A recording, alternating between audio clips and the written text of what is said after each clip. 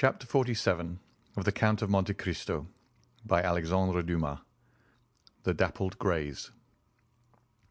The Baron, followed by the Count, traversed a long series of apartments in which the prevailing characteristics were heavy magnificence and the gaudiness of ostentatious wealth, until he reached the boudoir of Madame Danglars, a small octagonal-shaped room, hung with pink satin covered with white Indian muslin.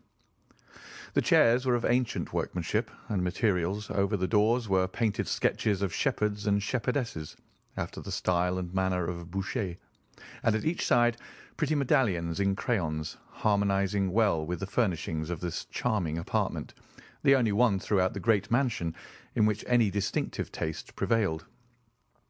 The truth was, it had been entirely overlooked in the plan arranged and followed out by Monsieur Danglars and his architect, who had been selected to aid the Baron in the great work of improvement solely because he was the most fashionable and celebrated decorator of the day. The decorations of the boudoir had been left entirely to Madame Danglars and Lucien Debray. Monsieur Danglars, however, while possessing a great admiration for the antique, as it was understood during the time of the Directory, entertained the most sovereign contempt for the simple elegance of his wife's favourite sitting-room, where, by the way, he was never permitted to intrude, unless, indeed, he excused his own appearance by ushering in some more agreeable visitor than himself. And even then, he had rather the air and manner of a person who was himself introduced than that of being the presenter of another, his reception being cordial or frigid in proportion as the person who accompanied him chanced to please or displease the Baroness. Madame Danglars, who, although past the first bloom of youth, was still strikingly handsome, was now seated at the piano, a most elaborate piece of cabinet and inlaid work, which Lucien Debray, standing before a small work-table, was turning over the pages of an album. Lucien had found time preparatory to the Count's arrival to relate many particulars respecting him to Madame Danglars. It will be remembered that Monte Cristo had made a lively impression on the minds of all the party assembled at the breakfast given by Albert de Morcerf, and although Debray was not in the habit of yielding to such feelings, he had never been able to shake off the powerful influence excited in his mind by the impressive look and manner of the Count. Consequently, the description given by Lucien to the Baroness bore the highly coloured tinge of his own heated imagination. Already excited by the wonderful stories related of the Count by de Morcerf, it is no wonder that Madame Danglars eagerly listened to and fully credited all the additional circumstances detailed by Debray. This posing at the piano and over the album was only a little ruse adopted by way of precaution.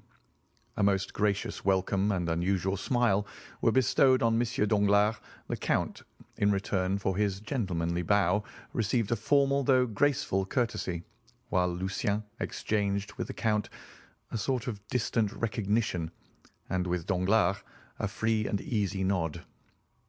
"Baroness," said Danglars, "give me leave to present to you the Count of Monte Cristo, who has been most warmly recommended to me by my correspondent at Rome. I need but mention one fact to make all the ladies in Paris court his notice, and that is that he has come to take up his abode in Paris for a year, during which brief period he proposes to spend 6 millions of money. That means balls, dinners, and lawn parties without end, in all of which I trust the Count will remember us, as he may depend upon it we shall him in our own humble entertainments." In spite of the gross flattery and coarseness of this address, Madame Danglars could not forbear gazing with considerable interest on a man capable of expending 6 millions in 12 months, and who had selected Paris for the scene of his princely extravagance. "And when did you arrive here?" inquired she. "Yesterday morning, madame." "Coming as usual, I presume, from the extreme end of the globe. Pardon me, at least such I have heard is your custom." "Nay, madame, this time I have merely come from Cadiz." "You have selected a most unfavourable moment for your first visit. Paris is a horrible place in summer. Balls, parties, and fêtes are over. The Italian opera is in London, the French opera everywhere except in Paris. As for the Théâtre Français, you know, of course, that it is nowhere. The only amusements left us are the indifferent races at the Champ de Mars and Sartory. Do you propose entering any horses at either of these races, Count?" "I shall do whatever they do at Paris, madam, if I have the good fortune to find someone who will initiate me into the prevalent ideas of amusement." "Are you fond of horses, Count?" "I have passed a considerable part of my life in the East, madam, and you are doubtless aware that the Orientals value only two things, the fine breeding of their horses and the beauty of their women." "Nay, Count," said the Baroness, "it would have been somewhat more gallant to have placed the ladies first." "You see, madame, how rightly I spoke when I said I required a preceptor to guide me in all my sayings and doings here." At this instant the favourite attendant of Madame Danglars entered the boudoir. Approaching her mistress, she spoke some words in an undertone. Madame Danglars turned very pale, then exclaimed, "I cannot believe it! The thing is impossible!" "I assure you, madam," replied the woman, "it is as I have said." Turning impatiently toward her husband, Madame Danglars demanded, "Is this true?" "Is what true, madame?" inquired Danglars, visibly agitated. "What my maid tells me." "But what does she tell you?" "That when my coachman was about to harness the horses to my carriage, he discovered that they had been removed from the stables without his knowledge. I desire to know what is the meaning of this." "Be kind enough, madame, to listen to me," said Danglars. "Oh, yes, I will listen, monsieur, for I am most curious to hear what explanation you will give. These two gentlemen shall decide between us, but first I shall state the case to them. Gentlemen," continued the Baroness, "among the 10 horses in the stables of Baron Danglars are 2 that belong exclusively to me, a pair of the handsomest and most spirited creatures to be found in Paris. But to you at least, Monsieur Debray, I need not give a further description, because to you my beautiful pair of dapple greys were well known. Well, I had promised Madame de Villefort the loan of my carriage to drive tomorrow to the Bois. But when my coachman goes to fetch the greys from the stables, they are gone, positively gone. No doubt Monsieur Danglars has sacrificed them to the selfish consideration of gaining some thousands of paltry francs. Oh, what a detestable crew they are, those mercenary speculators!" "Madame," replied Danglars, "the horses were not sufficiently quiet for you. They were scarcely 4 years old, and they made me extremely uneasy on your account." "Nonsense!" retorted the Baroness. "You could not have entertained any alarm on the subject, because you are perfectly aware that I have had for a month in my service the very best coachman in Paris. But perhaps you have disposed of the coachman as well as the horses." "My dear love, pray do not say any more about them, and I promise you another pair exactly like them in appearance, only more quiet and steady." The Baroness shrugged her shoulders with an air of ineffable contempt, while her husband, affecting not to observe this unconjugal gesture, turned towards Monte Cristo and said, "Upon my word, Count, I am quite sorry not to have met you sooner. You are setting up an establishment, of course?" "Why, yes," replied the Count. "I should have liked to have made you the offer of these horses. I have almost given them away as it is, but as I before said, I was anxious to get rid of them upon any terms. They were only fit for a young man." "I am much obliged by your kind intentions towards me," said Monte Cristo, "but this morning I purchased a very excellent pair of carriage horses, and I do not think they were dear. There they are. Come, Monsieur Debray, you are a connoisseur, I believe. Let me have your opinion upon them." As Debray walked towards the window, Danglars approached his wife. "I could not tell you before others," said he in a low tone, "the reason of my parting with the horses, but a most enormous price was offered me this morning for them. Some madman or fowl bent upon running himself as fast as he can actually sent his steward to me to purchase them at any cost, and the fact is, I have gained 16,000 francs by the sale of them. Come, don't look so angry, and you shall have 4,000 francs of the money to do what you like with, and Eugénie shall have 2,000. There, what do you think now of the affair? Wasn't I right to part with the horses?" Madame Danglars surveyed her husband with a look of withering contempt. "Great heavens!" suddenly exclaimed Debray. "What is it?" asked the Baroness. "I cannot be mistaken. There are your horses, the very animals we were speaking of, harnessed to the Count's carriage." "My dappled greys?" demanded the Baroness, springing to the window. "'Tis indeed they," said she. Danglars looked absolutely stupefied. "How very singular!" cried Monte Cristo with well-feigned astonishment. "I cannot believe it," murmured the banker. Madame Danglars whispered a few words in the ear of Debray, who approached Monte Cristo, saying, "The Baroness wishes to know what you paid her husband for the horses." "I scarcely know," replied the Count.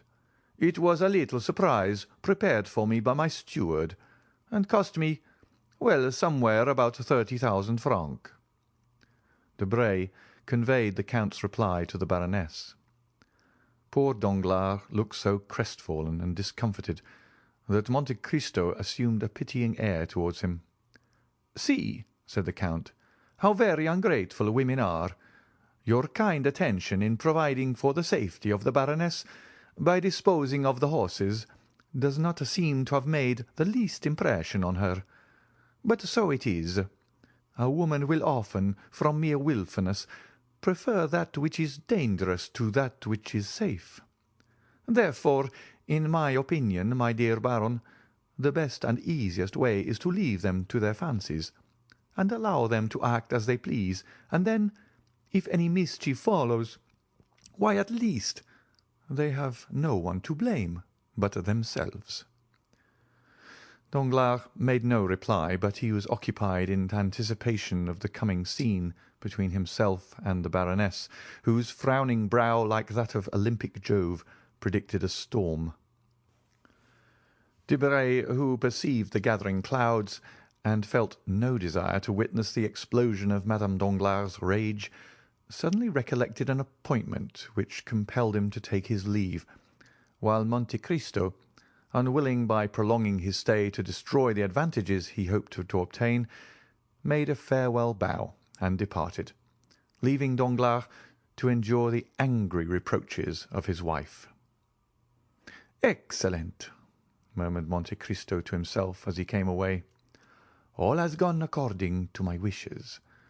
The domestic peace of this family is henceforth in my hands. Now, then, to play another master stroke by which I shall gain the heart of both husband and wife. Delightful! Still," added he, "amid all this, I have not yet been presented to Mademoiselle Eugénie Danglars, whose acquaintance I should have been glad to make, but," he went on with his peculiar smile, "I am here in Paris, and have plenty of time before me. By and by will do for that." With these reflections, he entered his carriage and returned home. 2 hours afterwards, Madame Danglars received a most flattering epistle from the Count, in which he entreated her to receive back her favourite dappled greys, protesting that he could not endure the idea of making his entry into the Parisian world of fashion with the knowledge that his splendid equipage had been obtained at the price of a lovely woman's regrets. The horses were sent back, wearing the same harness she had seen on them in the morning, only, by the Count's orders, in the centre of each rosette that adorned either side of their heads had been fastened a large diamond. To Danglars, Monte Cristo also wrote, requesting him to excuse the whimsical gift of a capricious millionaire, and to beg the Baroness to pardon the Eastern fashion adopted in the return of the horses. During the evening, Monte Cristo quitted Paris for Auteuil, accompanied by Ali. The following day, about 3 o'clock, a single blow struck on the gong summoned Ali to the presence of the Count. "Ali," observed his master, as the Nubian entered the chamber, "you have frequently explained to me how more than commonly skilful you are in throwing the lasso, have you not?" Ali drew himself up proudly, and then returned the sign in the affirmative. "I thought I did not mistake. With your lasso you could stop an ox." Again Ali repeated his affirmative gesture. "Or a tiger." Ali bowed his head in token of assent. "A lion even." Ali sprung forwards, imitating the action of one throwing the lasso, then of a strangled lion. "I understand," said Monte Cristo. "You wish to tell me you have hunted the lion." Ali smiled with triumphant pride as he signified that he had indeed both chased and captured many lions. "But do you believe you could arrest the progress of two horses rushing forwards with ungovernable fury?" The Nubian smiled. "It is well," said Monte Cristo. "Then listen to me. Ere long a carriage will dash past here, drawn by the pair of dappled grey horses you saw me with yesterday. Now, at the risk of your own life, you must manage to stop these horses before my door." Ali descended to the street, and marked a straight line on the pavement immediately at the entrance of the house, and then pointed out the line he had traced to the Count, who was watching him. The Count patted him gently on the shoulder, his usual mode of praising Ali, who, pleased and gratified with the commission assigned him, walked calmly towards a projecting stone forming the angle of the street and house, and, seating himself thereon, began to smoke his chibouk, while Monte Cristo re-entered his dwelling, perfectly assured of the success of his plan. Still, as 5 o'clock approached, and the carriage was momentarily expected by the Count, the indication of more than common impatience and uneasiness might be observed in his manner. He stationed himself in a room commanding a view of the street, pacing the chamber with restless steps, stopping merely to listen from time to time for the sound of approaching wheels, then to cast an anxious glance on Ali, but the regularity with which the Nubian puffed forth the smoke of his chibouk proved that he at least was wholly absorbed in the enjoyment of his favourite occupation. Suddenly a distant sound of rapidly advancing wheels was heard, and almost immediately a carriage appeared, drawn by a pair of wild, ungovernable horses, while the terrified coachman strove in vain to restrain their furious speed. In the vehicle was a young woman and a child of about 7 or 8 clasped in each other's arms. Terror seemed to have deprived them even of the power of uttering a cry. The carriage creaked and rattled as it flew over the rough stones, and the slightest obstacle under the wheels would have caused disaster. But it kept on in the middle of the road, and those who saw it passed uttered cries of terror. Ali suddenly cast aside his chibouk, drew the lasso from his pocket, threw it so skilfully as to catch the forelegs of the near horse in its triple fold, and suffered himself to be dragged on for a few steps by the violence of the shock. Then the animal fell over on the pole, which snapped, and therefore prevented the other horse from pursuing its way. Gladly availing himself of this opportunity, the coachman leapt from his box, but Ali had promptly seized the nostrils of the second horse and held them in his iron grasp, till the beast, snorting with pain, sunk beside his companion. All this was achieved in much less time than is occupied in the recital. The brief space had, however, been sufficient for a man followed by a number of servants to rush from the house before which the accident had occurred, and, as the coachman opened the door of the carriage, to take from it a lady who was convulsively grasping the cushions with one hand, while the other she pressed to her bosom the young boy who had lost consciousness. Monte Cristo carried them both to the salon and deposited them on a sofa. "Compose yourself, madame," said he. "All danger is over." The woman looked up at these words, and with a glance far more expressive than any entreaties could have been, pointed to her child, who still continued insensible. "I understand the nature of your alarms, madame," said the Count, carefully examining the child, "but I assure you there is not the slightest occasion for uneasiness. Your little charge has not received the least injury. His insensibility is merely the effects of terror, and will soon pass." "Are you quite sure you do not say so to tranquillize my fears? See how deadly pale he is. My child, my darling Edward, speak to your mother, open your dear eyes, and look on me once again. Oh, sir, in pity, send for a physician. My whole fortune shall not be thought too much for the recovery of my boy."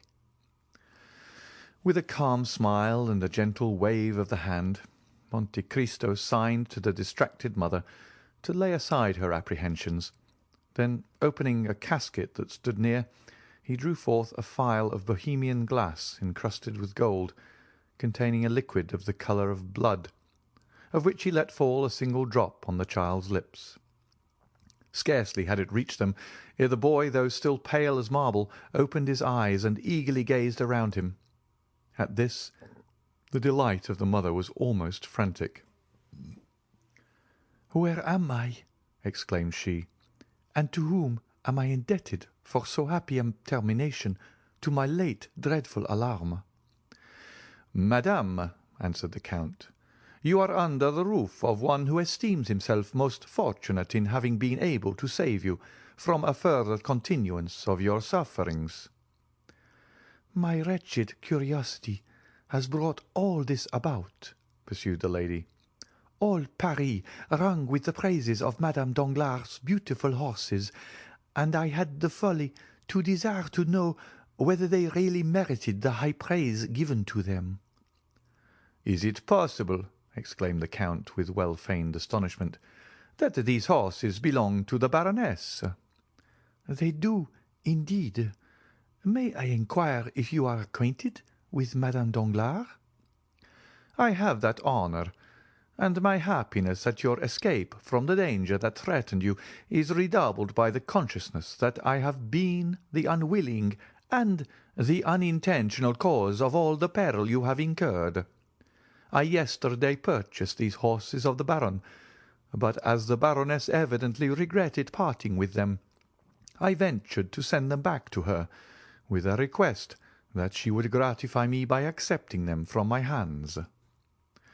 "You are then, doubtless, the Count of Monte Cristo, of whom Hermine has talked to me so much?" "You have rightly guessed, madame," replied the Count. "And I am Madame Héloise de Villefort." The Count bowed with the air of a person who hears a name for the first time. "How grateful will Monsieur de Villefort be for all your goodness! How thankful will he acknowledge that to you alone he owes the existence of his wife and child! Most certainly, but for the prompt assistance of your intrepid servant, this dear child and myself must both have perished." "Indeed, I shall shudder at the fearful danger you were placed in." "I trust you will allow me to recompense worthily the devotion of your man." "I beseech you, madame," replied Monte Cristo, "not to spoil Ali, either by too great a praise or rewards. I cannot allow him to acquire the habit of expecting to be recompensed for every trifling service he may render. Ali is my slave, and in saving your life he was but discharging his duty to me." "Nay," interposed Madame de Villefort, on whom the authoritative style adopted by the Count made a deep impression. "Nay, but consider that to preserve my life he has risked his own. His life, madame, belongs not to him, it is mine, in return for my having myself saved him from death." Madame de Villefort made no further reply. Her mind was utterly absorbed in the contemplation of the person who, from the first instant she saw him, had made so powerful an impression on her. During the evident preoccupation of Madame de Villefort, Monte Cristo scrutinized the features and appearance of the boy she kept folded in her arms, lavishing on him the most tender endearments. The child was small for his age and unnaturally pale. A mass of straight black hair, defying all attempts to train or curl it, fell over his projecting forehead and hung down to his shoulders, giving increased vivacity to eyes already sparkling with the youthful love of mischief and fondness for every forbidden enjoyment. His mouth was large, and the lips, which had not yet regained their colour, were particularly thin. In fact, the deep and crafty look, giving a predominant expression to the child's face, belonged rather to a boy of 12 or 14 than to one so young. His first movement was to free himself by a violent push from the encircling arms of his mother, and to rush forward to the casket from whence the Count had taken the phial of elixir. Then, without asking permission of anyone, he proceeded in all the wilfulness of a spoiled child unaccustomed to restrain either whims or caprices, to pull the corks out of all the bottles. "Touch nothing, my little friend," cried the Count eagerly. "Some of those liquids are not only dangerous to taste, but even to inhale." Madame de Villefort became very pale, and, seizing her son's arm, drew him anxiously toward her. But, once satisfied of his safety, she also cast a brief but expressive glance on the casket, which was not lost upon the Count. At this moment Ali entered. At sight of him, Madame de Villefort uttered an expression of pleasure, and, holding the child still closer toward her, she said, "Edward, dearest, do you see that good man? He has shown very great courage and resolution, for he exposed his own life to stop the horses that were running away with us and would certainly have dashed the carriage to pieces. Thank him, then, my child, in your very best manner, for had he not come to our aid, neither you nor I would have been alive to speak our thanks." The child stuck out his lips and turned away his head in a disdainful manner, saying, "He's too ugly." The Count smiled as if the child bade fair to realize his hopes, while Madame de Villefort reprimanded her son with a gentleness and moderation very far from conveying the least idea of a fault having been committed. "This lady," said the Count, speaking to Ali in the Arabic language, "is desirous that her son should thank you for saving both their lives. But the boy refuses, saying you are too ugly." Ali turned his intelligent countenance towards the boy, on whom he gazed without any apparent emotion, but the spasmodic working of the nostrils showed to the practised eye of Monte Cristo that the Arab had been wounded to the heart. "Will you permit me to inquire," said Madame de Villefort, as she arose to take her leave, "whether you usually reside here?"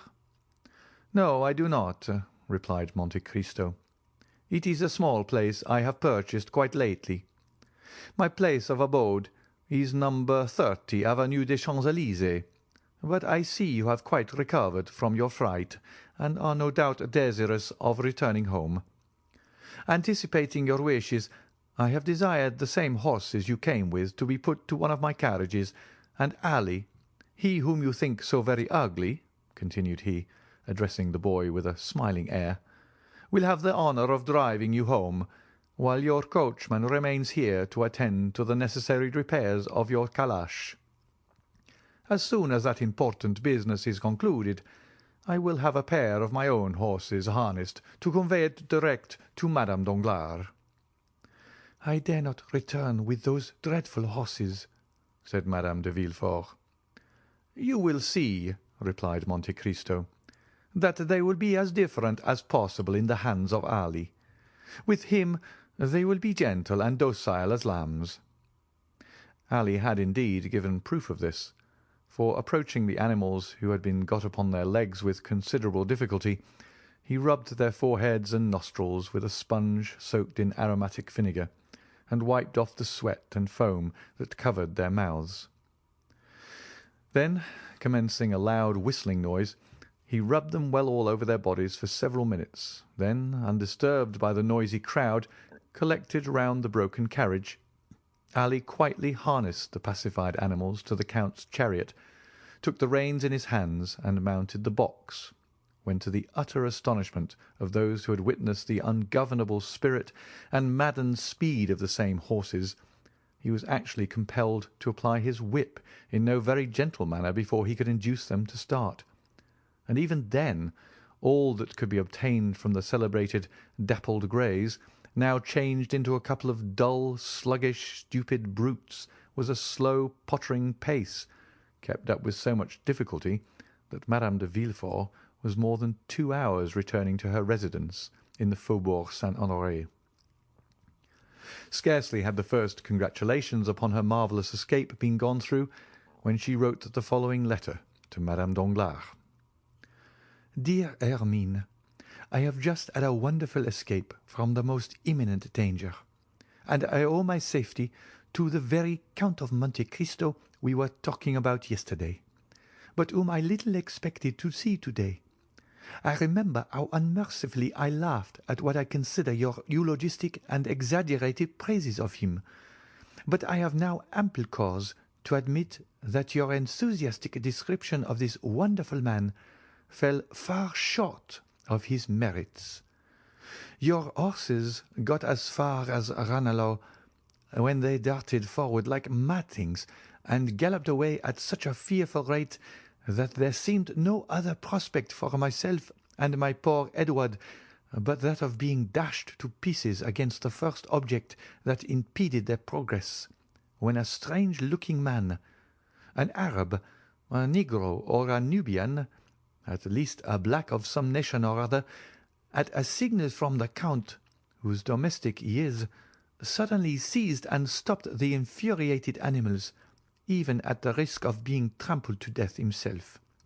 And certainly he must have had a most wonderful escape. The Count then hastened to us and took us into his house, where he speedily recalled my poor Edward to life. He sent us home in his own carriage. Yours will be returned to you tomorrow. You will find your horses in bad condition from the results of this accident. They seem thoroughly stupefied, as if sulky and vexed at having been conquered by man. The Count, however, has commissioned me to assure you that 2 or 3 days' rest, with plenty of barley for their sole food during that time, will bring them back to as fine, that is, as terrifying a condition as they were in yesterday. Adieu.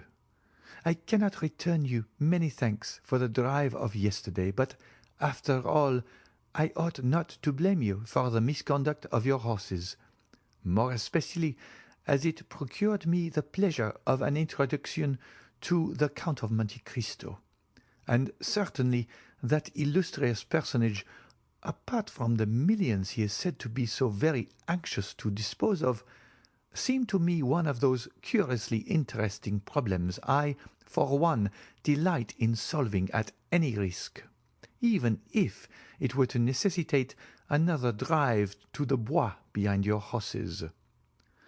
Edward endured the accident with miraculous courage. He did not utter a single cry, but fell lifeless into my arms, nor did a tear fall from his eyes after it was over. I doubt not you will consider these praises the result of blind maternal affection, but there is a soul of iron in that delicate, fragile body. Valentine sends many affectionate remembrances to your dear Eugenie. I embrace you with all my heart. Eloise de Villefort. P.S. Do pray contrive some means for me to meet the Count of Monte Cristo at your house. I must and will see him again. I have just made Monsieur de Villefort promise to call on him, and I hope the visit will be returned. That night the adventure at Auteuil was talked of everywhere. Albert related it to his mother. Chateau Renaud recounted it at the Jockey Club, and Debray detailed it at length in the salons of the minister.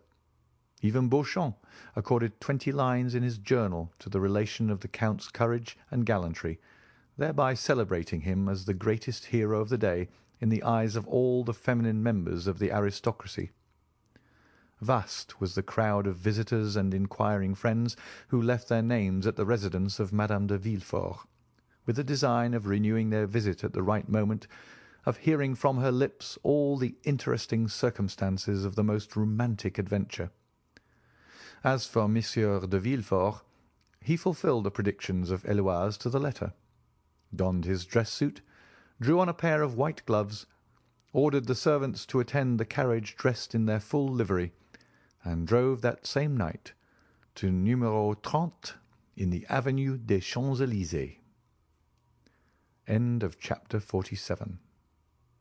Chapter 48 of the Count of Monte Cristo.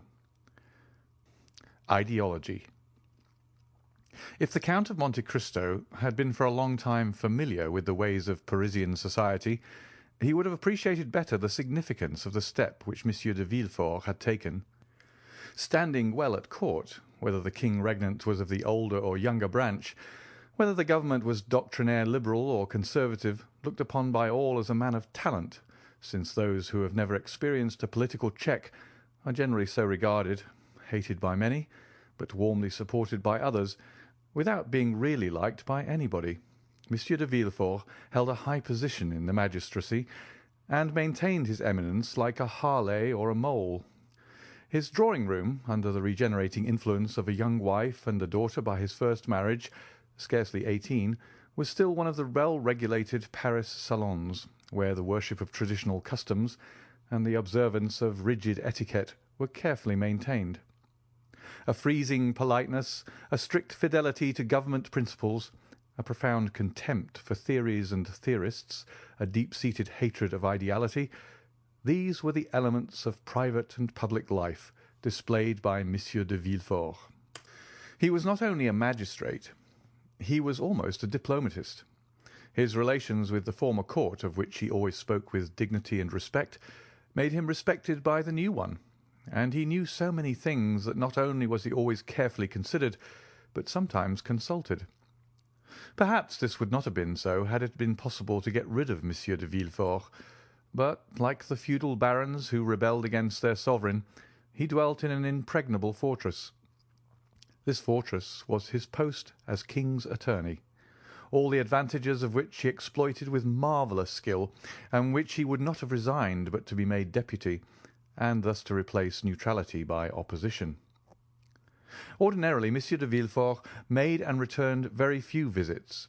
His wife visited for him, and this was the received thing in the world, where the weighty and multifarious occupations of the magistrate were accepted as an excuse for what was really only calculated pride, a manifestation of professed superiority. In fact, the application of the axiom, "Pretend to think well of yourself, and the world will think well of you," an axiom 100 times more useful in society nowadays than that of the Greeks, "Know thyself," a knowledge for which in our days we have substituted the less difficult and more advantageous science of knowing others. To his friends, Monsieur de Villefort was a powerful protector. To his enemies, he was a silent but bitter opponent. For those who were neither the one nor the other, he was a statue of the law-made man.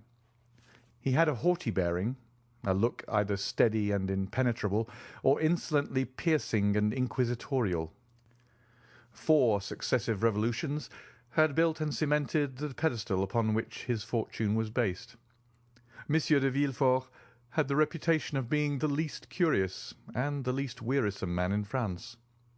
He gave a ball every year, at which he appeared for a quarter of an hour only, that is to say, 45 minutes less than the king is visible at his balls.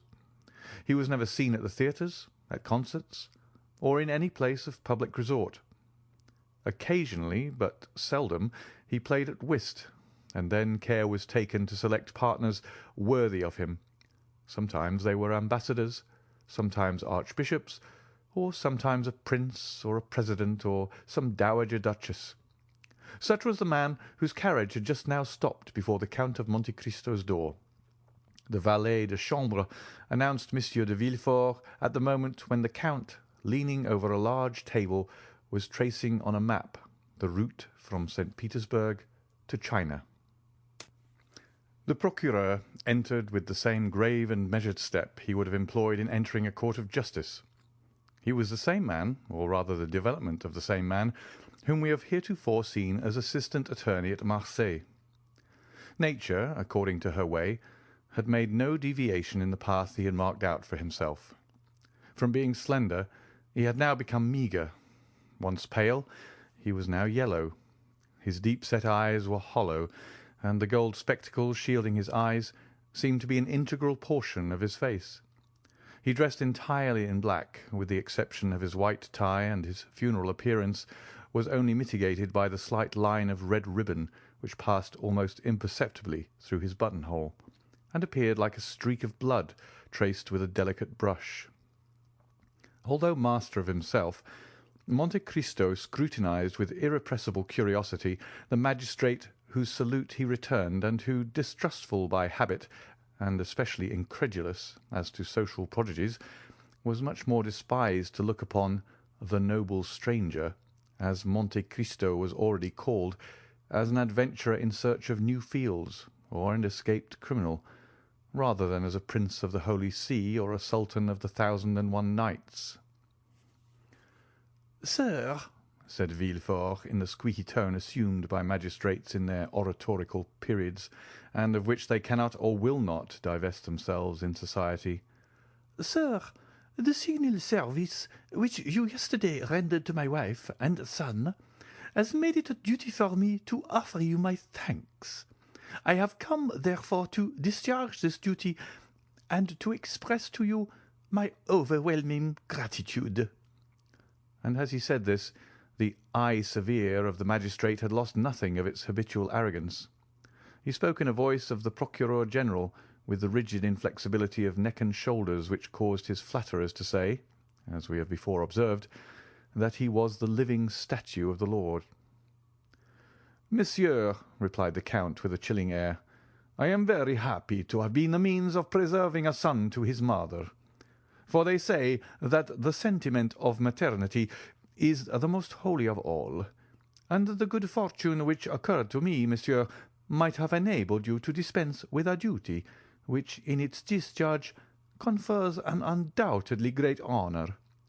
For I am aware that Monsieur de Villefort is not usually lavish of the favour which he now bestows on me, a favour which, however estimable, is unequal to the satisfaction which I have in my own consciousness." Villefort, astonished at this reply, which he by no means expected, started like a soldier who feels the blow levelled at him over the armour he wears, and a curl of his disdainful lip indicated that from that moment he noted in the tablets of his brain that the Count of Monte Cristo was by no means a highly bred gentleman. He glanced around in order to seize on something on which the conversation might turn, and seemed to fall easily on a topic. He saw the map which Monte Cristo had been examining when he entered, and said, "You seem geographically engaged, sir. It is a rich study for you, who, as I learn, have seen as many lands as are delineated on this map." "Yes, sir," replied the Count. "I have sought to make of the human race, taken in the mass that you practice every day on individuals, a physiological study. I have believed it was much easier to descend from the whole to a part than to ascend from a part to the whole. It is an algebraic axiom which makes us proceed from a known to an unknown quantity, and not from an unknown to a known. But sit down, sir, I beg of you." Monte Cristo pointed to a chair, which the procureur was obliged to take the trouble to move forwards himself, while the Count merely fell back into his own, on which he had been kneeling when Monsieur Villefort entered. Thus the Count was half-way turned towards his visitor, having his back towards the window, his elbow resting on the geographical chart which furnished the theme of conversation for the moment, a conversation which assumed, as in the case of the interviews with Danglars and Morcerf, a turn analogous to the persons if not to the situation. "Ah, you philosophize," replied Villefort, after a moment's silence, during which, like a wrestler who encounters a powerful opponent, he took breath.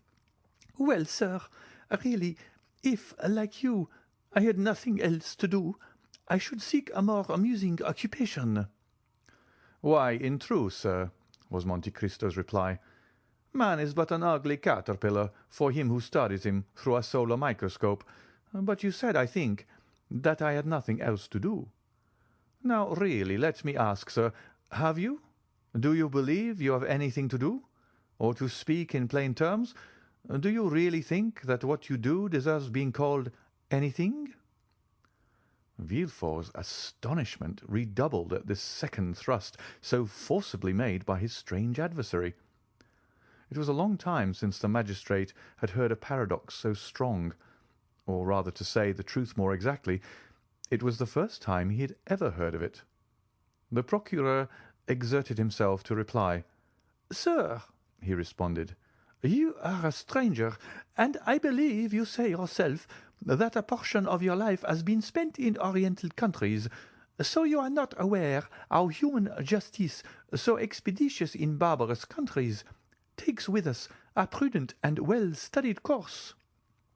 "Oh, yes, yes, I do, sir. It is the pede claudo of the ancients. I know all that, for it is with the justice of all countries, especially that I have occupied myself.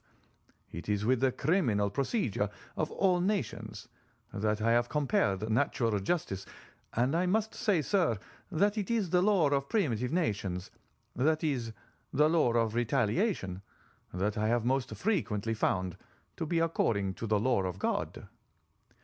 "If this law were adopted, sir," said the procureur, "it would greatly simplify our legal codes, and in that case the magistrates would not, as you observed, have much to do." "It may perhaps come to this in time," observed Monte Cristo. "You know that human inventions march from the complex to the simple, and simplicity is always perfection." "In the meanwhile," continued the magistrate, "our codes are in full force, with all their contradictory enactments derived from Gallic customs, Roman laws, and Frank usages, the knowledge of all which, you will agree, is not to be acquired without extended labour. It needs tedious study to acquire this knowledge, and, when acquired, a strong power of brain to retain it." "I agree with you entirely, sir. But all that even you know with respect to French code, I know not only in reference to that code, but as regards the codes of all nations. The English, Turkish, Japanese, Hindu laws are as familiar to me as the French laws, and thus I was right when I said to you that relatively— you know that everything is relative, sir— that relatively to what I have done you have very little to do, but that relatively to all I have learned you have yet a great deal to learn." "But with what motive have you learned all this?" inquired Villefort in astonishment. Monte Cristo smiled. "Really, sir," he observed, "I see that in spite of the reputation which you have acquired as a superior man, you look at everything from the material and vulgar view of society, beginning with man and ending with man. That is to say, in the most restricted, most narrow view which it is possible for human understanding to embrace." "Pray, sir, explain yourself," said Villefort, more and more astonished. "I really do not understand you perfectly." "I say, sir, that with the eyes fixed on the social organization of nations, you see only the springs of the machine, and lose sight of the sublime workman who makes them act. I say that you do not recognize before you and around you any but those office-holders whose commissions have been signed by a minister or king, and that the men whom God has put above those office-holders, ministers, and kings, by giving them a mission to follow out, instead of a post to fill, I say that they escape your narrow, limited field of observation. It is thus that human weakness fails from its debilitated and imperfect organs. Tobias took the angel who restored him to light for an ordinary young man. The nations took Attila, who was doomed to destroy them, for a conqueror similar to other conquerors, and it was necessary for both to reveal their missions, that they might be known and acknowledged. One was compelled to say, "I am the angel of the Lord," and the other, "I am the hammer of God," in order that the divine essence in both might be revealed. "Then," said Villefort, more and more amazed, and really supposing he was speaking to a mystic or a madman, "you consider yourself as one of those extraordinary beings whom you have mentioned?" "And why not?" said Monte Cristo coldly. "Your pardon, sir," replied Villefort, quite astounded, "but you will excuse me if, when I presented myself to you, I was unaware that I should meet with a person whose knowledge and understanding so far surpass the usual knowledge and understanding of men.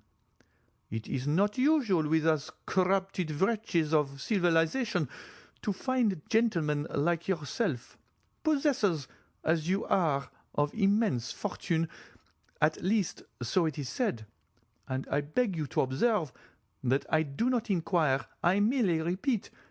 It is not usual, I say, for such privileged and wealthy beings to waste their time in speculations on the state of society, in philosophical reveries intended at best to console those whom fate has disinherited from the goods of this world." "Really, sir," retorted the Count, "have you attained the eminent situation in which you are, without having admitted or even without having met with exceptions? And do you never use your eyes, which must have acquired so much finesse and the certainty to divine at a glance the kind of man by whom you are confronted? Should not a magistrate be not merely the best administrator of the law, but the most crafty expounder of the chicanery of his profession? A steel probe to search hearts, a touchstone to try the gold which in each soul is mingled with more or less of alloy." "Sir," said Villefort, "upon my word you overcome me. I really never heard a person speak as you do." "Because you remain eternally encircled in a round of general conditions, and have never dared to raise your wings into those upper spheres which God has peopled with invisible or exceptional beings." "And you allow then, sir, that spheres exist, and that these marked and invisible beings mingle amongst us?" "Why should they not? Can you see the air you breathe, and yet without which you could not for a moment exist?" "Then we do not see those beings to whom you allude?" "Yes, we do. You see them whenever God pleases to allow them to assume a material form. You touch them, come in contact with them, speak to them, and they reply to you." "Ah," said Villefort, smiling, "I confess I should like to be warned when one of these beings is in contact with me." "You have been served as you desire, monsieur, for you were warned just now, and I now again warn you." "Then you yourself are one of these marked beings?" "Yes, monsieur, I believe so, for until now no man has found himself in a position similar to mine. The dominions of kings are limited either by mountains or rivers, or a change of manners, or an alteration of language. My kingdom is bounded only by the world, for I am not an Italian, or a Frenchman, or a Hindu, or an American, or a Spaniard. I am a cosmopolite. No country can say it was my birth. God alone knows what country will see me die. I adopt all customs, speak all languages. You believe me to be a Frenchman, for I speak French with the same facility and purity as yourself. Well, Ali, my Nubian, believes me to be an Arab, Bertuccio, my steward, takes me for a Roman. Haldi, my slave, thinks me a Greek.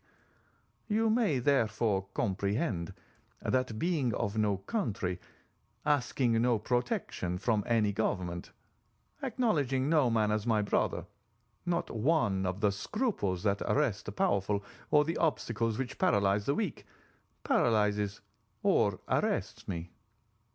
I have only two adversaries. I will not say two conquerors, for with perseverance I subdue even them. They are time and distance. There is a third, and the most terrible. That is my condition as a mortal being. This alone can stop me in my onward career before I have attained the goal at which I aim. For all the rest I have reduced to mathematical terms. What men call the chances of fate, namely ruin, change, circumstances, I have fully anticipated, and if any of these should overtake me, yet it will not overwhelm me. Unless I die, I shall always be what I am, and therefore it is that I utter the things you have never heard, even from the mouths of kings. For kings have need, and other persons have fear of you. For who is there who does not say to himself, in a society as incongruously organized as ours, perhaps some day I shall have to do with the king's attorney? But can you not say that, sir? The moment you become an inhabitant of France, you are naturally subjected to the French law. I know it, sir, replied Monte Cristo. But when I visit a country, I begin to study, by all the means which are available, the men from whom I may have anything to hope or to fear, till I know them as well as, perhaps better than they know themselves. It follows from this, that the king's attorney, be he who he may be with whom I should have to deal, would assuredly be more embarrassed than I should. That is to say, replied Villefort with hesitation, that human nature being weak, every man, according to your creed, has committed faults. Faults or crimes, responded Monte Cristo with a negligent air. And that you alone, amongst the men whom you do not recognize as your brothers, for you have said so, observed Villefort in a tone that faltered somewhat, you alone are perfect? No, not perfect, was the Count's reply. Only impenetrable, that's all. But let us leave off this strain, sir, if the tone of it is displeasing to you. I am no more disturbed by your justice than are you by my second sight. No, no, by no means, said Villefort, who was afraid of seeming to abandon his ground. No, by your brilliant and almost sublime conversation. You have elevated me above the ordinary level. We no longer talk, we rise to dissertation. But you know how the theologians in their collegiate chairs, and philosophers in their controversies, occasionally say cruel truths. Let us suppose for the moment that we are theologizing in a social way, or even philosophically, and I will say to you, rude as it may seem, my brother, you sacrifice greatly to pride. You may be above others, but above you there is God. Above us all, sir, was Monte Cristo's response, in a tone with an emphasis so deep that Villefort involuntarily shuddered. I have my pride for men, serpents always ready to threaten every one who would pass without crushing them under foot. But I lay aside that pride before God, who has taken me from nothing to make me what I am. Then, Count, I admire you, said Villefort, who for the first time in this strange conversation used the aristocratic form to the unknown personage, whom until now he had only called Monsieur.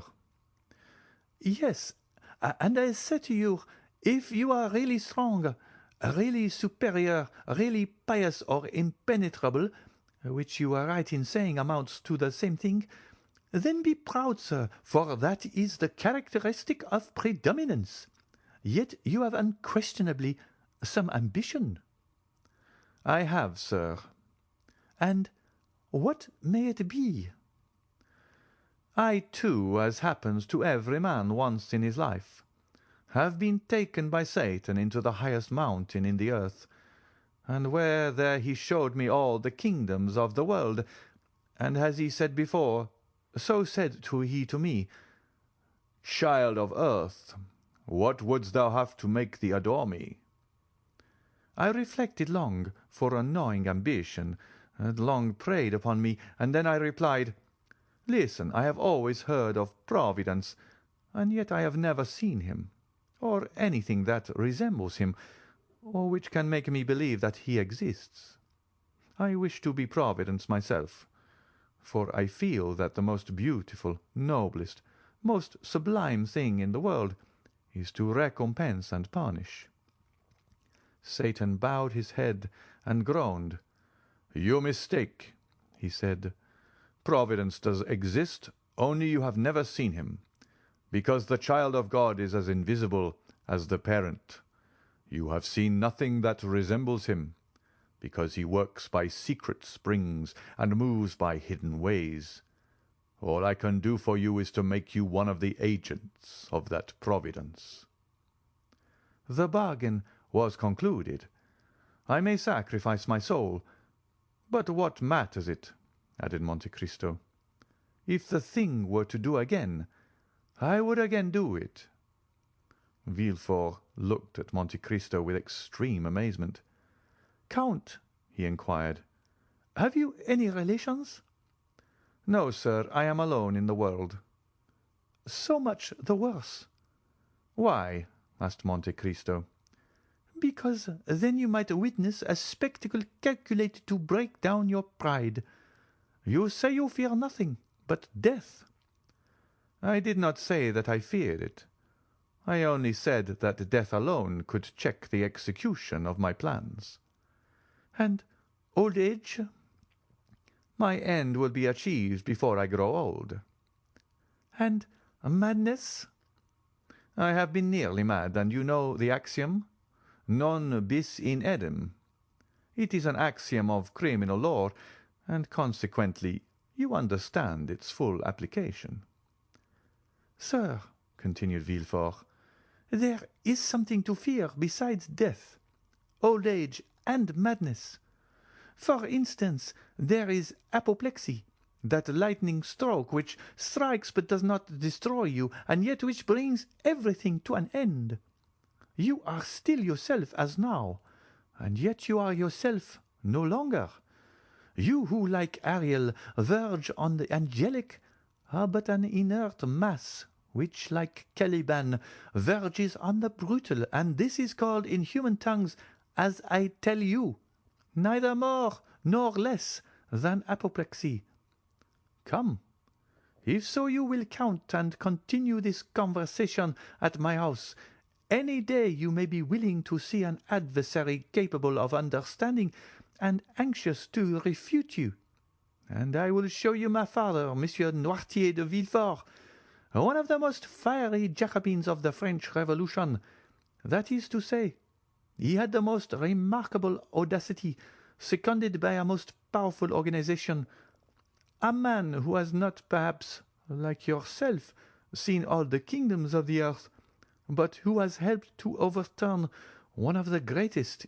In fact, a man who believed himself, like you, one of the envoys, not of God, but of a supreme being, not of Providence, but of fate.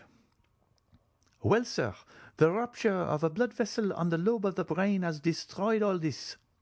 Not in a day, not in an hour, but in a second. Monsieur Noirtier, who on the previous night was the old Jacobin, the old senator, the old Carbonaro, laughing at the guillotine, the cannon, and the dagger.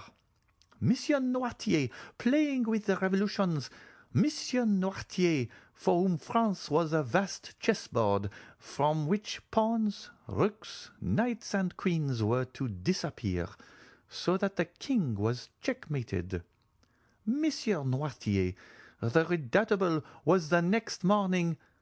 Poor Monsieur Noirtier, the helpless old man, at the tender mercies of the weakest creature in the household, that is, his grandchild, Valentine, a dumb and frozen carcass, in fact, living painlessly on, that time may be given for his frame to decompose without his consciousness of its decay.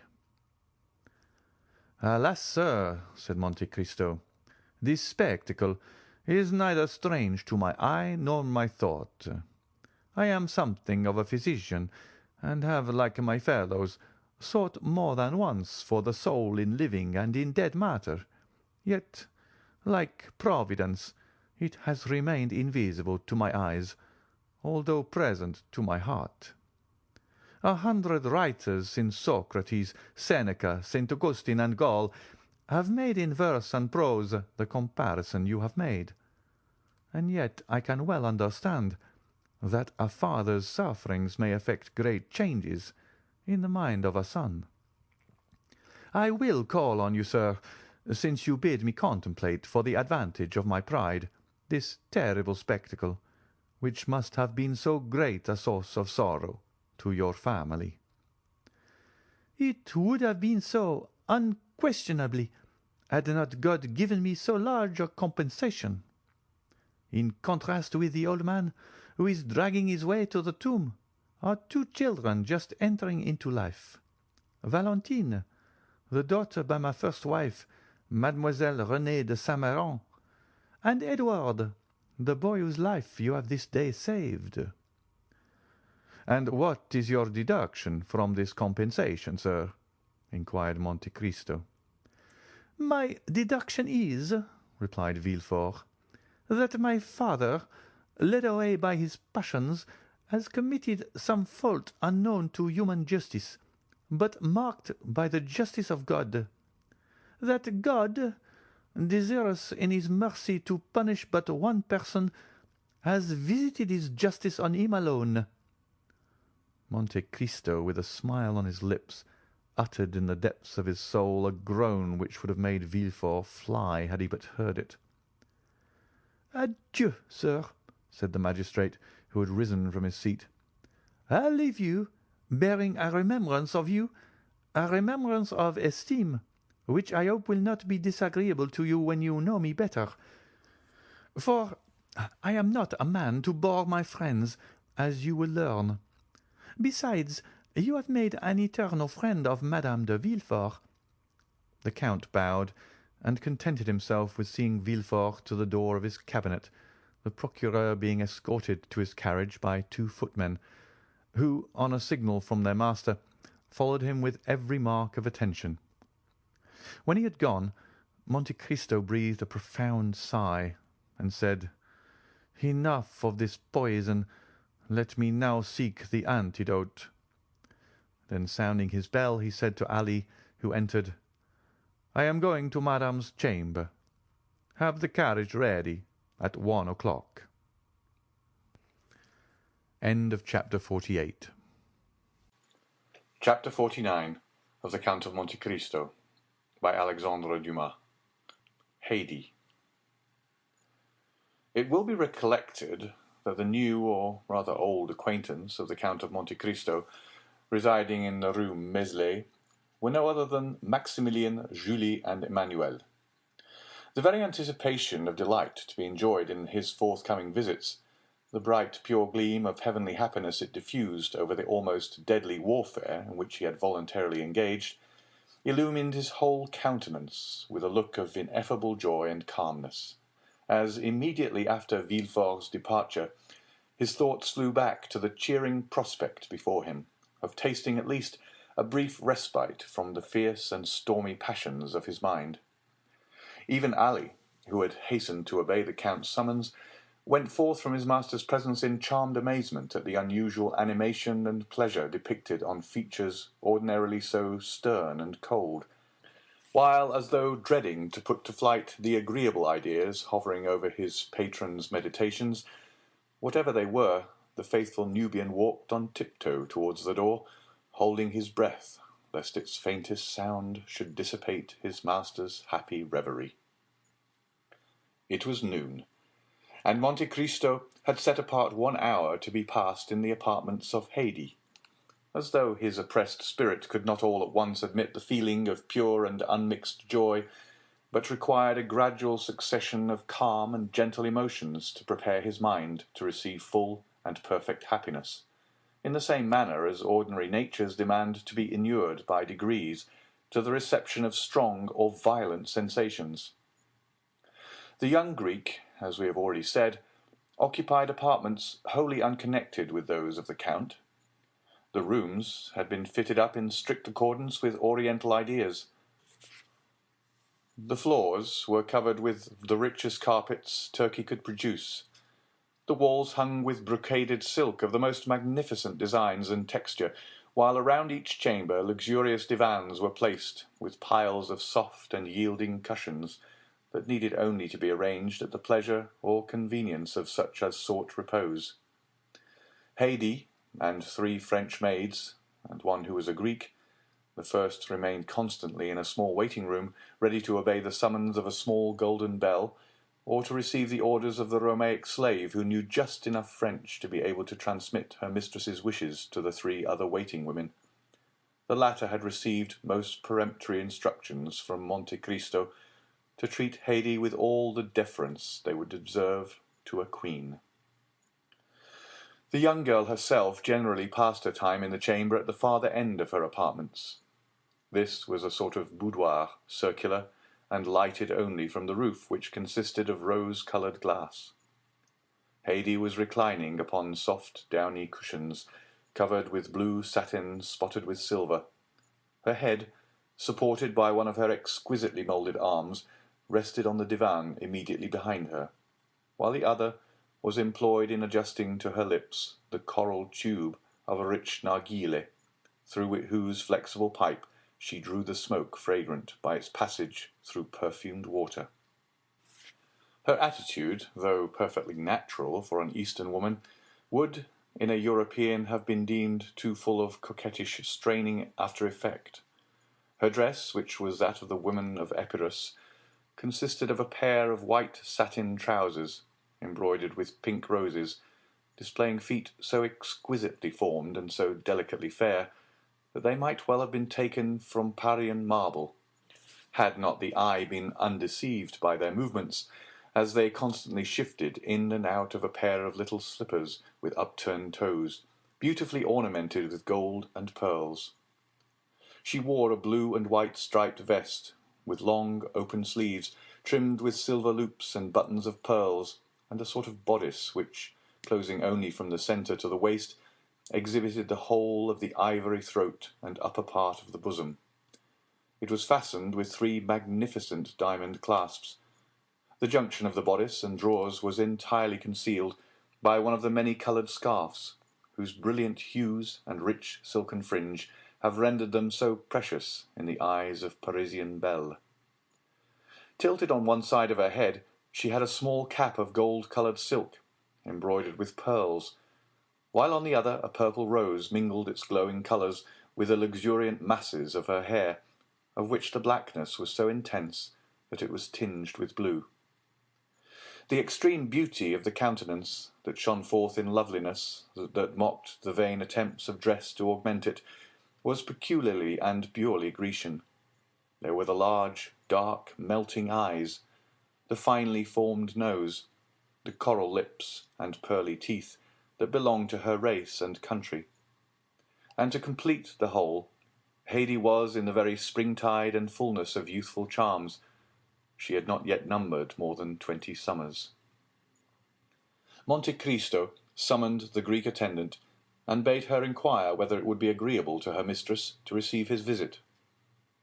Haydée's only reply was to direct her servant by a sign to withdraw the tapestried curtain that hung before the door of her boudoir, the framework of the opening thus made serving as a sort of border to the graceful tableau presented by the young girl's picturesque attitude and appearance. As Monte Cristo approached, she leaned upon the elbow of the arm that held the narghile, and extended to him her other hand, said, with a smile of captivating sweetness, in the sonorous language spoken by the women of Athens and Sparta, "Why demand permission ere you enter? Are you no longer my master, or have I ceased to be your slave?" Monte Cristo returned her smile. "Haydée," said he, "you well know." "Why do you address me so coldly, so distantly?" asked the young Greek. "Have I by any means displeased you? Oh, if so, punish me as you will, but do not speak to me in tones and manner so formal and constrained." "Haydée," replied the Count, "you know that you are now in France, and are free." "Free to do what?" asked the young girl. "Free to leave me." "Leave you? Why should I leave you?" "That is not for me to say, but we are now about to mix in society, to visit and be visited." "I don't wish to see anybody but you." "And should you see one whom you could prefer, I would not be so unjust." "I have never seen anyone I prefer to you, and I have never loved anyone but you and my father." "My poor child," replied Monte Cristo, "that is merely because your father and myself are the only men you have ever talked to." "I don't want anybody else to talk to me. My father said I was his joy. You style me your love, and both of you have called me my child." "Do you remember your father, Haydée?" The young Greek smiled. "He is here and here," said she, touching her eyes and her heart. "And where am I?" inquired Monte Cristo laughingly. "You," cried she with tones of thrilling tenderness, "you are everywhere." Monte Cristo took the delicate hand of the young girl in his, and was about to raise it to his lips when the simple child of nature hastily withdrew it, and presented her cheek. "You now understand, Haydée," said the Count, "that from this moment you are absolutely free, that here you exercise unlimited away, and are at liberty to lay aside or continue the costume of your country as it may suit your inclination. Within this mansion you are absolute mistress of your actions, and may go abroad or remain in your apartments as may seem most agreeable to you. A carriage awaits your orders, and Ali and Mirtho will accompany you wheresoever you desire to go. There is but one favor I could entreat of you." "Speak." "Guard carefully the secret of your birth. Make no allusion to the past, nor upon any occasion be induced to pronounce the names of your illustrious father or ill-fated mother." "I have already told you, my lord, that I shall see no one." "It is possible, Haydée, that so perfect a seclusion, though conformable with the habits and customs of the East, may not be practicable in Paris.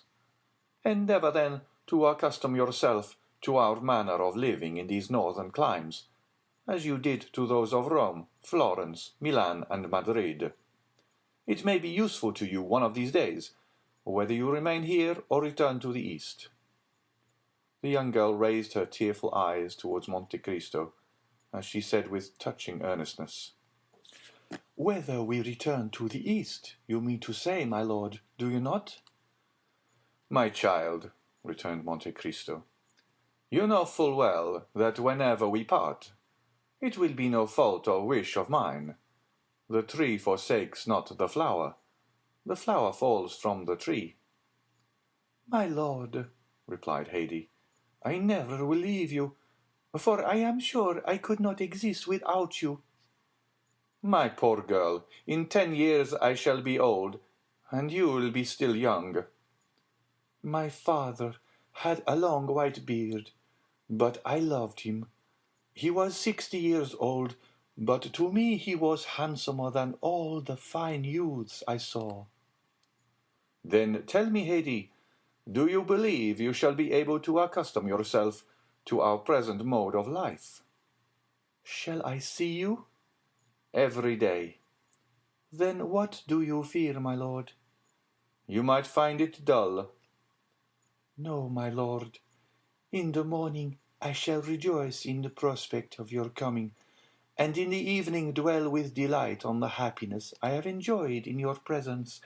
Then, too, when alone, I can call forth mighty pictures of the past, see vast horizons bounded only by the towering mountains of Pindus and Olympus. Oh, believe me, that when three great passions, such as sorrow, love, and gratitude, fill the heart, ennui can find no place. You are a worthy daughter of Epirus, Hedy, and your charming and poetical ideas prove well your descent from that race of goddesses who claim your country as their birthplace. Depend on my care to see that your youth is not blighted or suffered to pass away in ungenial solitude, and of this be well assured, that if you love me as a father, I love you as a child. You are wrong, my lord. The love I have for you is very different from the love I had for my father. My father died, but I did not die. If you were to die, I should die too. The Count, with a smile of profound tenderness, extended his hand, and she carried it to her lips. Monte Cristo, thus attuned to the interview he proposed to hold with Morrel and his family, departed murmuring, as he went, these lines of Pindar: "Youth is a flower of which love is the fruit. Happy is he who, after having watched its silent growth, is permitted to gather and call it his own." The carriage was prepared according to orders, and stepping lightly into it, the Count drove off at his usual rapid pace. End of chapter 49. Chapter 50 of the Count of Monte Cristo by Alexandre Dumas. The Morrel Family. In a very few minutes the Count reached number 7 in the Rue Meslay. The house was of white stone, and in a small court before it were 2 small beds full of beautiful flowers. In the concierge that opened the gate the Count recognized Coquelin, but as he had but one eye, and that eye had become somewhat dim in the course of 9 years, Coquelin did not recognize the Count. The carriages that drove up to the door were compelled to turn, to avoid a fountain that played in a basin of rockwork, an ornament that had excited the jealousy of the whole quarter, and had gained for the place the appellation of the Little Versailles. It is needless to add that there were gold and silver fish in the basin. The house, with kitchens and cellars below, had above the ground floor 2 stories and attics, the whole of the property consisting of an immense workshop, 2 pavilions at the bottom of the garden, and the garden itself had been purchased by Emmanuel, who had seen at a glance that he could make of it a profitable speculation. He had received the house and half the garden, and building a wall between the garden and the workshops, had let them upon lease with the pavilions at the bottom of the garden, so that for a trifling sum he was as well lodged and as perfectly shut out from observation as the inhabitants of the finest mansion in the Faubourg Saint-Germain. The breakfast-room was finished in oak, the salon in mahogany, and the furnishings were of blue velvet. The bedroom was in citron wood and green damask. There was a study for Emmanuel, who never studied, and had a music-room for Julie, who never played. The whole of the second story was set apart for Maximilian.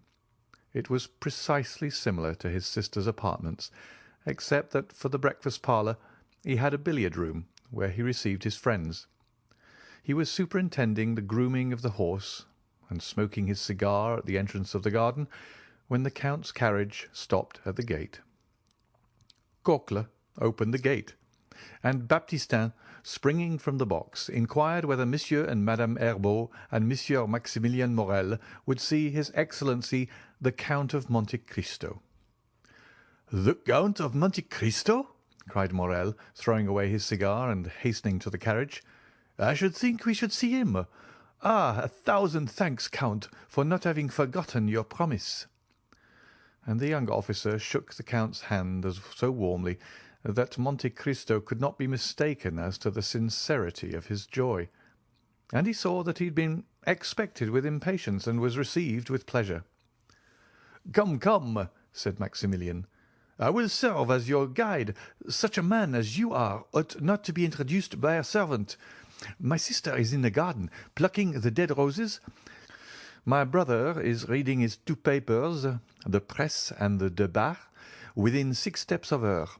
For wherever you see Madame Herbault, you have only to look within a circle of 4 yards, and you will find Monsieur Emmanuel, and reciprocally, as they say at a polytechnic school." At the sound of their steps, a young woman of 20 to 25, dressed in a silk morning gown and busily engaged in plucking the dead leaves off a noisette rose tree, raised her head. This was Julie, who had become, as the clerk of the house of Thomson and French had predicted, Madame Emmanuel Herbault. She uttered a cry of surprise at the sight of a stranger, and Maximilian began to laugh. "Don't disturb yourself, Julie," said he. "The Count has only been 2 or 3 days in Paris, but he already knows what a fashionable woman of the Marais is, and if he does not, you will show him." "Ah, monsieur," returned Julie, "it is treason in my brother to bring you thus. But he never has any regard for his poor sister. Penelon, Penelon!" An old man who was digging busily at one of the beds stuck his spade in the earth and approached, cap in hand, striving to conceal a quid of tobacco he had just thrust into his cheek. A few locks of grey mingled with his hair, which was still thick and matted, while his bronzed features and determined glance well suited an old sailor who had braved the heat of the equator and the storms of the tropics. "I think you hailed me, Mademoiselle Julie," said he. Penelon had still preserved the habit of calling his master's daughter Mademoiselle Julie, and had never been able to change the name to Madame Herbault. "Penelon," replied Julie, "go and inform Monsieur Emmanuel of this gentleman's visit, and Maximilian will conduct him to the salon." Then turning to Monte Cristo, "I hope you will permit me to leave you for a few minutes," continued she, and without awaiting any reply, disappeared behind a clump of trees and escaped to the house by a lateral alley. "I am very sorry to see," observed Monte Cristo to Morrel, "that I cause no small disturbance in your house." "Look here," said Maximilian, laughing, "there is her husband changing his jacket for a coat. I assure you, you are well known in the Rue Meslay." "Your family appears to be a very happy one," said the Count, as if speaking to himself. "Oh, yes, I assure you, Count, they want nothing that can render them happy. They are young and cheerful. They are tenderly attached to each other, and with 25,000 francs a year they fancy themselves as rich as Rothschild." 25,000 francs is not a large sum, however," replied Monte Cristo, with a tone so sweet and gentle that it went to Maximilian's heart like the voice of a father. "But they will not be content with that. Your brother-in-law is a barrister, a doctor." "He was a merchant, monsieur, and had succeeded in the business of my poor father, Monsieur Morel, at his death. Left 500,000 francs, which were divided between my sister and myself, for we were his only children. Her husband, who, when he married her, had no other patrimony than his noble probity, his first-rate ability, and his spotless reputation, wished to possess as much as his wife. He laboured and toiled until he had amassed 250,000 francs. 6 years sufficed to achieve this object. Oh, I assure you, sir, it was a touching spectacle to see these young creatures destined by their talents for higher stations, toiling together and through their unwillingness to change any of the customs of their paternal house, taking 6 years to accomplish what less scrupulous people would have effected in 2 or 3. Marseille resounded with their well-earned praises. At last, one day, Emmanuel came to his wife, who had just finished making up the accounts. "Julie," said he to her, "Coquelin has just given me the last rouleau of 100 francs. That completes the 250,000 francs we had fixed as the limits of our gains.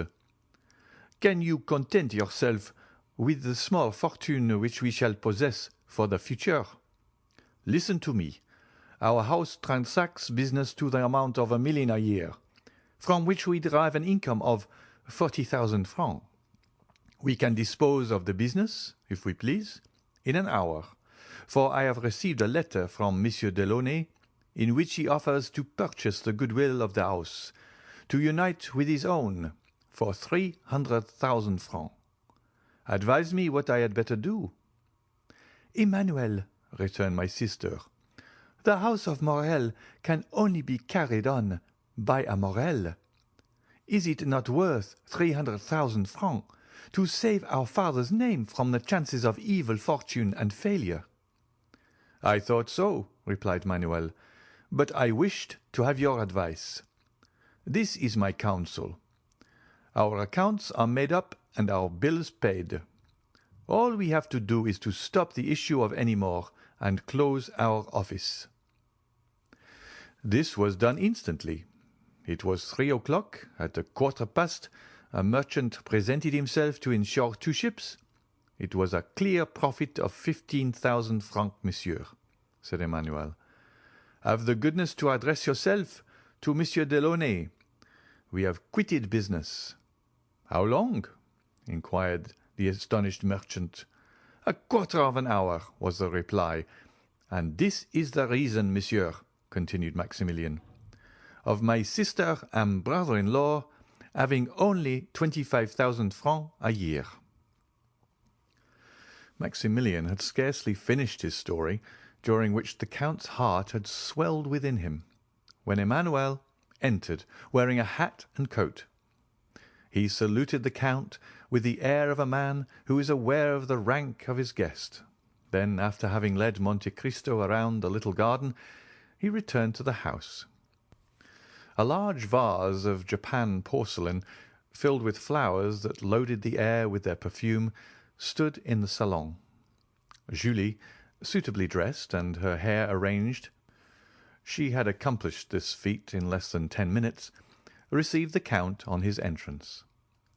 The songs of the birds were heard in an aviary hard by, and the branches of the laburnums and rose acacias formed an exquisite framework to the blue velvet curtains. Everything in this charming retreat, from the warble of the birds to the smile of the mistress, breathed tranquillity and repose. The Count had felt the influence of this happiness from the moment he entered the house, and he remained silent and pensive, forgetting that he was expected to renew the conversation, which had ceased after the first salutations had been exchanged. The silence became almost painful, when by a violent effort, tearing himself from his pleasing reverie, "Madame," said he at length, "I pray you to excuse my emotion, which must astonish you who are only accustomed to the happiness I meet here. But contentment is so new a sight to me that I could never be weary of looking at yourself and your husband." "We are very happy, monsieur," replied Julie, "but we have also known unhappiness, and few have ever undergone more bitter sufferings than ourselves." The Count's features displayed an expression of the most intense curiosity. "Oh, all this is a family history, as Chateau Renaud told you the other day," observed Maximilian. "This humble picture would have but little interest for you, accustomed as you are to behold the pleasures and the misfortunes of the wealthy and industrious, but such as we are, we have experienced bitter sorrows." "And God has poured balm into your wounds, as he does into those of all who are in affliction?" said Monte Cristo inquiringly. "Yes, Count," returned Julie, "we may indeed say he has. for he has done for us what he grants only to his chosen. He sent us one of his angels." The Count's cheeks became scarlet, and he coughed in order to have an excuse for putting his handkerchief to his mouth. "Those born to wealth, and who have the means of gratifying every wish," said Emmanuel, "know not what is the real happiness of life, just as those who have been tossed on the stormy waters of the ocean on a few frail planks can alone realize the blessings of fair weather."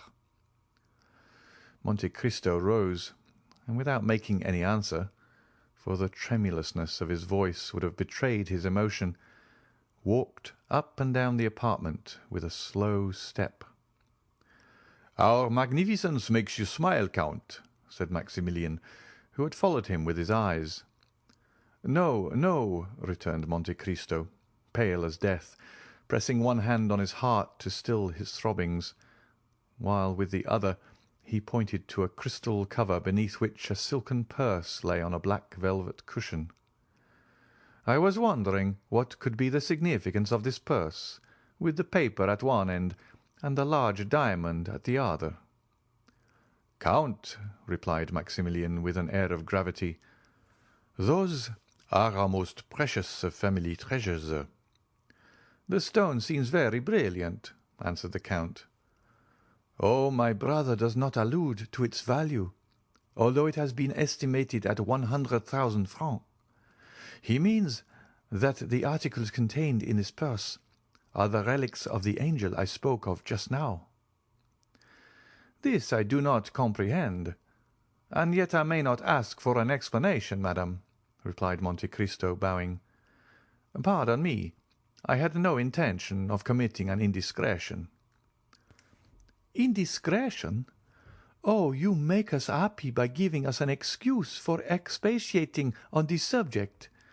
If we wanted to conceal the noble action that Pearce commemorates, we should not expose it thus to view. Oh, would we could relate it everywhere and to every one, so that the emotion of our unknown benefactor might reveal his presence." "Ah, really?" said Monte Cristo in a half-stifled voice. "Monsieur," returned Maximilian, raising the glass cover and respectfully kissing the silken purse, "this has touched the hand of a man who saved my father from suicide, us from ruin, and our name from shame and disgrace. A man by whose matchless benevolence we poor children doomed to want and wretchedness can at present hear every one envying our happy lot. This letter—" As he spoke, Maximilian drew a letter from the purse and gave it to the Count. "This letter was written by him the day that my father had taken a desperate resolution, and this diamond was given by the generous unknown to my sister as her dowry." Monte Cristo opened the letter and read it with an indescribable feeling of delight. It was the letter written, as our readers know, to Julie, and signed Sinbad the Sailor. "Unknown, you say, is the man who rendered you this service? Unknown to you?" "Yes, we have never had the happiness of pressing his hand," continued Maximilian. "We have supplicated heaven in vain to grant us this favour, but the whole affair has had a mysterious meaning that we cannot comprehend. We have been guided by an invisible hand, a hand as powerful as that of an enchanter." "Oh," cried Julie, "I have not lost all hope of some day kissing that hand, as I now kiss the purse which he has touched. 4 years ago Penelon was at Trieste. Penelon, Count, is the old sailor you saw in the garden, and who, from quartermaster, has become gardener. Penelon, when he was at Trieste, saw on the quay an Englishman who was on the point of embarking on board a yacht, and he recognized him as the person who called on my father the 5th of June, 1829, and who wrote me this letter on the 5th of September. He felt convinced of his identity, but he did not venture to address him." "An Englishman," said Monte Cristo, who grew uneasy at the attention with which Julie looked at him. "An Englishman, you say?" "Yes," replied Maximilian. "An Englishman who represented himself as the confidential clerk of the house of Thomson and French at Rome. It was this that made me start when you said the other day at Monsieur de Morcerf's that Messrs. Thomson and French were your bankers. That happened, as I told you, in 1829. For God's sake, tell me, did you know this Englishman?" "But you tell me also that the house of Thomson and French have constantly denied having rendered you this service." "Yes." "Then it is not probable that this Englishman may be someone who, grateful for a kindness your father had shown him, and which he himself had forgotten, has taken this method of requiting the obligation. Everything is possible in this affair, even a miracle." "What was his name?" asked Monte Cristo. "He gave no other name," answered Julie, looking earnestly at the Count, "than that at the end of his letter, Sinbad the Sailor." "Which is evidently not his real name, but a fictitious one." Then, noticing that Julie was struck with the sound of his voice, "Tell me," continued he, "was he not about my height, perhaps a little taller, with his chin imprisoned, as it were, in a high cravat, his coat closely buttoned up, and constantly taking out his pencil?" "Oh, do you then know him?" cried Julie, whose eyes sparkled with joy. "No," returned Monte Cristo, "I only guessed. I knew a Lord Wilmore, who was constantly doing actions of this kind." "Without revealing himself?" "He was an eccentric being, and did not believe in the existence of gratitude." "Oh, heaven!" exclaimed Julie, clasping her hands. "In what did he believe?" "He did not credit it at the period which I knew him," said Monte Cristo, touched to the heart by the accents of Julie's voice. "But perhaps since then he has had proofs that gratitude does exist." "And do you know this gentleman, monsieur?" inquired Emmanuel. "Oh, if you do know him," cried Julie, "can you tell us where he is, where we can find him? Maximilian, Emmanuel, if we do but discover him, he must believe in the gratitude of the heart." Monte Cristo felt tears start into his eyes, and he again walked hastily up and down the room. "In the name of heaven," said Maximilian, "if you know anything of him, tell us what it is." "Alas!" cried Monte Cristo, striving to repress his emotion, "if Lord Wilmore was your unknown benefactor, I fear you will never see him again. I parted from him 2 years ago at Palermo, and he was then on the point of setting out for the most remote regions, so that I fear he will never return."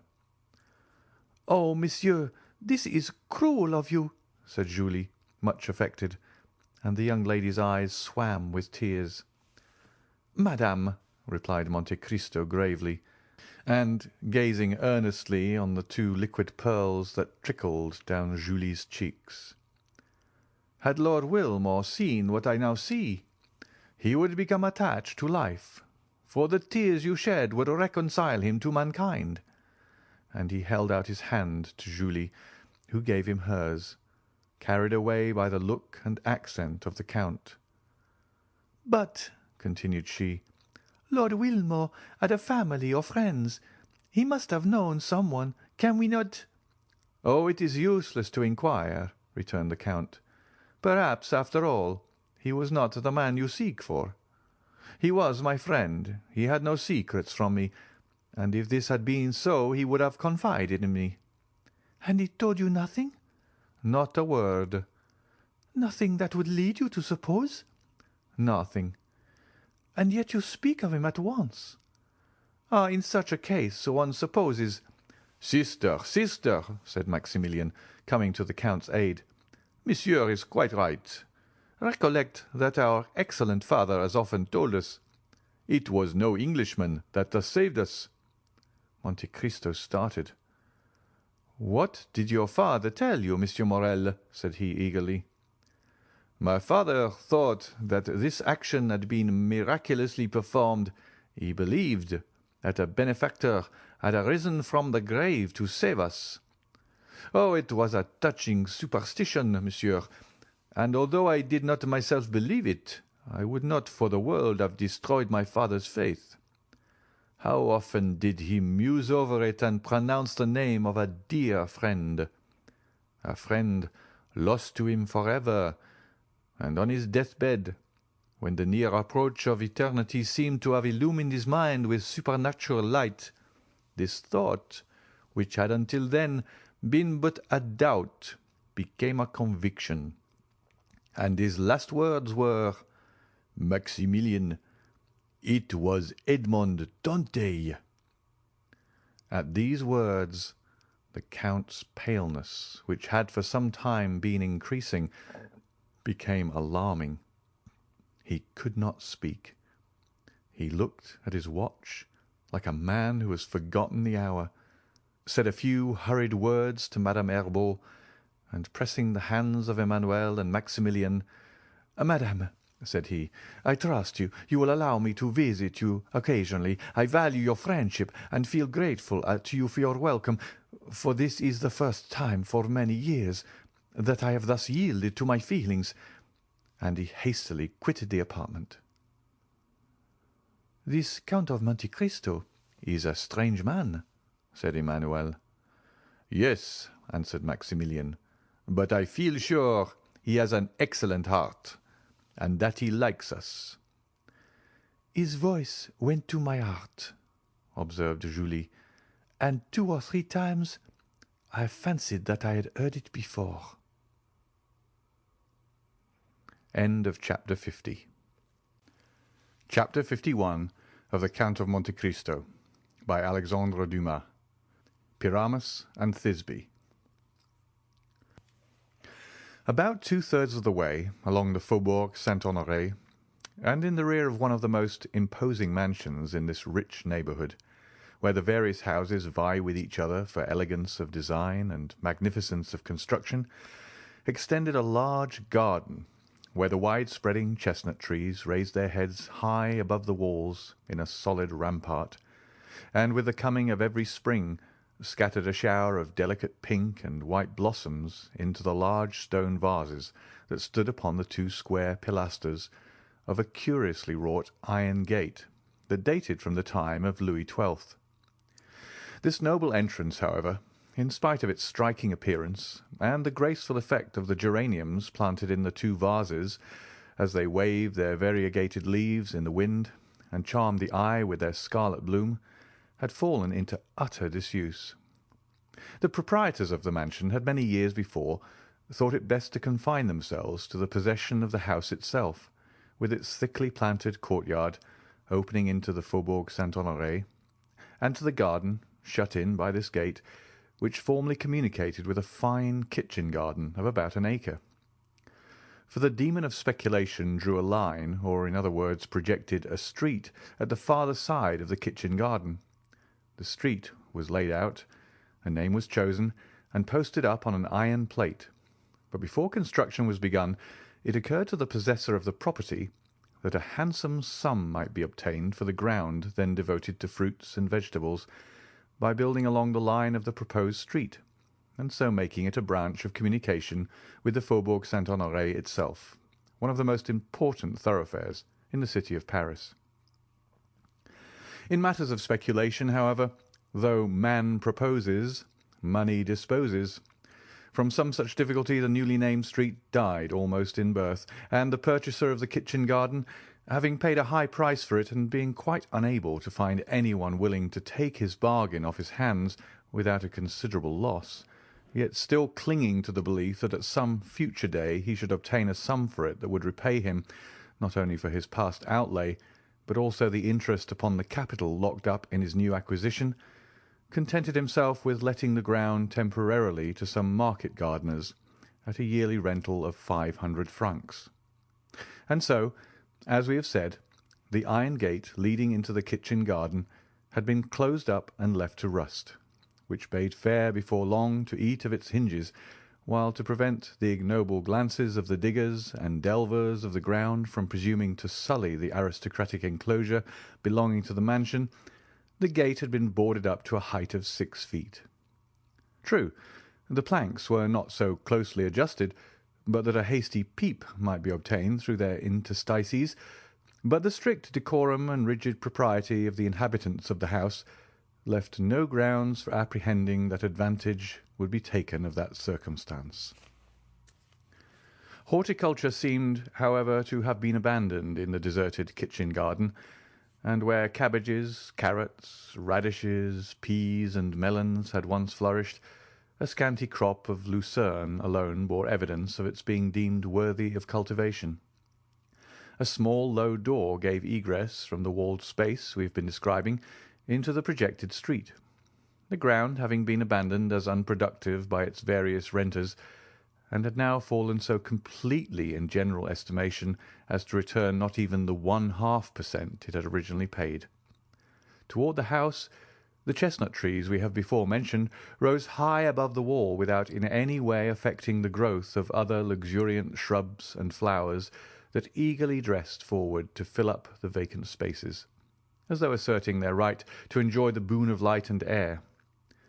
At one corner, where the foliage became so thick as almost to shut out day, a large stone bench and sundry rustic seats indicated that this sheltered spot was either in general favour or particular use by some inhabitant of the house, which was faintly discernible through the dense mass of verdure that partially concealed it, though situated but 100 paces off. Whoever had selected this retired portion of the grounds as the boundary of a walk or as a place for meditation was abundantly justified in the choice by the absence of all glare, the cool, refreshing shade, the screen it afforded from the scorching rays of the sun that found no entrance there, even during the burning days of hottest summer, the incessant and melodious warbling of birds, and the entire removal from either the noise of the street or the bustle of the mansion. On the evening of one of the warmest days spring had yet bestowed on the inhabitants of Paris might be seen negligently thrown upon the stone bench a book, a parasol, and a work-basket, from which hung a partly embroidered cambric handkerchief, while at a little distance from these articles was a young woman standing close to the iron gate, endeavouring to discern something on the other side by means of the openings in the planks. The earnestness of her attitude, and the fixed gaze with which she seemed to seek the object of her wishes, proving how much her feelings were interested in the matter. At that instant, the little side gate leading from the waste ground to the street was noiselessly opened, and a tall, powerful young man appeared. He was dressed in a common grey blouse and velvet cap, but his carefully arranged hair, beard, and moustache, all of the richest and glossiest black, ill accorded with his plebeian attire. After casting a rapid glance around him, in order to assure himself that he was unobserved, he entered by the small gate, and carefully closing and securing it after him, proceeded with a hurried step towards the barrier. At the sight of him she expected, though probably not in such a costume, the young woman started in terror and was about to make a hasty retreat. But the eye of love had already seen, even through the narrow chinks of the wooden palisades, the movement of the white robe, and observed the fluttering of the blue sash. Pressing his lips close to the planks, he exclaimed, "Don't be alarmed, Valentine, it is I." Again the timid girl found courage to return to the gate, saying as she did so, "And why do you come so late today? It is almost dinner time, and I had to use no little diplomacy to get rid of my watchful mother-in-law, my too devoted maid, and my troublesome brother, who is always teasing me about coming to work at my embroidery, which I am in a fair way never to get done. So pray excuse yourself as well as you can for having made me wait, and after that tell me why I see you in a dress so singular that at first I did not recognize you." "Dearest Valentine," said the young man, "the difference between our respective stations makes me fear to offend you by speaking of my love. but yet I cannot find myself in your presence without longing to pour forth my soul, and tell you how fondly I adore you, if it be but to carry away with me the recollection of such sweet moments. I could even thank you for chiding me, for it leaves me a gleam of hope, that if you did not expect me, and that indeed would be worse than vanity to suppose, at least I was in your thoughts. You asked me the cause of my being late, and why I come disguised. I will candidly explain the reason of both, and I trust to your goodness to pardon me. I have chosen a trade. A trade? Oh, Maximilian, how can you jest at a time when we have such deep cause for uneasiness? Heaven keep me from jesting with that which is far dearer to me than life itself. But listen to me, Valentine, and I will tell you all about it. I became weary of ranging fields and scaling walls, and seriously alarmed at the idea suggested by you that if caught hovering about here, your father would very likely have me sent to prison as a thief. That would compromise the honor of the French army, to say nothing of the fact that the continual presence of a captain of Spahis in a place where no warlike projects could be supposed to account for it might well create surprise. So I have become a gardener, and consequently adopted the costume of my calling. What excessive nonsense you talk, Maximilian. Nonsense? Pray do not call what I consider the wisest action of my life by such a name. Consider, by becoming a gardener, I effectually screen our meetings from all suspicion or danger. I beseech you, Maximilian, to cease trifling, and tell me what you really mean. Simply, that having ascertained that the piece of ground on which I stand was to let, I made application for it, was readily accepted by the proprietor, and am now master of this fine crop of lucerne. Think of that, Valentine. There is nothing now to prevent my building myself a little hut on my plantation, and residing not 20 yards from you. Only imagine what happiness that would afford me. I can scarcely contain myself at the bare idea. Such felicity seems above all price, as a thing impossible and unattainable. But would you believe that I purchase all this delight, joy, and happiness, for which I would cheerfully have surrendered 10 years of my life, at the small cost of 500 francs per annum, paid quarterly? Henceforth we have nothing to fear. I am on my own ground, and have an undoubted right to place a ladder against the wall, and to look over when I please, without having any apprehensions of being taken off by the police as a suspicious character. I may also enjoy the precious privilege of assuring you of my fond, faithful, and unalterable affection whenever you visit your favourite bower, unless, indeed, it offends your pride to listen to professions of love from the lips of a poor working-man, clad in a blouse and cap. A faint cry of mingled pleasure and surprise escaped from the lips of Valentine, who almost instantly said, in a saddened tone, as though some envious cloud darkened the joy which illumined her heart, Alas, no, Maximilian, this must not be, for many reasons. We should presume too much on our own strength, and, like others, perhaps be led astray by our blind confidence in each other's prudence. How can you for an instant entertain so unworthy a thought, dear Valentine? Have I not, from the first blessed hour of our acquaintance, schooled all my words and actions to your sentiments and ideas? And you have, I am sure, the fullest confidence in my honour. When you spoke to me of experiencing a vague and indefinite sense of coming danger, I placed myself blindly and devotedly at your service, asking no other reward than the pleasure of being useful to you. And have I ever since, by word or look, given you cause of regret for that having selected me from the numbers that would willingly have sacrificed their lives for you? You told me, my dear Valentine, that you were engaged to Monsieur d'Épinay, and that your father was resolved upon completing the match, and that from his will there was no appeal, as Monsieur de Villefort was never known to change a determination once formed. I kept in the background, as you wished, and waited, not for the decision of your heart or my own, but hoping that Providence would graciously interpose in our behalf, and order events in our favour. But what cared I for delays or difficulties, Valentine, as long as you confessed that you loved me and took pity on me? If you will only repeat that avowal now and then, I can endure anything."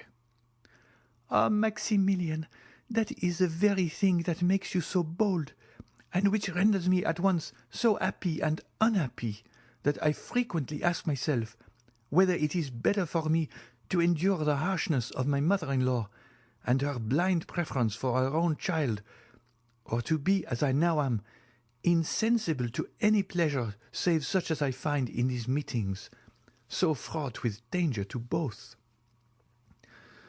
"I will not admit that word," returned the young man. "It is at once cruel and unjust. Is it possible to find a more submissive slave than myself? You have permitted me to converse with you for time to time, Valentine, but forbidden my ever following you in your walks or elsewhere. Have I not obeyed? And since I found means to enter this enclosure, to exchange a few words with you through the gate, to be close to you without really seeing you, have I ever asked so much as to touch the hem of your gown, or try to pass this barrier, which is but a trifle to one of my youth and strength? Never has a complaint or a murmur escaped me. I have been bound by my promises as rigidly as any knight of olden times. Come, come, dearest Valentine, confess that what I say is true, lest I be tempted to call you unjust." "It is true," said Valentine, as she passed the end of her slender fingers through a small opening in the planks, and permitted Maximilian to press his lips to them.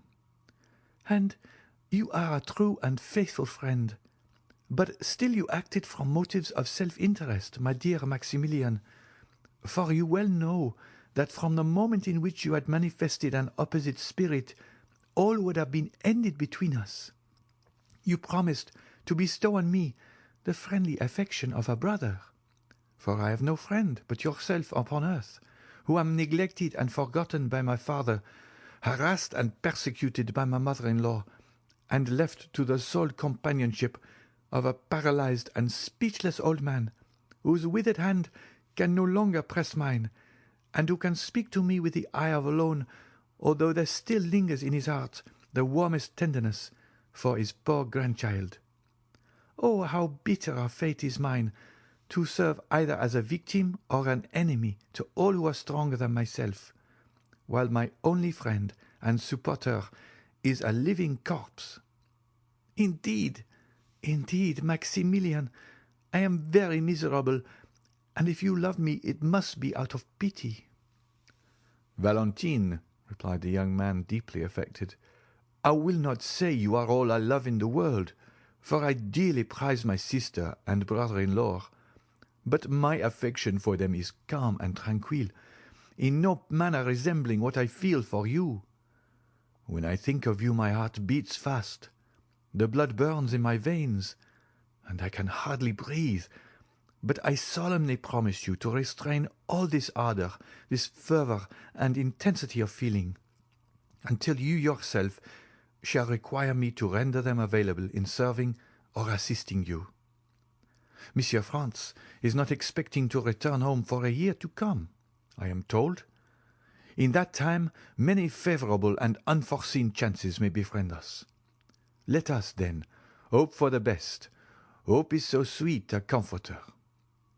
Meanwhile, Valentine, while reproaching me with selfishness, think a little what you have been to me, the beautiful but cold resemblance of a marble Venus.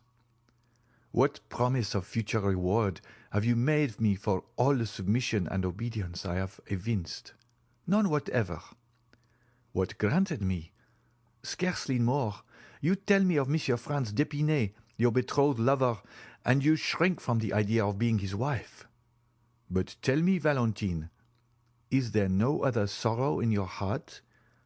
You see me devoted to you, body and soul. My life and each warm drop that circles around my heart are consecrated to your service. You know full well that my existence is bound up in yours, that were I to lose you, I would not outlive the hour of such crushing misery. Yet you speak with calmness of the prospect of your being the wife of another.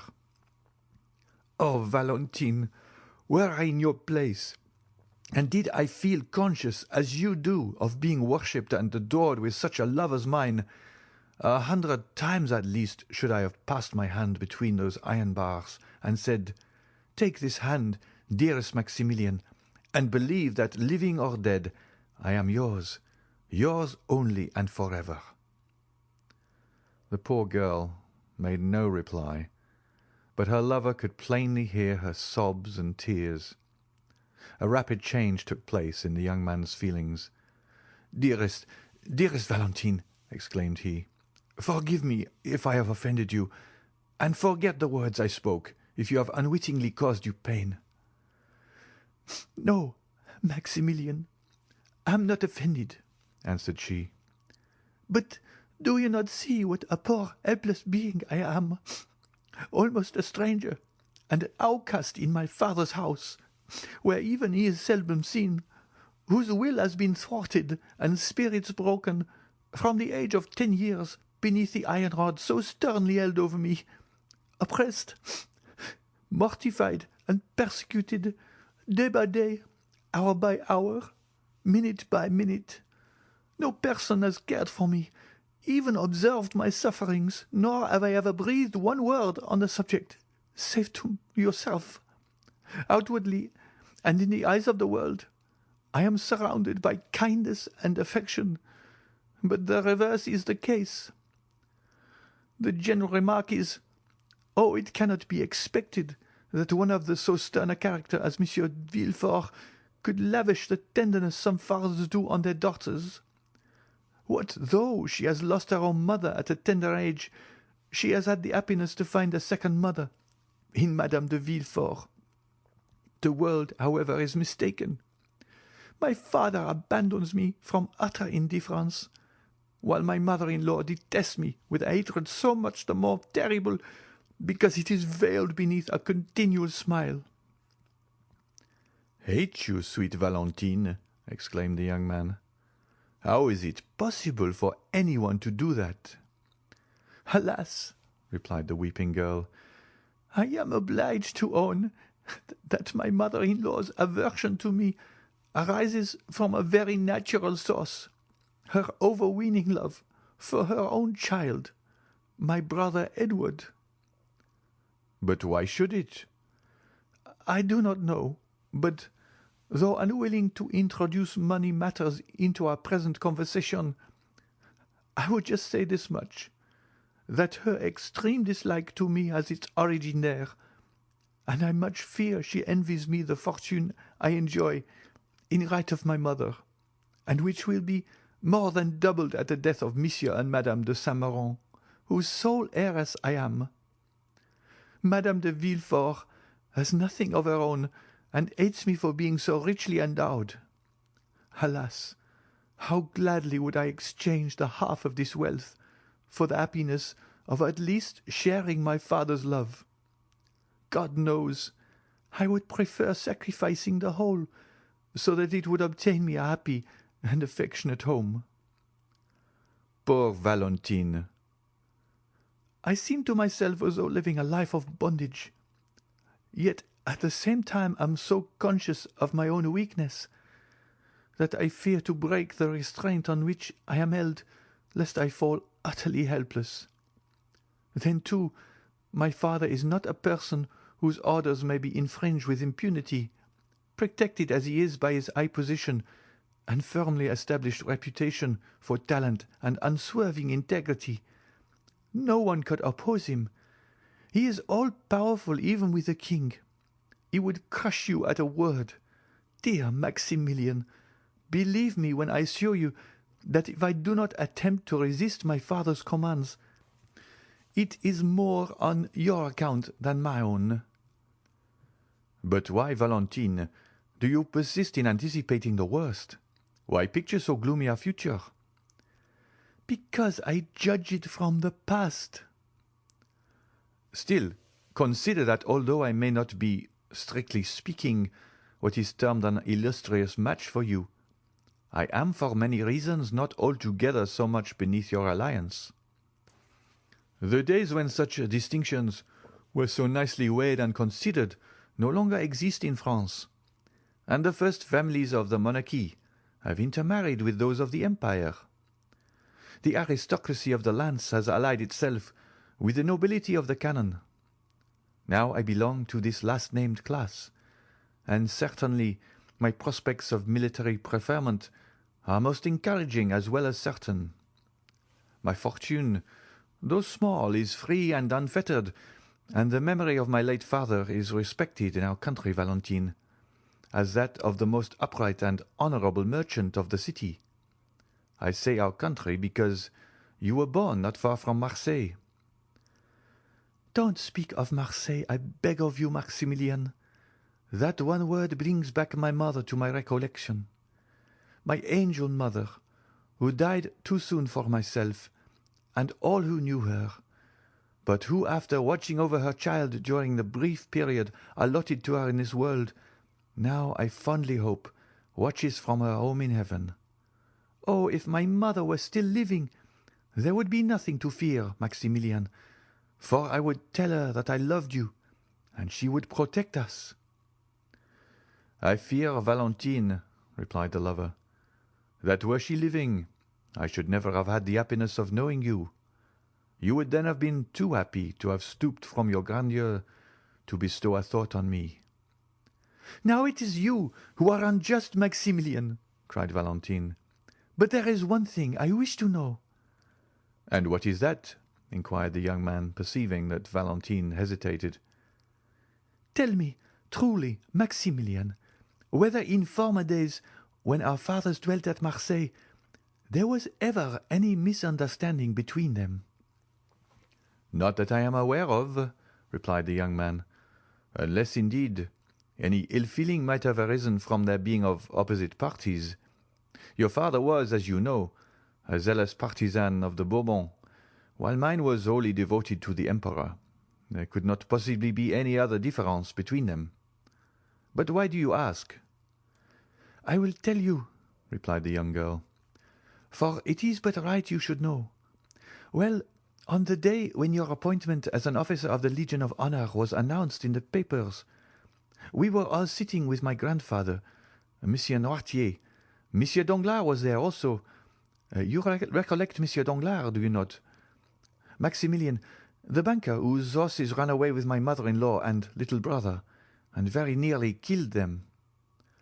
While the rest of the company were discussing the approaching marriage of Mademoiselle Danglars, I was reading the paper to my grandfather, but when I came to the paragraph about you, although I had done nothing else but read it over to myself all the morning, you know you had told me all about it the previous evening, I felt so happy and yet so nervous at the idea of speaking your name aloud, and before so many people, that I really think I should have passed it over, but for the fear that my doing so might create suspicions as to the cause of my silence. So I summoned up all my courage, and read it as firmly and as steadily as I could. Dear Valentine! Well, would you believe it? Directly my father caught the sound of your name, he turned round quite hastily, and like a poor silly thing, I was so persuaded that everyone must be as much affected as myself by the utterance of your name that I was not surprised to see my father start, and almost tremble, but I even thought, though that surely must have been a mistake, that Monsieur Danglars trembled too. Morel, Morel, cried my father, stop a bit. Then knitting his brows into a deep frown, he added, surely this cannot be one of the Morel family who lived at Marseille and gave us so much trouble from the violent Bonapartism, I mean about the year 1815. Yes, replied Monsieur Danglars, I believe he is the son of the old shipowner. "Indeed," answered Maximilian. "And what did your father say then, Valentine?" "Oh, such a dreadful thing that I don't dare to tell you." "Always tell me everything," said Maximilian with a smile. "Ah," continued my father, still frowning, "their idolized emperor treated these madmen as they deserved. He called them food for powder, which was precisely all they were good for, and I am delighted to see that the present gouvernement have adopted this salutary principle with all its pristine vigour. If Algiers were good for nothing but to furnish the means of carrying so admirable an idea into practice, it would be an acquisition well worthy of struggling to obtain, though it certainly does cost France somewhat dear to assert her rights in that uncivilized country." "Brutal politics, I must confess," said Maximilian. "But don't attach any serious importance, dear, to what your father said. My father was not a bit behind yours in that sort of talk. Why," said he, "does not the emperor, who has devised so many clever and efficient modes of improving the art of war, organize a regiment of lawyers, judges, and legal practitioners, sending them in the hottest fire the enemy could maintain, and using them to save better men?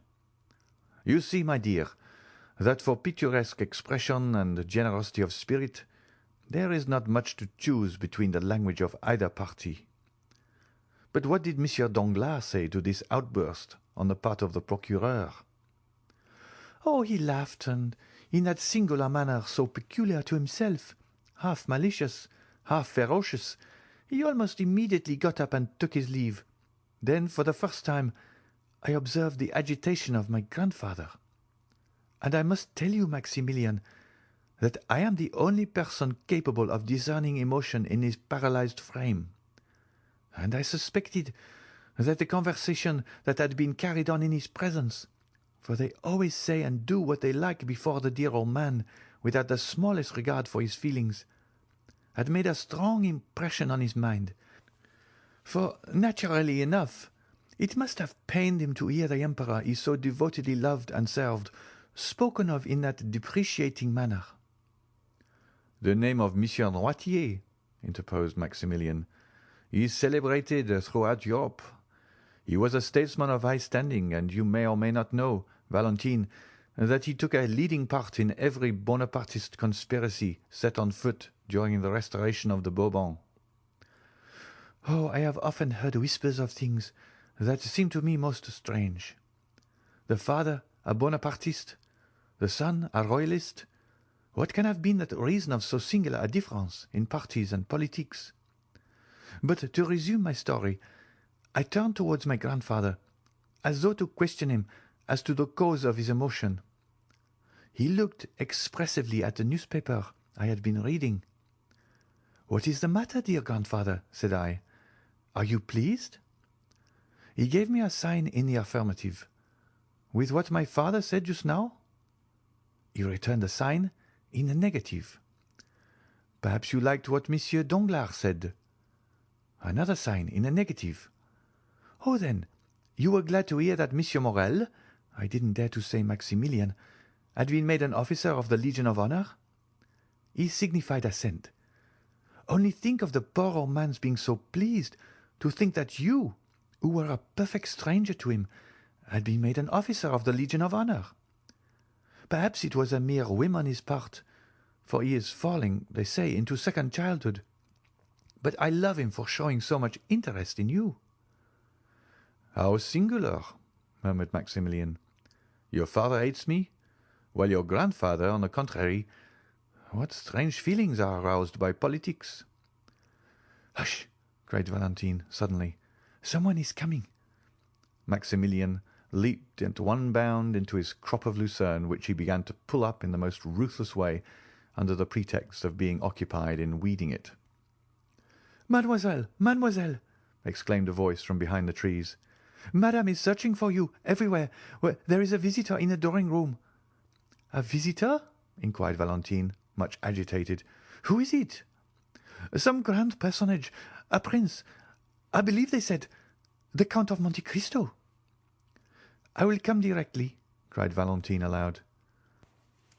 The name of Monte Cristo sent an electric shock through the young man on the other side of the iron gate, to whom Valentine's "I am coming" was the customary signal of farewell. "Now then," said Maximilian, leaning on the handle of his spade, "I would give a good deal to know how it comes about that the Count of Monte Cristo is acquainted with Monsieur de Villefort." End of chapter 51. Chapter 52 of the Count of Monte Cristo by Alexandre Dumas.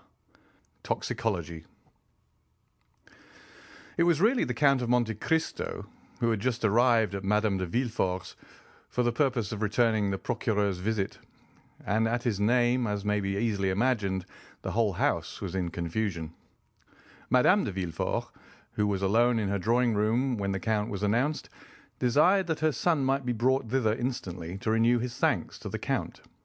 And Edward, who heard this great personage talked of for 2 whole days, made all possible haste to come to him, not from obedience to his mother, or out of any feeling of gratitude to the Count, but from sheer curiosity, and that some chance remark might give him the opportunity for making one of the impertinent speeches which made his mother say, "Oh, that naughty child! But I can't be severe with him.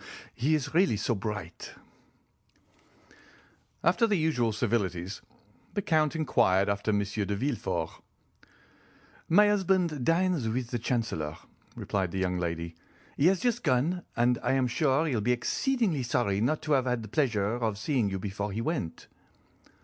2 visitors, who were there when the Count arrived, having gazed at him with all their eyes, retired after that reasonable delay which politeness admits and curiosity requires. "What is your sister Valentine doing?" inquired Madame de Villefort of Edward. "Tell someone to bid her come here, that I may have the honour of introducing her to the Count." "You have a daughter, then, madame?" inquired the Count. "Very young, I presume." "The daughter of Monsieur de Villefort by his first marriage," replied the young wife. "A fine, well-grown girl." "But melancholy," interrupted Master Edward, snatching the feathers out of the tail of a splendid paroquet that was screaming on its gilded perch, in order to make a plume for his hat. Madame de Villefort merely cried, "Be still, Edward!"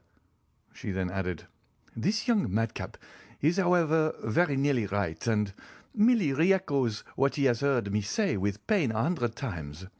For Mademoiselle de Villefort is, in spite of all we can do to rouse her, of a melancholy disposition and taciturn habit, which frequently injure the effect of her beauty.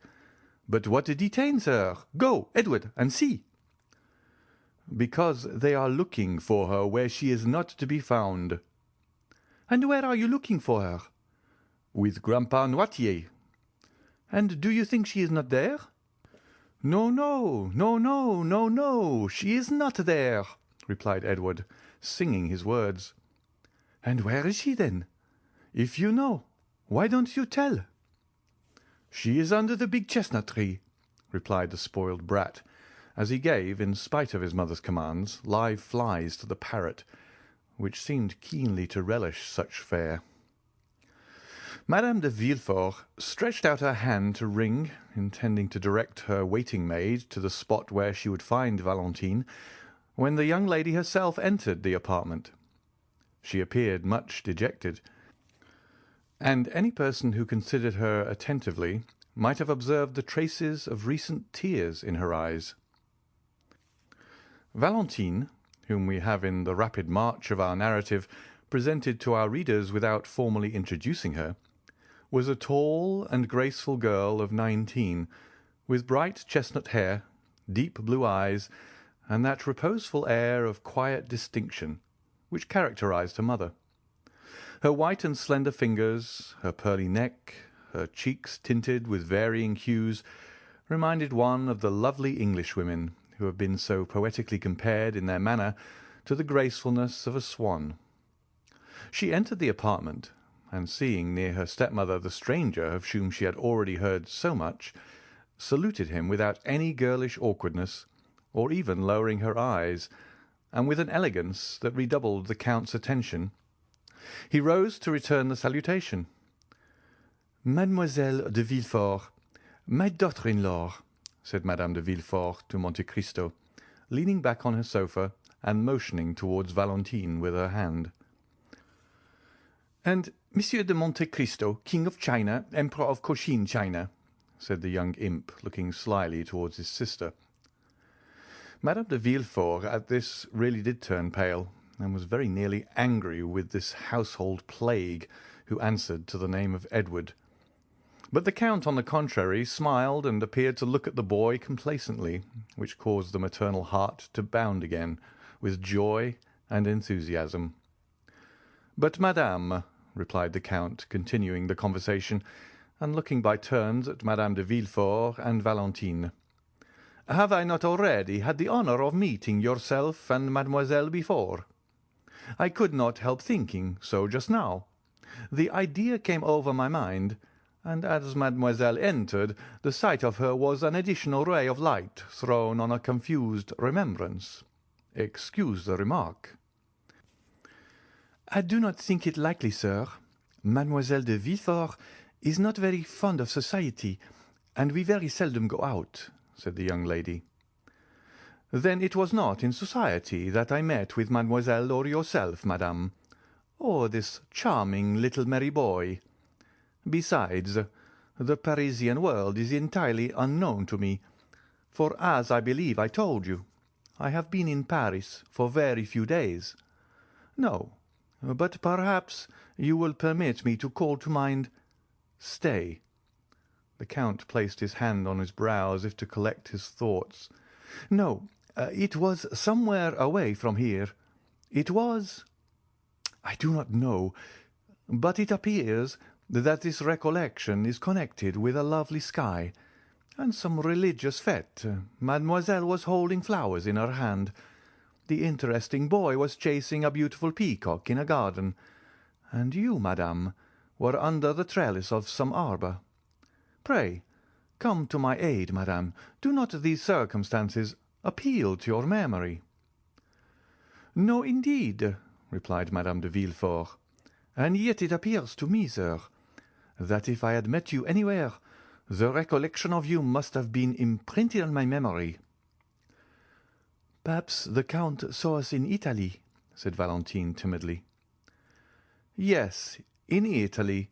It was in Italy, most probably," replied Monte Cristo. "You have travelled, then, in Italy, mademoiselle?" "Yes, Madame and I were there 2 years ago. The doctors, anxious for my lungs, prescribed the air of Naples. We went by Bologna, Perugia, and Rome."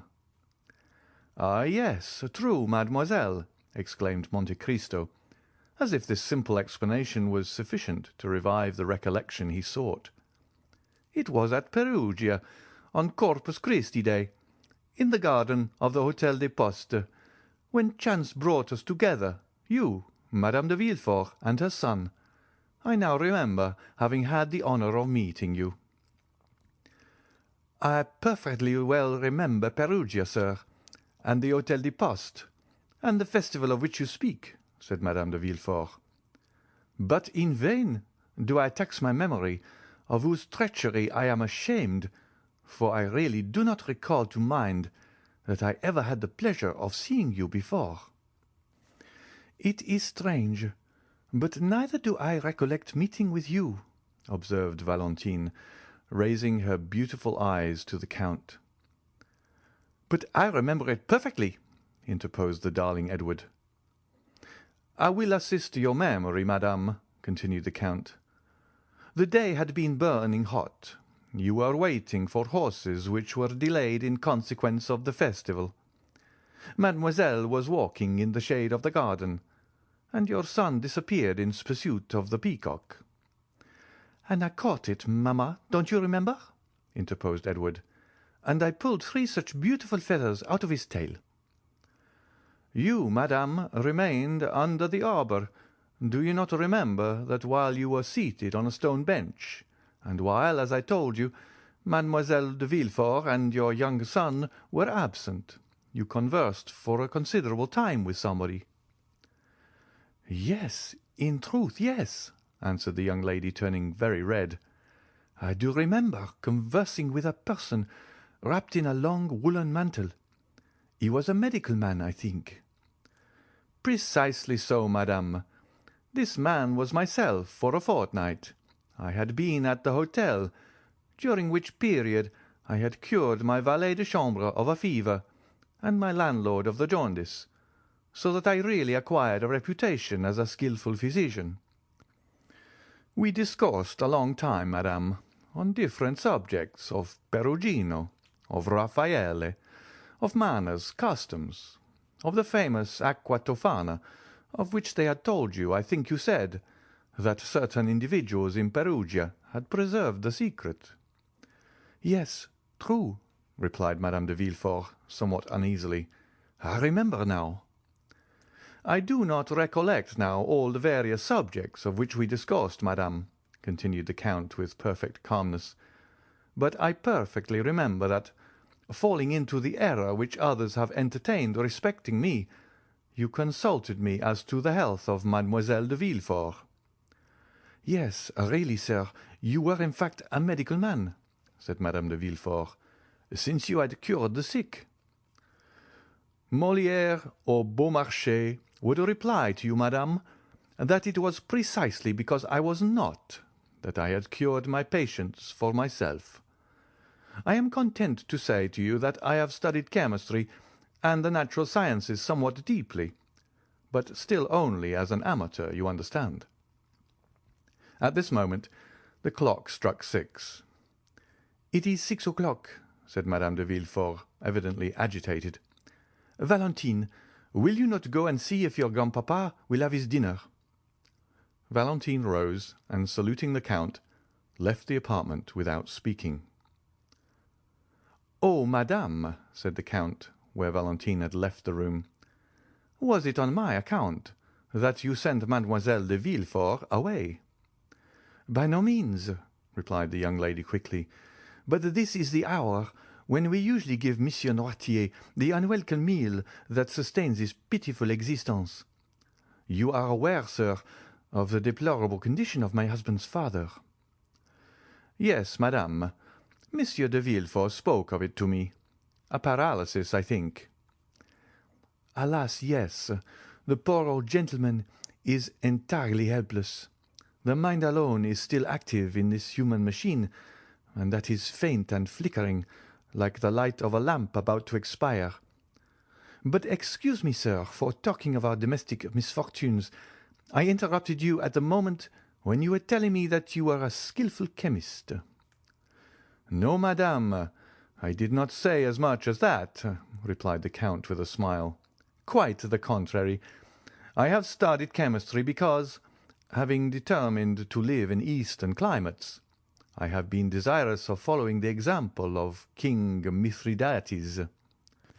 "Mithridates rex ponticus," said the young scamp as he tore some beautiful portraits out of a splendid album. "The individual who took cream in his cup of poison every morning at breakfast."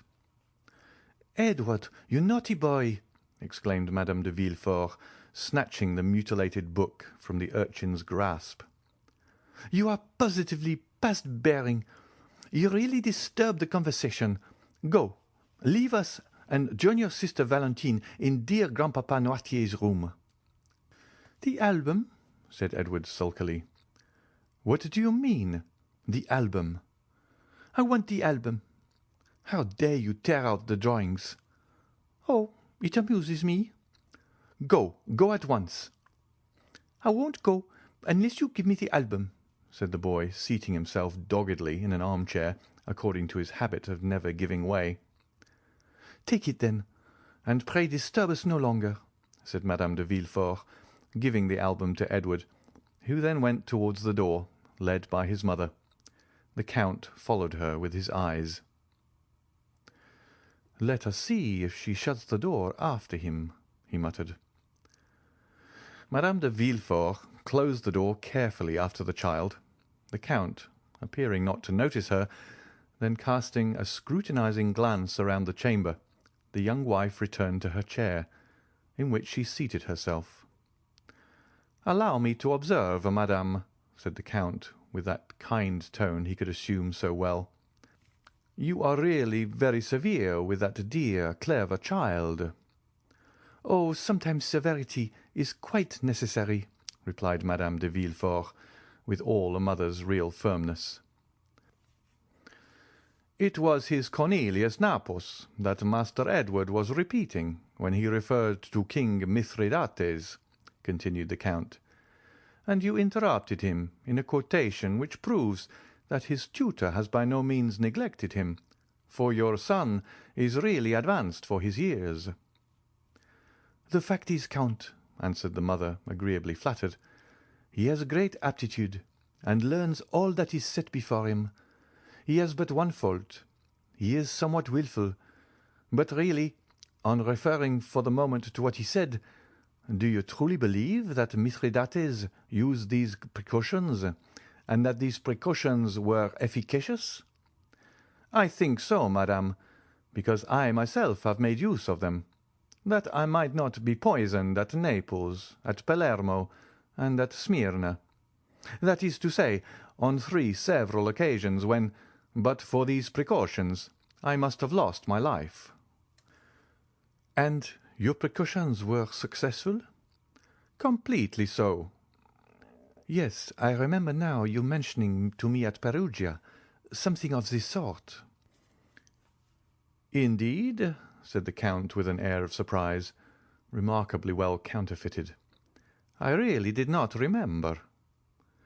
"I inquired of you if poisons acted equally and with the same effect on men of the North as on men of the South, and you answered me that the cold and sluggish habits of the North did not present the same aptitude as the rich and energetic temperaments of the natives of the South." "And that is the case," observed Monte Cristo. "I have seen Russians devour, without being visibly inconvenienced, vegetable substances which would infallibly have killed a Neapolitan or an Arab."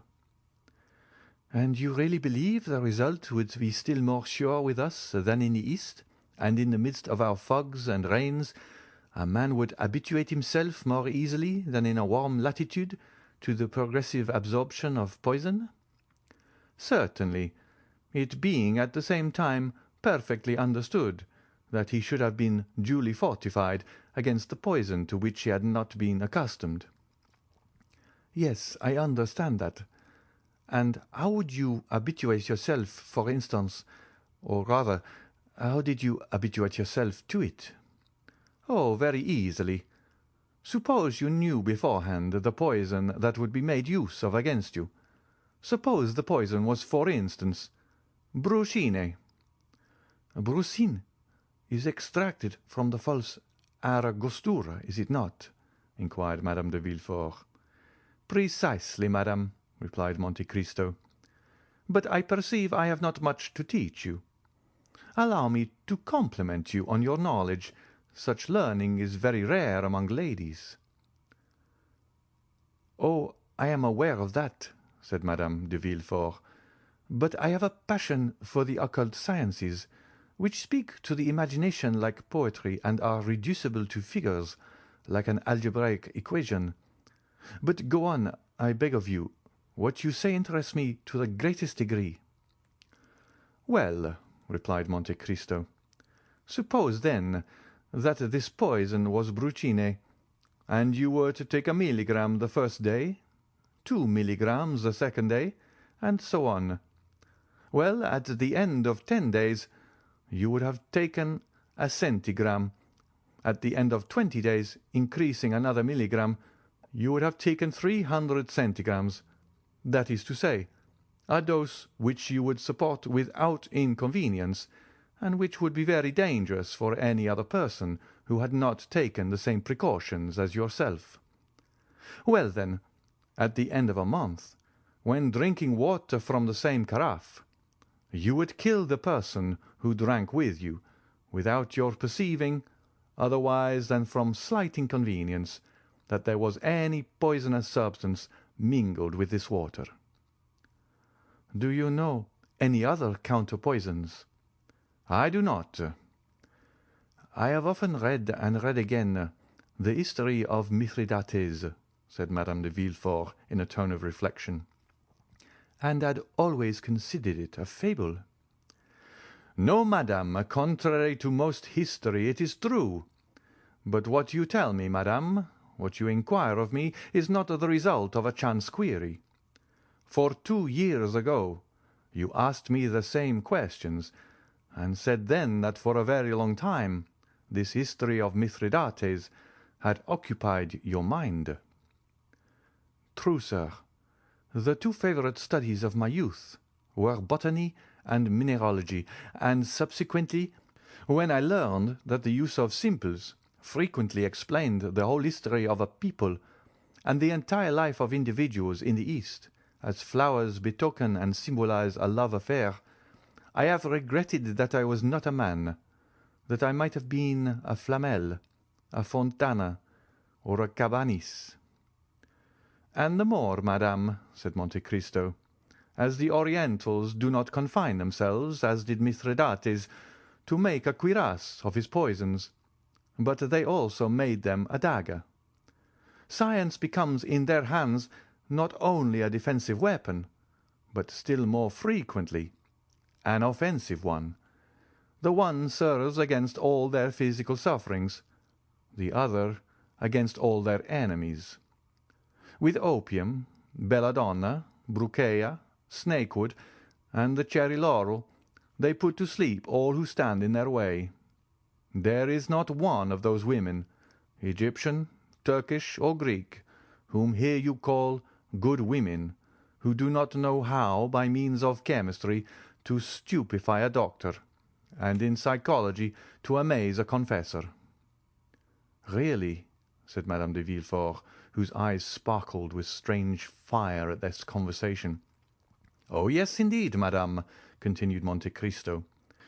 "The secret dramas of the East begin with a love philtre and end with a death potion, begin with paradise and end with hell.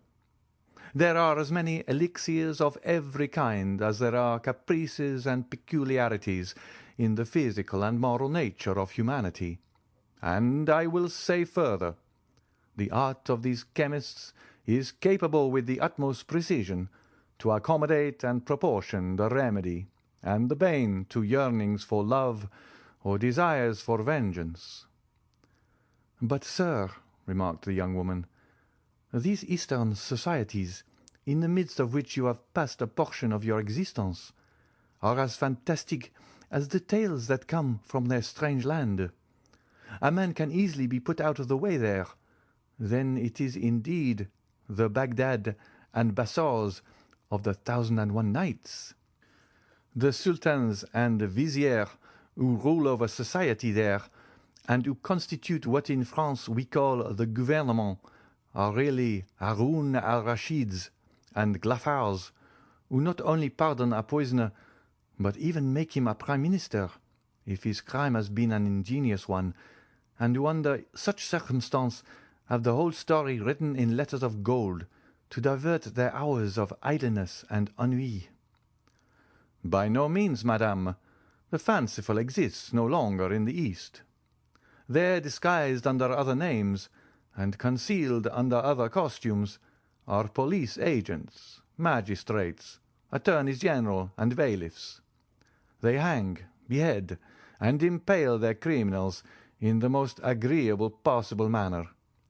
But some of these, like clever rogues, have contrived to escape human justice and succeed in their fraudulent enterprises by cunning stratagems.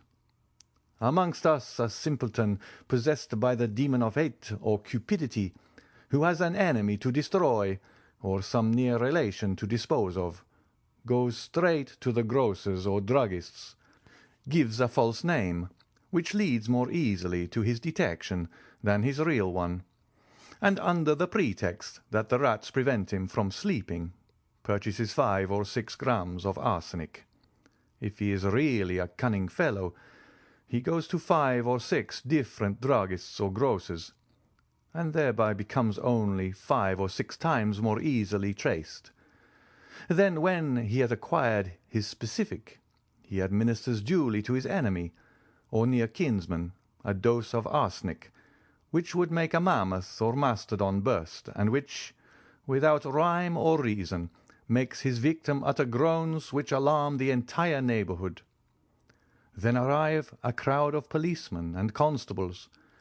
They fetch a doctor, who opens the dead body and collects from the entrails and stomach a quantity of arsenic in a spoon.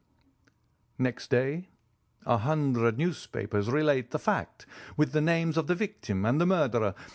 The same evening the grocer or grocers, druggists or droggists come and say, "It was I who sold the arsenic to the gentleman." And rather than not recognize the guilty purchaser, they will recognize 20. Then the foolish criminal is taken, imprisoned, interrogated, confronted, confounded, condemned, and cut off by hemp or steel, or if she be a woman of any consideration, they lock her up for life. This is the way in which you Northerns understand chemistry, madame. Derues was, however, I must confess, more skilful. "What would you have, sir?" said the lady, laughing. "We do what we can. All the world is not the secret of the Medicis or the Borgias." "Now," replied the Count, shrugging his shoulders, "shall I tell you the cause of all these stupidities? It is because, at your theatres, by what at least I could judge by reading the pieces they play, they see persons swallow the contents of a phial, or suck the button of a ring and fall dead instantly. 5 minutes afterwards the curtain falls, and the spectators depart. They are ignorant of the consequences of the murder. They see neither the police commissary with his badge of office, nor the corporal with his 4 men, and so the poor fools believe that the whole thing is as easy as lying. But go a little way from France, go either to Aleppo or Cairo, or only to Naples or Rome, and you will see people passing by you in the streets, people erect, smiling, and fresh-coloured, of whom Asmodeus, if you were holding on by the skirt of his mantle, would say, 'That man was poisoned 3 weeks ago. He will be a dead man in a month.'" "Then," remarked Madame de Villefort, "they have again discovered the secret of the famous aqua tofana that they said was lost at Perugia." "Ah, but, madame, does mankind ever lose anything? The arts change about and make a tour of the world. Things take a different name, and the vulgar do not follow them. That is all. But there is always the same result. Poisons act particularly on some organ or another. One on the stomach, another on the brain, another on the intestines. Well, the poison brings on a cough, the cough an inflammation of the lungs, or some other complaint catalogued in the book of science, which, however, by no means precludes it from being decidedly mortal, and if it were not, would be sure to become so, thanks to the remedies applied by foolish doctors, who are generally bad chemists, and which will act in favour of or against the malady, as you please. And then there is a human being killed according to all the rules of art and skill, and of whom justice learns nothing, as was said by a terrible chemist of my acquaintance, the worthy Abbé Adelmonte of Taormina in Sicily, who has studied these national phenomena very profoundly." "It is quite frightful, but deeply interesting," said the young lady, motionless with attention. "I thought, I must confess, that these tales were inventions of the Middle Ages." "Yes, no doubt, but improved upon by ours. What is the use of time, rewards of merit, medals, crosses, Monthyon prizes, if they do not lead society towards one more complete perfection? Yet man will never be perfect until he learns to create and destroy, He does know how to destroy, and that is half the battle." "So," added Madame de Villefort, constantly returning to her object, "the poisons of the Borgias, the Medicis, the Rennes, the Ruggieris, and later probably that of Baron de Trenck, whose story has been so misused by modern drama and romance—" "Were objects of art, madame, and nothing more," replied the Count. "Do you suppose that the real savant addresses himself stupidly to the mere individual? By no means. Science loves eccentricities, leaps and bounds, trials of strength, fancies, if I may be allowed so to term them. Thus, for instance, the excellent Abbé Adelmonte, of whom I spoke just now, made in this way some marvellous experiments." "Really?" "Yes, I will mention one to you. He had a remarkably fine garden, full of vegetables, flowers, and fruit. From amongst these vegetables he selected the most simple, a cabbage, for instance. For 3 days he watered this cabbage with a distillation of arsenic. On the third, the cabbage began to droop and turn yellow. At that moment he cut it. In the eyes of everybody it seemed fit for table, and preserved its wholesome appearance. It was only poisoned to the Abbé Adelmonte. He then took the cabbage to the room where he had rabbits, for the Abbé Adelmonte had a collection of rabbits, cats, and guinea pigs, fully as fine as his collection of vegetables, flowers, and fruit. Well, the Abbé Adelmonte took a rabbit, and made it eat a leaf of the cabbage. The rabbit died. What magistrate would find or even venture to insinuate anything against this? What procureur has ever ventured to draw up an accusation against Monsieur Magendie or Monsieur Flourens in consequence of the rabbits, cats, and guinea pigs they have killed? Not one. So then, the rabbit dies, and justice takes no notice. This rabbit dead, the Abbé Adelmonte has its entrails taken out by his cook and thrown on the dunghill. On this dunghill is a hen, who, pecking these intestines, is in her turn taken ill, and dies the next day. At the moment when she is struggling in the convulsions of death, a vulture is flying by. There are a good many vultures in Adelmonte's country. This bird darts on the dead fowl, and carries it away to a rock, where it dines off its prey. 3 days afterwards, this poor vulture, which has been very much indisposed since that dinner, suddenly feels very giddy while flying aloft in the clouds, and falls heavily into a fish-pond. The pike, eels, and carp eat greedily always, as everybody knows. Well, they feast on the vulture. Now suppose that next day one of these eels, or pike, or carp, poisoned at the 4th remove, is served up at your table. Well then, your guest will be poisoned at the 5th remove, and die at the end of 8 or 10 days of pains in the intestines, sickness, or abscesses of the pylorus. The doctors open the body, and say with an air of profound learning, "The subject has died of a tumour on the liver, or of typhoid fever."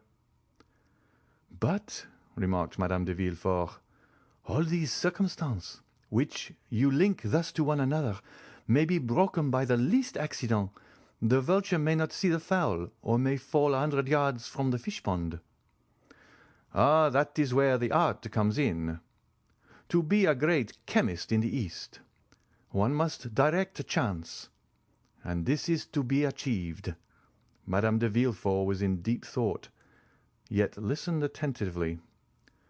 "But," she exclaimed suddenly, "arsenic is indelible, indestructible. In whatsoever way it is absorbed, it will be found again in the body of the victim from the moment when it was being taken and sufficient quantity to cause death."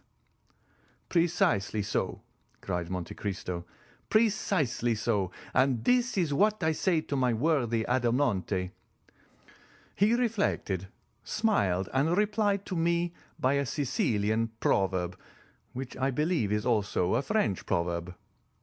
"My son, the world was not made in a day, but in 7. Return on Sunday." On the Sunday following, I did return to him. Instead of having watered his cabbage with arsenic, he had watered it this time with a solution of salts. Having their basis in strychnine strychnos colubrina, as the learned term it. Now the cabbage had not the slightest appearance of disease in the world, and the rabbit had not the smallest distrust, yet 5 minutes afterwards the rabbit was dead. The fowl pecked at the rabbit, and the next day was a dead hen. This time we were the vultures, so we opened the bird, and this time all special symptoms had disappeared. There were only general symptoms. There was no peculiar indication in any organ, an excitement of the nervous system. That was it. A case of cerebral congestion. Nothing more. The fowl had not been poisoned. She had died of apoplexy. Apoplexy is a rare disease among fowls, I believe, but very common among men. Madame de Villefort appeared more and more thoughtful. "It is very fortunate," she observed, "that such substance could only be prepared by chemists. Otherwise, all the world would be poisoning each other." "By chemists and persons who have a taste for chemistry," said Monte Cristo carelessly. "And then," said Madame de Villefort, endeavouring by a struggle and with effort to get away from her thoughts, "however skilfully it is prepared, crime is always crime, and if it avoids human scrutiny, it does not escape the eye of God. The Orientals are stronger than we are in the case of conscience, and very prudently have no hell. That is the point." "Really, madame, this is a scruple which naturally must occur to a pure mind like yours, but which would easily yield before sound reasoning. The bad side of human thought will always be defined by the paradox of Jean-Jacques Rousseau. You remember, the mandarin who is killed 500 leagues off by raising the tip of the finger. Man's whole life passes in doing these things, and his intellect is exhausted by reflecting on them. You will find very few persons who will go and brutally thrust a knife in the heart of a fellow creature, or will administer to him, in order to remove him from the surface of the globe on which we move with life and animation, that quantity of arsenic of which we just now talked. Such a thing is really out of rule, eccentric, or stupid. To attain such a point, the blood must be heated to 36 degrees, the pulse be at least at 90, and the feelings excited beyond the ordinary limit.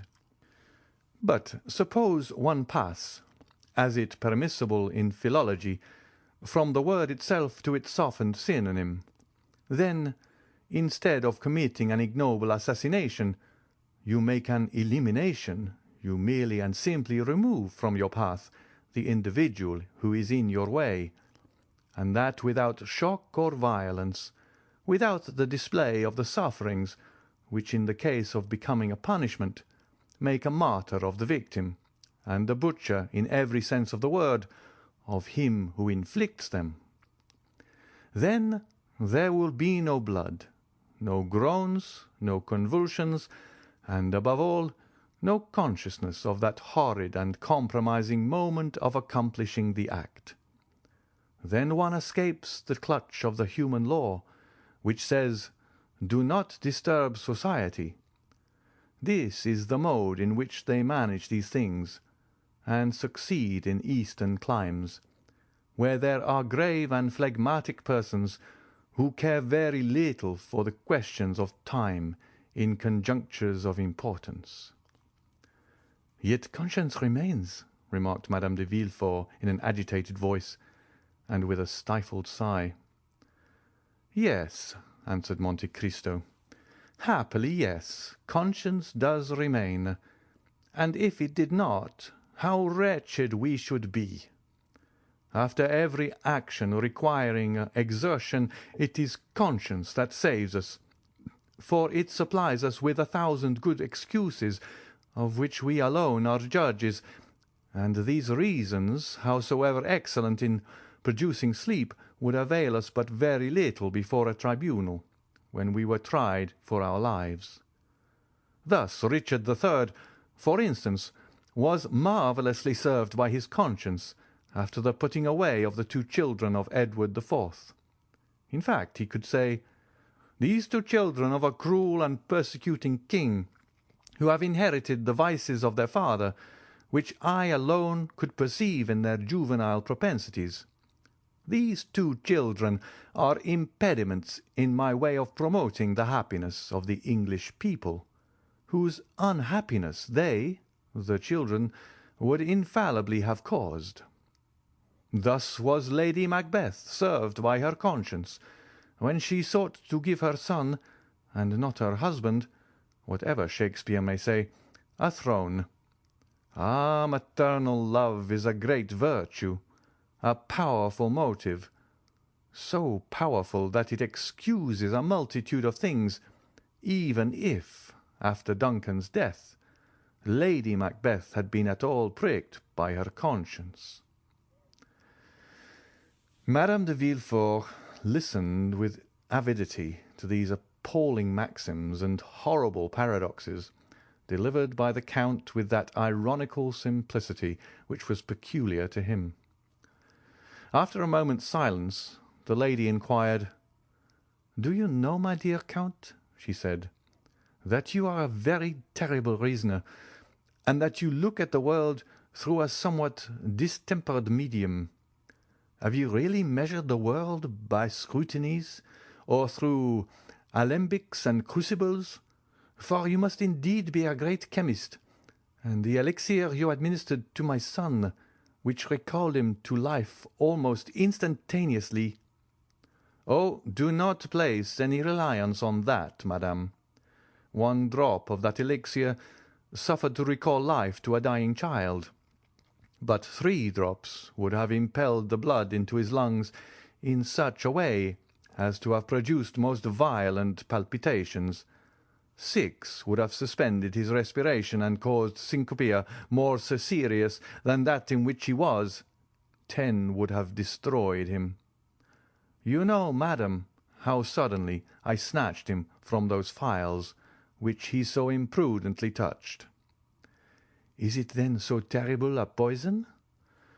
"Oh, no. In the first place, let us agree that the word poison does not exist, because in medicine use is made of the most violent poisons, which become, according as they are employed, most salutary remedies." "What then is it?" "A skilful preparation of my friends the worthy Abbé Adelmonte, who taught me the use of it." "Oh," observed Madame de Villefort, "it must be an admirable antispasmodic." "Perfect, madame, as you have seen," replied the Count, "and I frequently make use of it, with all possible prudence, though be it observed," he added with a smile of intelligence. "Most assuredly," responded Madame de Villefort in the same tone. "As for me, so nervous and so subject to fainting fits, I would require a Dr. Adelmonte to invent for me some means of breathing freely and tranquilizing my mind, in the fear I have of dying some fine day of suffocation. In the meanwhile, as the thing is difficult to find in France, and your abbé is not probably disposed to make a journey to Paris on my account, I must continue to use Monsieur Planche's antispasmodics, and mint and Hoffman's drops are among my favorite remedies. Here are some lozenges which I have made up on purpose. They are compounded doubly strong." Monte Cristo opened the tortoise-shell box which the lady presented to him, and inhaled the odour of the lozenges with the air of an amateur who thoroughly appreciated their composition. "They are indeed exquisite," he said, "but as they are necessarily submitted to the process of deglutition, a function which is frequently impossible for a fainting person to accomplish, I prefer my own specific." "Undoubtedly, and so should I prefer it, after the effects I have seen produced. But of course it is a secret, and I am not so indiscreet as to ask it of you." "But I," said Monte Cristo, rising as he spoke, "I am gallant enough to offer it to you." "How kind you are!" "Only remember one thing. A small dose is a remedy, a large one is a poison. One drop will restore life, as you have seen. 5 or 6 will inevitably kill, and in a way the more terrible inasmuch as, poured into a glass of wine, it would not in the slightest degree affect its flavour. But I say no more, madame. It is really as if I were prescribing for you." The clock struck 6:30, and the lady was announced, a friend of Madame de Villefort, who came to dine with her. "If I had the honour of seeing you for the 3rd or 4th time, Count, instead of only for the 2nd," said Madame de Villefort, "if I had had the honour of being your friend, instead of only having the happiness of being under an obligation to you, I should insist on detaining you to dinner, and not allow myself to be daunted by a first refusal." "1,000 thanks, madame," replied Monte Cristo, "but I have an engagement which I cannot break. I have promised to escort to the Academy a Greek princess of my acquaintance, who has never seen your grand opera, and who relies on me to conduct her thither." "Adieu, then, sir, and do not forget the prescription." "Ah, in truth, madame, to do that I must forget the hour's conversation I have had with you, which is indeed impossible." Monte Cristo bowed and left the house. Madame de Villefort remained immersed in thought. "He is a very strange man," she said, "and in my opinion is himself the Adelmonte he talks about." As to Monte Cristo, the result had surpassed his utmost expectations. "Good," said he, as he went away. "This is a fruitful soil, and I feel certain that the seed sown will not be cast on barren ground." Next morning, faithful to his promise, he sent the prescription requested. End of chapter 52. Chapter 53 of the Count of Monte Cristo by Alexandre Dumas. Robert le Diable. The pretext of an opera engagement was so much the more feasible as there chanced to be on that very night a more than ordinary attraction at the Académie Royale. Levasseur, who had been suffering under severe illness, made his reappearance in the character of Bertrand, and as usual the announcement of the most admired production of the favourite composer of the day had attracted a brilliant and fashionable audience. Morcerf, like most other young men of rank and fortune, had his orchestra stall, with the certainty of always finding a seat in at least a dozen of the principal boxes occupied by persons of his acquaintance. He had, moreover, his right of entry into the omnibus box. Chateau Renaud rented a stall beside his own, while Beauchamp, as a journalist, had unlimited range all over the theatre. It happened that on this particular night the minister's box was placed at the disposal of Lucien Debray, who offered it to the Comte de Morcerf, who again, upon his mother's rejection of it, sent it to Danglars, with an intimation that he should probably do himself the honour of joining the Baroness and her daughter during the evening, in the event of their accepting the box in question. The ladies received the offer with too much pleasure to dream of a refusal. To no class of persons is the presentation of a gratuitous opera box more acceptable than to the wealthy millionaire who still hugs economy while boasting of carrying a king's ransom in his waistcoat pocket. Danglars had, however, protested against showing himself in a ministerial box, declaring that his political principles and his parliamentary position as member of the opposition party would not permit him so to commit himself. The Baroness had, therefore, dispatched a note to Lucien Debray, bidding him call for them, it being wholly impossible for her to go alone with Eugénie to the opera. There is no gainsaying the fact that a very unfavourable construction would have been put upon the circumstance if the two women had gone without escort, while the addition of a third, in the person of her mother's admitted lover, enabled Mademoiselle Danglars to defy malice and ill nature.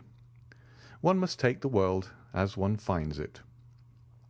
The curtain rose, as usual, to an almost empty house, it being one of the absurdities of Parisian fashion never to appear at the opera until after the beginning of the performance, so that the first act is generally played without the slightest attention being paid to it, that part of the audience already assembled being too much occupied in observing the fresh arrivals, while nothing is heard but the noise of opening and shutting doors and the buzz of conversation.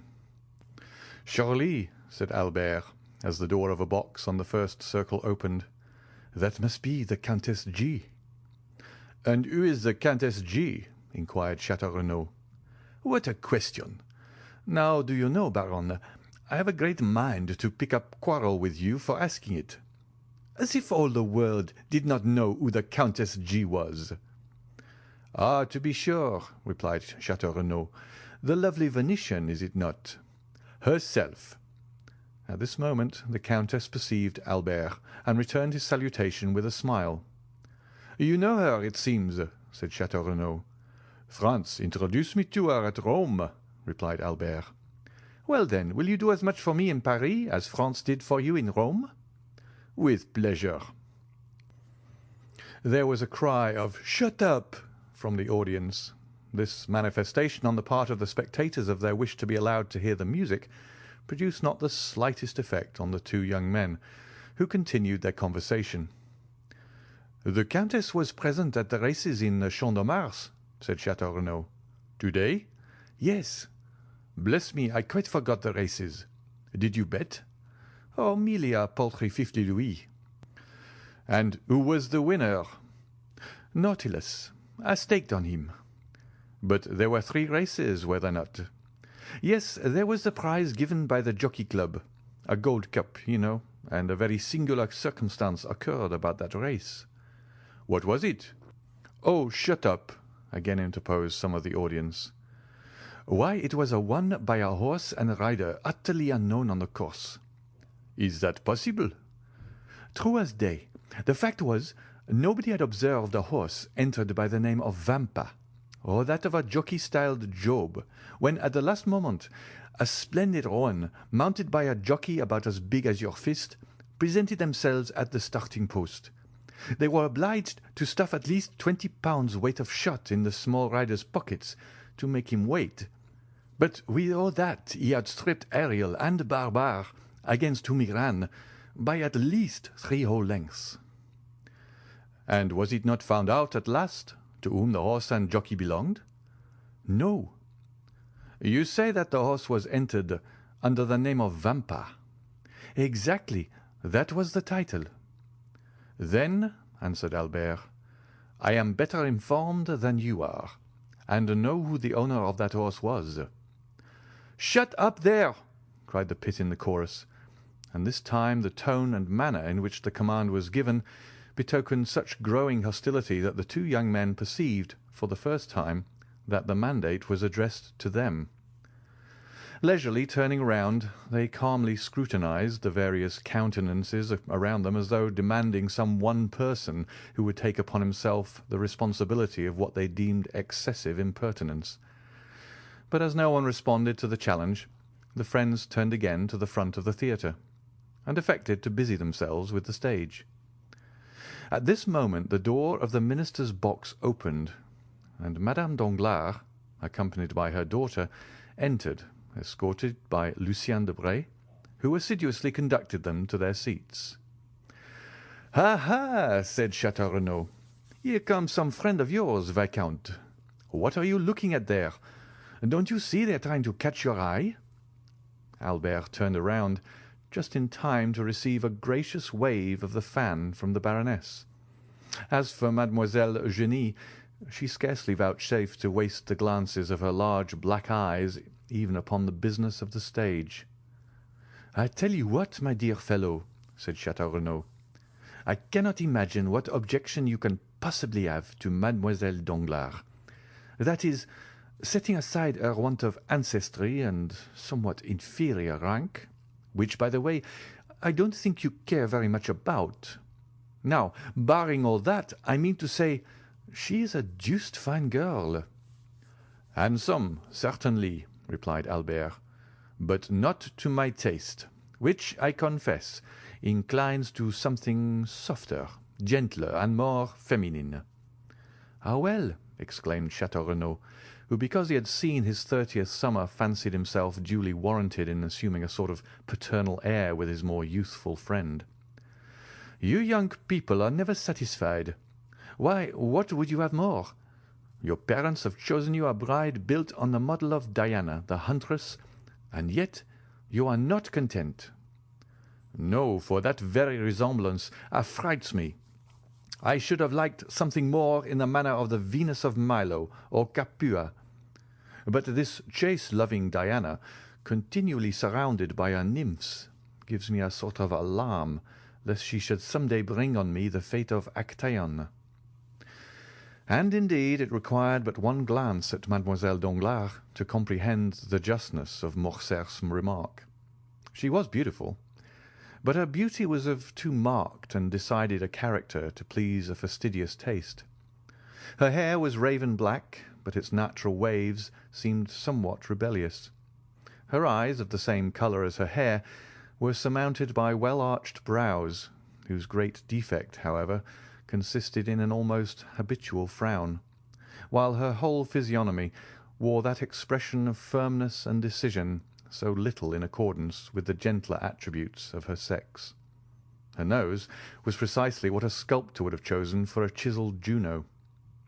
Her mouth, which might have been found fault with as too large, displayed teeth of pearly whiteness, rendered still more conspicuous by the brilliant carmine of her lips, contrasting vividly with her naturally pale complexion. But that which completed the almost masculine look Morcerf found so little to his taste was a dark mole of much larger dimensions than those freaks of nature generally are, placed just at the corner of her mouth, and the effect tended to increase the expression of self-dependence that characterized her countenance. The rest of Mademoiselle Eugénie's person was in perfect keeping with the head just described. She, indeed, reminded one of Diana, as Château Renaud observed, but her bearing was more haughty and resolute. As regarded her attainments, the only fault to be found with them was the same that a fastidious connoisseur might have found with her beauty, that they were somewhat too erudite and masculine for so young a person. She was a perfect linguist, a first-rate artist, wrote poetry, and composed music. To the study of the latter she professed to be entirely devoted, following it with an indefatigable perseverance, assisted by a schoolfellow, a young woman without fortune, whose talent promised to develop into remarkable powers as a singer. It was rumoured that she was an object of almost paternal interest to one of the principal composers of the day, who excited her to spare no pains in the cultivation of her voice, which might hereafter prove a source of wealth and independence. But this counsel effectually decided Mademoiselle Danglars never to commit herself by being seen in public with one destined for a theatrical life, and acting upon this principle, the banker's daughter, though perfectly willing to allow Mademoiselle Louis d'Armilly, that was the name of the young virtuosa, to practise with her through the day, took especial care not to be seen in her company. Still, though not actually received at the Hôtel Danglars in the light of an acknowledged friend, Louise was treated with far more kindness and consideration than is usually bestowed on a governess. The curtain fell almost immediately after the entrance of Madame Danglars into her box. The band quitted the orchestra for the accustomed half-hour's interval allowed between the acts, and the audience were left at liberty to promenade the salons or lobbies, or to pay and receive visits in their respective boxes.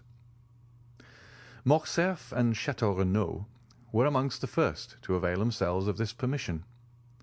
For an instant the idea struck Madame Danglars that this eagerness on the part of the young viscount arose from his impatience to join her party, and she whispered her expectations to her daughter, that Albert was hurrying to pay his respects to them. Mademoiselle Eugénie, however, merely returned a dissenting movement of the head, while, with a cold smile, she directed the attention of her mother to an opposite box on the first circle, in which sat the Countess G., and where Morcerf had just made his appearance. "So we meet again, my travelling friend, do we?" cried the Countess, extending her hand to him with all the warmth and cordiality of an old acquaintance. "It was really very good of you to recognize me so quickly, and still more so to bestow your first visit on me." "Be assured," replied Albert, "that if I had been aware of your arrival in Paris, and had known your address, I should have paid my respects to you before this.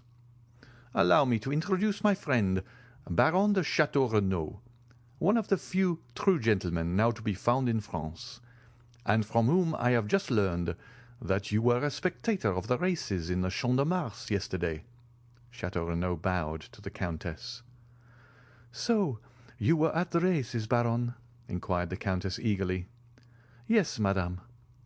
"Well, then," pursued Madame G., with considerable animation, "you can probably tell me who won the Jockey Club stakes." "I am sorry to say I cannot," replied the Baron, "and I was just asking the same question of Albert." "Are you very anxious to know, Countess?" asked Albert. "To know what?" "The name of the owner of the winning horse." "Excessively. Only imagine, but do tell me, Viscount, whether you really are acquainted with it or no." "I beg your pardon, madame, but you were about to relate some story, were you not? You said, 'Only imagine,' and then paused. Pray continue." "Well, then, listen. You must know I felt so interested in the splendid roan horse, with his elegant little rider, so tastefully dressed in a pink satin jacket and cap, that I could not help praying for their success with as much earnestness as though the half of my fortune were at stake. And when I saw them outstrip all the others, and come to the winning post in such gallant style, I actually clapped my hands with joy. Imagine my surprise when, upon returning home, the first object I met on the staircase was the identical jockey in the pink jacket. I concluded that by some singular chance the owner of the winning horse must live in the same hotel as myself. But as I entered my apartments I beheld the very gold cup awarded as a prize to the unknown horse and rider. Inside the cup was a small piece of paper on which were written these words: 'From Lord Ruthven to Countess G.'" "Precisely, I was sure of it," said Morcerf. "Sure of what?" "That the owner of the horse was Lord Ruthven himself." "What Lord Ruthven do you mean?" "Why, our Lord Ruthven, the vampire of the Sal Argentino." "Is it possible?" exclaimed the Countess. "Is he here in Paris?" "To be sure. Why not?" "And you visit him, meet him at your own house and elsewhere?" "I assure you he is most intimate friend, and Monsieur de Château Renaud has also the honour of his acquaintance." "But why are you so sure of his being the winner of the Jockey Club prize?" "Was not the winning horse entered by the name of Vampa?" "What of that?" "Why, do you not recollect the name of the celebrated bandit by whom I was made a prisoner?" "Oh, yes." "And from whose hands the Count extricated me in so wonderful a manner?" "To be sure, I remember it all now." "He called himself Vampa. You see, it's evident where the Count got the name." "But what could have been his motive for sending the cup to me?" In the first place, because I had spoken much of you to him, as you may believe, and in the second, because he delighted to see a countrywoman take so lively an interest in his success. I trust and hope you never repeated to the Count all the foolish remarks we used to make about him. I should not like to affirm upon oath that I have not.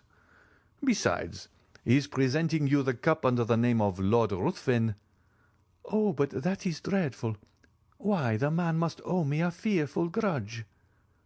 Does this action appear like that of an enemy? No, certainly not.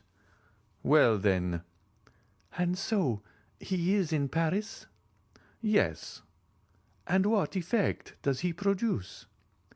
Why, said Albert, he was talked about for a week. Then the coronation of the Queen of England took place, followed by the theft of Mademoiselle Mars's diamonds, and so people talked of something else. My good fellow, said Chateau Renaud, the Count is your friend, and you treat him accordingly. Do not believe what Albert is telling you, Countess. So far from the sensation excited in the Parisian circles by the appearance of the Count of Monte Cristo having abated, I take upon myself to declare that it is as strong as ever. His first astounding act upon coming amongst us was to present a pair of horses worth 32,000 francs to Madame Danglars. His second, the almost miraculous preservation of Madame de Villefort's life. Now it seems that he has carried off the prize awarded by the Jockey Club. I therefore maintain, in spite of Morcerf, that not only is the Count the object of interest at this present moment, but also that he will continue to be so for a month longer if he pleases to exhibit an eccentricity of conduct which, after all, may be his ordinary mode of existence. Perhaps you are right, said Morcerf. Meanwhile, who is in the Russian ambassador's box? Which box do you mean? asked the Countess. The one between the pillars on the first tier. It seems to have been fitted up entirely afresh.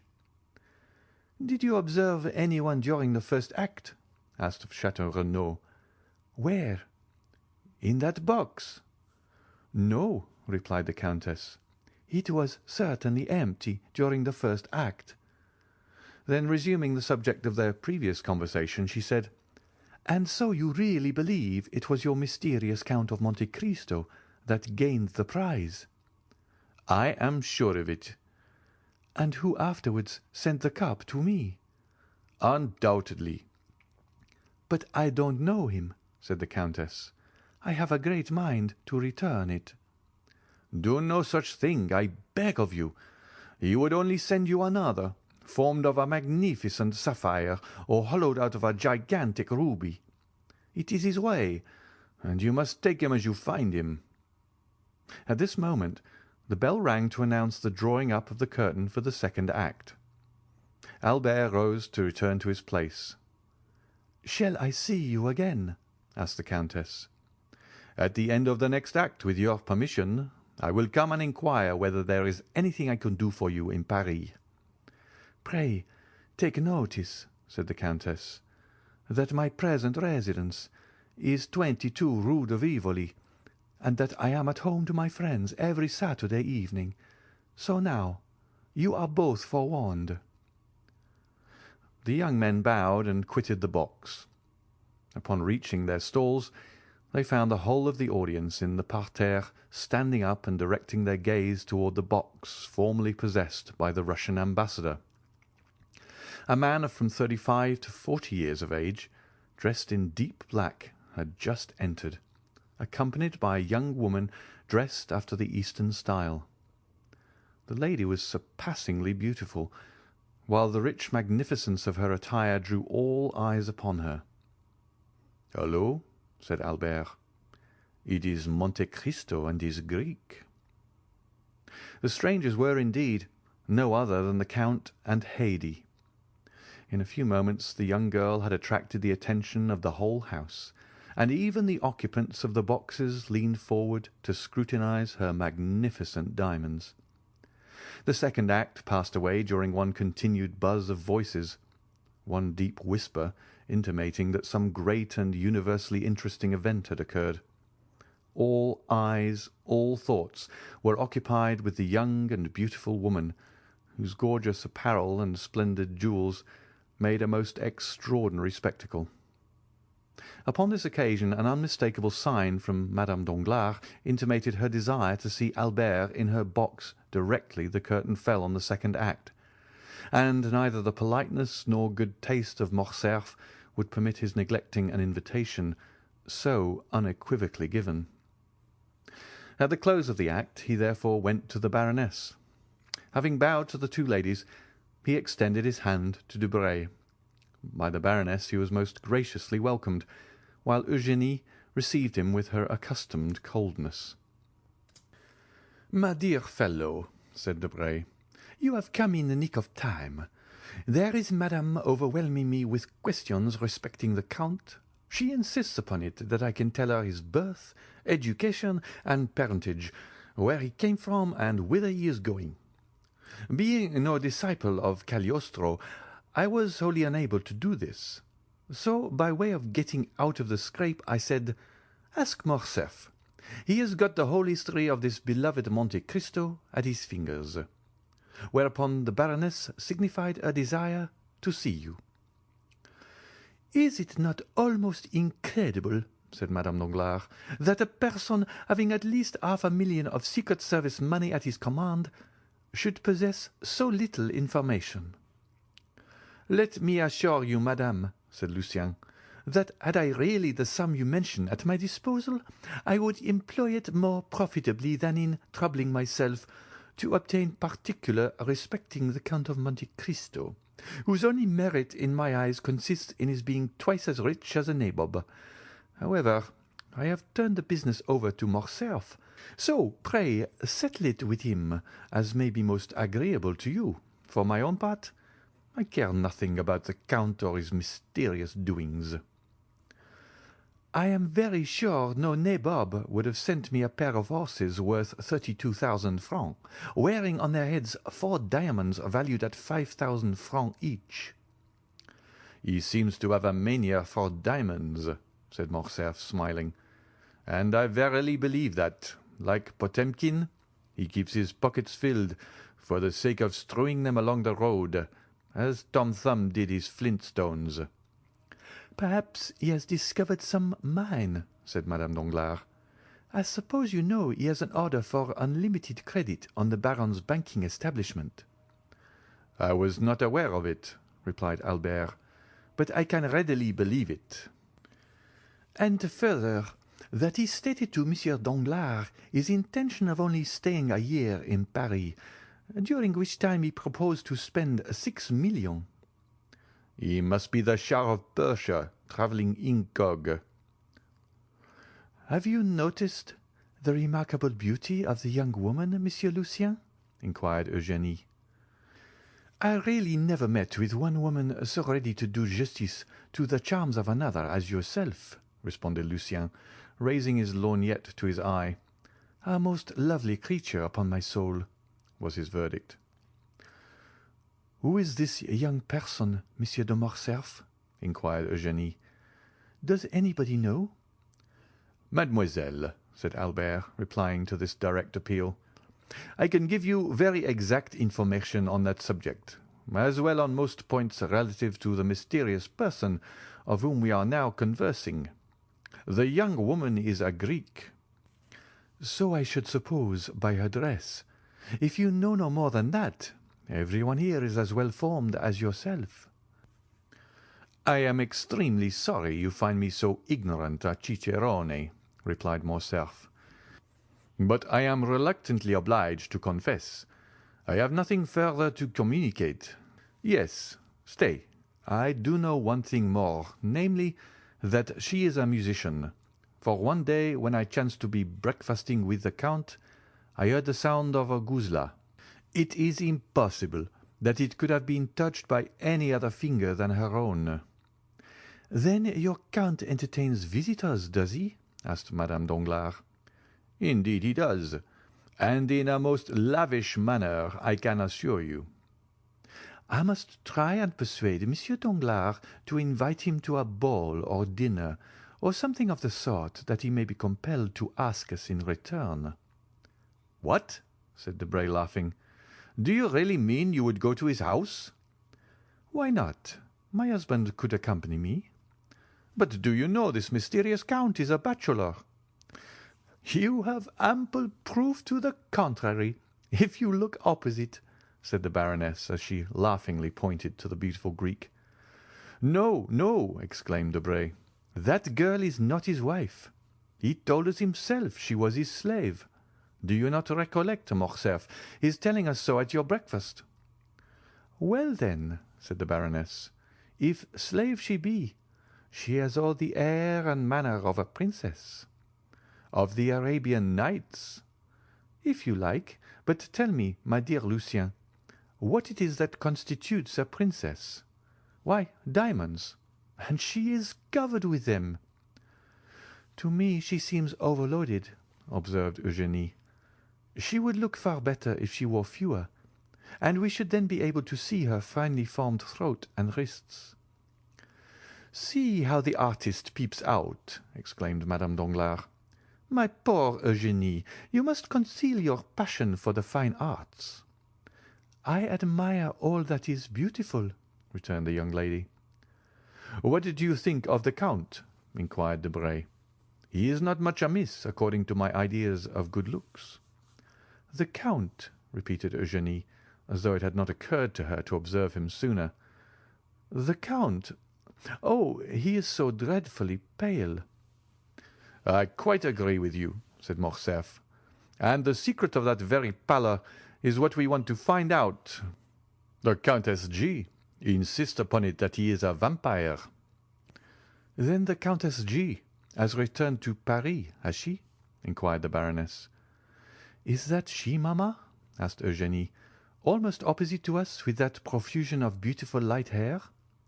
"Yes," said Madame Danglars, "that is she. Shall I tell you what you ought to do, Morcerf?"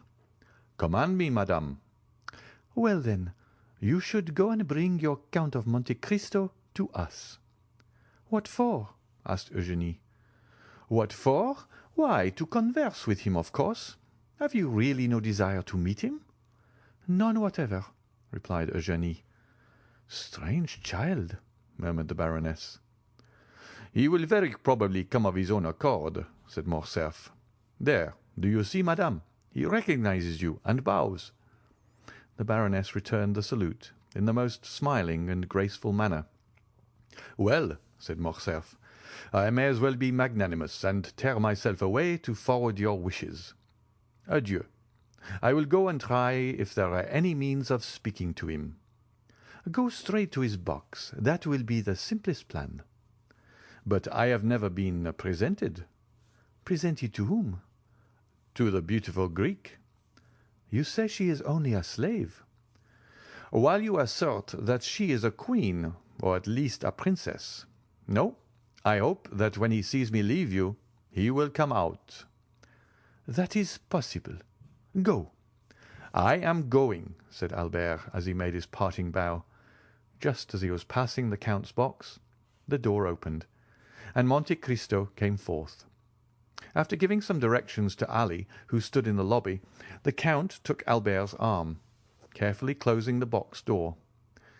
Ali placed himself before it, while a crowd of spectators assembled around the Nubian. "Upon my word," said Monte Cristo, "Paris is a strange city, and the Parisians are a very singular people. See that cluster of persons collected around poor Ali, who is as much astonished as themselves. Really, one might suppose he was the only Nubian they have ever beheld. Now, I can promise you that a Frenchman might show himself in public, either in Tunis, Constantinople, Bagdad, or Cairo, without being treated in that way." "That shows that the Eastern nations have too much good sense to waste their time and attention on objects undeserving of either. However, as far as Ali is concerned, I can assure you The interest he excites is merely from the circumstance of his being your attendant. You, who are at this moment the most celebrated and fashionable person in Paris." "Really?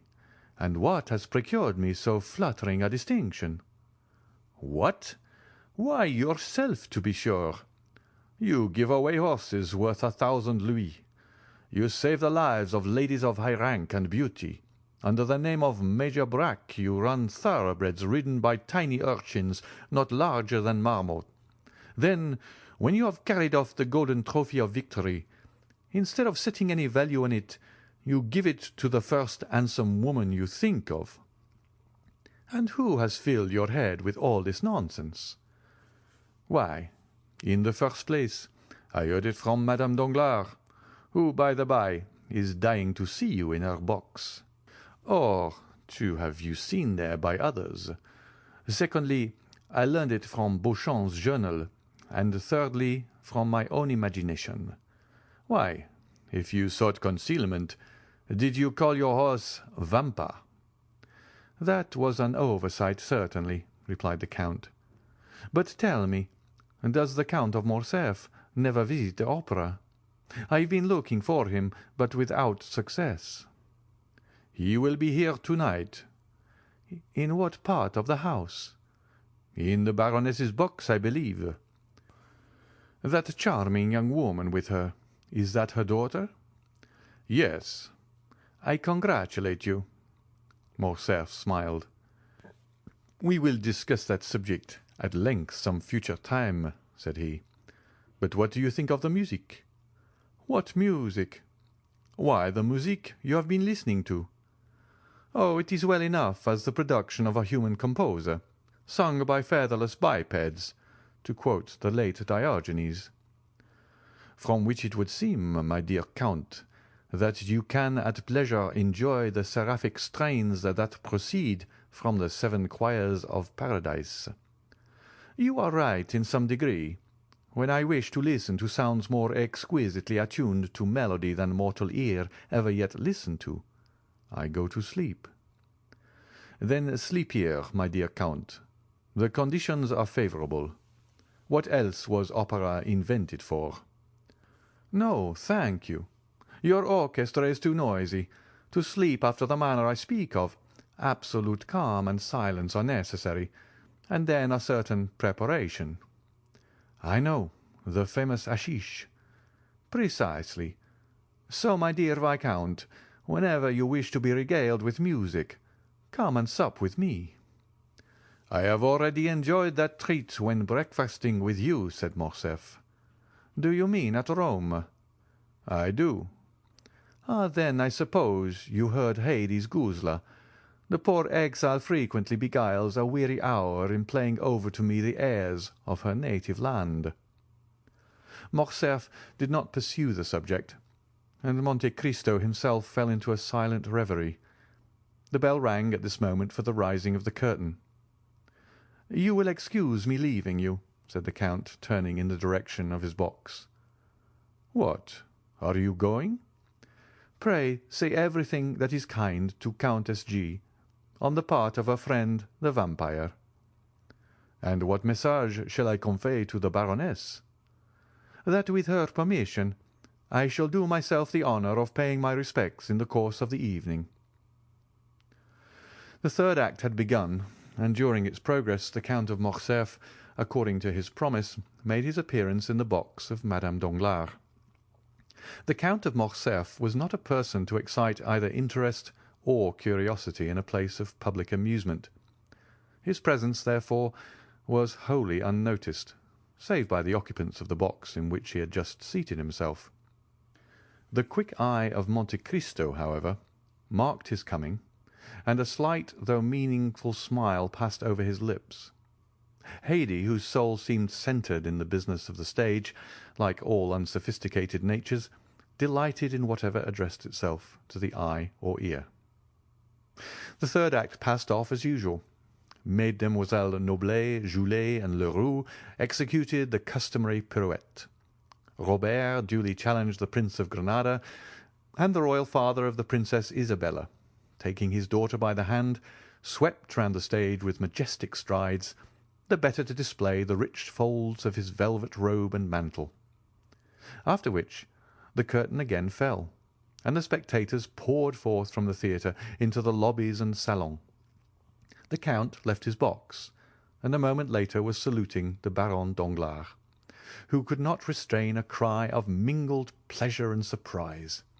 "You are welcome, Count," she exclaimed as he entered. "I have been most anxious to see you, that I might repeat orally the thanks writing can so ill express." "Surely so trifling a circumstance cannot deserve a place in your remembrance. Believe me, madam, I had entirely forgotten it." "But it is not so easy to forget, monsieur, that the very next day after your princely gift you saved the life of my dear friend Madame de Villefort, which was endangered by the very animals your generosity restored to me." "This time, at least, I do not deserve your thanks. It was Ali, my Nubian slave, who rendered this service to Madame de Villefort." "Was it Ali," asked the Count of Morcerf, "who rescued my son from the hands of bandits?" "No, Count," replied Monte Cristo, taking the hand held out to him by the general. "In this instance I may fairly and freely accept your thanks, but you have already tendered them and fully discharged your debt, if indeed there existed one, and I feel almost mortified to find you still reverting to the subject. May I beg of you, Baroness, to honour me with an introduction to your daughter?" "Oh, you are no stranger, at least not by name," replied Madame Danglars, "and the last 2 or 3 days we have really talked of nothing but you. Eugénie," continued the Baroness, turning towards her daughter, "this is the Count of Monte Cristo." The Count bowed, while Mademoiselle Danglars bent her head slightly. "You have a charming young person with you to-night, Count," said Eugénie. "Is she your daughter?" "No, mademoiselle," said Monte Cristo, astonished at the coolness and freedom of the question. "She is a poor unfortunate Greek, left under my care." "And what is her name?" "Haydée," replied Monte Cristo. "A Greek?" murmured the Count of Morcerf. "Yes, indeed, Count," said Madame Danglars. "And tell me, did you ever see at the court of Ali Tepelini, whom you so gloriously and valiantly served, a more exquisite beauty or richer costume?" "Did I hear rightly, monsieur," said Monte Cristo, "that you served at Yanina?" "I was Inspector General of the Pasha's troops," replied Morcerf, "and it is no secret that I owe my fortune, such as it is, to the liberality of the illustrious Albanese chief." "But look!" exclaimed Madame Danglars. "Where?" stammered Morcerf. "There," said Monte Cristo, placing his arms around the Count and leaning with him over the front of the box, just as Haydée, whose eyes were occupied in examining the theatre in search of her guardian, perceived his pale features close to Morcerf's face. It was as if the young girl beheld the head of Medusa. She bent forwards as though to assure herself of the reality of what she saw, then, uttering a faint cry, threw herself back in her seat. The sound was heard by the people about Ali, who instantly opened the box door. "Why, Count," exclaimed Eugénie, "what has happened to your ward? She seems to have been taken suddenly ill." "Very probably," answered the Count, "but do not be alarmed on her account. Haydée's nervous system is delicately organized, and she is peculiarly susceptible to the odours even of flowers. Nay, there are some which cause her to faint if brought into her presence. However," continued Monte Cristo, drawing a small phial from his pocket, "I have an infallible remedy." So saying, he bowed to the Baroness and her daughter, exchanged a parting shake of the hand with Debray and the Count, and left Madame Danglars' box. Upon his return to Haydée, he found her still very pale. As soon as she saw him, she seized his hand. Her own hands were moist and icy cold. "Who was it you were talking with over there?" she asked. "With the Count of Morcerf," answered Monte Cristo. "He tells me he served your illustrious father, and that he owes his fortune to him." "Wretch!" exclaimed Haydée, her eyes flashing with rage. "He sold my father to the Turks, and the fortune he boasts of was the price of his treachery. Did you not know that, my dear lord?"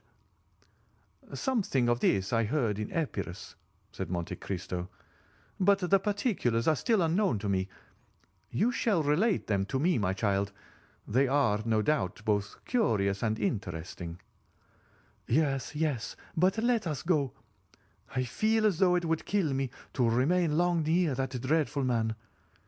So saying, Haydée arose, and wrapping herself in her burnous of white cashmere embroidered with pearls and coral, she hastily quitted the box at the moment when the curtain was rising upon the fourth act. "Do you observe," said the Countess G.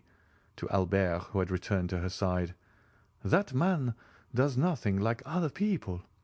He listens most devoutly to the third act of Robert le Diable, and when the fourth begins, takes his departure."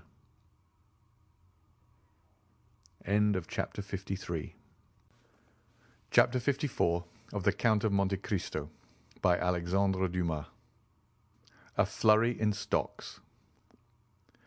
Some days after this meeting, Albert de Morcerf visited the Count of Monte Cristo at his house in the Champs-Élysées, which had already assumed that palace-like appearance which the Count's princely fortune enabled him to give even to his most temporary residences.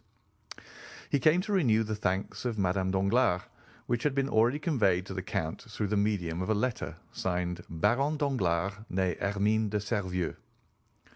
Albert was accompanied by Lucien Debray, who, joining in his friend's conversation, added some passing compliments, the source of which the Count's talent for finesse easily enabled him to guess.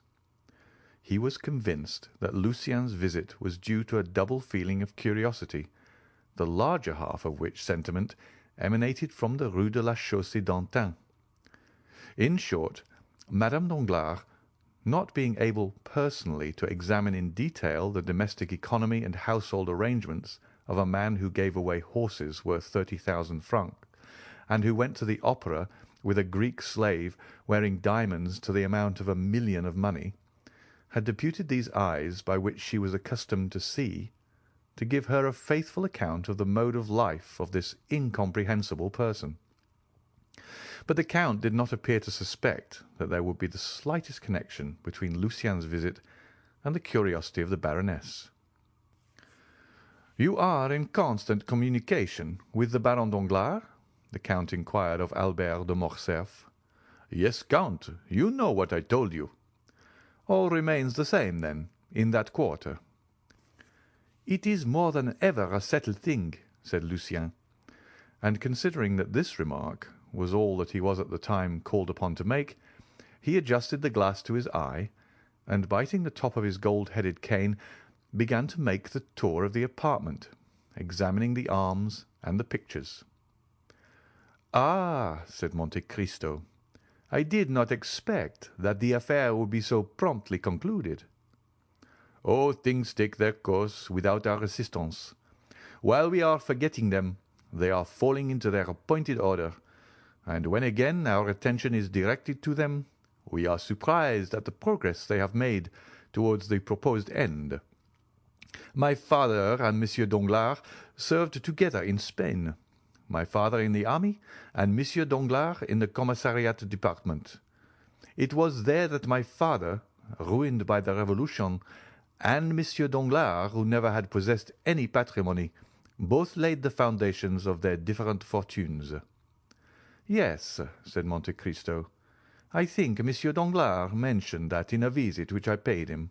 And," continued he, casting a side glance at Lucien, who was turning over the leaves of an album, "Mademoiselle Eugénie is pretty, I think. I remember that to be her name." "Very pretty, or rather very beautiful," replied Albert, "but of that style of beauty which I do not appreciate. I am an ungrateful fellow." "You speak as if you were already her husband." Ah, returned Albert in his turn, looking around to see what Lucien was doing. Really, said Monte Cristo, lowering his voice, you do not appear to me to be very enthusiastic on the subject of this marriage. Mademoiselle Danglars is too rich for me, replied Morcerf, and that frightens me. Bah! exclaimed Monte Cristo, that's a fine reason to give. And you not rich yourself? My father's income is about 50,000 francs per annum, and he will give me perhaps 10 or 12,000 when I marry. That perhaps might not be considered a large sum, in Paris especially, said the Count, but everything does not depend on wealth, and it is a fine thing to have a good name and to occupy a high station in society. Your name is celebrated, your position magnificent, and then the Comte de Morcerf is a soldier, and it is pleasing to see the integrity of a Bayard united to the poverty of a Du Guesclin. Disinterestedness is the brightest ray in which a noble sword can shine. As for me, I consider the union with Mademoiselle Danglars a most suitable one. She will enrich you, and you will ennoble her. Albert shook his head and looked thoughtful. There is still something else, said he. I confess, observed Monte Cristo, that I have some difficulty in comprehending your objection to a young lady who is both rich and beautiful. Oh, said Morcerf, this repugnance, if repugnance it may be called, is not all on my side. Whence can it arise, then? For you told me your father desired the marriage. It is my mother who dissents. She has a clear and penetrating judgment, and does not smile on the proposed union. I cannot account for it, but she seems to entertain some prejudice against the Danglars. Ah, said the Count in a somewhat forced tone, that may be easily explained. The Comtesse de Morcerf, who is aristocracy and refinement itself, does not relish the idea of being allied by your marriage with one of ignoble birth. That is natural enough. I do not know if that is her reason, said Albert. But one thing I do know, that if this marriage be consummated, it will render her quite miserable. There was to have been a meeting 6 weeks ago in order to talk over and settle the affair, but I had such a sudden attack of indisposition. Real? Interrupted the Count, smiling. Oh, real enough, from anxiety, doubtless. At any rate, they postponed the matter for 2 months. There is no hurry, you know. I am not yet 21, and Eugénie is only 17. But the 2 months expire next week. It must be done. My dear Count, you cannot imagine how my mind is harassed, how happy you are in being exempt from all this. Well, and why should you not be free too?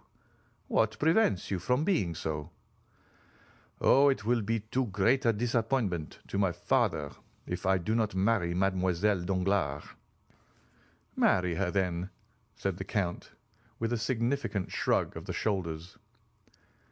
Yes, replied Morcerf, but that will plunge my mother into positive grief.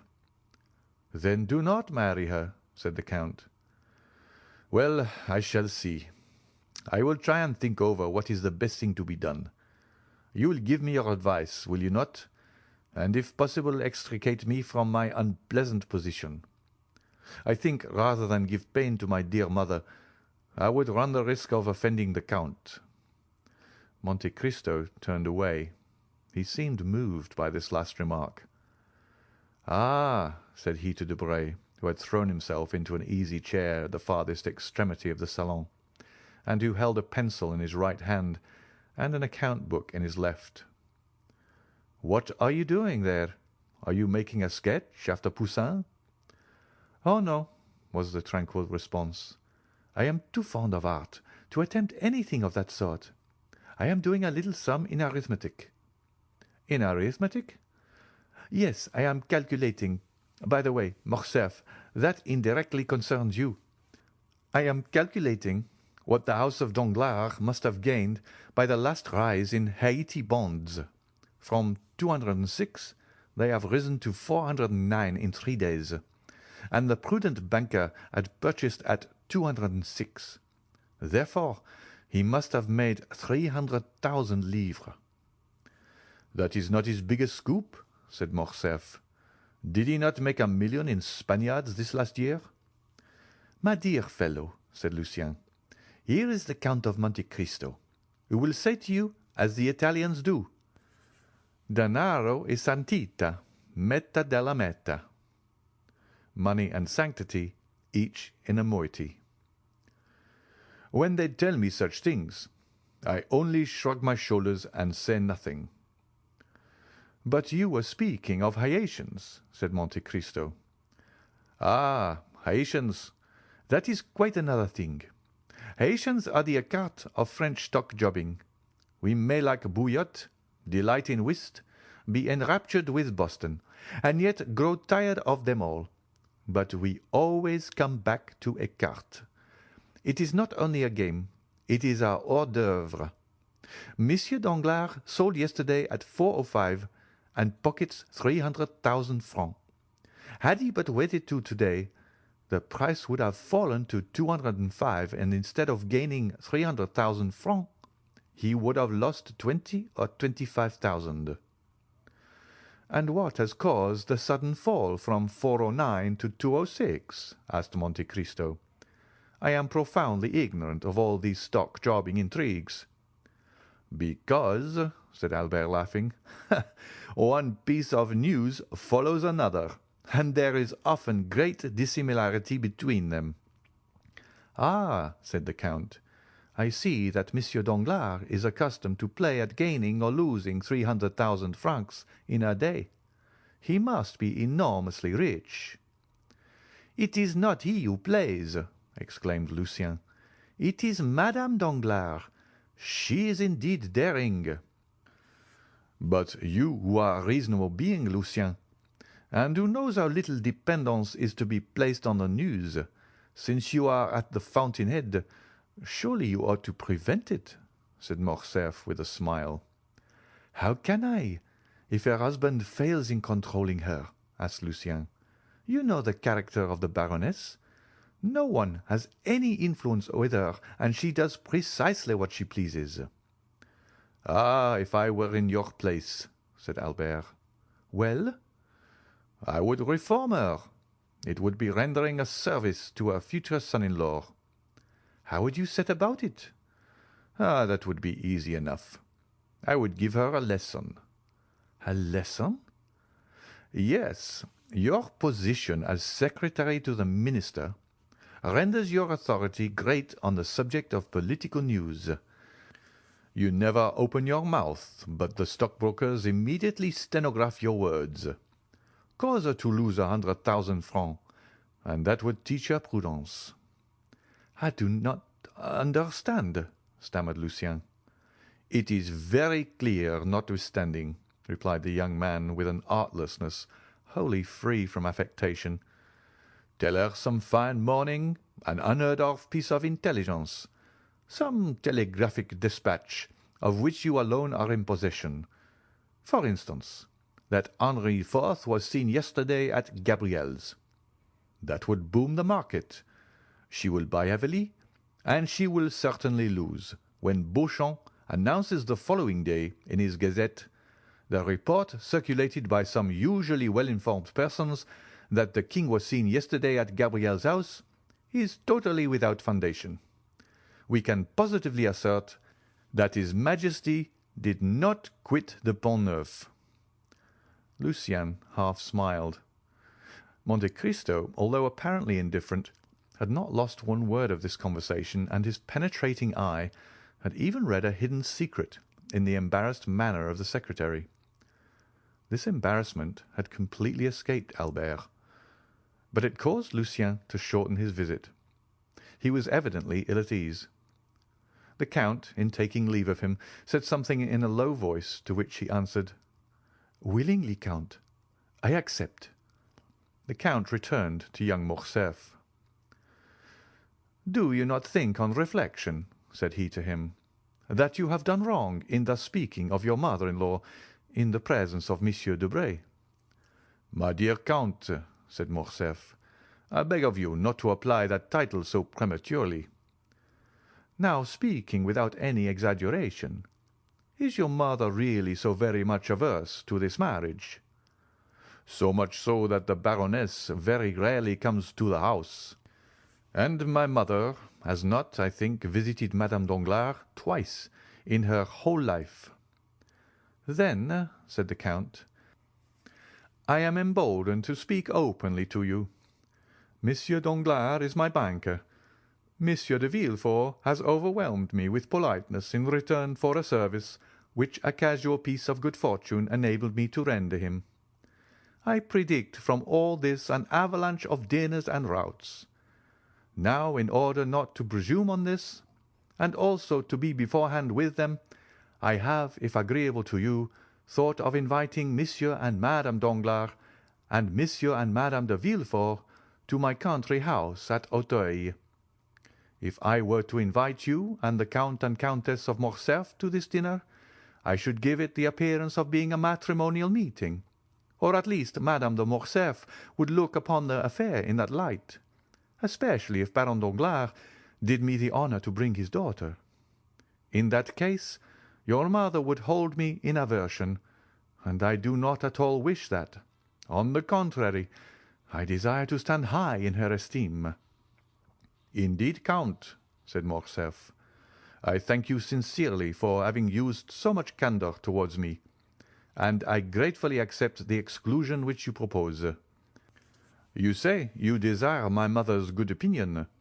I assure you it is already yours to a very unusual extent."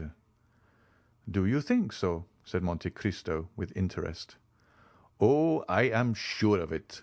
We talked of you an hour after you left us the other day.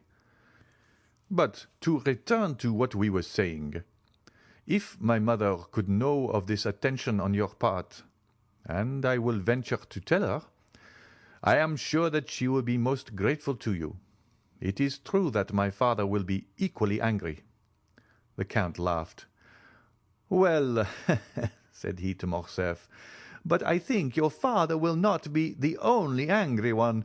Monsieur and Madame Danglars will think me a very ill-mannered person. They know that I am intimate with you, that you are, in fact, one of the oldest of my Parisian acquaintances, and they will not find you at my house. They will certainly ask me why I did not invite you. Be sure to provide yourself with some previous engagement which shall have a semblance of probability, and communicate the fact to me by a line in writing. You know that with bankers nothing but a written document will be valid." "I will do better than that," said Albert. "My mother is wishing to go to the seaside. What day is fixed for your dinner?" "Saturday." "This is Tuesday. Well, tomorrow evening we leave, and the day after we shall be at Tréport. Really, Count, you have a delightful way of setting people at their ease." "Indeed, you give me more credit than I deserve. I only wish to do what will be agreeable to you. That is all." "When shall we send your invitations?" "This very day." "Well, I will immediately call on Monsieur Danglars, and tell him that my mother and myself must leave Paris tomorrow. I have not seen you, consequently I know nothing of your dinner." "How foolish you are! Have you forgotten that Monsieur Debray has just been at my house?" "Ah, true." "Fix it this way. I have seen you and invited you without any ceremony, when you instantly answer that it would be impossible for you to accept, as you were going to Tréport." "Well, then, that is settled. But you will come and call on my mother before tomorrow?" "Before tomorrow? That will be a difficult matter to arrange. Besides, I shall just be in the way of all the preparations for departure." "Well, you can do better. You were only a charming man before, but if you accede to my proposal, you will be adorable." "What must I do to attain such sublimity?" "You are to-day as free as air. Come and dine with me. We shall be a small party, only yourself, my mother, and I. You have scarcely seen my mother. You shall have an opportunity of observing her more closely. She is a remarkable woman, and I only regret that there does not exist another like her, about 20 years younger. In that case, I assure you, there would very soon be a Countess and Viscountess of Morcerf. As to my father, you will not see him. He is officially engaged, and dines with the chief referendary. We will talk over our travels, and you, who have seen the whole world, will relate your adventures. You should tell us the history of the beautiful Greek who was with you the other night at the opera, and whom you call your slave, and yet treat like a princess. We will talk Italian and Spanish. Come, accept my invitation, and my mother will thank you." "A thousand thanks," said the Count. "Your invitation is most gracious, and I regret exceedingly that it is not in my power to accept it. I am not so much at liberty as you suppose. On the contrary, I have a most important engagement." "Take care. You were teaching me just now how in case of an invitation to dinner one might creditably make an excuse. I require the proof of a pre-engagement. I am not a banker like Monsieur Danglars, but I am quite as incredulous as he is." "I am going to give you a proof," replied the Count, and he rang the bell. "Huh!" said Morcerf. "This is the second time you have refused to dine with my mother. It is evident that you wish to avoid her." Monte Cristo started. "Oh, you do not mean that," said he. "Besides, here comes the confirmation of my assertion." Baptistin entered, and remaining standing at the door. "I had no previous knowledge of your visit, had I?" "Indeed, you are such an extraordinary person that I would not answer for it." "At all events, I could not guess that you would invite me to dinner." "Probably not." "Well, listen, Baptistin. What did I tell you this morning when I called you into my laboratory?" "To close the door against visitors as soon as the clock struck 5, replied the valet. "What then?" "Ah, my dear Count," said Albert. "No, no, I wish to do away with that mysterious reputation that you have given me, my dear Viscount. It is tiresome to be always acting Manfred. I wish my life to be free and open. Go on, Baptistin." "Then to admit no one except Major Bartolomeo Cavalcanti and his son." "You hear? Major Bartolomeo Cavalcanti, a man who ranks amongst the most ancient nobility of Italy, whose name Dante has celebrated in the 10th canto of the Inferno. You remember it, do you not? Then there is his son, Andrea, a charming young man about your own age, Viscount, bearing the same title as yourself, and who is making his entry into the Parisian world, aided by his father's millions. The Major will bring his son with him this evening. The Contino, as we say in Italy. He confides him to my care. If he proves himself worthy of it, I will do what I can to advance his interests. You will assist me in the work, will you not?" "Most undoubtedly. This Major Cavalcanti is an old friend of yours, then?" "By no means. He is a perfect nobleman, very polite, modest, and agreeable, such as may be found constantly in Italy, descendants of very ancient families. I have met him several times at Florence, Bologna, and Lucca, and he has now communicated to me the fact of his arrival in Paris. The acquaintances one makes in travelling have a sort of claim on one. They everywhere expect to receive the same attention which you once paid them by chance, as though the civilities of a passing hour were likely to awaken any lasting interest in favour of the man in whose society you may happen to be thrown in the course of your journey. This good Major Cavalcanti is come to take a second view of Paris, which he only saw in passing through in the time of the Empire, when he was on his way to Moscow. I shall give him a good dinner. He will confide his son to my care. I will promise to watch over him. I shall let him follow in whatever path his folly may lead him, and then I shall have done my part." "Certainly, I see you are a model mentor," said Albert. "Good-bye. We shall return on Sunday, by the way. I have received news of France." "Have you? Is he still amusing himself in Italy?" "I believe so. However, he regrets your absence extremely. He says you were the son of Rome, and that without you all appears dark and cloudy. I do not know if he does not even go so far as to say that it rains." "His opinion of me is altered for the better, then?" "No, he still persists in looking upon you as the most incomprehensible and mysterious of beings."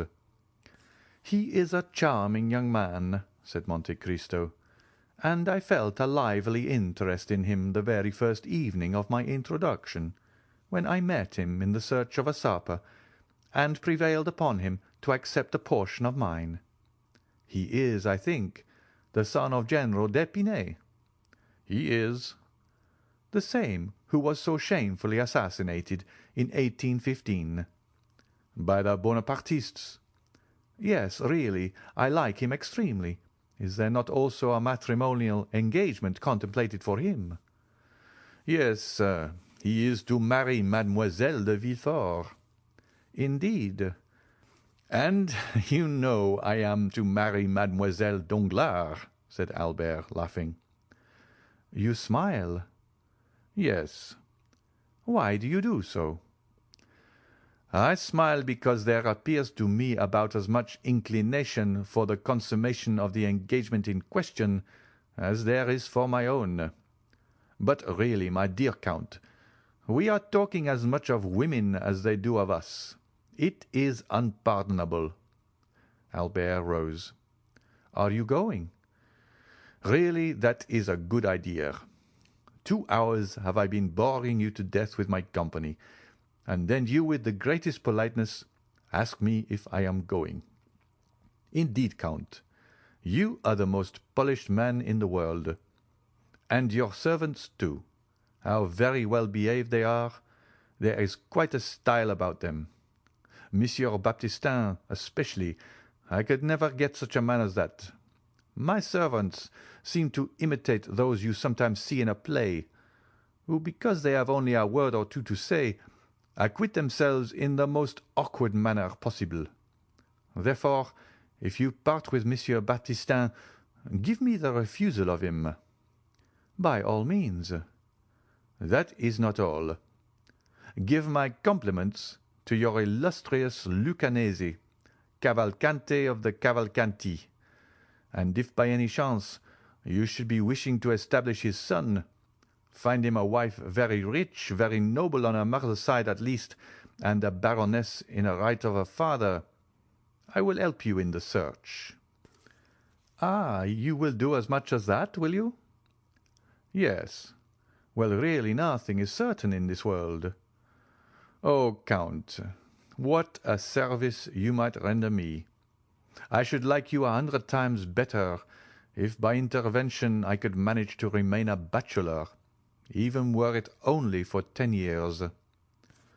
"Nothing is impossible," gravely replied Monte Cristo, and taking leave of Albert, he returned into the house and struck the gong 3 times. Bertuccio appeared. "Monsieur Bertuccio, you understand that I intend entertaining company on Saturday at Auteuil." Bertuccio slightly started. "I shall require your services to see that all be properly arranged. It is a beautiful house, or, at all events, may be made so." There must be a good deal done before it can deserve that title, your Excellency, for the tapestried hangings are very old. Let them all be taken away and changed. Then, with the exception of the sleeping chamber, which is hung with red damask, you will leave that exactly as it is." Bertuccio bowed. "You will not touch the garden either. As to the yard, you may do what you please with it. I should prefer that being altered beyond all recognition. I will do everything in my power to carry out your wishes, your Excellency. I should be glad, however, to receive your Excellency's commands concerning the dinner." "Really, my dear Monsieur Bertuccio," said the Count, "since you have been in Paris, you have become quite nervous, and apparently out of your element. You no longer seem to understand me." "But surely your Excellency will be so good as to inform me whom you are expecting to receive." "I do not yet know myself. Neither it is necessary that you should do so. Lucullus dines with Lucullus. That is quite sufficient." Bertuccio bowed and left the room. End of chapter 54. Chapter 55 of the Count of Monte Cristo by Alexandre Dumas. Major Cavalcanti. Both the Count and Baptistin had told the truth when they announced to Morcerf the proposed visit of the Major, which had served Monte Cristo as a pretext for declining Albert's invitation. 7 o'clock had just struck, and Monsieur Bertuccio, according to the command which had been given him, had 2 hours before left for Auteuil, when a cab stopped at the door, and after depositing its occupant at the gate, immediately hurried away, as if ashamed of its employment.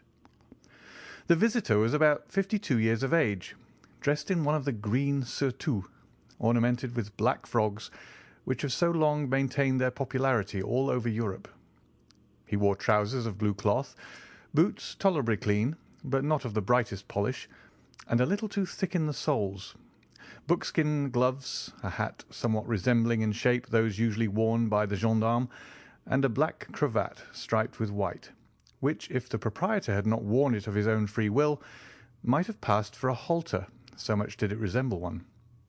Such was the picturesque costume of the person who rang at the gate, and demanded if it was not at number 30 in the Avenue des Champs-Élysées that the Count of Monte Cristo lived, and who, being answered by the porter in the affirmative, entered, closed the gate after him, and began to ascend the steps. The small and angular head of this man, his white hair and thick grey moustache, caused him to be easily recognised by Baptistin, who had received an exact description of the expected visitor, and who was awaiting him in the hall. Therefore, scarcely had the stranger time to pronounce his name before the Count was apprised of his arrival. He was ushered into a simple and elegant drawing-room, and the Count rose to meet him with a smiling air. "Ah, my dear sir, you are most welcome. I was expecting you." "Indeed," said the Italian. "Was your Excellency then aware of my visit?" "Yes, I had been told that I should see you today at 7 o'clock." "Then you have received full information concerning my arrival?" "Of course." "So much the better.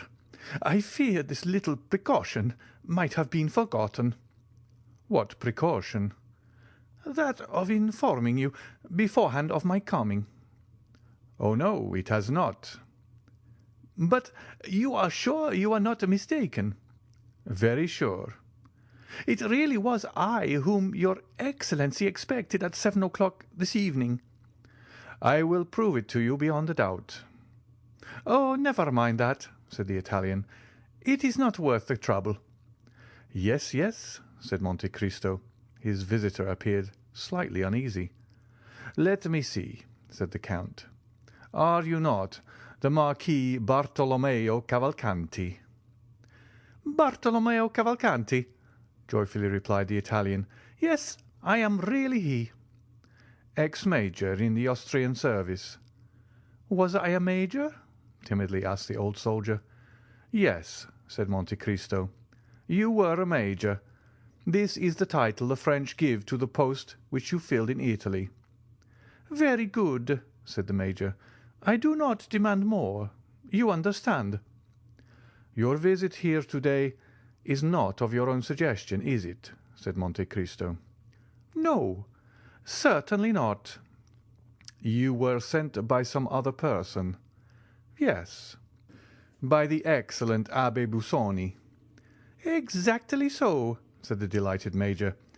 "And you have a letter?" "Yes, there it is." "Give it to me, then." And Monte Cristo took the letter, which he opened and read. The Major looked at the Count with his large, staring eyes, and then took a survey of the apartment. But his gaze almost immediately reverted to the proprietor of the room. "Yes, yes, I see. Major Cavalcanti, a worthy patrician of Lucca, a descendant of the Cavalcanti of Florence," continued Monte Cristo, reading aloud, "possessing an income of 500,000. Monte Cristo raised his eyes from the paper and bowed. "500,000, said he. "Magnificent." "500,000, is it?" said the Major.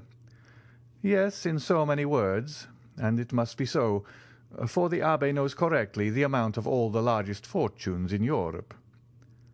"Be it 500,000, then, but on my word of honour, I had no idea that it was so much." "Because you are robbed by your steward. You must make some reformation in that quarter." "You have opened my eyes," said the Italian gravely. "I will show the gentleman the door." Monte Cristo resumed the perusal of the letter. "And who only needs one thing more to make him happy."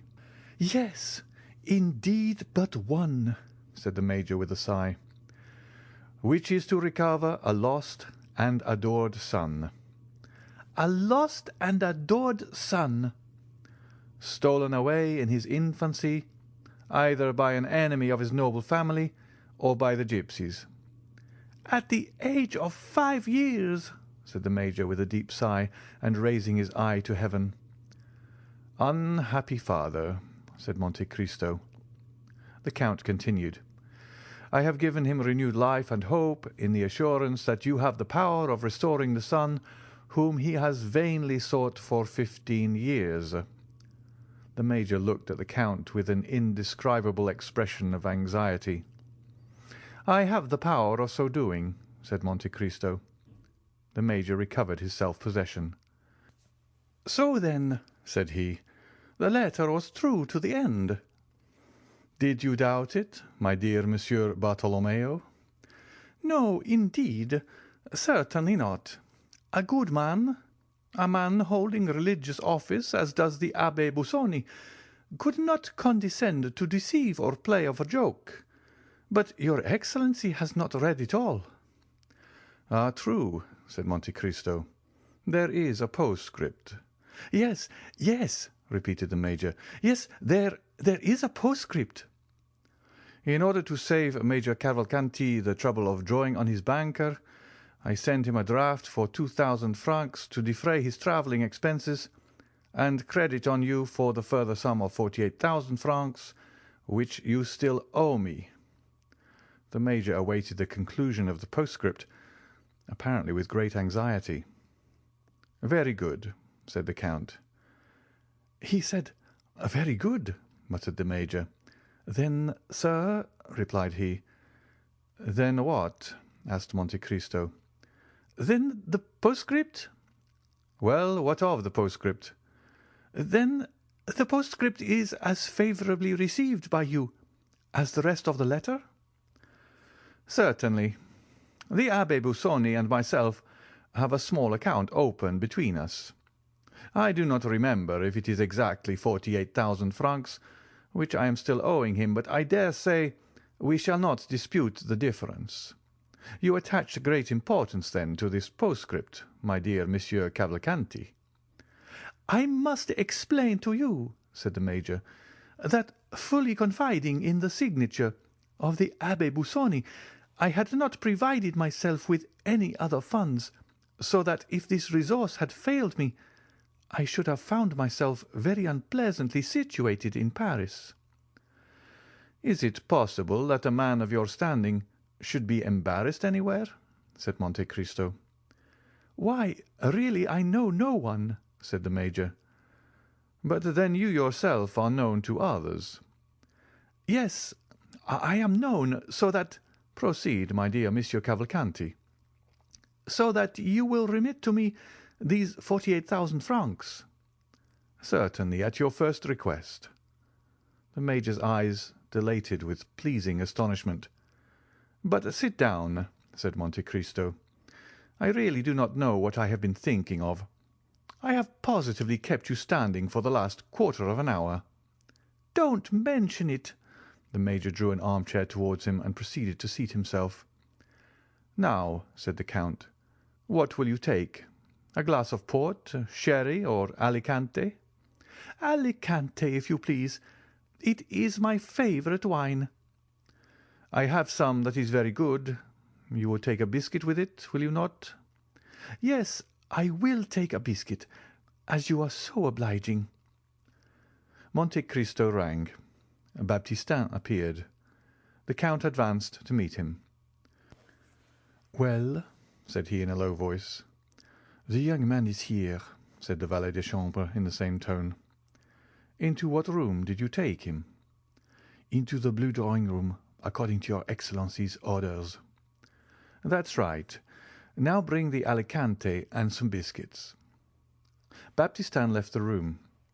"Really," said the Major, "I am quite ashamed of the trouble I am giving you." "Pray don't mention such a thing," said the Count. Baptistin re-entered with glasses, wine, and biscuits. The Count filled one glass, but in the other he only poured a few drops of the ruby-coloured liquid. The bottle was covered with spiders' webs and all the other signs which indicate the age of wine more truly than do wrinkles on a man's face. The Major made a wise choice. He took the full glass and the biscuit. The Count told Baptistin to leave the plate within reach of his guest, who began by sipping the Alicante with an expression of great satisfaction, and then delicately steeped his biscuit in the wine. "So, sir, you lived at Lucca, did you? You were rich, noble, held in great esteem, had all that could render a man happy." "All," said the Major, hastily swallowing his biscuit. "Positively all." "And yet there was one thing wanting in order to complete your happiness." "Only one thing," said the Italian. "And that one thing, your lost child." "Ah," said the Major, taking a second biscuit. "That consummation of my happiness was indeed wanting." The worthy Major raised his eyes to heaven and sighed. "Let me hear, then," said the Count, "who this deeply regretted son was, for I always understood you were a bachelor." "That was the general opinion, sir," said the Major, "and I—" "Yes," replied the Count, "and you confirmed the report. A youthful indiscretion, I suppose, which you were anxious to conceal from the world at large."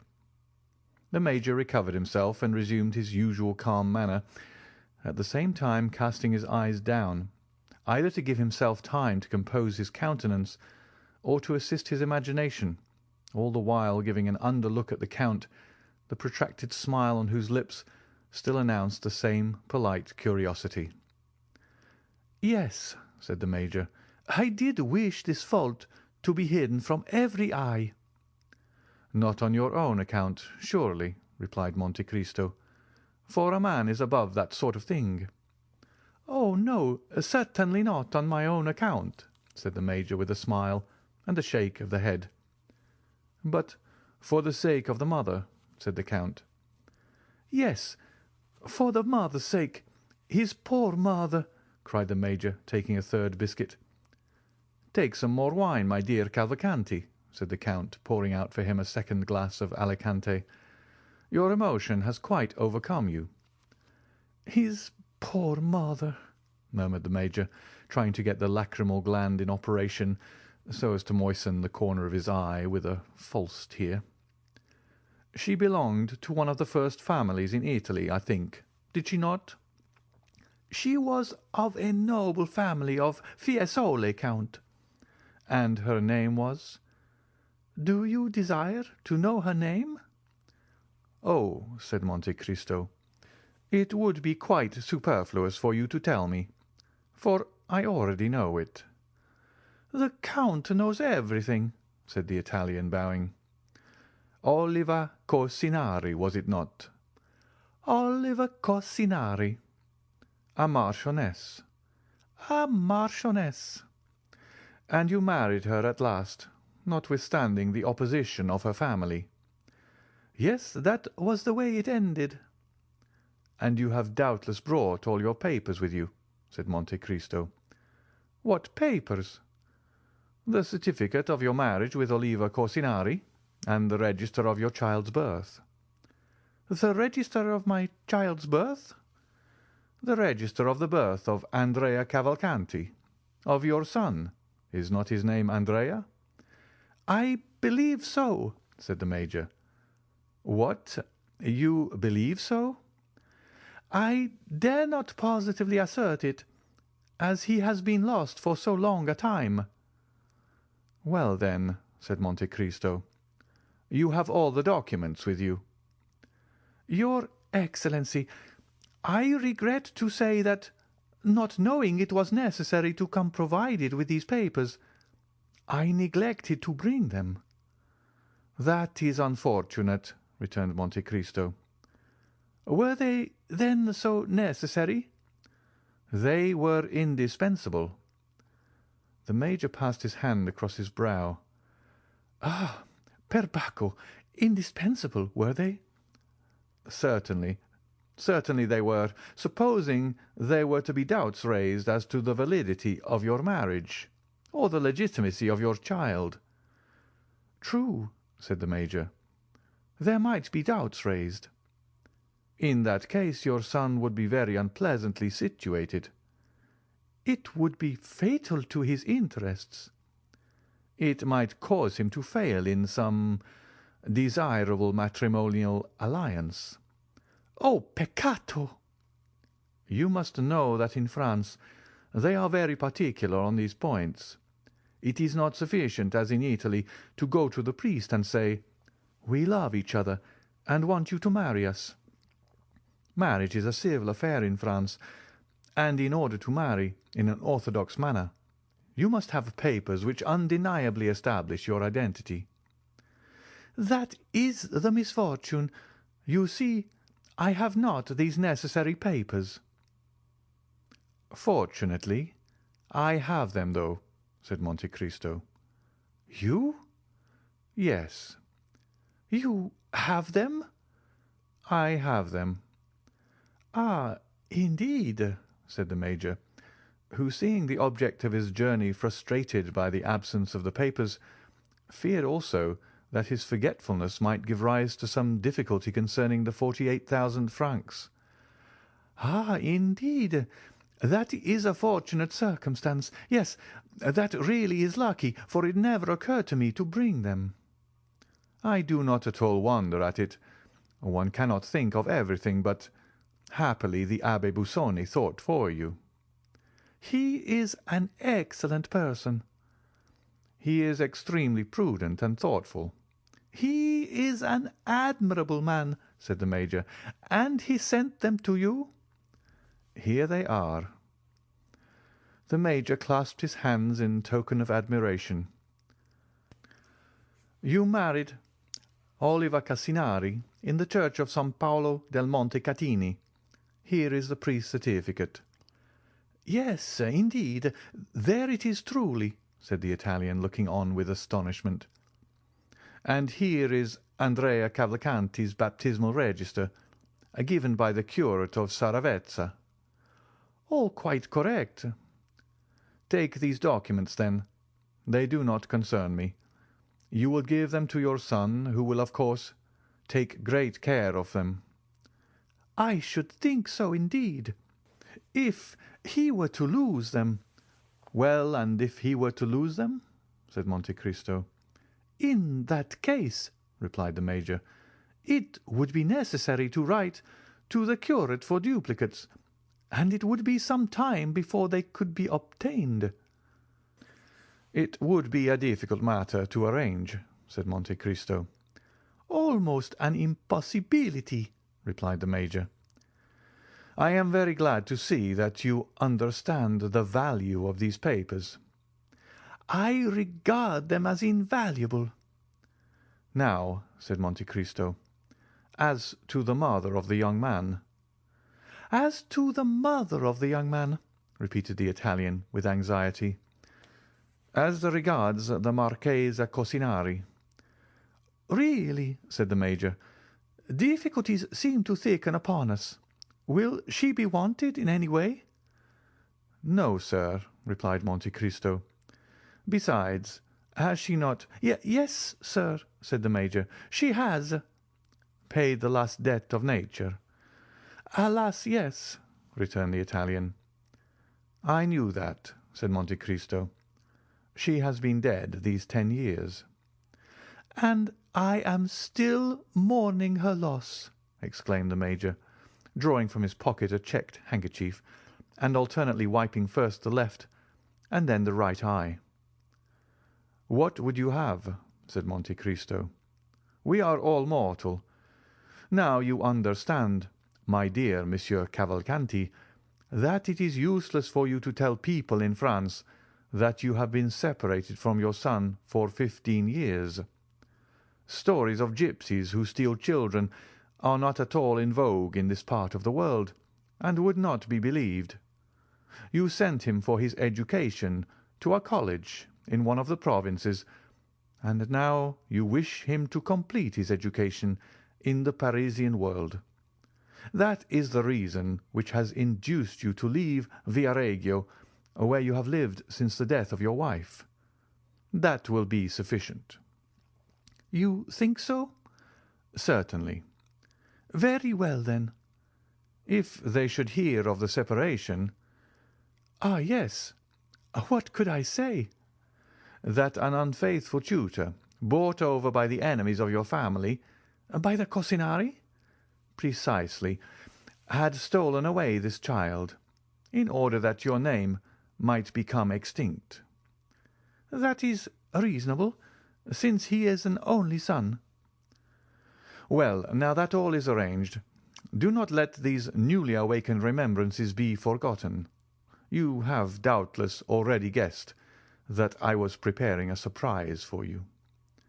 "An agreeable one?" asked the Italian.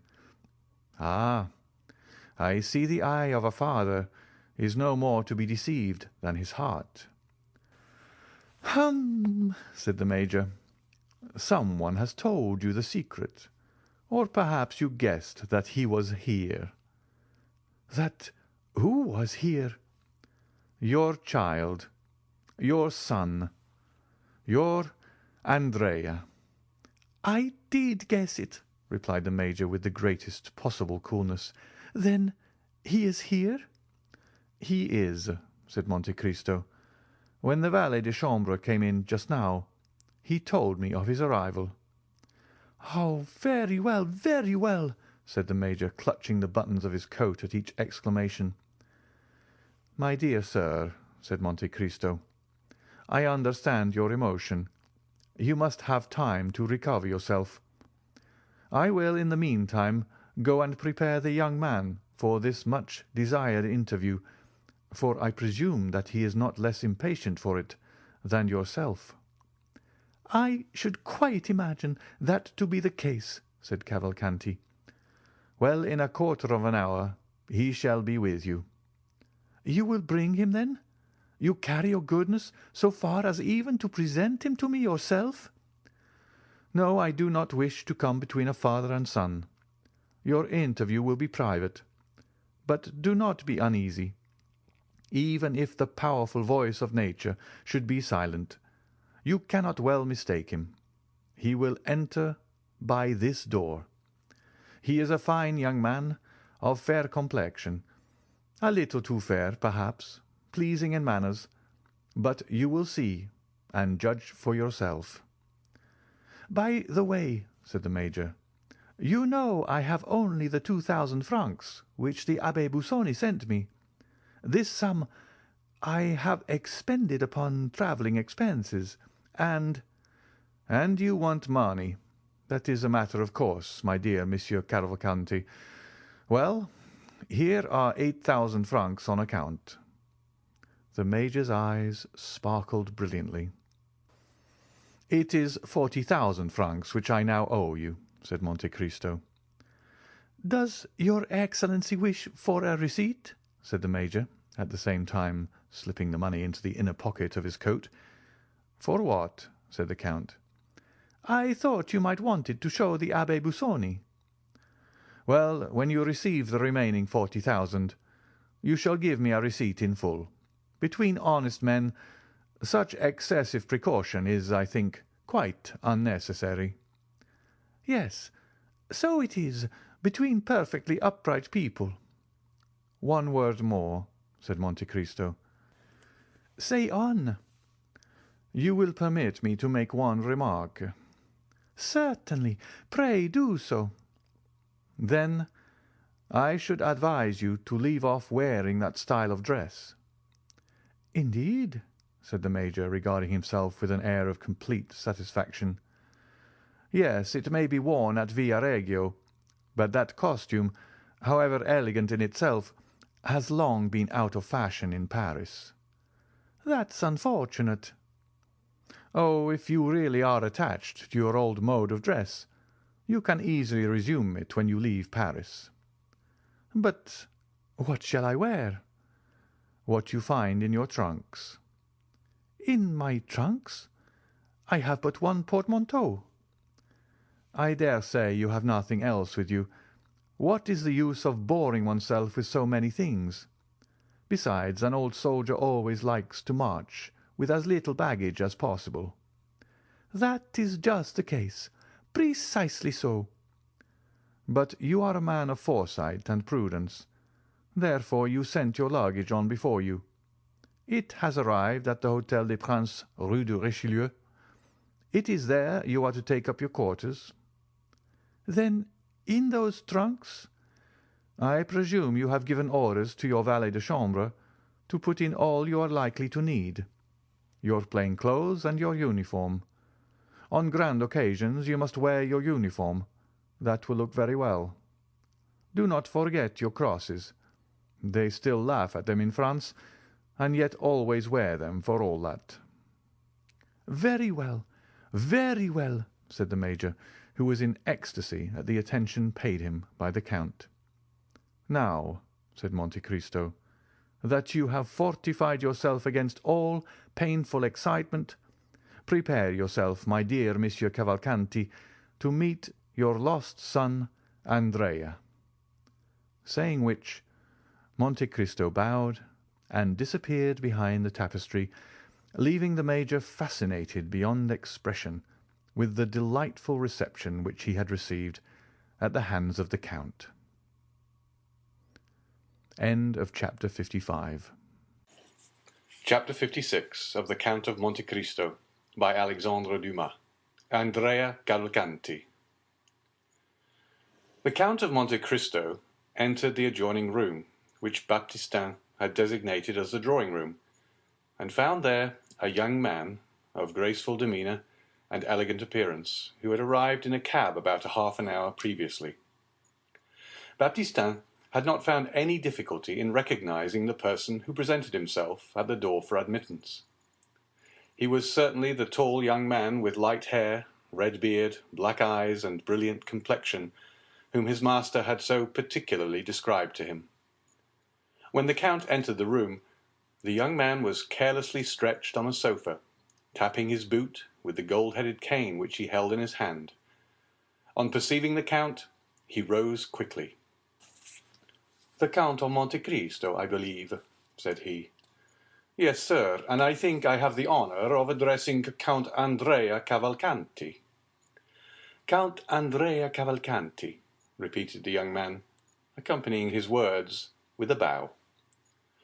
"You are charged with a letter of introduction addressed to me, are you not?" said the Count. "I did not mention that, because the signature seemed to me so strange." "The letter signed Sinbad the Sailor, is it not?"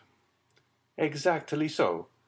Now, as I have never known any Sinbad, with the exception of the one celebrated in the 1001 Nights. Well, it is one of his descendants, and a great friend of mine. He is a very rich Englishman, eccentric almost to insanity, and his real name is Lord Wilmore." "Ah, indeed. Then that explains everything that is extraordinary," said Andrea. "He is, then, the same Englishman whom I met at— yes, indeed. Well, monsieur, I am at your service." "If what you say be true," replied the Count, smiling, "perhaps you would be kind enough to give me some account of yourself and your family." "Certainly I will do so," said the young man with a quickness which gave proof of his ready invention. "I am, as you have said, the Count Andrea Cavalcanti, son of Major Bartolomeo Cavalcanti, a descendant of the Cavalcanti whose names are inscribed in the Golden Book of Florence. Our family, although still rich, for my father's income amounts to 500,000, has experienced many misfortunes, and I myself was, at the age of 5 years, taken away by the treachery of my tutor, so that for 15 years I have not seen the author of my existence. Since I have arrived at years of discretion and become my own master, I have been constantly seeking him, but all in vain. At length I received this letter from your friend, which states that my father is in Paris, and authorizes me to address myself to you for information respecting him." "Really, all you have related to me is exceedingly interesting," said Monte Cristo, observing the young man with a gloomy satisfaction. "And you have done well to conform in everything to the wishes of my friend Sinbad, for your father is indeed here, and is seeking you." The Count, from the moment of his first entering the drawing-room, had not once lost sight of the expression of the young man's countenance. He had admired the assurance of his look and the firmness of his voice, but at these words, so natural in themselves, "Your father is indeed here and seeking you," young Andrea started and exclaimed, "My father? Is my father here?" "Most undoubtedly," replied Monte Cristo. "Your father, Major Bartolomeo Cavalcanti." The expression of terror, which for the moment had overspread the features of the young man, had now disappeared. "Ah, yes, that is the name, certainly. Major Bartolomeo Cavalcanti. And you really mean to say, monsieur, that my dear father is here?" "Yes, sir, and I can even add that I have only just left his company. The history which he related to me of his lost son touched me to the quick. Indeed, his griefs, hopes, and fears on that subject might furnish material for a most touching and pathetic poem. At length, he one day received a letter, stating that the abductors of his son now offered to restore him, or at least to give notice where he might be found, on condition of receiving a large sum of money by way of ransom. Your father did not hesitate an instant, and the sum was sent to the frontier of Piedmont, with a passport signed for Italy. You were in the south of France, I think?" "Yes," replied Andrea, with an embarrassed air. "I was in the south of France." "A carriage was to await you at Nice?" "Precisely so, and it conveyed me from Nice to Genoa, from Genoa to Turin, from Turin to Chambéry, from Chambéry to Pont de Beauvoisin, and from Pont de Beauvoisin to Paris." "Indeed? Then your father ought to have met you on the road, for it is exactly the same route which he himself took. And that is how we have been able to trace your journey to this place." "But," said Andrea, "if my father had met me, I doubt if he would have recognized me. I must be somewhat altered since he last saw me." "Oh, the voice of nature," said Monte Cristo. "True," interrupted the young man. "I had not looked upon it in that light." "Now," replied Monte Cristo, "there is only one source of uneasiness left in your father's mind, which is this. He is anxious to know how you have been employed during your long absence from him, how you have been treated by your persecutors, and if they have conducted themselves towards you with all the deference due to your rank. Finally, he is anxious to see if you have been fortunate enough to escape the bad moral influence to which you have been exposed, and which is infinitely more to be dreaded than any physical suffering. He wishes to discover if the fine abilities with which nature had endowed you have been weakened by want of culture, and in short whether you consider yourself capable of resuming and retaining in the world the high position to which your rank entitles you." "Sir," exclaimed the young man, quite astounded, "I hope no false report." "As for myself, I first heard you spoken of by my friend Wilmore, the philanthropist. I believe he found you in some unpleasant position, but do not know of what nature, for I did not ask, not being inquisitive. Your misfortunes engaged his sympathies, so you see you must have been interesting. He told me that he was anxious to restore you to the position which you had lost, and that he would seek your father until he found him. He did seek, and has found him apparently, since he is here now, and finally my friend apprised me of your coming, and gave me a few other instructions relative to your future fortune. I am quite aware that my friend Wilmore is peculiar, but he is sincere, and as rich as a gold mine. Consequently, he may indulge his eccentricities without any fear of their ruining him, and I have promised to adhere to his instructions. Now, sir, pray do not be offended at the question I am about to put to you, as it comes in the way of my duty as your patron. I would wish to know if the misfortunes which have happened to you, misfortunes entirely beyond your control, and which in no degree diminish my regard for you, I would wish to know if they have not, in some measure, contributed to render you a stranger to the world in which your fortune and your name entitle you to make a conspicuous figure." "Sir," returned the young man, with a reassurance of manner, "make your mind easy on this score. Those who took me from my father, and who always intended, sooner or later, to sell me again to my original proprietor, as they have now done, calculated that in order to make the most of their bargain, it would be politic to leave me in possession of all my personal and hereditary worth, and even to increase the value, if possible. I have therefore received a very good education, and have been treated by these kidnappers very much as the slaves were treated in Asia Minor, whose masters made them grammarians, doctors, and philosophers, in order that they might fetch a higher price in the Roman market." Monte Cristo smiled with satisfaction. It appeared as if he had not expected so much from Monsieur Andrea Cavalcanti.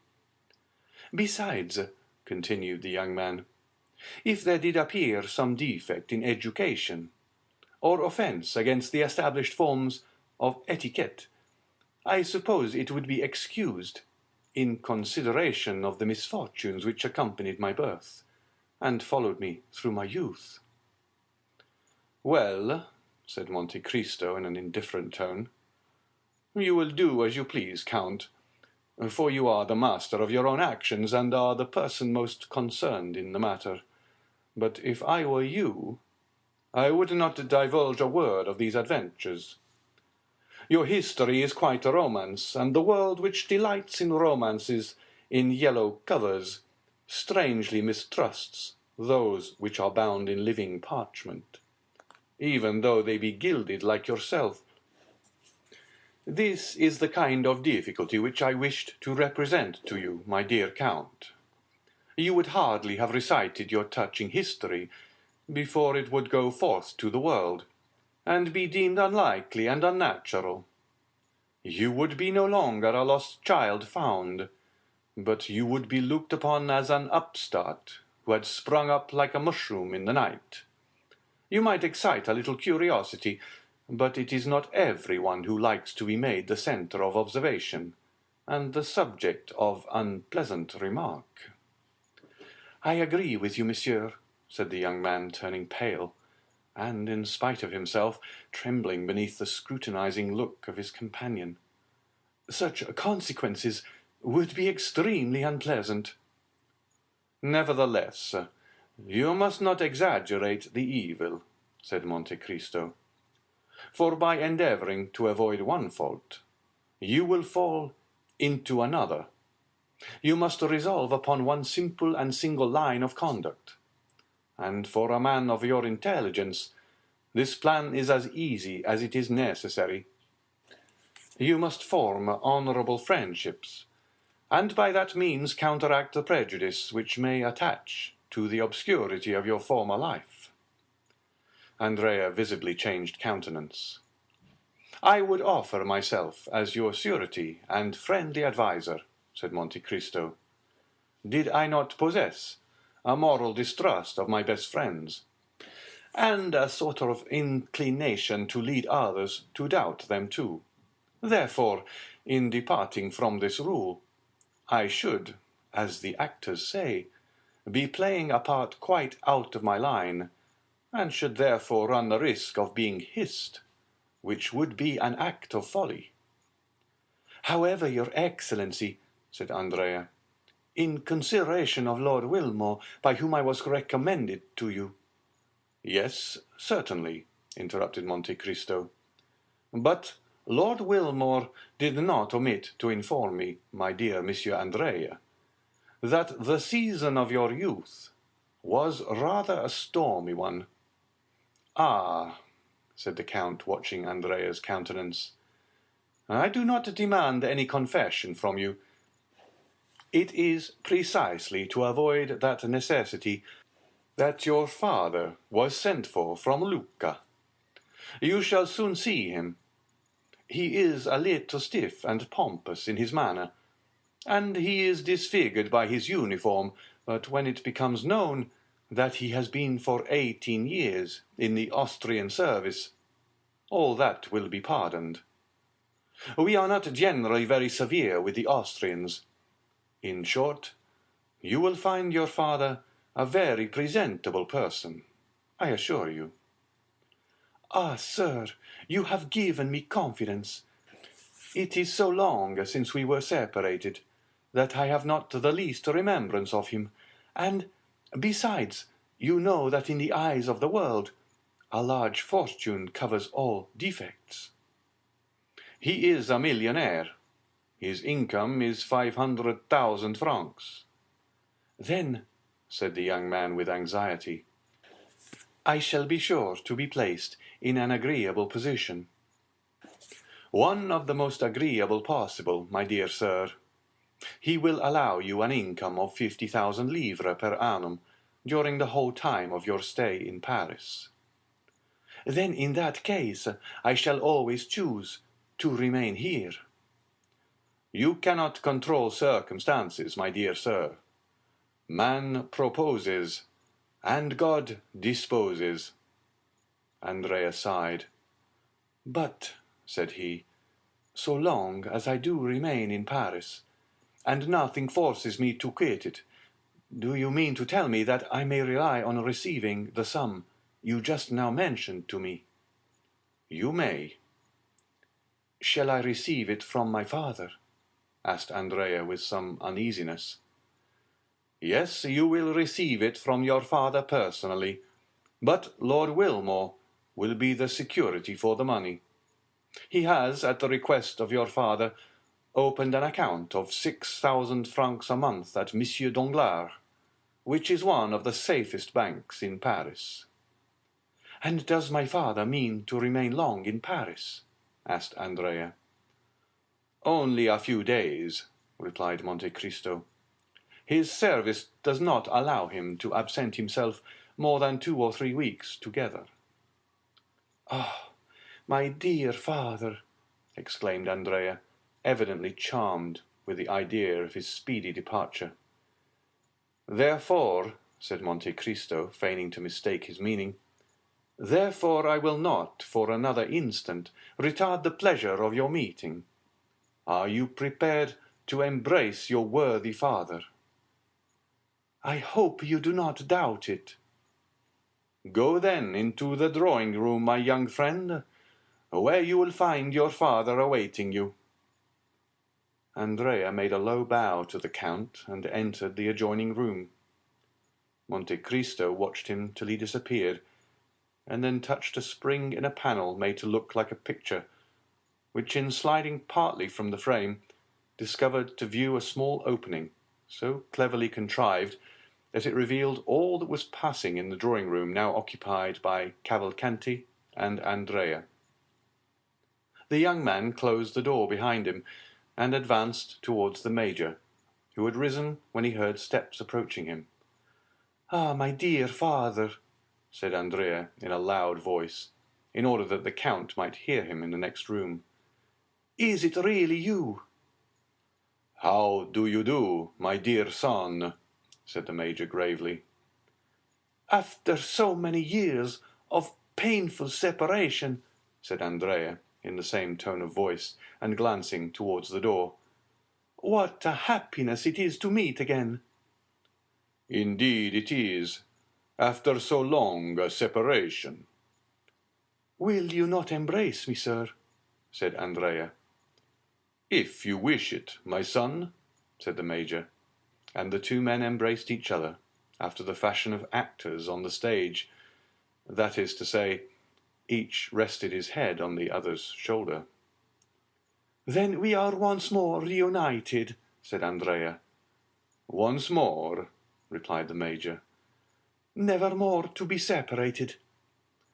"Why, as to that, I think, my dear son, you must be by this time so accustomed to France as to look upon it almost as a second country." "The fact is," said the young man, "that I should be exceedingly grieved to leave it." "As for me, you must know I cannot possibly live out of Lucca. Therefore I shall return to Italy as soon as I can." "But before you leave France, my dear father, I hope you will put me in possession of the documents which will be necessary to prove my descent." "Certainly. I am come expressly on that account. It has cost me much trouble to find you, but I had resolved on giving them into your hands, and if I had to recommence my search, it would occupy all the few remaining years of my life." "Where are those papers, then?" "Here they are."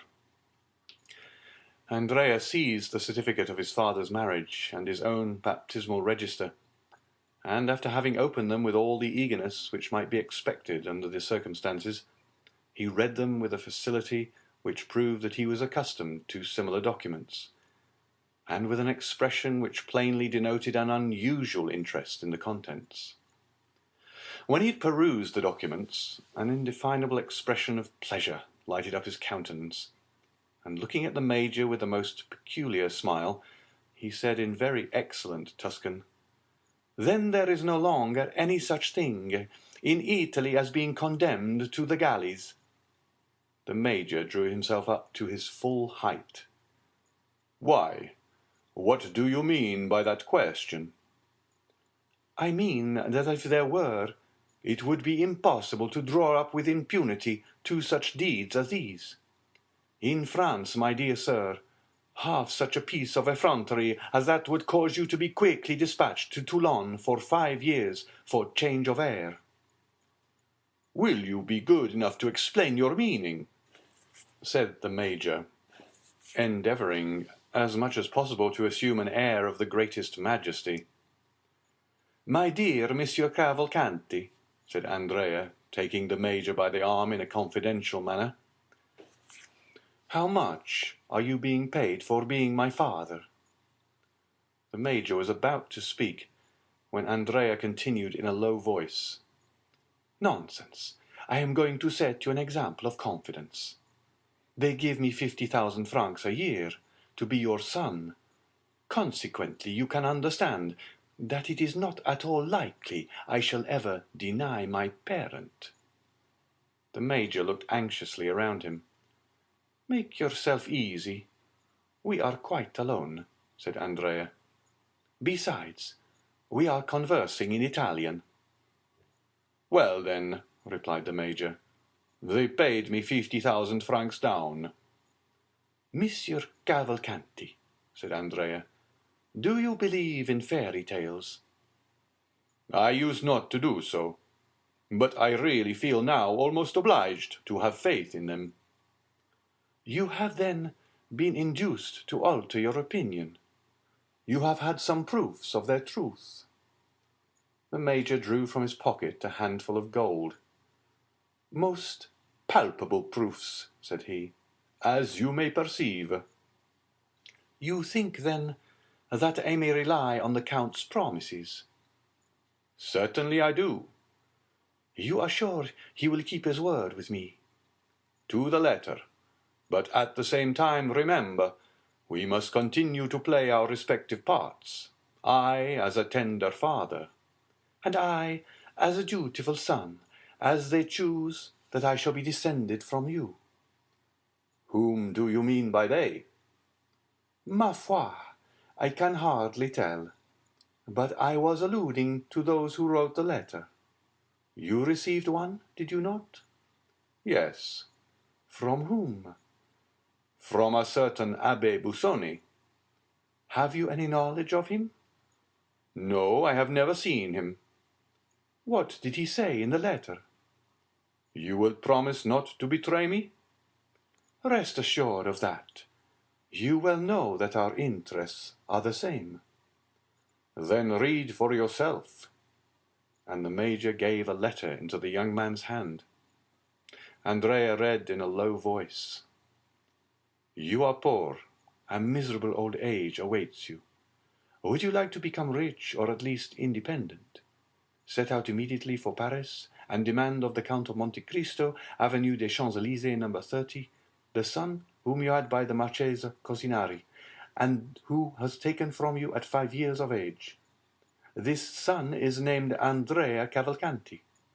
In order that you may not doubt the kind intention of the writer of this letter, you will find enclosed an order for 2,400 francs, payable in Florence at Signor Gozzi's. Also a letter of introduction to the Count of Monte Cristo, on whom I give you a draft of 48,000 francs. Remember to go to the Count on the 26th May at 7 o'clock in the evening." "Abbé Busoni?" "It is the same." "What do you mean?" said the Major. "I was going to say that I received a letter almost to the same effect." "You?" "Yes." "From the Abbé Busoni?" "No." "From whom, then?" "From an Englishman called Lord Wilmore, who takes the name of Sinbad the Sailor." "And of whom you have no more knowledge than I of the Abbé Busoni." "You are mistaken. There I am ahead of you." "You have seen him, then?" "Yes, once." "Where?" "Ah, that is just what I cannot tell you. If I did, I should make you as wise as myself, which is not my intention to do." "And what did the letter contain?" "Read it." "You are poor, and your future prospects are dark and gloomy. Do you wish for a name? Should you like to be rich, and your own master?" "Ma foi," said the young man, "was it possible there could be two answers to such a question?" "Take the post-chaise, which you will find waiting at the Porte de Jeanne as you enter Nice. Pass through Turin, Chambéry, and Pont de Baurzan, Go to the Count of Monte Cristo, Avenue des Champs-Élysées, on the 26th of May at 7 o'clock in the evening, and demand of him your father. You are the son of the Marchese Cavalcanti and the Marchese Oliva Cosinari. The Marquis will give you some papers which will certify this fact, and authorize you to appear under that name in the Parisian world. As to your rank, an annual income of 50,000 livres will enable you to support it admirably. I enclose a draft for 5,000 livres, payable on Monsieur Ferreira, banker Nice, and also a letter of introduction to the Count of Monte Cristo, whom I have directed to supply all your wants. Simba the sailor? Said the Major. Very good. You have seen the Count, you say? I have only just left him. And has he conformed to all that the letter specified? He has. Do you understand it? Not in the least. There is a dupe somewhere. At all events, it is neither you nor I. Certainly not. Well, then. Why, it does not much concern us. Do you think it does? No, I agree with you there. We must play the game to the end, and consent to be blindfolded. Ah, you shall see. I promise you I will sustain my part to admiration. I never once doubted your doing so. Monte Cristo chose this moment for re-entering the drawing-room. On hearing the sound of his footsteps, the two men threw themselves in each other's arms, and while they were in the midst of this embrace, the Count entered. Well, Marquis, said Monte Cristo, you appear to be in no way disappointed in the son whom your good fortune has restored to you. Ah, your Excellency, I am overwhelmed with delight. And what are your feelings? Said Monte Cristo, turning to the young man. As for me, my heart is overflowing with happiness. Happy father, happy son, said the Count. There is only one thing which grieves me, observed the Major, and that is the necessity for my leaving Paris so soon. Ah, my dear Monsieur Cavalcanti, I trust you will not leave before I have had the honor of presenting you to some of my friends. I am at your service, sir, replied the Major. Now, sir, said Monte Cristo, addressing Andrea, make your confession. To whom? Tell Monsieur Cavalcanti something of the state of your finances. Ma foi, monsieur, you have touched upon a tender chord. Do you hear what he says, Major? Certainly I do. But do you understand? I do. Your son says he requires money. Well, what would you have me do? Said the Major. You should furnish him with some, of course, replied Monte Cristo. I? Yes, you, said the Count, at the same time advancing towards Andrea and slipping a packet of banknotes into the young man's hand. What is this? It is from your father. From my father? Yes, did you not tell him just now that you wanted money? Well, then he deputes me to give you this. Am I to consider this as part of my income on account? No, it is for the first expenses of your settling in Paris. Ah, how good my dear father is! Silence, said Monte Cristo. He does not wish you to know that it comes from him. I fully appreciate his delicacy, said Andrea, cramming the notes hastily into his pocket. And now, gentlemen, I wish you good morning, said Monte Cristo. And when shall we have the honor of seeing you again, your Excellency? Asked Cavalcanti. Ah, said Andrea, when may we hope for that pleasure? On Saturday, if you will. Yes, let me see, Saturday. I am to dine at my country house at Auteuil on that day, Rue de la Fontaine, numero 28. Several persons are invited, and among others Monsieur Danglars, your banker. I will introduce you to him, for it will be necessary he should know you. as he is to pay your money." "Full dress?" said the Major, half aloud. "Oh, yes, certainly," said the Count. "A uniform cross, knee breeches." "And how shall I be dressed?" demanded Andrea.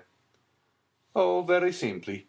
Black trousers, patent leather boots, white waistcoat, either a black or blue coat and a long cravat. Go to Blaine or Veronique for your clothes. Baptistin will tell you where. If you do not know their address, the less pretension there is in your attire, the better will be the effect, as you are a rich man. If you mean to buy any horses, get them off Devereux, and if you purchase a phaeton, go to Baptiste for it." "At what hour shall we come?" asked the young man. "About 6:30.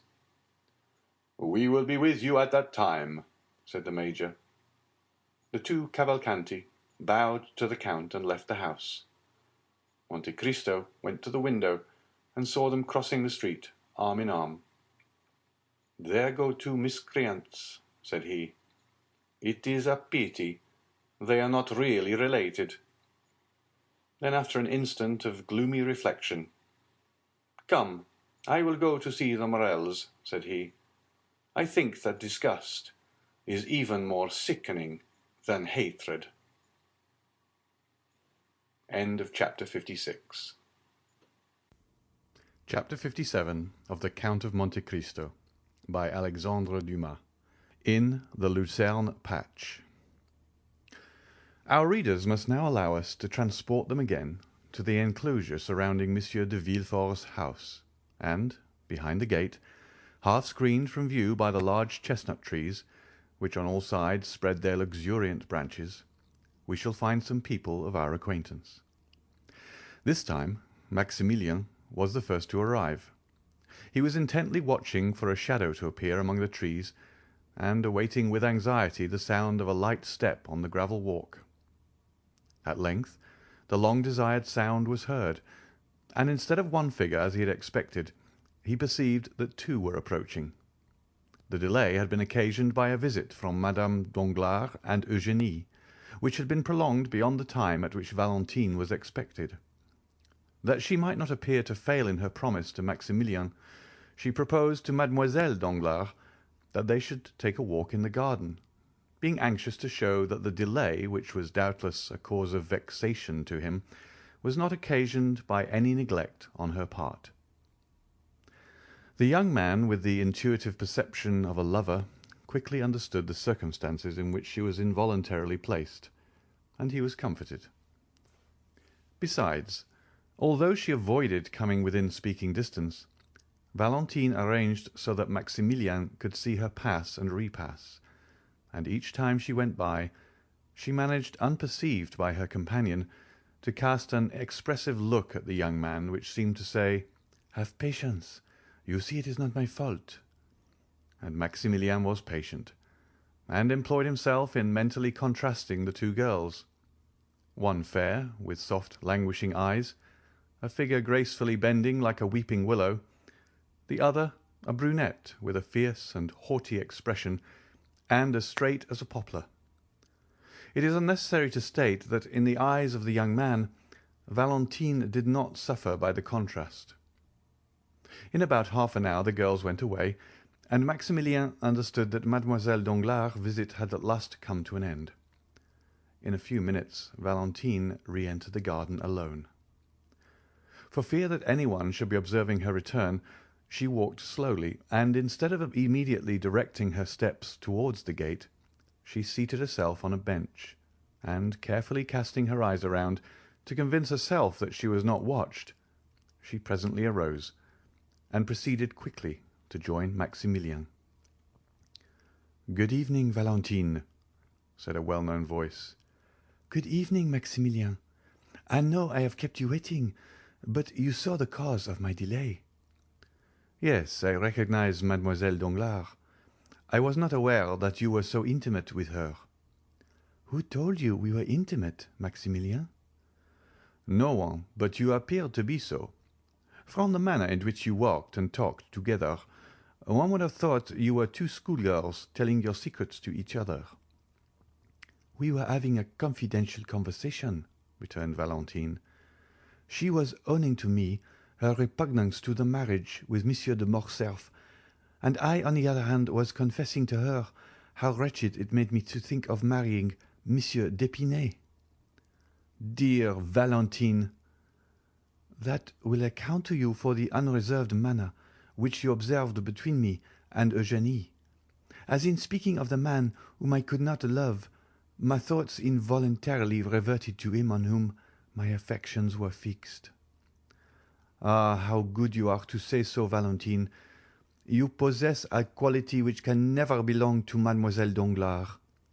It is that indefinable charm which is to a woman what perfume is to the flower and flavour to the fruit, for the beauty of either is not the only quality we seek."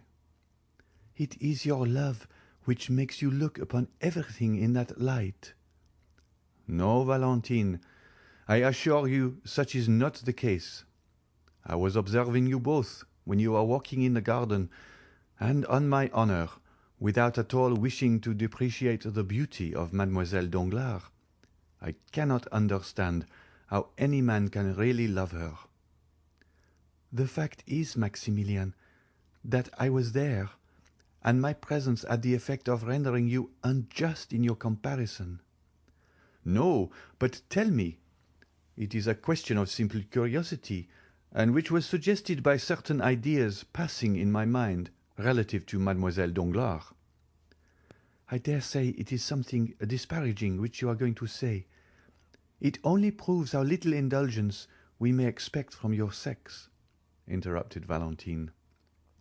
"You cannot at least deny that you are very harsh judges of each other." "If we are so, it is because we generally judge under the influence of excitement. But return to your question." "Does Mademoiselle Danglars object to this marriage with Monsieur de Morcerf on account of loving another?" "I told you I was not on terms of strict intimacy with Eugénie." "Yes, but girls tell each other secrets without being particularly intimate. Own now that you did question her on the subject." "Ah, I see you are smiling." "If you are already aware of the conversation that passed, the wooden partition which interposed between us and you has proved but a slight security." "Come, what did she say?" "She told me that she loved no one," said Valentine. "that she disliked the idea of being married, that she would infinitely prefer leading an independent and unfettered life, and that she almost wished her father might lose his fortune, that she might become an artist, like her friend, Mademoiselle Louise d'Armilly." "Ah, you see." "Well, what does that prove?" asked Valentine. "Nothing," replied Maximilian. "Then why do you smile?" "Why, you know very well that you are reflecting on yourself, Valentine." "Do you want me to go away?" "Ah, no, no. But do not let us lose time. You are the subject on which I wish to speak." "True. We must be quick, for we are scarcely 10 minutes more to pass together." "Ma foi!" said Maximilian in consternation. "Yes, you are right. I am but a poor friend to you. What a life I cause you to lead, poor Maximilian! You, who are formed for happiness. I bitterly reproach myself, I assure you." "Well, what does it signify, Valentine? So long as I am satisfied, and feel that even this long and painful suspense is amply repaid by 5 minutes of your society or 2 words from your lips. And I have also a deep conviction that heaven would not have created 2 hearts harmonizing as ours do, and almost miraculously brought us together to separate us at last." "Those are kind and cheering words. You must hope for us both, Maximilian. That will make me at least partly happy." "But why must you leave so soon?" "I do not know particulars. I can only tell you that Madame de Villefort sent to request my presence, as she had a communication to make on which a part of my fortune depended. Let them take my fortune. I am already too rich, and perhaps, when they have taken it, they will leave me in peace and quietness. You would love me as much if I were poor, would you not, Maximilien? Oh, I shall always love you.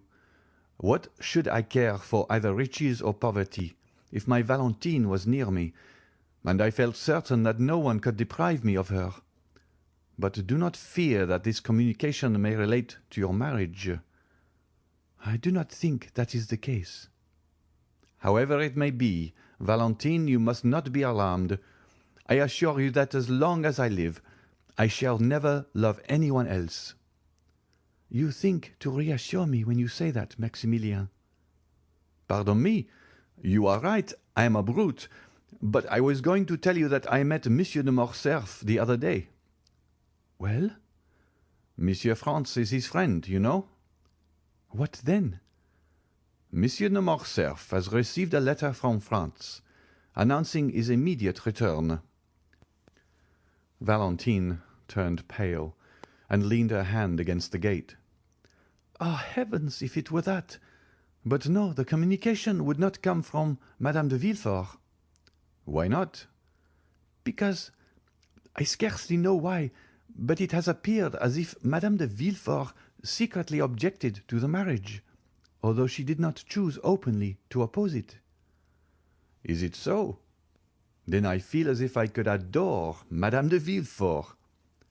Do not be in such a hurry to do that, said Valentine, with a sad smile. If she objects to your marrying Monsieur d'Épinay, she would be all the more likely to listen to any other proposition. No, Maximilien, it is not suitors to which Madame de Villefort objects. It is marriage itself. Marriage? If she dislikes that so much, why did she ever marry herself? You do not understand me, Maximilien. About a year ago, I talked of retiring to a convent. Madame de Villefort, in spite of all the remarks which she considered it her duty to make, secretly approved of the proposition. My father consented to it at her instigation, and it was only on account of my poor grandfather that I finally abandoned the project. You can form no idea of the expression of that old man's eye when he looks at me, the only person in the world whom he loves, and I had almost said by whom he is beloved in return.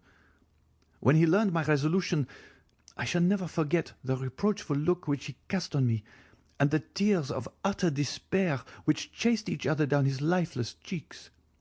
Oh, Maximilien, I experienced at that moment such remorse for my intention that, throwing myself at his feet, I exclaimed, "Forgive me, pray, forgive me, my dear grandfather. They may do what they will with me. I will never leave you." When I had ceased speaking, he thankfully raised his eyes to heaven, but without uttering a word. Ah, Maximilien, I may have much to suffer, but I feel as if my grandfather's look at that moment would more than compensate for all. Dear Valentine, you are a perfect angel, and I am sure I do not know what I, sabring right and left among the Bedouins, can have done to merit your being revealed to me, unless, indeed, Heaven took into consideration the fact that the victims of my sword were infidels. But tell me, what interest Madame de Villefort can have in your remaining unmarried? Did I not tell you just now that I was rich, Maximilien, too rich? I possess nearly 50,000 livres, in right of my mother, my grandfather, and my grandmother. The Marquis and Marquise de Saint-Méran will leave me as much, and Monsieur Noirtier evidently intends making me his heir. My brother Edward, who inherits nothing from his mother, will therefore be poor in comparison with me. Now, if I had taken the veil, all this fortune would have descended to my father, and, in reversion, to his son. Ah, how strange it seems that such a young and beautiful woman should be so avaricious. It is not for herself that she is so, but for her son. And what you regard as a vice becomes almost a virtue when looked at in the light of maternal love. But could you not compromise matters and give up a portion of your fortune to her son? How could I make such a proposition, especially to a woman who always professes to be so entirely disinterested? Valentine, I have always regarded our love in the light of something sacred. Consequently, I have covered it with the veil of respect and hid it in the innermost recesses of my soul. No human being, not even my sister, is aware of its existence. Valentine, will you permit me to make a confidant of a friend and reveal to him the love I bear you?" Valentine started. "A friend, Maximilien? And who is this friend? I tremble to give my permission." "Listen, Valentine. Have you never experienced for anyone that sudden and irresistible sympathy which made you feel as if the object of it had been your old and familiar friend, though in reality it was the first time you had ever met? Nay, further, have you never endeavoured to recall the time, place, and circumstance of your former intercourse, and failing in this attempt, have almost believed that your spirits must have held converse with each other in some state of being anterior to the present, and that you are only now occupied in a reminiscence of the past?" "Yes." "Well, that is precisely the feeling which I experienced when I first saw that extraordinary man." "Extraordinary, did you say?" "Yes." "You have known him for some time, then?" "Scarcely longer than 8 or 10 days." "And do you call a man your friend, whom you have only known for 8 or 10 days? Ah, Maximilien, I had hoped you set a higher value on the title of friend." "Your logic is most powerful, Valentine, but say what you will, I can never renounce the sentiment which has instinctively taken possession of my mind. I feel as if it were ordained that this man should be associated with all the good which the future may have in store for me, and sometimes it really seems as if his eye were able to see what has to come, and his hand endowed with the power of directing events according to his own will." "He must be a prophet, then," said Valentine, smiling. "Indeed," said Maximilien, "I have often been almost tempted to attribute to him the gift of prophecy. At all events, he has a wonderful power of foretelling any future good." "Ah," said Valentine in a mournful tone, "do let me see this man, Maximilien. He may tell me whether I shall ever be loved sufficiently to make amends for all I have suffered." "My poor girl, you know him already." "I know him?" "Yes, it was he who saved the life of your stepmother and her son." "The Count of Monte Cristo?" "The same." "Ah," cried Valentine, "he is too much the friend of Madame de Villefort ever to be mine." "The friend of Madame de Villefort? It cannot be.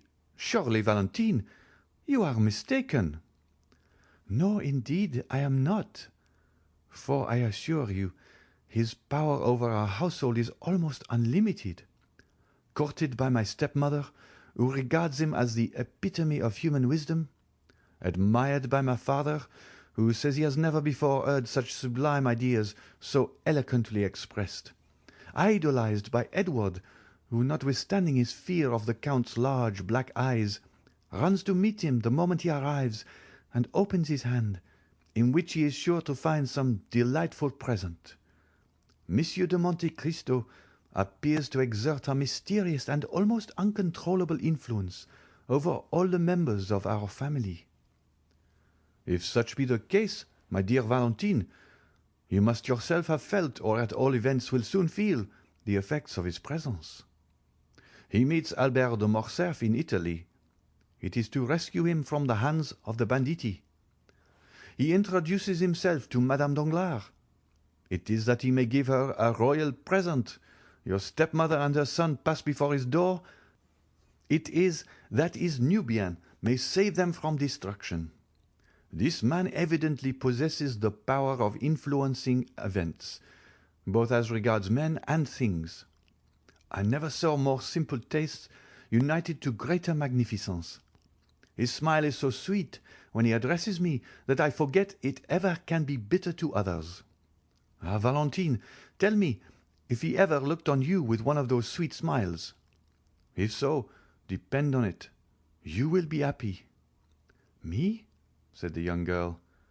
"He never even glances at me. On the contrary, if I accidentally cross his path, he appears rather to avoid me. Ah, he is not generous, neither does he possess that supernatural penetration which you attribute to him, for if he did, he would have perceived that I was unhappy, and if he had been generous, seeing me sad and solitary, he would have used his influence to my advantage, and since, as you say, he resembles the sun, he would have warmed my heart with one of his life-giving rays. You say he loves you, Maximilian. How do you know that he does? All would pay deference to an officer like you, with a fierce moustache and a long sabre, but they think they may crush a poor weeping girl with impunity." "Ah, Valentine, I assure you, you are mistaken." "If it were otherwise, if he treated me diplomatically, that is to say, like a man who wishes by some means or other to obtain a footing in the house, so that he may ultimately gain the power of dictating to its occupants, he would, if it had been but once, have honoured me with the smile which you extol so loudly. But no, he saw that I was unhappy. He understood that I could be of no use to him, and therefore paid no attention to me whatever. Who knows but that in order to please Madame de Villefort and my father, he may not persecute me by every means in his power? It is not just that he should despise me so without any reason. Oh, forgive me," said Valentine, perceiving the effect which her words were producing on Maximilian. "I have done wrong, for I have given utterance to thoughts concerning that man which I did not even know existed in my heart. I do not deny the influence of which you speak, or that I have not myself experienced it, but with me it has been productive of evil rather than good." "Well, Valentine," said Morrel with a sigh, "we will not discuss the matter further. I will not make a confidant of him." "Alas," said Valentine, "I see that I have given you pain. I can only say how sincerely I ask pardon for having grieved you. But indeed I am not prejudiced beyond the power of conviction. Tell me what this Count of Monte Cristo has done for you." "I own that your question embarrasses me, Valentine, for I cannot say that the Count has rendered me any ostensible service. Still, as I have already told you, I have an instinctive affection for him, the source of which I cannot explain to you. Has the sun done anything for me? No. He warms me with his rays, and it is by his light that I see you. Nothing more. Has such and such a perfume done anything for me? No, its odour charms one of my senses. That is all I can say when I am asked why I praise it. My friendship for him is as strange and unaccountable as his for me. A secret voice seems to whisper to me that there must be something more than chance in this unexpected reciprocity of friendship. In his most simple actions, as well as in his most secret thoughts, I find a relation to my own. You will perhaps smile at me when I tell you that, ever since I have known this man, I have involuntarily entertained the idea that all the good fortune which has befallen me originated from him. However, I have managed to live 30 years without his protection, you will say, but I will endeavour a little to illustrate my meaning. He invited me to dine with him on Saturday, which was a very natural thing for him to do. Well, what have I learned since? That your mother and Monsieur de Villefort are both coming to this dinner. I shall meet them there, and who knows what future advantages may result from this interview. This may appear to you to be no unusual combination of circumstance. Nevertheless, I perceive some hidden plot in the arrangement, something, in fact, more than is apparent on a casual view of the subject. I believe that this singular man, who appears to fathom the motives of everyone, has purposely arranged for me to meet Monsieur and Madame de Villefort, and sometimes, I confess, I have gone so far as to try and read in his eyes whether he was in possession of the secret of our love." "My good friend," said Valentine, "I should take you for a visionary, and should tremble for your reason if I were always to hear your talk in a strain similar to this. Is it possible that you can see anything more than the merest chance in this meeting? Pray, reflect a little. My father, who never goes out, has several times been on the point of refusing this invitation. Madame de Villefort, on the contrary, is burning with the desire of seeing this extraordinary nabob in his own house. Therefore, she has with great difficulty prevailed on my father to accompany her. No, no, it is as I have said, Maximilian. There is no one in the world of whom I can ask help but yourself and my grandfather, who is little better than a corpse." "I see that you are right, logically speaking," said Maximilian. "But the gentle voice, which usually has such power over me, fails to convince me today."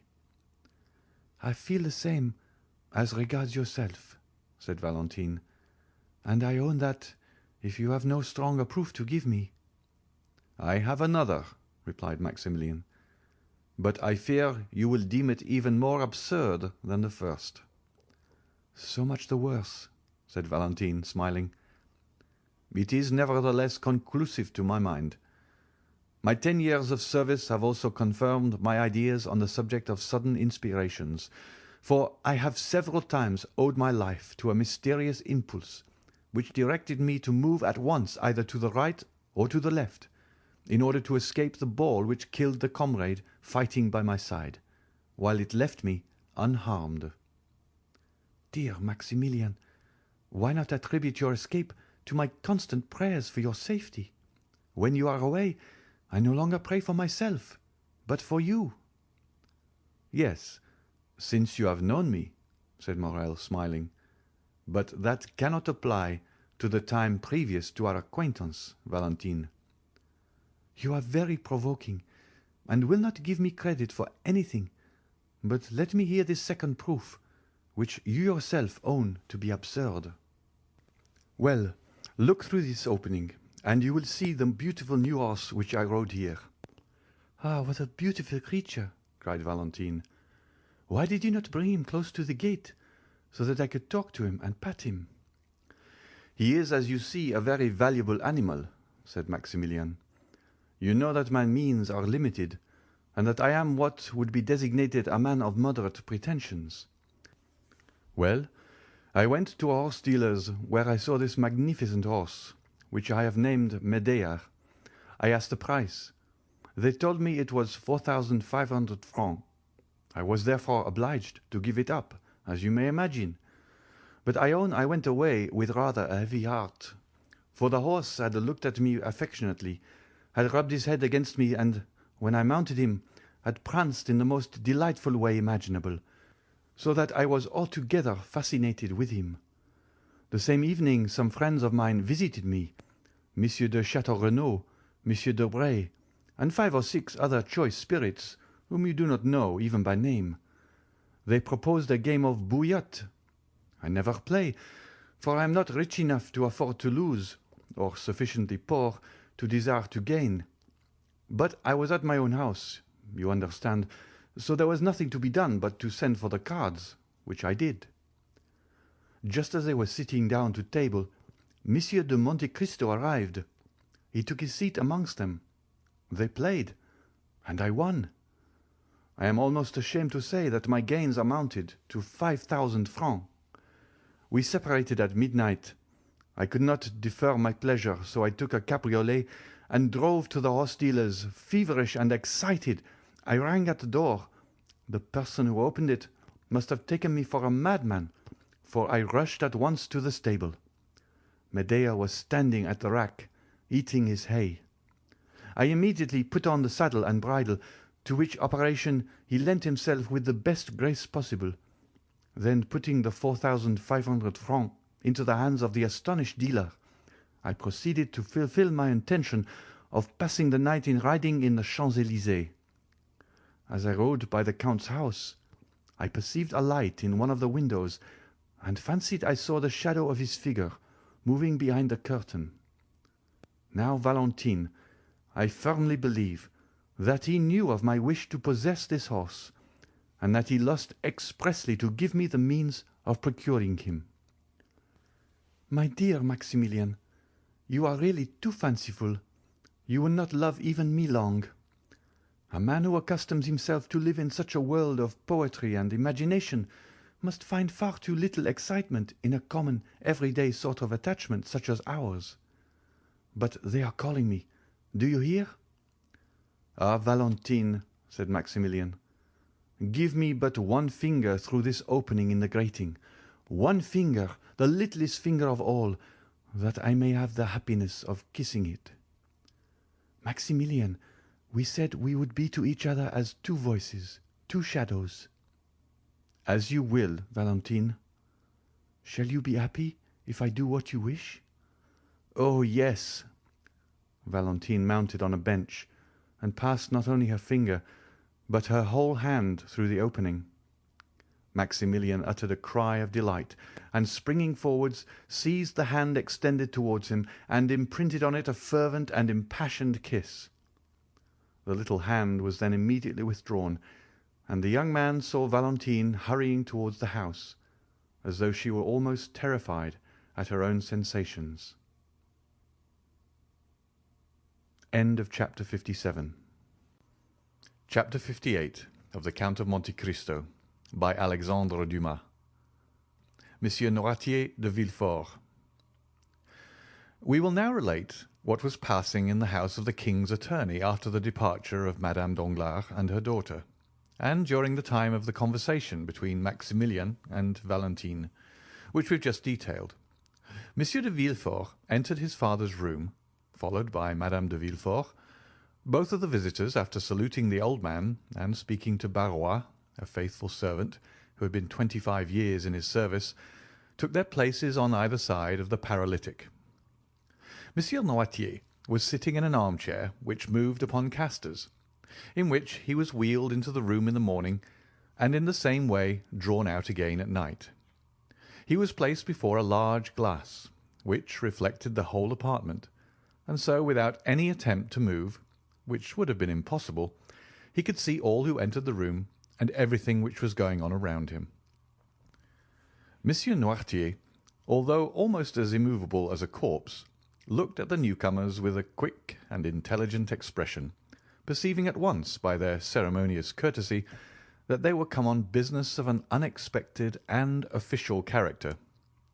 Sight and hearing were the only senses remaining, and they, like two solitary sparks, remained to animate the miserable body which seemed fit for nothing but the grave.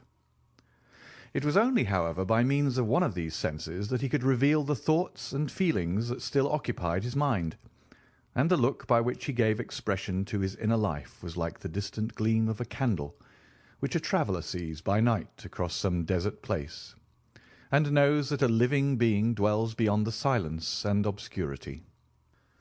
Noirtier's hair was long and white and flowed over his shoulders, while in his eyes, shaded by thick black lashes, was concentrated, as it often happens with an organ which is used to the exclusion of the others, all the activity, address, force, and intelligence which were formerly diffused over his whole body, and so although the movement of the arm, the sound of the voice, and the agility of the body were wanting, the speaking eye sufficed for all. He commanded with it. It was the medium through which his thanks were conveyed. In short, his whole appearance produced on the mind the impression of a corpse with living eyes, and nothing could be more startling than to observe the expression of anger or joy suddenly lighting up these organs, while the rest of the rigid and marble-like features were utterly deprived of the power of participation. 3 persons only could understand this language of the poor paralytic. These were Villefort, Valentine, and the old servant of whom we have already spoken. But as Villefort saw his father but seldom, and then only when absolutely obliged, and as he never took any pains to please or gratify him when he was there, all the old man's happiness was centred in his granddaughter. Valentine, by means of her love, her patience, and her devotion, had learned to read in Noirtier's look all the varied feelings which were passing in his mind. To this dumb language, which was so unintelligible to others, she answered by throwing her whole soul into the expression of her countenance, and in this manner were the conversations sustained between the blooming girl and the helpless invalid, whose body could scarcely be called a living one, but who nevertheless possessed a fund of knowledge and penetration, united with a will as powerful as ever, although clogged by a body rendered utterly incapable of obeying its impulses. Valentine had solved the problem, and was able easily to understand his thoughts, and to convey her own in return, and through her untiring and devoted assiduity, it was seldom that in the ordinary transactions of everyday life she failed to anticipate the wishes of the living, thinking mind, or the wants of the almost inanimate body. As to the servant, he had, as we have said, been with his master for 25 years. Therefore he knew all his habits, and it was seldom that Noirtier found it necessary to ask for anything, so prompt was he in administering to all the necessities of the invalid. Villefort did not need the help of either Valentine or the domestic in order to carry on with his father the strange conversation which he was about to begin. As we have said, he perfectly understood the old man's vocabulary, and if he did not use it more often, it was only indifference and ennui which prevented him from so doing. He therefore allowed Valentine to go into the garden, sent away Barrois, and after having seated himself at his father's right hand, while Madame de Villefort placed herself on the left, he addressed him thus: "I trust you will not be displeased, sir, that Valentine has not come with us, or that I dismissed Barrois, for our conference will be one which could not with propriety be carried out in the presence of either. Madame de Villefort and I have a communication to make to you." Noirtier's face remained perfectly passive during this long preamble, while, on the contrary, Villefort's eye was endeavouring to penetrate into the inmost recesses of the old man's heart. "This communication," continued the procureur, in that cold and decisive tone which seemed at once to preclude all discussion, "will, we are sure, meet with your approbation." The eye of the invalid still retained that vacancy of expression which prevented his son from obtaining any knowledge of the feelings which were passing in his mind. He listened, nothing more. "Sir," resumed Villefort, "we are thinking of marrying Valentine." Had the old man's face been moulded in wax, it could not have shown less emotion at this news than was now to be traced there. "The marriage will take place in less than 3 months," said Villefort. Noirtier's eye still retained its inanimate expression. Madame de Villefort now took her part in the conversation, and added, "We thought this news would possess an interest for you, sir, who have always entertained a great affection for Valentine. It therefore only now remains for us to tell you the name of the young man for whom she is destined. It is one of the most desirable connections which could possibly be formed. He possesses a fortune, a high rank in society, and every personal qualification likely to render Valentine supremely happy. His name, moreover, cannot be wholly unknown to you. It is Monsieur Franz de Quesnel, Baron d'Épinay." While his wife was speaking, Villefort had narrowly watched the old man's countenance. When Madame de Villefort pronounced the name of Franz, the pupil of Monsieur Noirtier's eye began to dilate, and his eyelids trembled with the same movement that may be perceived on the lips of an individual about to speak, and he darted a lightning glance at Madame de Villefort and his son. The procureur, who knew the political hatred which had formerly existed between Monsieur Noirtier and the elder d'Épinay, well understood the agitation and anger which the announcement had produced. But, feigning not to perceive either, he immediately resumed the narrative begun by his wife. "Sir," said he, "you are aware that Valentine is about to enter her 19th year, which renders it important that she should lose no time in forming a suitable alliance. Nevertheless, you have not been forgotten in our plans, and we have fully ascertained beforehand that Valentine's future husband will consent not to live in this house, for that might not be pleasant for the young people, but that you should live with them, so that you and Valentine, who are so attached to each other, would not be separated, and you would be able to pursue exactly the same course of life which you have hitherto done, and thus, instead of losing, you will be a gainer by the change, as it will secure to you 2 children instead of 1, to watch over and comfort you." Noirtier's look was furious. It was very evident that something desperate was passing in the old man's mind, for a cry of anger and grief rose in his throat, and not being able to find vent in utterance, appeared almost to choke him, for his face and lips turned quite purple with the struggle. Villefort quietly opened a window, saying, "It is very warm, and the heat affects Monsieur Noirtier." He then returned to his place, but did not sit down.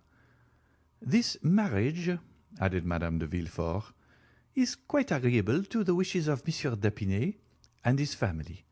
Besides, he had no relations nearer than an uncle and an aunt, his mother having died at his birth, and his father having been assassinated in 1815. That is to say, when he was but 2 years old. It naturally followed that the child was permitted to choose his own pursuits, and he has therefore seldom acknowledged any other authority but that of his own will." "That assassination was a mysterious affair," said Villefort, "and the perpetrators have hitherto escaped detection, although suspicion has fallen on the head of more than one person." Noirtier made such an effort that his lips expanded into a smile. "Now," continued Villefort, "those to whom the guilt really belongs, by whom the crime was committed, on whose heads the justice of man may probably descend here, and the certain judgment of God hereafter, would rejoice in the opportunity thus afforded of bestowing such a peace offering as Valentine on the son of him whose life they so ruthlessly destroyed."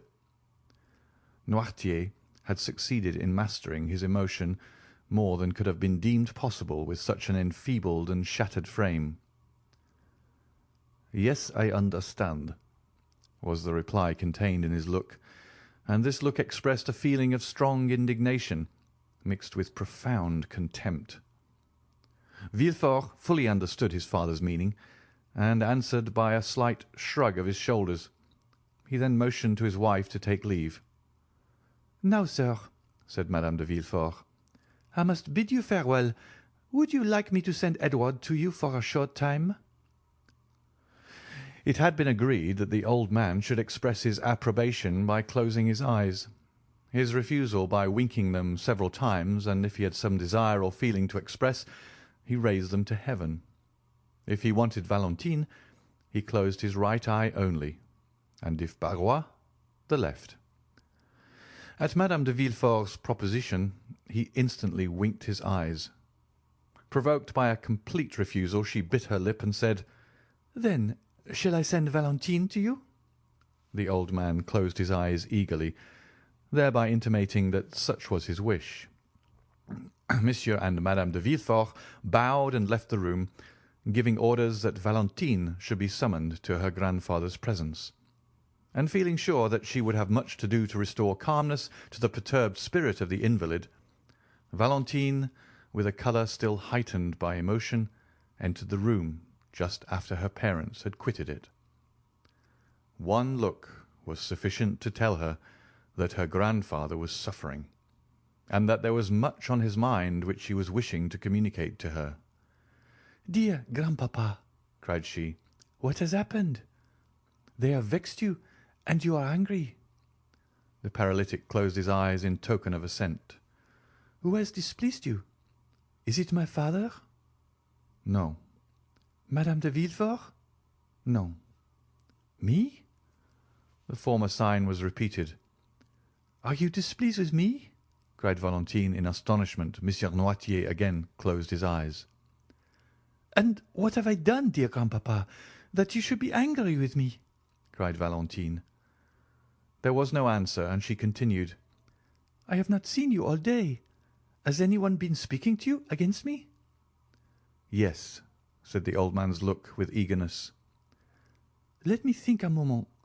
I do assure you, grandpapa, Monsieur and Madame de Villefort have just left this room, have they not? Yes. And it was they who told you something which made you angry. What was it then? May I go and ask them, that I may have the opportunity of making my peace with you? No, no, said Noirtier's look. Ah, you frighten me.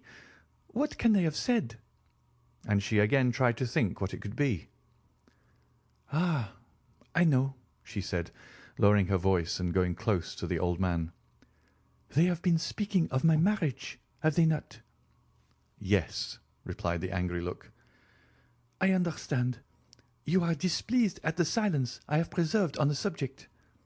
The reason of it was that they had insisted on me keeping the matter a secret, and begged me not to tell you of anything of it. They did not even acquaint me with their intentions, and I only discovered them by chance. That is why I have been so reserved with you, dear grandpapa. Pray forgive me. But there was no look calculated to reassure her. All it seemed to say was, "It is not only your reserve which afflicts me." What is it, then? asked the young girl. Perhaps you think I shall abandon you, dear grandpapa, and that I shall forget you when I am married. No. They told you then that Monsieur d'Épinay consented to our living all together? Yes. Then why are you still vexed and grieved? The old man's eyes beamed with an expression of gentle affection. Yes, I understand, said Valentine. It is because you love me. The old man assented. And you are afraid I shall be unhappy? Yes. You do not like Monsieur Franz? The eyes repeated several times, "No, no, no." Then you are vexed with the engagement? Yes. Well, listen, said Valentine, throwing herself on her knees and putting her arm around her grandfather's neck. I am vexed too, for I do not love Monsieur Franz d'Épinay. An expression of intense joy illumined the old man's eyes. When I wished to retire into a convent, you remember how angry you were with me. A tear trembled in the eye of the invalid. Well, continued Valentine, the reason of my proposing it was that I might escape this hateful marriage which drives me to despair. Noirtier's breathing became quick and short. Then the idea of this marriage really grieves you too? Oh, if you could but help me, if we could put together, defeat their plan, but you are unable to oppose them. You, whose mind is so quick, and whose will is so firm, are nevertheless as weak and unequal to the contest as I am myself. Alas, you, who would have been such a powerful protector to me in the days of your health and strength, can now only sympathize in my joys and sorrows, without being able to take any active part in them. However, this is much and calls for gratitude, and heaven has not taken away all my blessings when it leaves me your sympathy and kindness. At these words there appeared in Noirtier's eye an expression of such deep meaning that the young girl thought she could read these words there. "You are mistaken.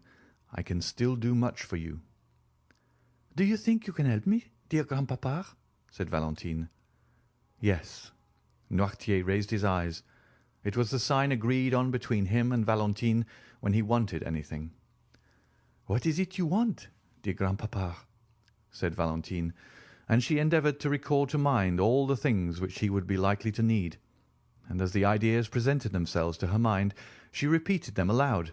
Then, finding that all her efforts elicited nothing but a constant "no," she said, Come, since this plan does not answer, I still have recourse to another." She then recited all the letters of the alphabet from A down to N. When she arrived at that letter, the paralytic made her understand that she had spoken the initial letter of the thing he wanted. "Ah," said Valentine. "the thing you desire begins with the letter N. It is with N that we have to do, then. Well, let me see. What can you want that begins with N? Na, ne, ni, no? Yes, yes, yes," said the old man's eye. "Ah, it is no, then." "Yes." Valentine fetched a dictionary, which she placed on a desk before Noirtier. She opened it, and seeing that the odd man's eye was thoroughly fixed on its pages, she ran her finger quickly up and down the columns. During the 6 years which had passed since Noirtier first fell into this sad state, Valentine's powers of invention had been too often put to the test not to render her expert in devising expedients for gaining a knowledge of his wishes, and the constant practice had so perfected her in the art that she guessed the old man's meaning as quickly as if he himself had been able to seek for what he wanted. At the word notary, Noirtier made a sign to her to stop. "Notary," said she. "Do you want a notary, dear grandpapa?" The old man again signified that it was a notary he desired. "You would wish a notary to be sent for, then?" said Valentine. "Yes." "Shall my father be informed of your wish?" "Yes." "Do you wish the notary to be sent for immediately?" "Yes." "Then they shall go for him directly. Dear grandpapa, is that all you want?" "Yes." Valentine rang the bell and ordered the servant to tell Monsieur or Madame de Villefort that they were requested to come to Monsieur Noirtier's room. "Are you satisfied now?" inquired Valentine. "Yes." "I am sure you are. It is not very difficult to discover that—" And the young girl smiled on her grandfather as if he had been a child. Monsieur de Villefort entered, followed by Barrois. "What do you want from me, sir?" demanded he of the paralytic. "Sir," said Valentine, "my grandfather wishes for a notary." At this strange and unexpected demand, Monsieur de Villefort and his father exchanged looks. "Yes," motioned the latter, with a firmness which seemed to declare that with the help of Valentine and his old servant, who both knew what his wishes were, he was quite prepared to maintain the contest. "Do you wish for a notary?" asked Villefort. "Yes." "What to do?" Noirtier made no answer. "What do you want with a notary?" again repeated Villefort. The invalid's eye remained fixed, by which expression he intended to intimate that his resolution was unalterable. "Is it to do us some ill turn? Do you think it is worth while?" said Villefort. "Still," said Barrois, with the freedom and fidelity of an old servant, "if Monsieur Noirtier asks for a notary, I suppose he really wishes for a notary. Therefore I shall go at once and fetch one." Barrois acknowledged no master but Noirtier, and never allowed his desires in any way to be contradicted. "Yes, I do want a notary," motioned the old man, shutting his eyes with a look of defiance, which seemed to say, "And I should like to see the person who dares to refuse my request." "You shall have a notary, as you absolutely wish for one, sir," said Villefort. "But I shall explain to him your state of health, and make excuses for you, for the scene cannot fail of being a most ridiculous one." "Never mind that," said Barrois. "I shall go and fetch a notary, nevertheless." And the old servant departed triumphantly on his mission. End of chapter 58. Chapter 59 of the Count of Monte Cristo by Alexandre Dumas. The Will. As soon as Barrois had left the room, Noirtier looked at Valentine with a malicious expression that said many things. The young girl perfectly understood the look, and so did Villefort, for his countenance became clouded, and he knitted his eyebrows angrily.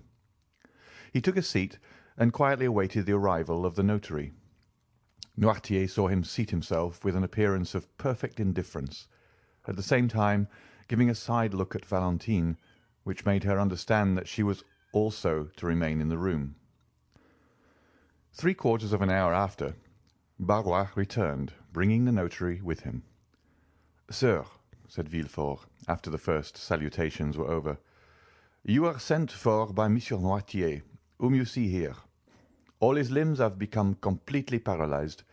He has lost his voice also, and we ourselves find much trouble in endeavoring to catch some fragments of his meaning." Noirtier cast an appealing look on Valentine, which look was at once so earnest and imperative that she answered immediately.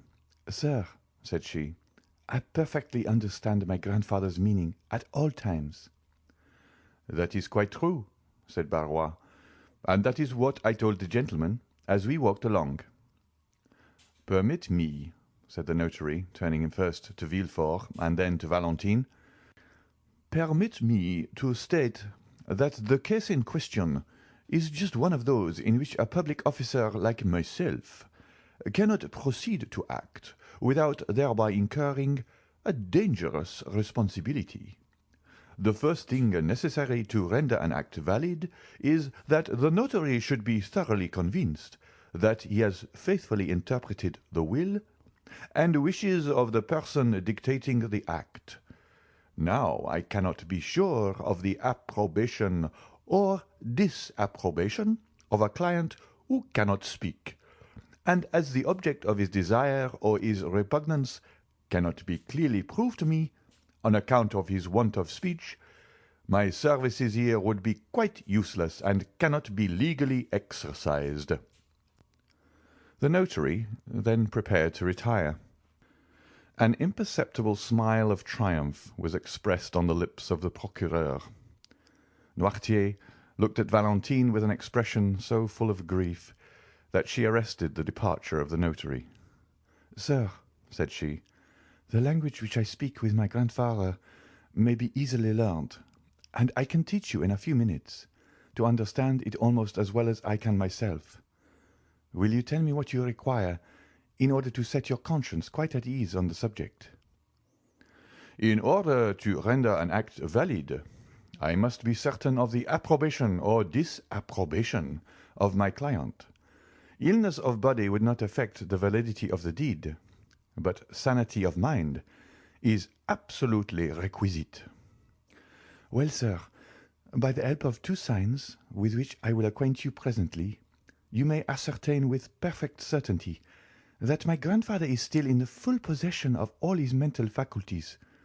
Monsieur Noirtier, being deprived of voice and motion, is accustomed to convey his meaning by closing his eyes when he wishes to signify yes, and to wink when he means no. You know quite enough to enable you to converse with Monsieur Noirtier. Try." Noirtier gave Valentine such a look of tenderness and gratitude that it was comprehended even by the notary himself. "You have heard and understood what your granddaughter has been saying, sir, have you?" asked the notary. Noirtier closed his eyes. "And you approve of what she said? That is to say, you declare that the signs which she mentioned are really those by means of which you are accustomed to convey your thoughts?" "Yes." "It was you who sent for me?" "Yes." "To make your will?" "Yes." "And you do not wish me to go away without fulfilling your original intentions?" The old man winked violently. "Well, sir," said the young girl, "do you understand now, and is your conscience perfectly at rest on the subject?" But before the notary could answer, Villefort had drawn him aside. "Sir," said he, "do you suppose for a moment that a man can sustain a physical shock, such as Monsieur Noirtier has received, without any detriment to his mental faculties?" "It is not exactly that, sir," said the notary, "which makes me uneasy, but the difficulty will be in wording his thoughts and intentions so as to be able to get his answers." "You must see that to be an utterly impossibility," said Villefort. Valentine and the old man heard this conversation, and Noirtier fixed his eyes so earnestly on Valentine that she felt bound to answer to the look. "Sir," said she, "that need not make you uneasy, however difficult it may at first sight appear to be. I can discover and explain to you my grandfather's thoughts, so as to put an end to all your doubts and fears on the subject. I have now been 6 years with Monsieur Noirtier, and let him tell you if ever once during that time he has entertained a thought which he was unable to make me understand." "No," sighed the old man. "Let us try what we can do, then," said the notary. "You accept this young lady as your interpreter, Monsieur Noirtier?" "Yes." "Well, sir, what do you require of me, and what document is it that you wish to be drawn up?" Valentine named all the letters of the alphabet until she came to W. At this letter the eloquent eye of Noirtier gave her notice that she was to stop. "It is very evident that it is the letter W which Monsieur Noirtier wants," said the notary. "Wait," said Valentine, and turning to her grandfather she repeated, "What? Where? Oui?" The old man stopped her at the last syllable. Valentine then took the dictionary, and the notary watched her while she turned over the pages. She passed her finger slowly down the column, and when she came to the word will, Monsieur Noirtier's eyes bade her stop. "Will," said the notary. "It is very evident that Monsieur Noirtier is desirous of making his will." "Yes, yes, yes," motioned the invalid. "Really, sir, you must allow that this is most extraordinary," said the astonished notary, turning to Monsieur de Villefort. "Yes," said the procureur, "and I think the will promises to be yet more extraordinary, for I cannot see how it is to be drawn up without the intervention of Valentine, and she may, perhaps, be considered as too much interested in its contents to allow of her being a suitable interpreter of the obscure and ill-defined wishes of her grandfather." "No, no, no," replied the eye of the paralytic. "What?" said Villefort. "Do you mean to say that Valentine is not interested in your will?" "No." "Sir," said the notary, whose interest had been greatly excited, and who had resolved on publishing far and wide the account of this extraordinary and picturesque scene, "what appeared so impossible to me an hour ago has now become quite easy and practicable, and this may be a perfectly valid will, provided it be read in the presence of 7 witnesses, approved by the testator, and sealed by the notary in the presence of the witnesses. As to the time, it will not require very much more than the generality of wills. There are certain forms necessary to be gone through, and which are always the same. As to the details, the greater part will be furnished afterwards by the state, in which we find the affairs of the testator, and by yourself, who, having had the management of them, can doubtless give full information on the subject. But besides all this, in order that the instrument may not be contested, I am anxious to give it the greatest possible authenticity. Therefore, one of my colleagues will help me, and, contrary to custom, will assist in the dictation of the testament. Are you satisfied, sir?" continued the notary, addressing the old man. "Yes," looked the invalid, his eye beaming with delight at the ready interpretation of his meaning. "What is he going to do?" thought Villefort, whose position demanded much reserve, but who was longing to know what his father's intentions were. He left the room to give orders for another notary to be sent, but Barrois, who had heard all that passed, had guessed his master's wishes, and had already gone to fetch one. The procureur then told his wife to come up. In the course of a quarter of an hour everyone had assembled in the chamber of the paralytic. The second notary had also arrived, A few words sufficed for a mutual understanding between the two officers of the law. They read to Noirtier the formal copy of a will, in order to give him an idea of the terms in which such documents are generally couched. Then, in order to test the capacity of the testator, the first notary said, turning towards him, "When an individual makes his will, it is generally in favour or in prejudice of some person." "Yes." "Have you an exact idea of the amount of your fortune?" "Yes." "I will name to you several sums which will increase by gradation. You will stop me when I reach one representing the amount of your own possessions." "Yes." There was a kind of solemnity in this interrogation. Never had the struggle between mind and matter been more apparent than now. And if it was not a sublime, it was at least a curious spectacle. They had formed a circle round the invalid. The second notary was sitting at a table prepared for writing, and his colleague was standing before the testator in the act of interrogating him on the subject to which we have alluded. "Your fortune exceeds 300,000 francs, does it not?" asked he. Noirtier made a sign that it did. "Do you possess 400,000 francs?" inquired the notary. Noirtier's eyes remained immovable.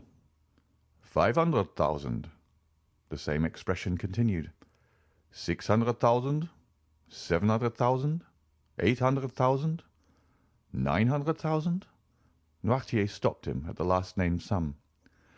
"You are then in possession of 900,000 francs?" asked the notary. "Yes." "In landed property?" "No." "In stock?" "Yes."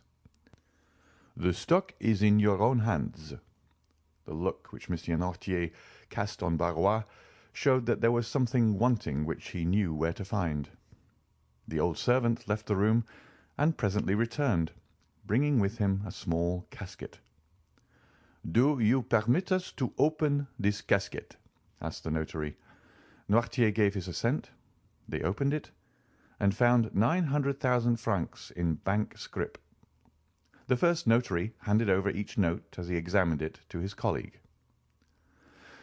The total amount was found to be as Monsieur Noirtier had stated. "It is all as he has said. It is very evident that the mind still retains its full force and vigour." Then turning towards the paralytic, he said, "You possess, then, 900,000 francs of capital, which, according to the manner in which you have invested it, ought to bring in an income of about 40,000 livres." "Yes." "To whom do you desire to leave this fortune?" "Oh," said Madame de Villefort, "there is not much doubt on that subject. Monsieur Noirtier tenderly loves his granddaughter, Mademoiselle de Villefort. It is she who has nursed and tended him for 6 years, and has by her devoted attention fully secured the affection, I had almost said the gratitude of her grandfather, and it is but just that she should reap the fruit of her devotion." The eye of Noirtier clearly showed by its expression that he was not deceived by the false assent given by Madame de Villefort's words and manner to the motives which she supposed him to entertain. "It is, then, to Mademoiselle Valentine de Villefort that you leave these 900,000 francs?" demanded the notary, thinking he had only to insert this clause, but waiting first for the assent of Noirtier, which it was necessary should be given before all the witnesses of this singular scene. Valentine, when her name was made the subject of discussion, had stepped back to escape unpleasant observation. Her eyes were cast down, and she was crying. The old man looked at her for an instant with an expression of the deepest tenderness. Then, turning towards the notary, he significantly winked his eye in token of dissent. "What?" said the notary. "Do you not intend making Mademoiselle Valentine de Villefort your residuary legatee?" "No." "You are not making any mistake, are you?" said the notary. "You really mean to declare that such is not your intention?" "No," repeated Noirtier. No. Valentine raised her head, struck dumb with astonishment. It was not so much the conviction that she was disinherited that caused her grief, but her total inability to account for the feelings which had provoked her grandfather to such an act. But Noirtier looked at her with so much affectionate tenderness that she exclaimed, "Oh, grandpapa, I see now that it is only your fortune of which you deprive me. You still leave me the love which I have always enjoyed." "Ah, yes, most assuredly," said the eyes of the paralytic, for he closed them with an expression which Valentine could not mistake. Thank you," murmured she.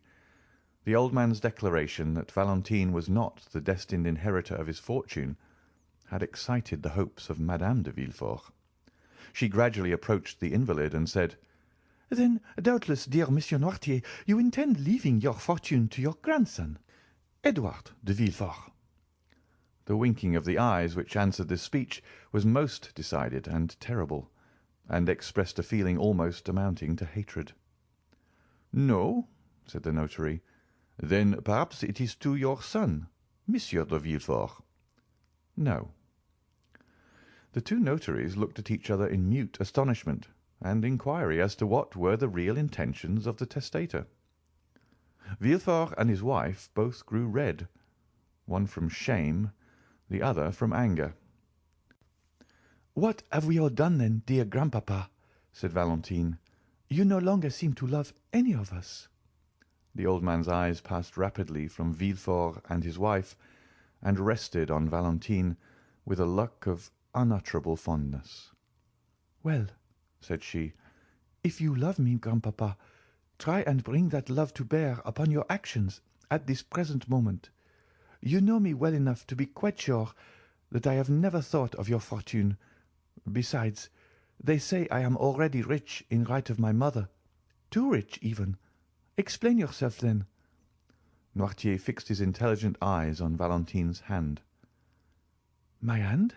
said she. "Yes." "Her hand?" exclaimed everyone. "Oh, gentlemen, you see it is all useless, and that my father's mind is really impaired," said Villefort. "Ah!" cried Valentine suddenly. "I understand. It is my marriage you mean, is it not, dear grandpapa?" "Yes, yes, yes," signed the paralytic, casting on Valentine a look of joyful gratitude for having guessed his meaning. "You are angry with us all on account of this marriage, are you not?" "Yes." "Really, this is too absurd," said Villefort. "Excuse me, sir," replied the notary. "On the contrary, the meaning of Monsieur Noirtier is quite evident to me, and I can quite easily connect the train of ideas passing in his mind." "You do not wish me to marry Monsieur Franz d'Épinay?" observed Valentine. "I do not wish it," said the eye of her grandfather. "And you disinherit your granddaughter," continued the notary, "because she has contracted an engagement contrary to your wishes?" "Yes." "So that but for this marriage she would have been your heir?" "Yes." There was a profound silence. The two notaries were holding a consultation as to the best means of proceeding with the affair. Valentine was looking at her grandfather with a smile of intense gratitude, and Villefort was biting his lips with vexation, while Madame de Villefort could not succeed in repressing an inward feeling of joy which, in spite of herself, appeared in her whole countenance. "But," said Villefort, who was the first to break the silence, "I consider that I am the best judge of the propriety of the marriage in question. I am the only person possessing the right to dispose of my daughter's hand. It is my wish that she should marry Monsieur Franz d'Épinay, and she shall marry him." Valentine sank weeping into a chair. "Sir," said the notary, "how do you intend disposing of your fortune in case Mademoiselle de Villefort still determines on marrying Monsieur Franz?" The old man gave no answer. "You will, of course, dispose of it in some other way?" "Yes." "In favor of some member of your family?" No. Do you intend devoting it to charitable purposes, then? Pursued the notary. Yes. But, said the notary, you are aware that the law does not allow a son to be entirely deprived of his patrimony. Yes. You only intend, then, to dispose of that part of your fortune which the law allows you to subtract from the inheritance of your son. Noirtier made no answer. Do you still wish to dispose of all? Yes. But they will contest the will after your death. No. My father knows me, replied Villefort. He is quite sure that his wishes will be held sacred by me. Besides, he understands that in my position I cannot plead against the poor. The eye of Noirtier beamed with triumph. What do you decide on, sir? Asked the notary of Villefort. Nothing, sir. It is a resolution which my father has taken, and I know he never alters his mind. I am quite resigned.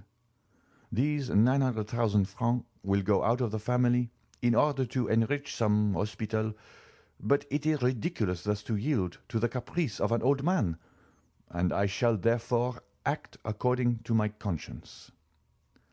Having said this, Villefort quitted the room with his wife, leaving his father at liberty to do as he pleased. The same day the will was made. The witnesses were brought. It was approved by the old man, sealed in the presence of all, and given in charge to Monsieur Deschamps, the family notary. End of chapter 59. Chapter 60 of the Count of Monte Cristo by Alexandre Dumas. The Telegraph. Monsieur and Madame de Villefort found on their return that the Count of Monte Cristo, who had come to visit them in their absence, had been ushered into the drawing-room and was still waiting for them there. Madame de Villefort, who had not yet sufficiently recovered from her late emotion to allow of her entertaining visitors so immediately, retired to her bedroom, while the procureur, who could better depend upon himself, proceeded at once to the salon. Although Monsieur de Villefort flattered himself that to all outward view he had completely masked the feelings which were passing in his mind, he did not know that the cloud was still lowering on his brow, so much so that the Count, whose smile was radiant, immediately noticed his sombre and thoughtful air. "Ma foi," said Monte Cristo, after the first compliments were over, "what is the matter with you, Monsieur de Villefort? Have I arrived at the moment when you are drawing up an indictment for a capital crime?" Villefort tried to smile. "No, Count," he replied. "I am the only victim in this case. It is I who lose my cause, and it is ill luck, obstinacy, and folly which have caused it to be decided against me." "To what do you refer?" said Monte Cristo, with well-feigned interest. "Have you really met with some great misfortune?" "Oh no, monsieur," said Villefort with a bitter smile. "It is only a loss of money which I have sustained. Nothing worth mentioning, I assure you." "True," said Monte Cristo. "The loss of a sum of money becomes almost immaterial with a fortune such as you possess, and to one of your philosophic spirit." "It is not so much the loss of the money that vexes me," said Villefort, "though after all 900,000 francs are worth regretting. But I am the more annoyed with this fate, chance, or whatever you please to call the power which has destroyed my hopes and my fortune, and may blast the prospects of my child also, as it is all occasioned by an old man relapsed into second childhood." "What do you say?" said the Count. 900,000 francs! It is indeed a sum which might be regretted even by a philosopher. And who is the cause of all this annoyance?" "My father, as I told you." "Monsieur Noirtier? But I thought you told me he had become entirely paralyzed, and that all his faculties were completely destroyed." "Yes, his bodily faculties, for he can neither move nor speak. Nevertheless, he thinks acts and wills in the manner I have described. I left him about 5 minutes ago, and he is now occupied in dictating his will to 2 notaries. But to do this he must have spoken. He has done better than that. He has made himself understood. How was such a thing possible?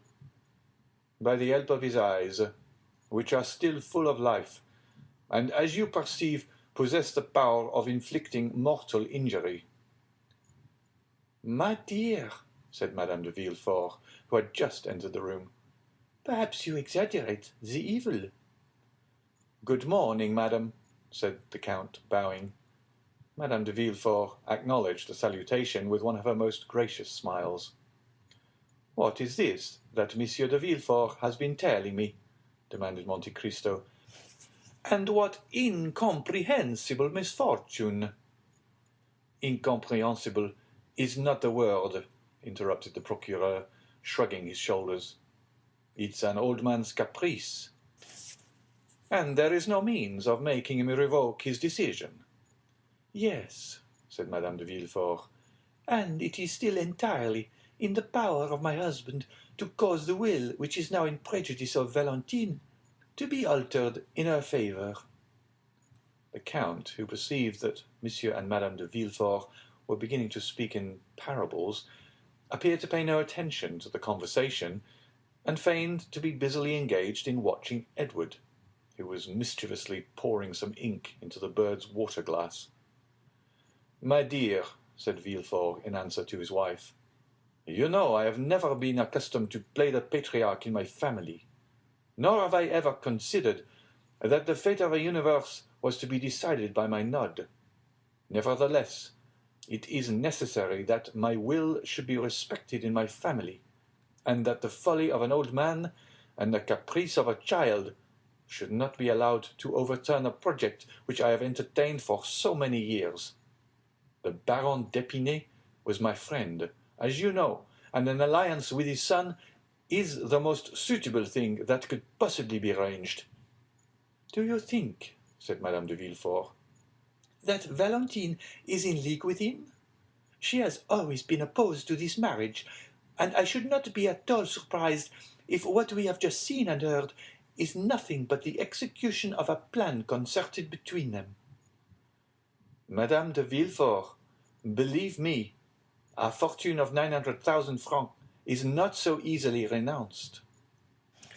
She could, nevertheless, make up her mind to renounce the world, sir, since it is only about a year ago that she herself proposed entering a convent. Never mind, replied Villefort. I say that this marriage shall be consummated. Notwithstanding your father's wishes to the contrary, said Madame de Villefort, selecting a new point of attack. That is a serious thing. Monte Cristo, who pretended not to be listening, heard, however, every word that was said.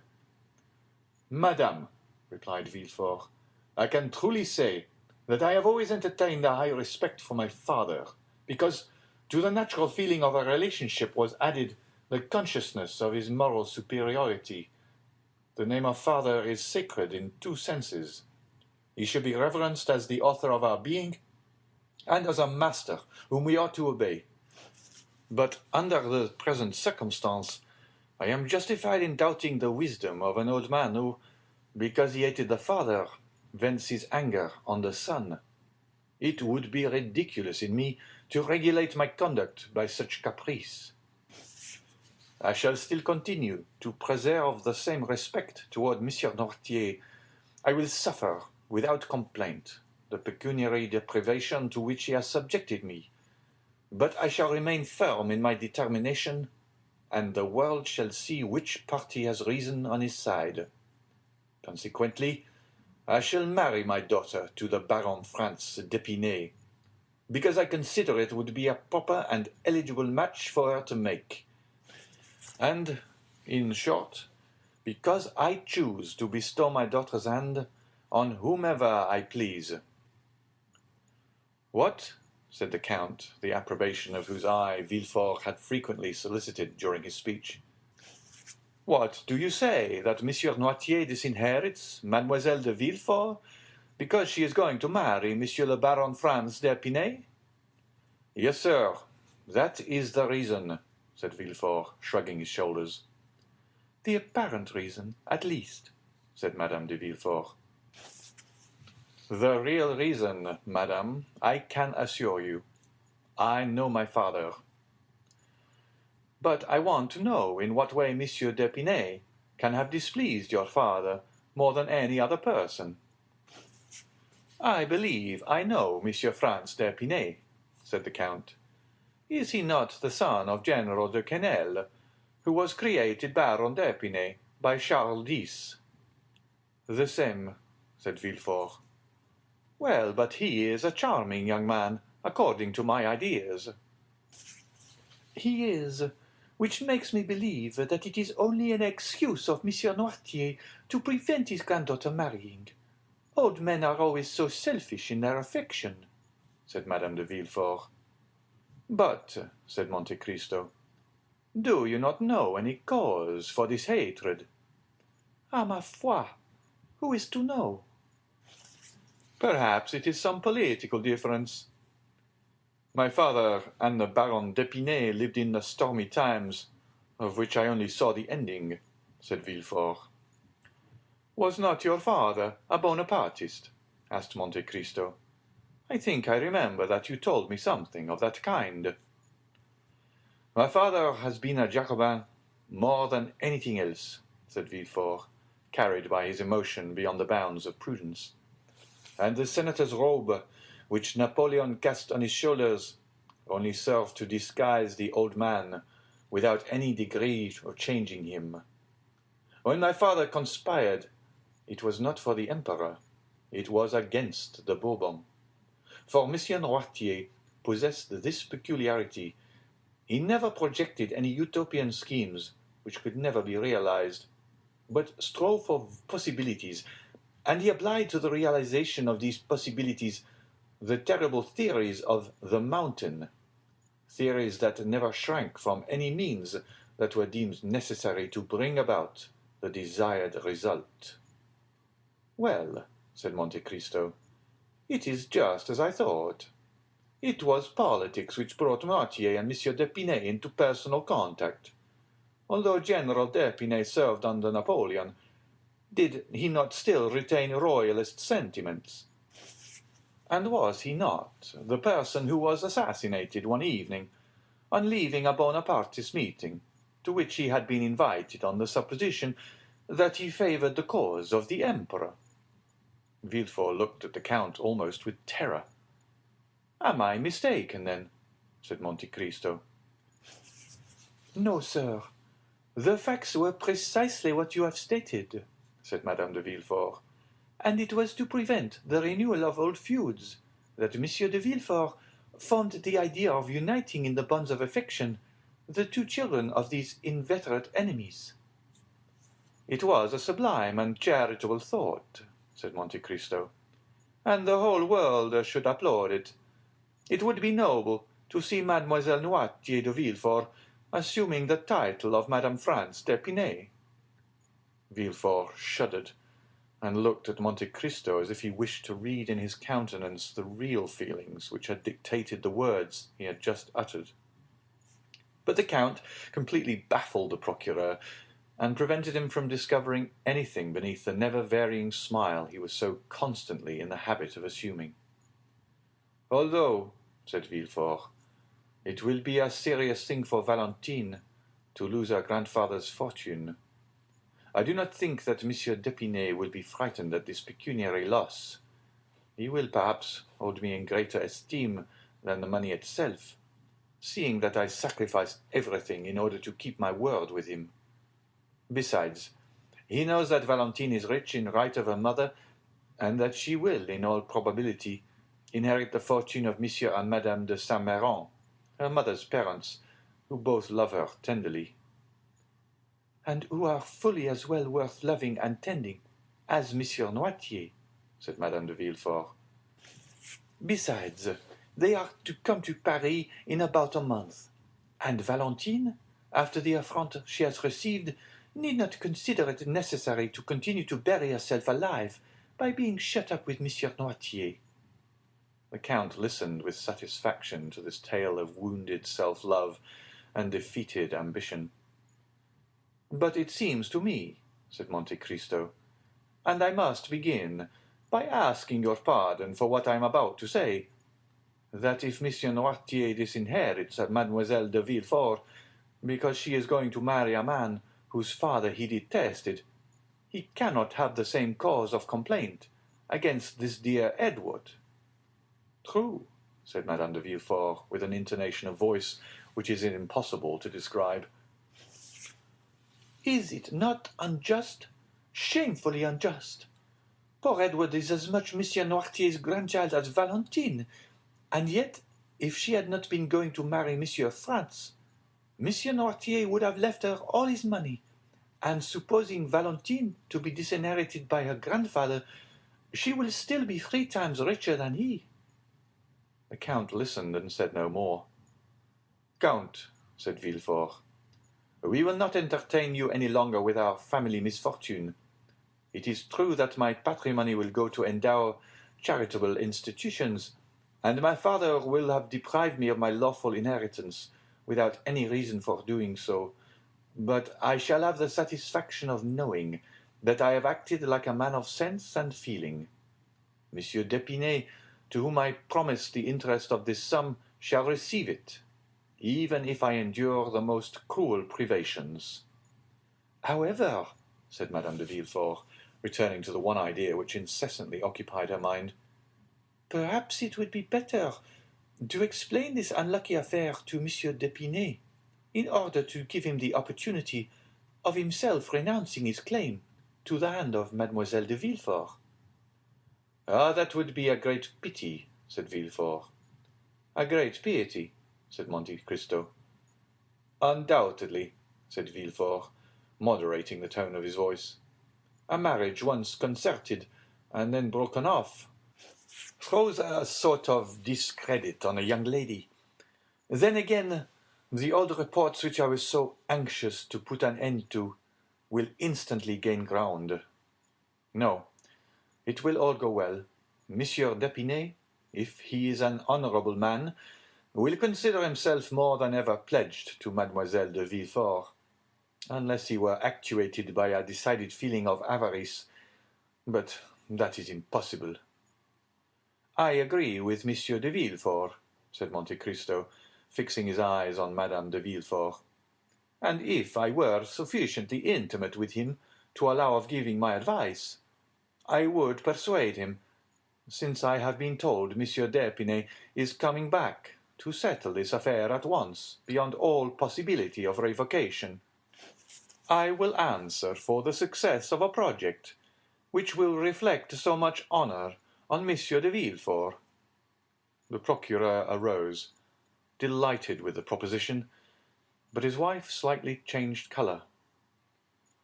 "Well, that is all that I wanted, and I will be guided by a counselor such as you," said he, extending his hand to Monte Cristo.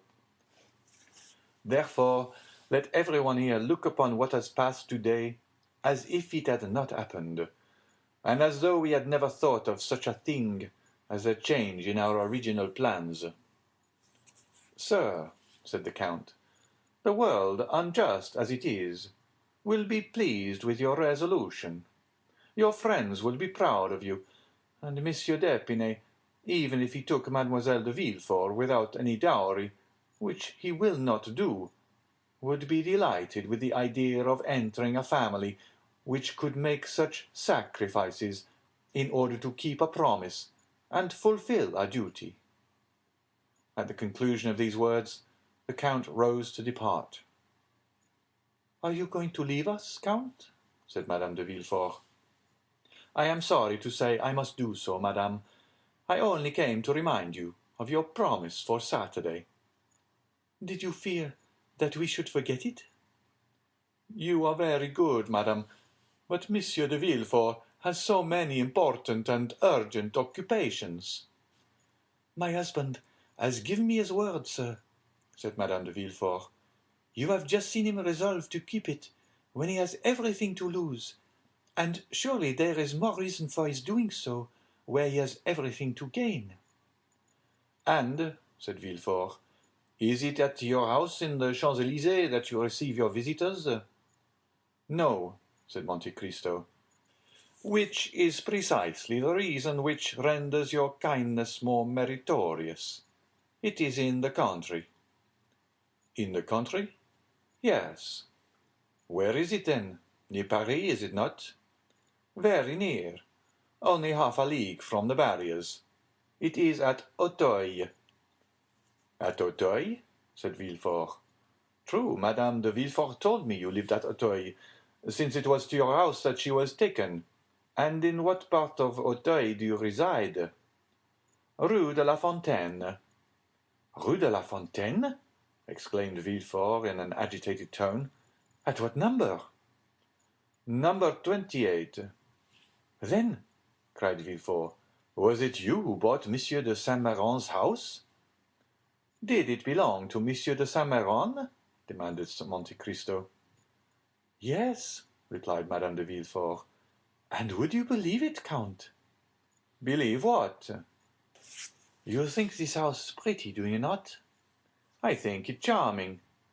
"Well, my husband would never live in it." "Indeed," returned Monte Cristo. "That is a prejudice on your part, Monsieur de Villefort, for which I am quite at a loss to account." "I do not like Auteuil, sir," said the procureur, making an evident effort to appear calm.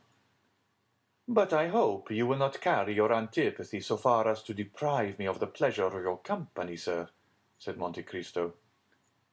"No, Count, I hope, I assure you I shall do my best," stammered Villefort. "Oh," said Monte Cristo, "I allow of no excuse.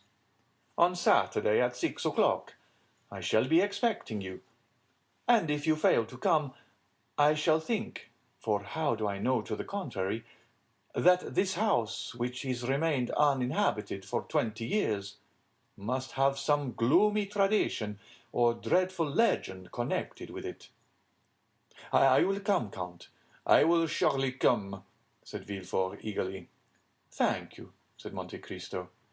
"Now you must permit me to take my leave of you." "You said before that you are obliged to leave us, monsieur," said Madame de Villefort, "and you are about to tell us why, when your attention was called to some other subject." "Indeed, madame," said Monte Cristo, "I scarcely know if I dare tell you where I am going." "Nonsense, say on." "Well, then, it is to see a thing on which I have sometimes mused for hours together." "What is it?" "A telegraph. So now I have told my secret." "A telegraph?" repeated Madame de Villefort. "Yes, a telegraph. I had often seen one placed at the end of a road on a hillock, and in the light of the sun its black arms bending in every direction always reminded me of the claws of an immense beetle. And I assure you, it was never without emotion that I gazed on it, for I could not help thinking how wonderful it was that these various signs should be made to cleave the air with such precision as to convey to the distance of 300 leagues the ideas and wishes of a man sitting at a table at one end of the line, to another man similarly placed at the opposite extremity, and all this effected by a simple act of volition on the part of the sender of the message. I began to think of genii, sylphs, gnomes, in short, of all the ministers of the occult sciences, until I laughed aloud at the freaks of my own imagination.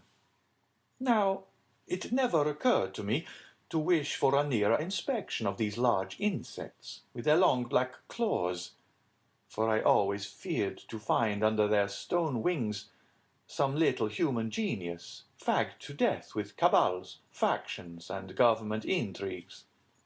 But one fine day I learned that the mover of this telegraph was only a poor wretch, hired for 1,200 francs a year, and employed all day, not in studying the heavens like an astronomer, or in gazing on the water like an angler, or even in enjoying the privilege of observing the country around him. But all his monotonous life was passed in watching his white-bellied, black-clawed fellow insect 4 or 5 leagues distant from him.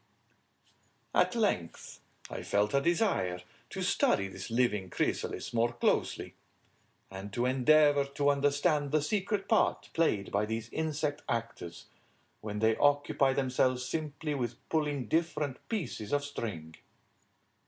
And are you going there? I am. What telegraph do you intend visiting? That of the Home Department, or of the observatory? Oh, no. I should find there people who would force me to understand things of which I would prefer to remain ignorant, and who would try to explain to me, in spite of myself, a mystery which even they do not understand. Ma foi, I should wish to keep my illusions concerning insects unimpaired. It is quite enough to have those dissipated which I had formed of my fellow creatures. I shall, therefore, not visit either of these telegraphs, but one in the open country, where I shall find a good-natured simpleton who knows no more than the machine he is employed to work. You are a singular man, said Villefort.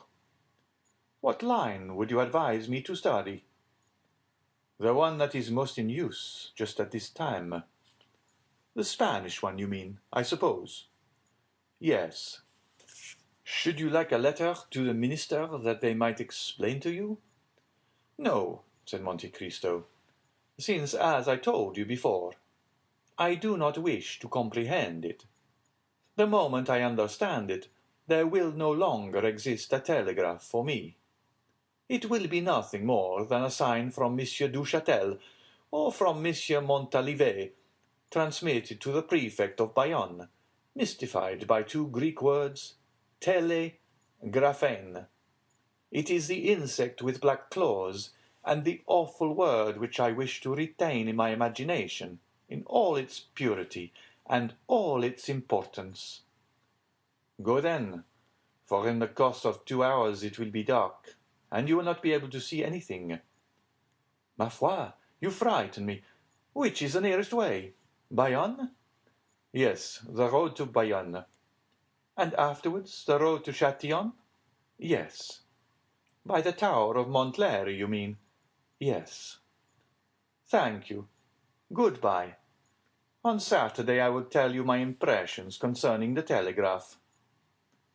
At the door the Count was met by the 2 notaries, who had just completed the act which was to disinherit Valentine, and who were leaving under the conviction of having done a thing which could not fail of redounding considerably to their credit. End of Chapter 60. Chapter 61 of the Count of Monte Cristo by Alexandre Dumas. How a gardener may get rid of the dormice that eat his peaches. Not on the same night as he had intended, but the next morning, the Count of Monte Cristo went out by the Barrière d'Enfer, taking the road to Orléans. Leaving the village of Lina without stopping at the telegraph, which flourished its great bony arms as he passed, the Count reached the tower of Montlhéry, situated, as everyone knows, upon the highest point of the plain of that name. At the foot of the hill, the Count dismounted and began to ascend by a little winding path, about 18 inches wide. When he reached the summit, he found himself stopped by a hedge, upon which green fruit had succeeded to red and white flowers. Monte Cristo looked for the entrance to the enclosure, and was not long in finding a little wooden gate, working on willow hinges and fastened with a nail and string. The Count soon mastered the mechanism, the gate opened, and he then found himself in a little garden, about 20 feet long by 12 feet wide, bounded on one side by part of the hedge, which contained the ingenious contrivance we have called a gate, and on the other by the old tower, covered with ivy and studded with wallflowers. No one would have thought, in looking at this old, weather-beaten, floral-decked tower, which might be likened to an elderly dame dressed up to receive her grandchildren at a birthday feast, that it would have been capable of telling strange things, if, in addition to the menacing ears which the proverb says all walls are provided with, it had also a voice. The garden was crossed by a path of red gravel, edged by a border of thick box of many years' growth, and of a tone and colour that would have delighted the heart of Delacroix, our modern Rubens. This path was formed in the shape of the figure of 8, thus, in its windings, making a walk of 60 feet in a garden of only 20. Never had Flora, the fresh and smiling goddess of gardeners, been honoured with a purer or more scrupulous worship than that which was paid to her in this little enclosure. In fact, of the 20 rose trees which formed the parterre, not one bore the mark of the slug, nor were there evidences anywhere of the clustering aphis which is so destructive to plants growing in a damp soil. And yet it was not because the damp had been excluded from the garden. The earth, black as soot, the thick foliage of the trees betrayed its presence. Besides, had natural humidity been wanting, it could have been immediately supplied by artificial means, thanks to a tank of water sunk in one of the corners of the garden, and upon which were stationed a frog and a toad, who from antipathy, no doubt, always remained on the 2 opposite sides of the basin. There was not a blade of grass to be seen in the paths or a weed in the flower beds. No fine lady ever trained and watered her geraniums, her cacti, and her rhododendrons with more pains than the hitherto unseen gardener bestowed upon his little enclosure. Monte Cristo stopped after having closed the gate, and fastened a string to the nail, and cast a look around. "The man at the telegraph," said he, "must either engage a gardener, or devote himself passionately to agriculture." Suddenly he struck against something crouching behind a wheelbarrow filled with leaves. The something rose, uttering an exclamation of astonishment, and Monte Cristo found himself facing a man about 50 years old, who was plucking strawberries which he was placing upon grape leaves.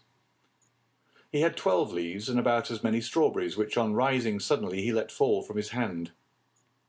"You are gathering your crop, sir," said Monte Cristo, smiling. "Excuse me, sir," replied the man, raising his hand to his cap.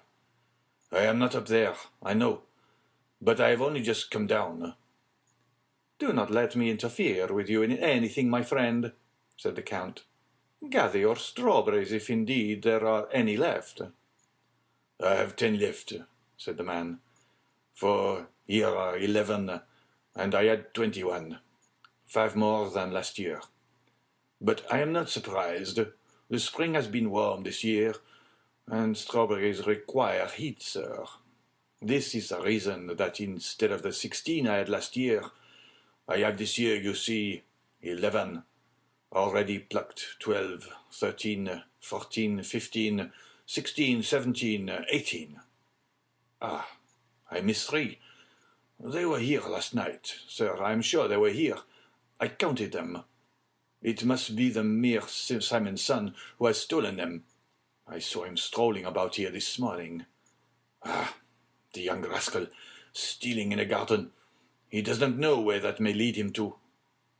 "Certainly it is wrong," said Monte Cristo, "but you should take into consideration the youth and greediness of the delinquent." "Of course," said the gardener, "but that does not make it the less unpleasant. But, sir, once more I beg pardon, because you are an officer that I am detaining here." And he glanced timidly at the Count's blue coat. "Calm yourself, my friend," said the Count, with the smile which he made at will, either terrible or benevolent, and which now expressed only the kindliest feeling. "I am not an inspector, but a traveller brought here by a curiosity he half repents of, since he causes you to lose your time." "Ah, my time is not valuable," replied the man with a melancholy smile. "Still, it belongs to government, and I ought not to waste it. But having received the signal that I might rest for an hour," here he glanced at the sundial, for there was everything in the enclosure of Monterey, even a sundial, "and having 10 minutes before me, and my strawberries being ripe, when a day longer, by the by, sir, do you think dormice eat them? Indeed, I think not, replied Monte Cristo. Dormice are bad neighbors for us who do not eat them preserved, as the Romans did. What? Did the Romans eat them? Said the gardener. Ate dormice? I have read so in Petronius, said the Count. Really? They can't be nice, though they do say, as fat as a dormouse. It is not a wonder they are fat, sleeping all day and only waking to eat all night. Listen, last year I had 4 apricots. They stole 1. I had 1 nectarine, only 1. Well, sir, they ate half of it on the wall. A splendid nectarine, I never ate a better. You ate it? That is to say, the half that was left, you understand. It was exquisite, sir. Ah, those gentlemen never choose the worst morsels, like mere Simon's son, who has not chosen the worst strawberries. But this year, continued the horticulturist, I'll take care of it. It shall not happen, even if I shall be forced to sit by the whole night to watch when the strawberries are ripe. Monte Cristo had seen enough. Every man has a devouring passion in his heart, as every fruit has its worm. That of the telegraph man was horticulture. He began gathering the grape leaves which screened the sun from the grapes, and won the heart of the gardener. "Did you come here, sir, to see the telegraph?" he said. "Yes, if it isn't contrary to the rules." "Oh, no," said the gardener. "Not in the least, since there is no danger that anyone can possibly understand what we are saying." "I have been told," said the Count, "that you do not always yourselves understand the signals you repeat." "That is true, sir, and that is what I like best," said the man, smiling. "Why do you like that best?" "Because then I have no responsibility. I am a machine here, and nothing else, and so long as I work, nothing more is required of me." "Is it possible," said Monte Cristo to himself, "that I can have met with a man that has no ambition, that would spoil my plans?" "Sir," said the gardener, glancing at the sundial, "the 10 minutes are almost up. I must return to my post. Will you go up with me?" "I will follow you." Monte Cristo entered the tower, which was divided into 3 stories. The tower contained implements, such as spades, rakes, watering pots, hung against the wall. This was all the furniture. The second was the man's conventional abode, or rather sleeping place. It contained a few poor articles of household furniture, a bed, a table, 2 chairs, a stone pitcher, and some dry herbs hung up to the ceiling, which the Count recognized as sweet peas, and of which the good man was preserving the seeds. He had labelled them with as much care as if he had been master botanist in the Jardin des Plantes. "Does it require much study to learn the art of telegraphing?" asked Monte Cristo. "The study does not take long. It was acting as a supernumerary that was so tedious." "And what is the pay?" 1,000 francs, sir." "It is nothing." "No, but when we are lodged, as you perceive—" Monte Cristo looked at the room. They passed to the 3rd story. It was the telegraph room. Monte Cristo looked in turn at the 2 iron handles by which the machine was worked. "It is very interesting," he said, "but it must be very tedious for a lifetime." "Yes. At first my neck was cramped with looking at it, but at the end of a year I became used to it, and then we have our hours of recreation and our holidays." "Holidays?" "Yes." "When?" "When we have a fog." "Ah, to be sure." "Those are indeed holidays to me. I go into the garden, I plant, I prune, I trim, I kill the insects all day long."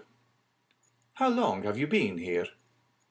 10 years, and 5 as a supernumerary make 15. "You are—" 55 years old. How long must you have served to claim the pension? Oh, sir, 25 years. And how much is the pension? 100 crowns. Poor humanity, murmured Monte Cristo. What did you say, sir? Asked the man. I was saying it was very interesting. What was? All you were showing me, and you really understand none of these signals. None at all. And have you never tried to understand them? Never. Why should I? But still there are some signals only addressed to you.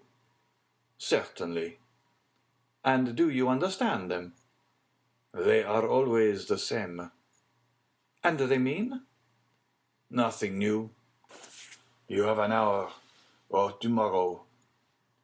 This is simple enough, said the Count. But look, is not your correspondent putting itself in motion? Yes, thank you, sir. And what is it saying? Anything you understand? Yes. It asks if I'm ready. And you reply? By the same sign, which at the same time tells my right-hand correspondent that I am ready, while it gives notice to my left-hand correspondent to prepare in his turn. It is very ingenious, said the Count. You will see, said the man proudly. In 5 minutes you will speak. I have then 5 minutes, said Monte Cristo to himself. It is more time than I require. My dear sir, will you allow me to ask you a question? What is it, sir? You are fond of gardening. Passionately. And you would be pleased to have, instead of this terrace of 20 feet, an enclosure of 2 acres. Sir, I should make a terrestrial paradise of it. You live badly on your 1,000 francs. Badly enough, but yet I do live. Yes, but you have a wretchedly small garden. True, the garden is not large. And then, such as it is filled with dormice, who eat everything. Ah, they are my scourges. Tell me, should you have the misfortune to turn your head while your right-hand correspondent was telegraphing? I should not see him. Then what would happen? I could not repeat the signals. And then? Not having repeated them through negligence, I should be fined. How much? 100 francs. The 10th of your income. That would be fine work. Ah, said the man. Has it ever happened to you? Said Monte Cristo. Once, sir, when I was grafting a rose tree. Well, suppose you were to alter a signal and substitute another. Ah, that is another case. I should be turned off and lose my pension. 300 francs. 100 crowns, yes, sir. So you see that I am not likely to do any of these things. Not even for 15 years' wages. Come, it is worth thinking about. For 15,000 francs? Yes. Sir, you alarm me. Nonsense. Sir, you are tempting me? Just so.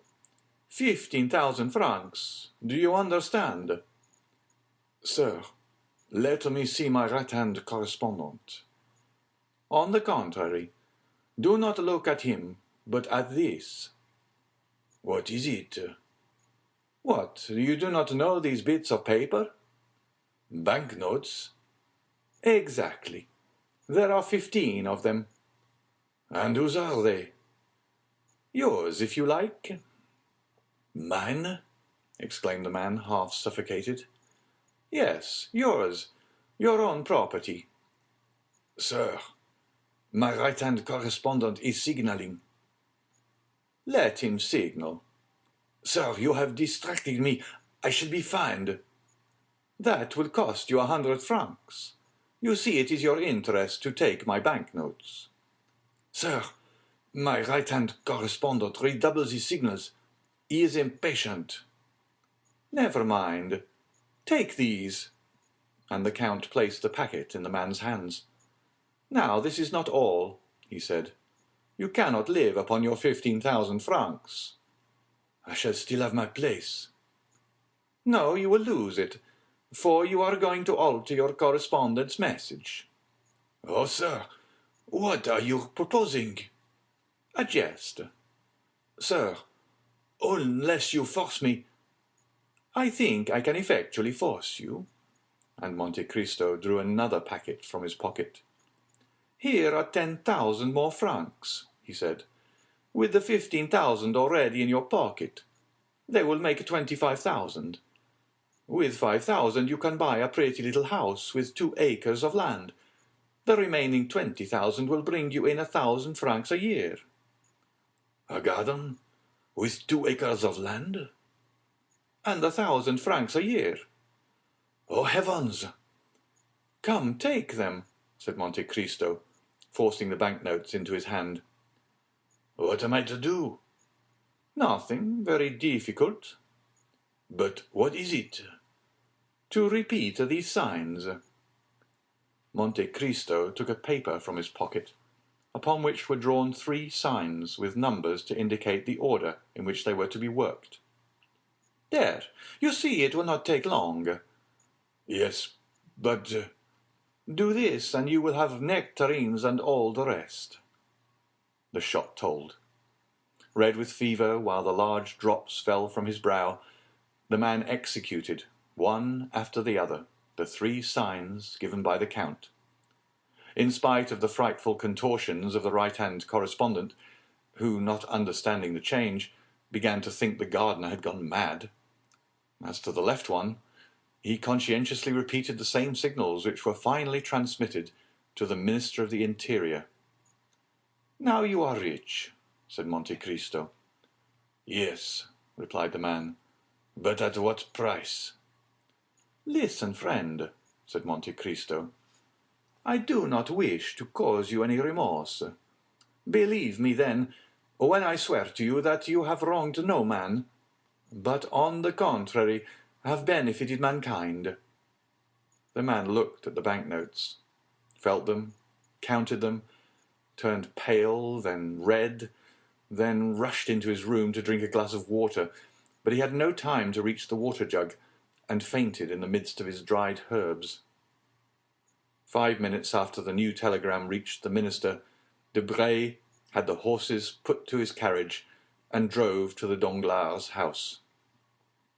Has your husband any Spanish bonds? He asked of the Baroness. I think so, indeed.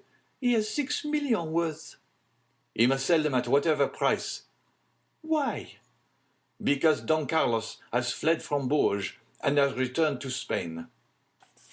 How do you know? Debray shrugged his shoulders. The idea of asking how I hear the news, he said. The Baroness did not wait for a repetition. She ran to her husband, who immediately hastened to his agent and ordered him to sell at any price. When it was seen that Danglars sold, the Spanish funds fell directly. Danglars lost 500,000 francs, but he rid himself of all his Spanish shares. The same evening, the following was read in Le Messager. By telegraph. The king, Don Carlos, has escaped the vigilance of his guardians at Bourges, and has returned to Spain by the Catalonian frontier. Barcelona has risen in his favour. All that evening, nothing was spoken of but the foresight of Danglars, who had sold his shares, and of the luck of the stock jobber, who had only lost 500,000 francs by such a blow. Those who had kept their shares, or bought those of Danglars, looked upon themselves as ruined, and passed a very bad night. Next morning, Le Moniteur contained the following. It was without any foundation that Le Messager yesterday announced the flight of Don Carlos and the revolt of Barcelona. The king, Don Carlos, has not left Bourges, and the peninsula is in the enjoyment of profound peace. A telegraphic signal, improperly interpreted, owing to the fog, was the cause of this error. The funds rose 1% higher than before they had fallen. This, reckoning his loss and what he had missed gaining, made the difference of 1,000,000 to Danglars. "Good," said Monte Cristo to Morrel, who was at his house when the news arrived of the strange reverse of fortune of which Danglars had been the victim.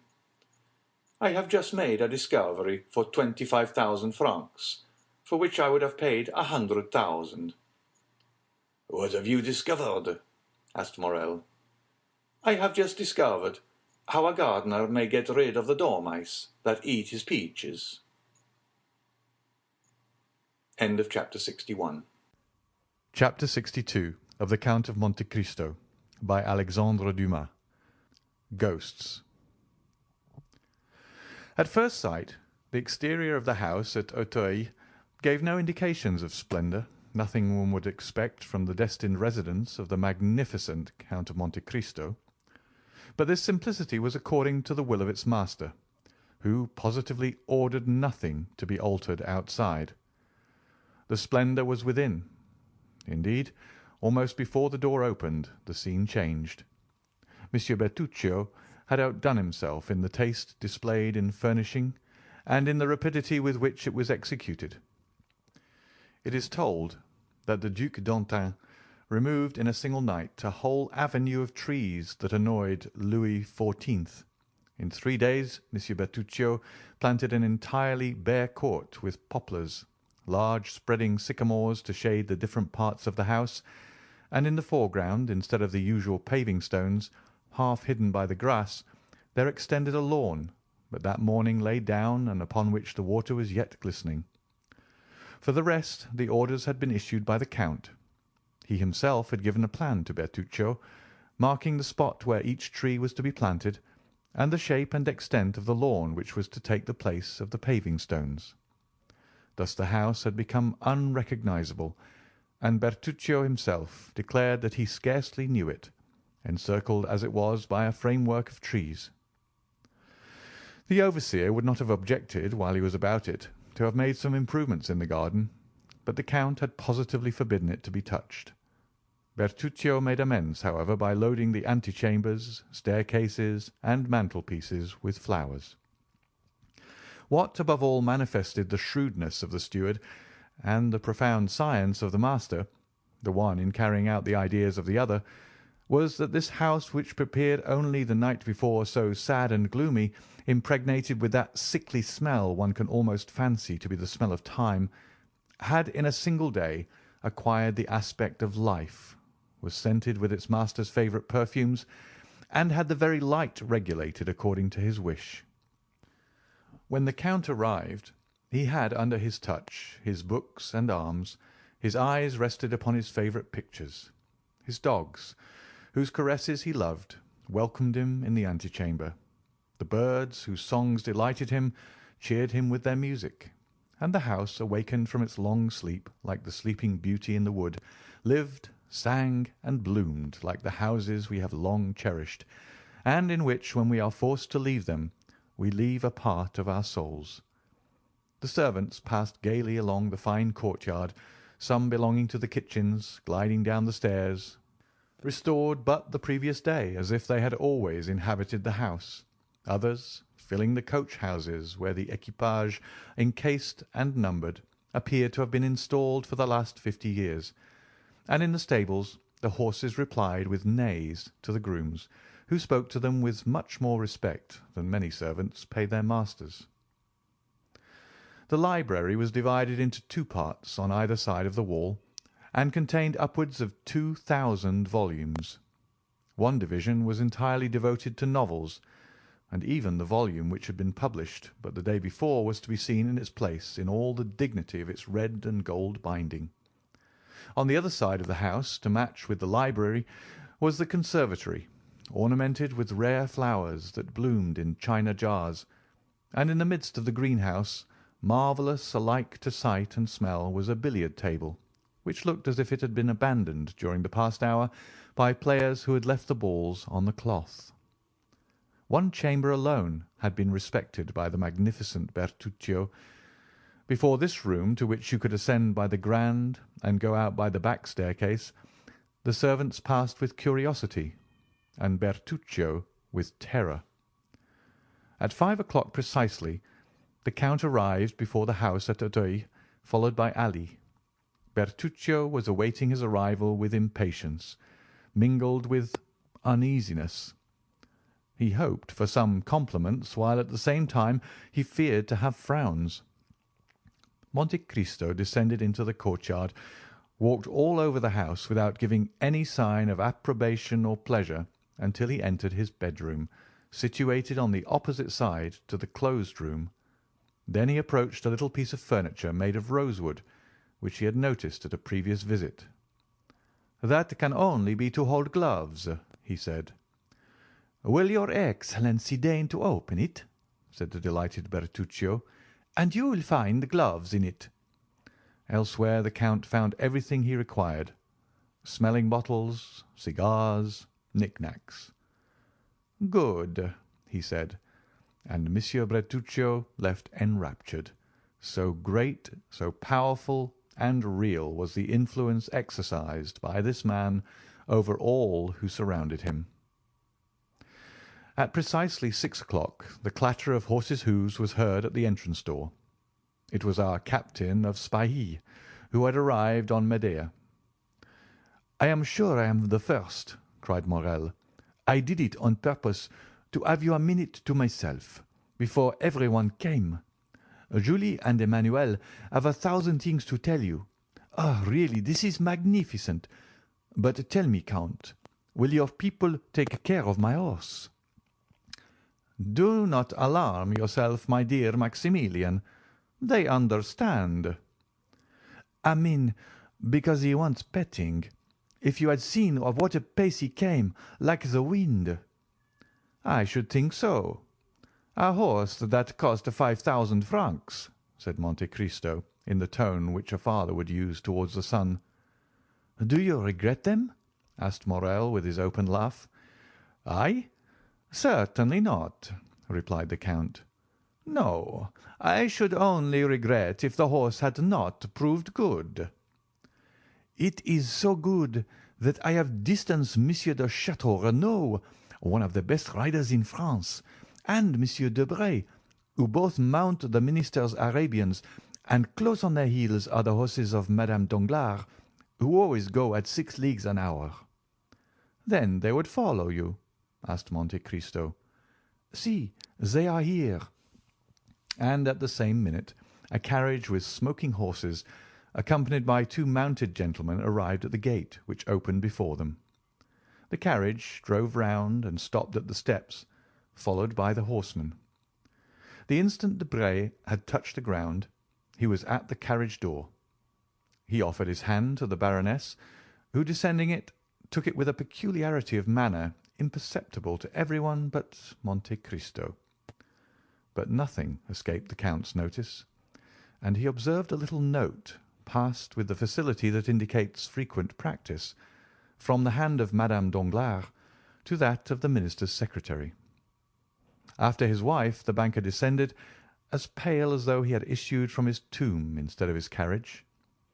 Madame Danglars threw a rapid and inquiring glance, which could only be interpreted by Monte Cristo, around the courtyard, over the peristyle, and across the front of the house. Then, repressing a slight emotion which must have been seen on her countenance if she had not kept her colour, she ascended the steps, saying to Morel, "Sir, if you were a friend of mine, I should ask if you would sell your horse." Morel smiled with an expression very like a grimace, and then turned round to Monte Cristo, as if to ask him to extricate him from this embarrassment. The Count understood him. "Ah, madame," he said, "why did you not make that request of me?" "With you, sir," replied the Baroness, "one can wish for nothing. One is so sure to obtain it. If it were so with Monsieur Morel—" "Unfortunately," replied the Count, "I am a witness that Monsieur Morel cannot give up his horse, his honour being engaged in keeping it." "How so?" "He laid a wager. He would tame Médéah in the space of 6 months. You understand now that if he were to get rid of the animal before the time named, he would not only lose his bet, but people would say he was afraid. and a brave captain of Spahis cannot risk this, even to gratify a pretty woman, which is, in my opinion, one of the most sacred obligations in the world." "You see my position, madame," said Morrel, bestowing a grateful smile on Monte Cristo. "It seems to me," said Danglars, in his coarse tone, ill concealed by a forced smile, "that you have already got horses enough." Madame Danglars seldom allowed remarks of this kind to pass unnoticed, but, to the surprise of the young people, she pretended not to hear it, and said nothing. Monte Cristo smiled at her unusual humility, and showed her two immense porcelain jars, over which wound marine plants of a size and delicacy that nature alone could produce. The Baroness was astonished. "Why," said she, "you could plant one of the chestnut trees in the Tuileries inside. How can such enormous jars have been manufactured?" "Ah, madame," replied Monte Cristo, "you must not ask of us, the manufacturers of fine porcelain, such a question. It is the work of another age, constructed by the genii of earth and water." "How so? At what period can that have been?" "I do not know. I have only heard that an emperor of China had an oven built expressly, and that in this oven 12 jars like this were successfully baked. 2 broke, from the heat of the fire. The other 10 were sunk 300 fathoms deep into the sea. The sea, knowing what was required of her, threw over her weeds, encircled them with coral, and encrusted them with shells. The whole was cemented by 200 years beneath these almost impervious depths, for a revolution carried away the emperor who wished to make the trial, and only left the documents proving the manufacture of the jars and their descent into the sea. At the end of 200 years the documents were found, and they thought of bringing up the jars. Divers descended in machines made expressly on the discovery into the bay where they were thrown, but of 10, 3 only remained, the rest having been broken by the waves. I am fond of these jars, upon which perhaps misshapen frightful monsters have fixed their cold, dull eyes, and in which myriads of small fish have slept, seeking a refuge from the pursuit of their enemies." Meanwhile Danglars, who had cared little for curiosities, was mechanically tearing off the blossoms of a splendid orange tree, one after another. When he had finished with the orange tree, he began at the cactus, but this, not being so easily plucked as the orange tree, pricked him dreadfully. He shuddered and rubbed his eyes as though awaking from a dream. "Sir," said Monte Cristo to him, "I do not recommend my pictures to you, who possess such splendid paintings. But nevertheless here are 2 Hobbema, a Paul Potter, a Mieris, 2 by Gerard Dow, a Raphael, a Van Dyck, a Zurbaran, and 2 or 3 by Murillo, worth looking at." "Stay," said Debray, "I recognize this Hobbema." "Ah, indeed." "Yes, it was proposed for the museum." "Which, I believe, does not contain one," said Monte Cristo. "No, and yet they refuse to buy it." "Why?" said Château Renaud. "You pretend not to know, because government was not rich enough." "Ah, pardon me," said Château Renaud. "I have heard of these things every day during the last 8 years, and I cannot understand them yet." "You will by and by," said Debray. "I think not," replied Château Renaud. "Major Bartolomeo Cavalcanti and Count Andrea Cavalcanti," announced Baptistin.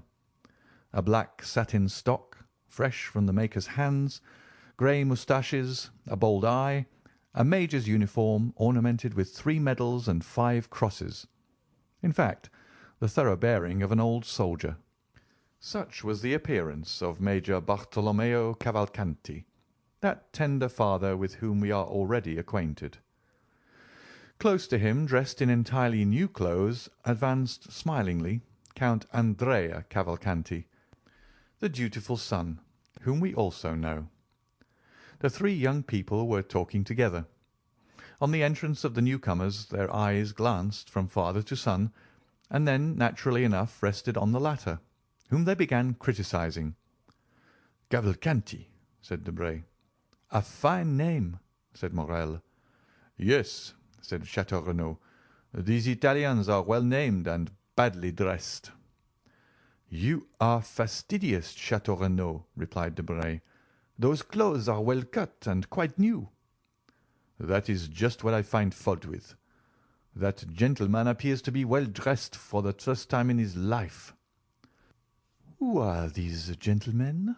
asked Danglars of Monte Cristo. "You heard. Cavalcanti." "That tells me their name, and nothing else." "Ah, true, you do not know the Italian nobility.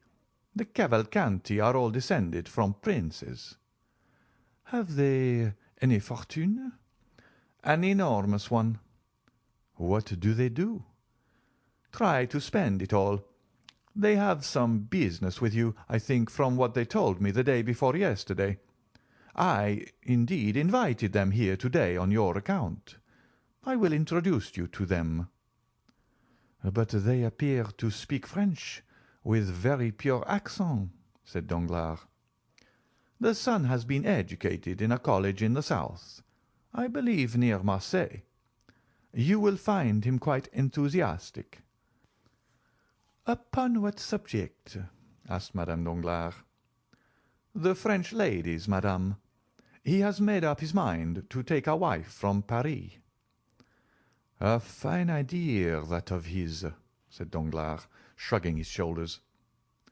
Madame Danglars looked at her husband with an expression which, at any other time, would have indicated a storm, but for the second time she controlled herself. "The Baron appears thoughtful to-day," said Monte Cristo to her. "Are they going to put him in the ministry?" "Not yet, I think. More likely he has been speculating on the Bourse and has lost money." "Monsieur and Madame de Villefort!" cried Baptistin. They entered. Monsieur de Villefort, notwithstanding his self-control, was visibly affected, and when Monte Cristo touched his hand, he felt it tremble. "Certainly women alone know how to dissimulate," said Monte Cristo to himself, glancing at Madame Danglars, who was smiling on the procureur and embracing his wife. After a short time the Count saw Bertuccio, who until then had been occupied on the other side of the house, glide into an adjoining room. He went to him.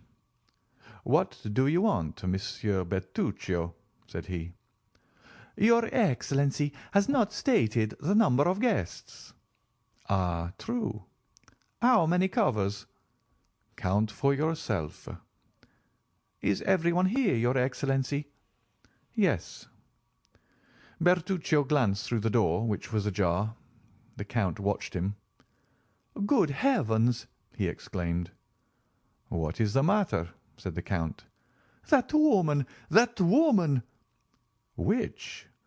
"The one with a white dress and so many diamonds. The fair one." "Madame Danglars?" "I do not know her name, but it is she, sir. It is she." "Whom do you mean?" "The woman of the garden. She that was enceinte. She who was walking while she waited for—" Bertuccio stood at the open door with his eyes starting and his hair on end. "Waiting for whom?"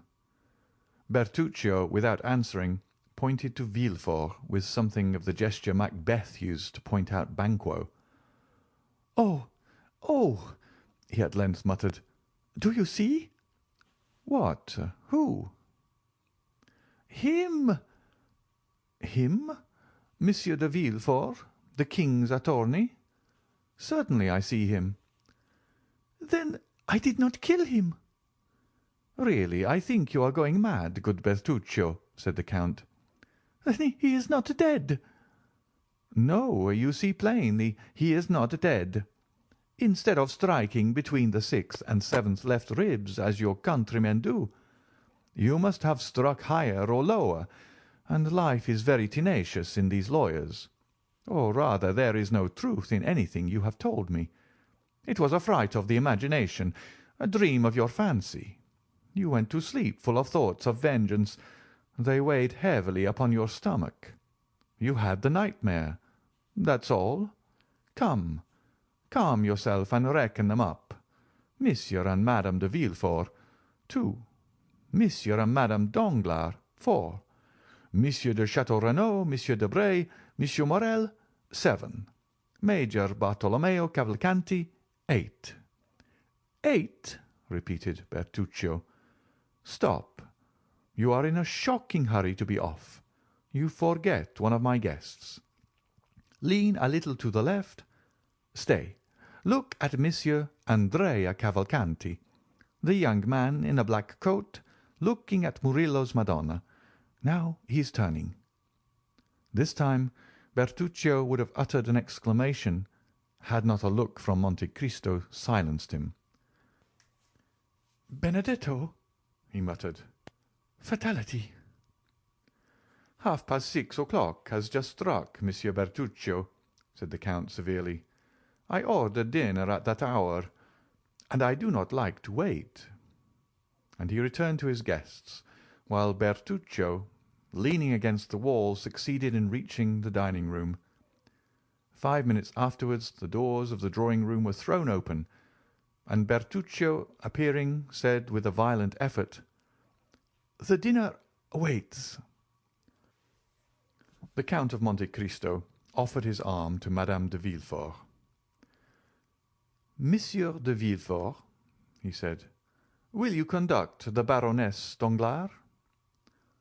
Villefort complied, and they passed on to the dining-room. End of Chapter 62. Chapter 63 of The Count of Monte Cristo by Alexandre Dumas. The Dinner. It was evident that one sentiment affected all the guests on entering the dining-room. Each one asked what strange influence had brought them to this house, and yet, astonished, even uneasy though they were, they still felt that they would not like to be absent. The recent events, the solitary and eccentric position of the Count, his enormous, nay, almost incredible fortune, should have made men cautious, and have altogether prevented ladies visiting a house where there was no one of their own sex to receive them. And yet curiosity had been enough to lead them to overleap the bounds of prudence and decorum. And all present, even including Cavalcanti and his son, notwithstanding the stiffness of the one and the carelessness of the other, were thoughtful on finding themselves assembled at the house of this incomprehensible man. Madame Danglars had started when Villefort, on the Count's invitation, offered his arm, and Villefort felt that his glance was uneasy beneath his gold spectacles when he felt the arm of the Baroness press upon his own. None of this had escaped the Count, and even by this mere contact of individuals the scene had already acquired considerable interest for an observer. Monsieur de Villefort had on the right hand Madame Danglars, on his left Morel. The Count was seated between Madame de Villefort and Danglars. The other seats were filled by de Bray, who was placed between the two Cavalcanti, and by Château-Renaud, seated between Madame de Villefort and Morel. The repast was magnificent. Monte Cristo had endeavoured completely to overturn the Parisian ideas and to feed the curiosity as much as the appetite of his guests. It was an oriental feast that he offered to them, but of such a kind as the Arabian fairies might be supposed to prepare. Every delicious fruit that the 4 quarters of the globe could provide was heaped in vases from China and jars from Japan. Rare birds retaining their most brilliant plumage, enormous fish spread upon massive silver dishes, together with every wine produced in the archipelago, Asia Minor, or the Cape, sparkling in bottles, whose grotesque shape seemed to give an additional flavour to the draught. All these, like one of the displays with which Apicius of old gratified his guests, passed in view before the eyes of the astonished Parisians, who understood that it was possible to expend 1,000 louis upon a dinner for 10 persons, but only on the condition of eating pearls like Cleopatra, or drinking refined gold like Lorenzo de' Medici. Monte Cristo noticed the general astonishment, and began laughing and joking about it.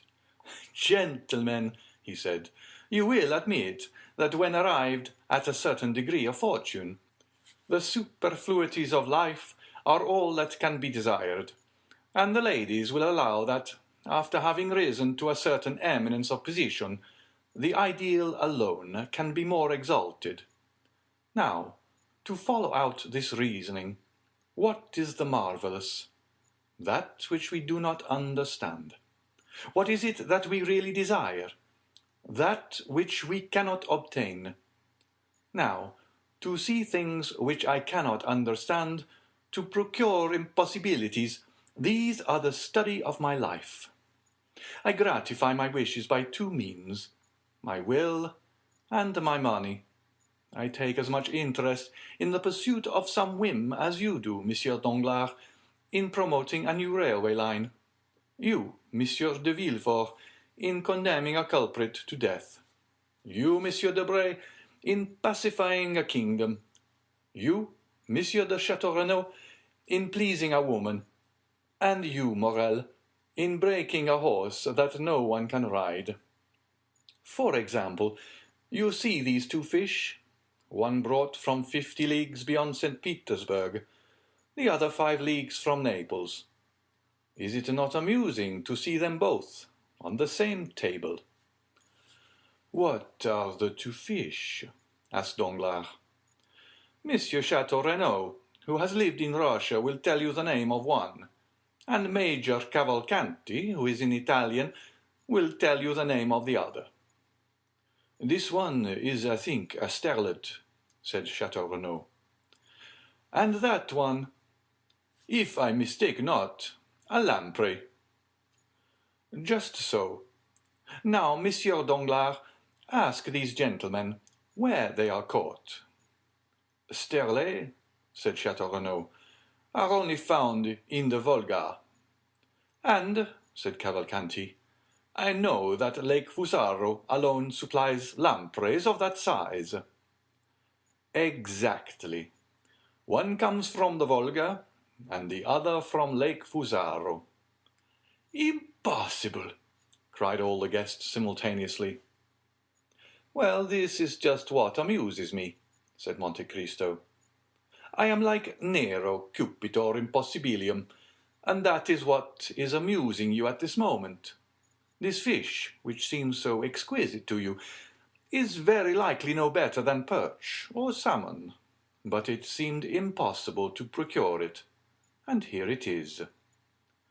"But how could you have these fish brought to France?" "Oh, nothing more easy. Each fish was brought over in a cask, one filled with river herbs and weeds, the other with rushes and lake plants. They were placed in a wagon built on purpose, and thus the sterlet lived 12 days, the lamprey 8, and both were alive when my cook seized them, killing one with milk and the other with wine. You do not believe me, Monsieur Danglars?" "I cannot help doubting," answered Danglars, with his stupid smile. "Baptistine," said the Count, "have the other fish brought in, the sterlet and the lamprey which came in the other casks, and which are yet alive." Danglars opened his bewildered eyes. The company clapped their hands. 4 servants carried in 2 casks covered with aquatic plants, and in each of which was breathing a fish similar to those on the table. "But why have 2 of each sort?" asked Danglars. "Merely because one might have died," carelessly answered Monte Cristo. "You are certainly an extraordinary man," said Danglars, "and philosophers may well say it is a fine thing to be rich." "And to have ideas," added Madame Danglars. "Oh, do not give me credit for this, madame. It was done by the Romans, who much esteemed them, and Pliny relates that they sent slaves from Ostia to Rome, who carried on their heads fish which he calls the mules, and which, from description, must probably be the goldfish. It was also considered a luxury to have them alive, it being an amusing sight to see them die, for when dying they change colour 3 or 4 times, and like the rainbow when it disappears, pass through all the prismatic shades, after which they were sent to the kitchen. Their agony formed part of their merit. If they were not seen alive, they were despised when dead." "Yes," said Debray, "but then Ostia is only a few leagues from Rome." "True," said Monte Cristo. "But what would be the use of living 1800 years after Lucullus, if we can do no better than he could?" The two Cavalcanti opened their enormous eyes, but had the good sense not to say anything. "All this is very extraordinary," said Château Renaud. "Still, what I admire the most, I confess, is the marvellous promptitude with which your orders are executed. Is it not true that you only bought this house 5 or 6 days ago?" "Certainly not longer." "Well, I am sure it is quite transformed since last week. If I remember rightly, it had another entrance, and the courtyard was paved and empty, while today we have a splendid lawn, bordered by trees which appear to be 100 years old." "Why not? I am fond of grass and shade," said Monte Cristo. "Yes," said Madame de Villefort. "The door was toward the road before, and on the day of my miraculous escape, you brought me into the house from the road. I remember." "Yes, madame," said Monte Cristo, "but I preferred having an entrance which would allow me to see the Bois de Boulogne over my gate." "In 4 days?" said Morrel. "It is extraordinary."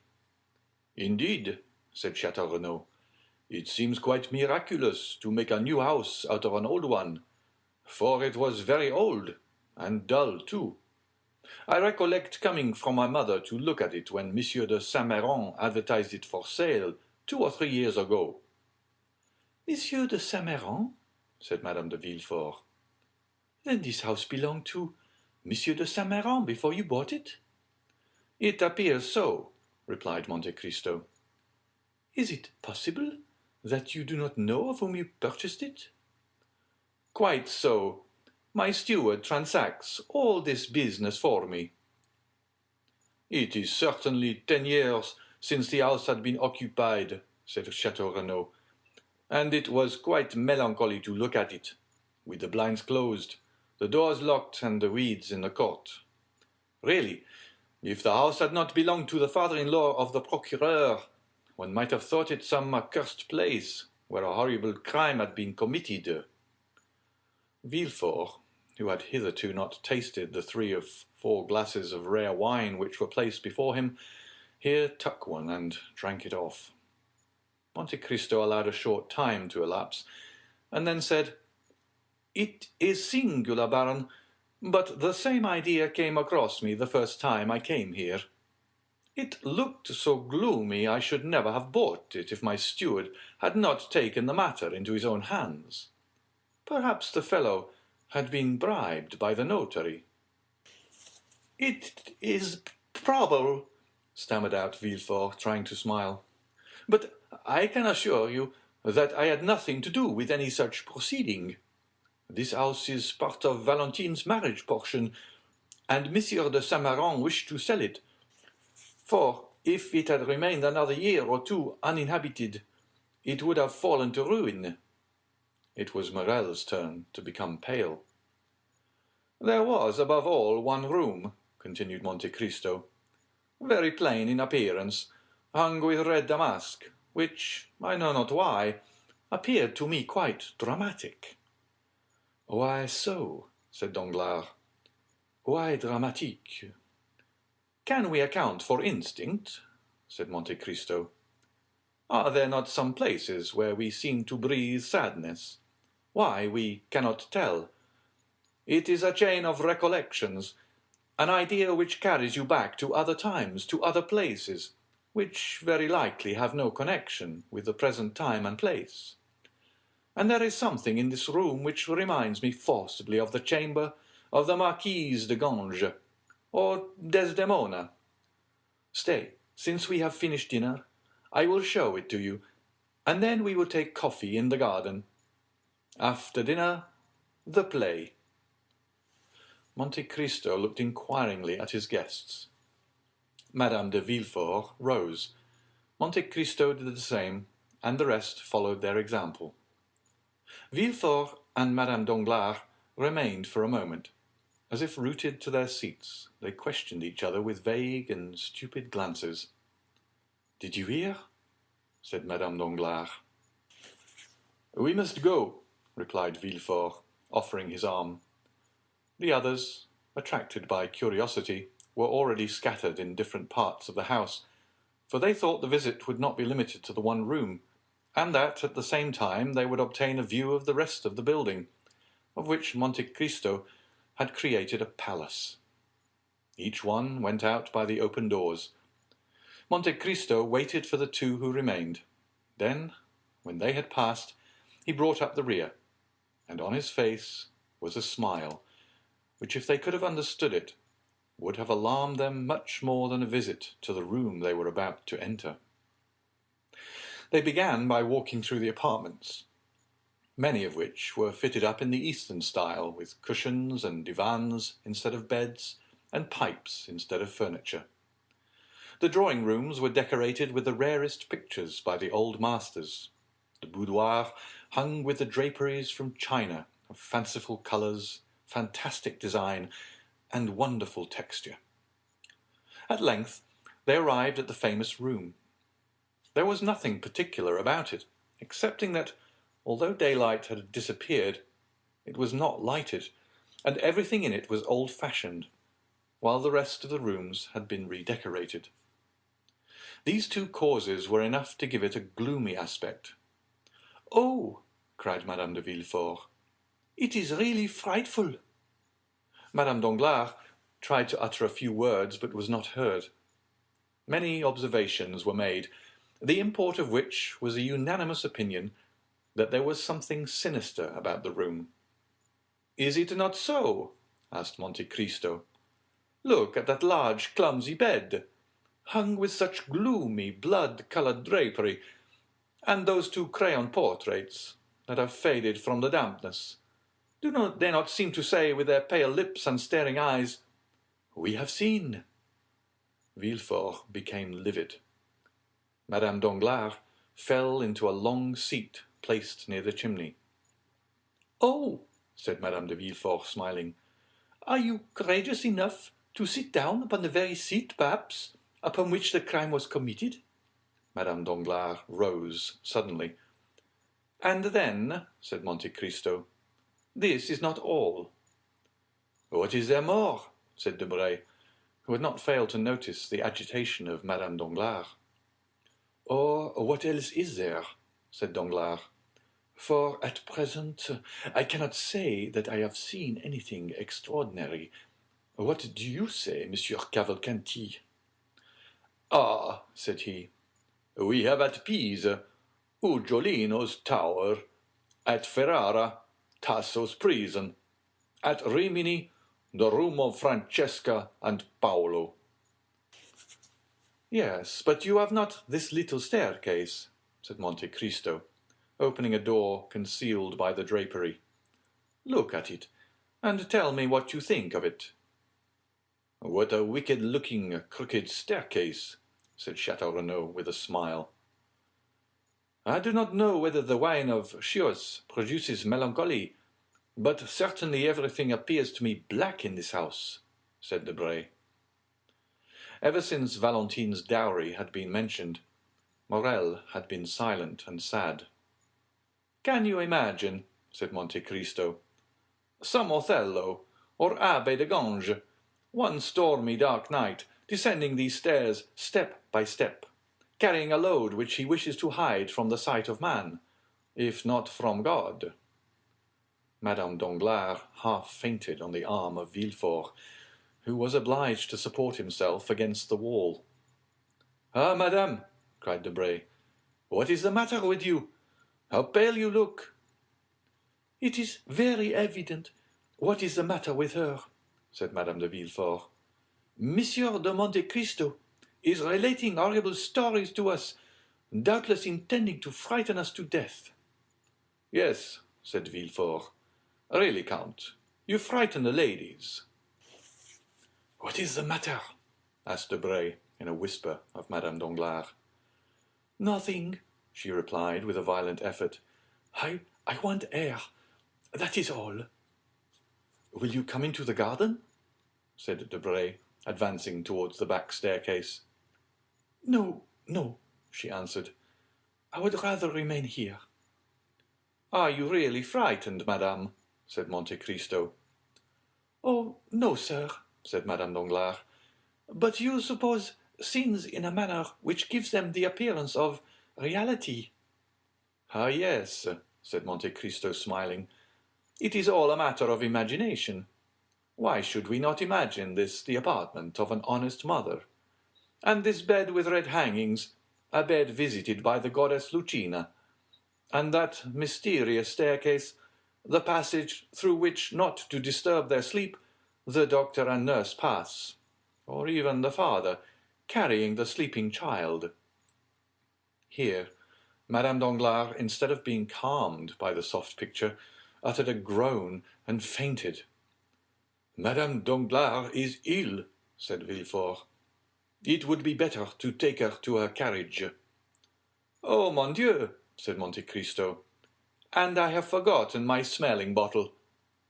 "I have mine," said Madame de Villefort, and she passed over to Monte Cristo a bottle full of the same kind of red liquid whose good properties the Count had tested on Edward. "Ah," said Monte Cristo, taking it from her hand. "Yes," she said. "At your advice, I have made the trial." "And have you succeeded?" "I think so." Madame Danglars was carried into the adjoining room. Monte Cristo dropped a very small portion of the red liquid upon her lips. She returned to consciousness. "Ah!" she cried. "What a frightful dream!" Villefort pressed her hand to let her know it was not a dream. They looked for Monsieur Danglars, but as he was not especially interested in poetical ideas, he had gone into the garden and was talking with Major Cavalcanti on the projected railway from Leghorn to Florence. Monte Cristo seemed in despair. He took the arm of Madame Danglars and conducted her into the garden, where they found Danglars taking coffee between the Cavalcanti. "Really, madame," he said, "did I alarm you much?" "Oh, no, sir," she answered. "But, you know, things impress us differently, according to the mood of our minds." Villefort forced a laugh. "And then you know," he said, "an idea, a supposition, is sufficient." "Well," said Monte Cristo, "you may believe me if you like, but it is my opinion that a crime has been committed in this house." "Take care," said Madame de Villefort. "The king's attorney is here." "Ah," replied Monte Cristo, "since that is the case, I will take advantage of his presence to make my declaration." "Your declaration?" said Villefort. "Yes, before witnesses." "Oh, this is very interesting," said Debray. "If there really has been a crime, we will investigate it." "There has been a crime," said Monte Cristo. "Come this way, gentlemen. Come, Monsieur Villefort, for a declaration to be available should be made before the competent authorities." He then took Villefort's arm, and at the same time holding that of Madame Danglars under his own, he dragged the procureur to the plantain tree, where the shade was thickest. All the other guests followed. "Stay," said Monte Cristo, "here in this very spot," and he stamped upon the ground. "I had the earth dug up and fresh mould put in to refresh these old trees. Well, my man digging found a box, or rather the ironwork of a box, in the midst of which was the skeleton of a newly born infant." Monte Cristo felt the arm of Madame Danglars stiffen, while that of Villefort trembled. "A newly born infant?" repeated Debray. "This affair becomes serious." "Well," said Château "I was not wrong just now, then, when I said that houses had souls and faces like men, and that their exteriors carried the impress of their characters. This house was gloomy because it was remorseful. It was remorseful because it concealed a crime." "Who said it was a crime?" asked Villefort with a last effort. "How? Is it not a crime to bury a living child in a garden?" cried Monte Cristo. "And pray, what do you call such an action?" "But who said it was buried alive?" "Why bury it there if it were dead? This garden has never been a cemetery." "What is done to infanticides in this country?" asked Major Cavalcanti innocently. "Oh, their heads are soon cut off," said Danglars. "Ah, indeed," said Cavalcanti. "I think so. Am I not right, Monsieur de Villefort?" asked Monte Cristo. "Yes, Count," replied Villefort, in a voice now scarcely human. Monte Cristo, seeing that the two persons for whom he had prepared this scene could scarcely endure it, and not wishing to carry it too far, said, "Come, gentlemen, some coffee. We seem to have forgotten it," and he conducted the guests back to the table on the lawn. "Indeed, Count," said Madame Danglars, "I am ashamed to own it, but all your frightful stories have so upset me that I must beg you to let me sit down." And she fell into a chair. Monte Cristo bowed and went to Madame de Villefort. "I think Madame Danglars again requires your bottle," he said. But before Madame de Villefort could reach her friend, the procureur had found time to whisper to Madame Danglars, "I must speak to you." "When?" "Tomorrow." "Where?" "In my office, or in the court, if you like. That is the surest place." "I will be there." At this moment Madame de Villefort approached. "Thanks, my dear friend," said Madame Danglars, trying to smile. "It is over now, and I am much better." End of chapter 63. Chapter 64 of the Count of Monte Cristo by Alexandre Dumas. The Beggar. The evening passed on.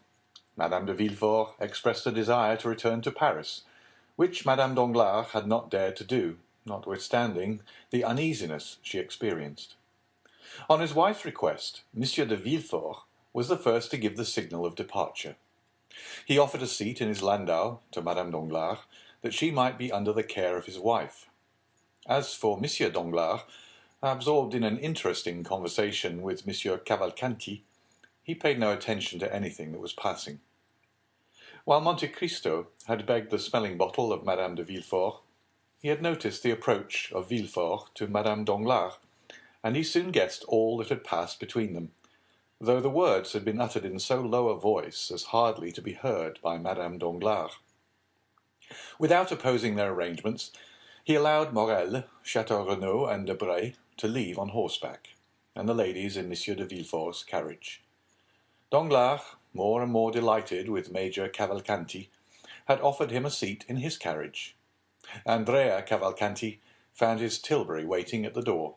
The groom, in every respect a caricature of the English fashion, was standing on tiptoe to hold a large iron grey horse. Andrea had spoken very little during the dinner. He was an intelligent lad, and he feared to utter some absurdity before so many grand people, amongst whom, with dilating eyes, he saw the king's attorney. Then he had been seized upon by Danglars, who, with a rapid glance at the stiff-necked old major and his modest son, and taking into consideration the hospitality of the Count, made up his mind that he was in the society of some nabob come to Paris to finish the worldly education of his heir. He contemplated with unspeakable delight the large diamond which shone on the Major's little finger. For the Major, like a prudent man, in case of any accident happening to his banknotes, had immediately converted them into an available asset.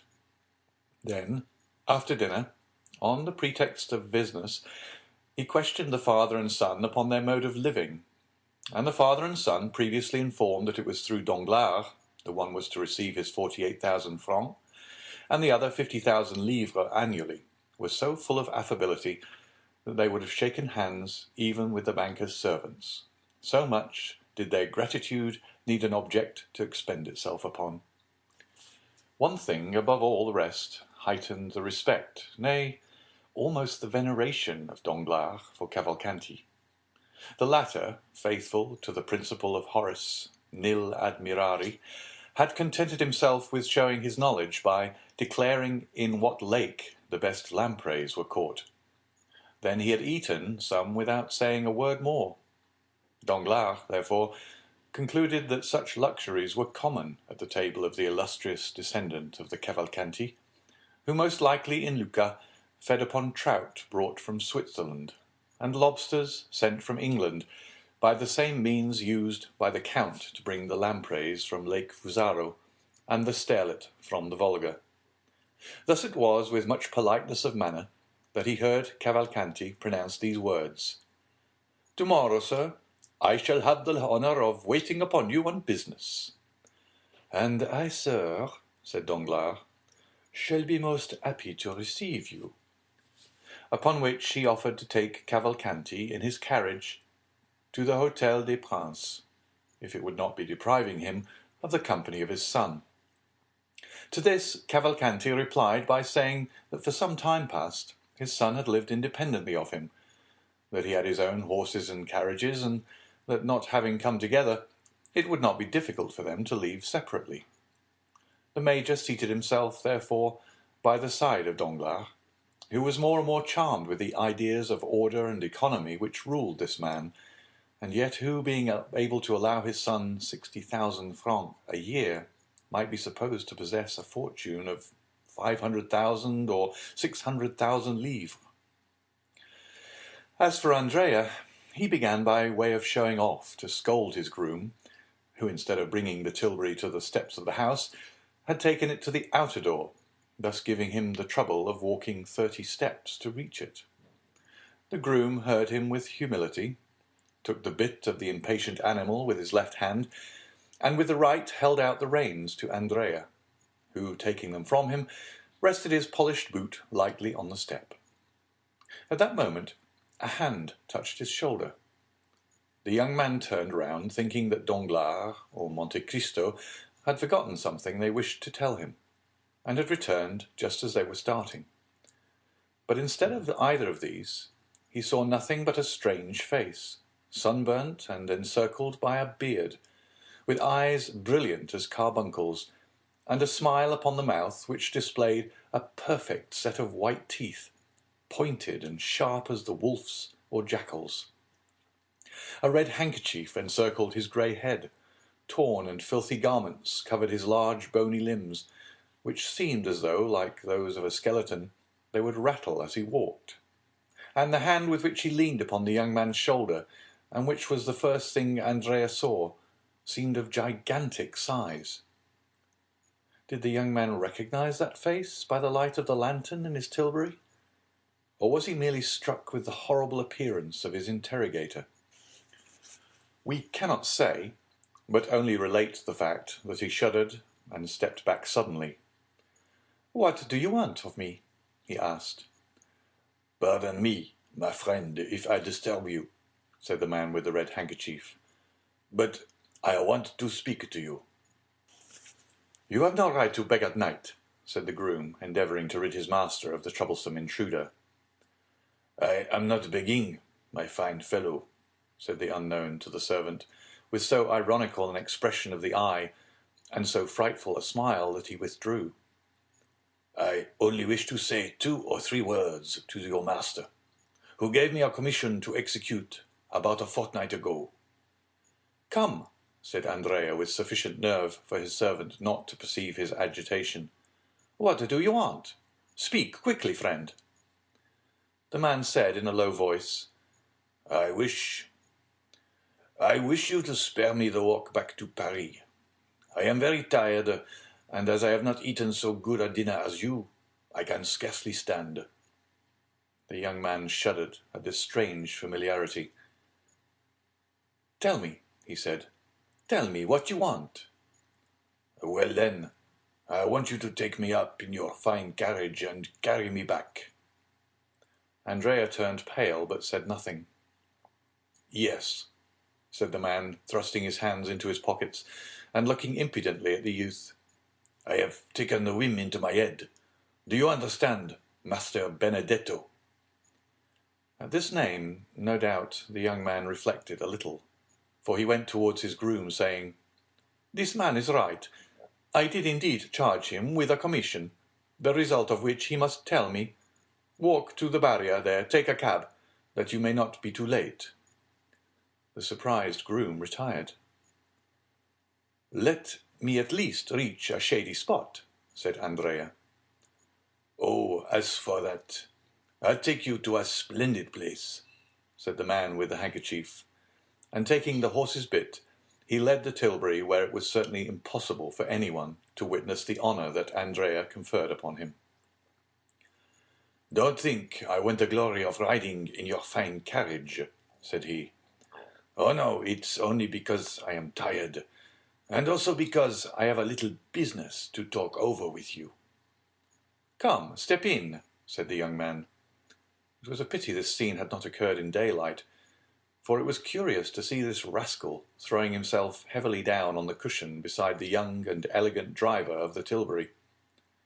Andrea drove past the last house in the village without saying a word to his companion, who smiled complacently, as though well pleased to find himself travelling in so comfortable a vehicle. Once out of Auteuil, Andrea looked around in order to assure himself that he could neither be seen nor heard, and then, stopping the horse and crossing his arms before the man, he asked, "Now, tell me why you come to disturb my tranquillity." "Let me ask you, why you deceived me?" "How have I deceived you?" "How, do you ask? When we parted at the Pont du Var, you told me you were going to travel through Piedmont and Tuscany, but instead of that, you come to Paris." "How does that annoy you?" "It does not. On the contrary, I think it will answer my purpose." "So," said Andrea, "you are speculating upon me?" "What fine words he uses!" "I warn you, Master Caderousse, that you are mistaken." "Well, well, don't be angry, my boy. You know well enough what it is to be unfortunate, and misfortunes make us jealous. I thought you were earning a living in Tuscany or Piedmont by acting as Facchino or Cicerone, and I pitied you sincerely, as I would a child of my own. You know I always did call you my child." "Come, come, what then?" "Patience, patience." "I am patient, but go on." "All at once, I see you pass through the barrier with a groom, a tilbury, and fine new clothes. You must have discovered a mine, or else become a stockbroker." "So that, as you confess, you are jealous." "No, I am pleased. So pleased that I wished to congratulate you. But as I am not quite properly dressed, I chose my opportunity, that I might not compromise you." "Yes, and a fine opportunity you have chosen," exclaimed Andrea. "You speak to me before my servant." "How can I help that, my boy? I speak to you when I can catch you. You have a quick horse, a light tilbury. You are naturally as slippery as an eel. If I had missed you tonight, I might not have had another chance." You see, I do not conceal myself." "You are lucky. I wish I could say as much, for I do conceal myself. And then I was afraid you would not recognize me, but you did," added Caderousse with his unpleasant smile. "It was very polite of you."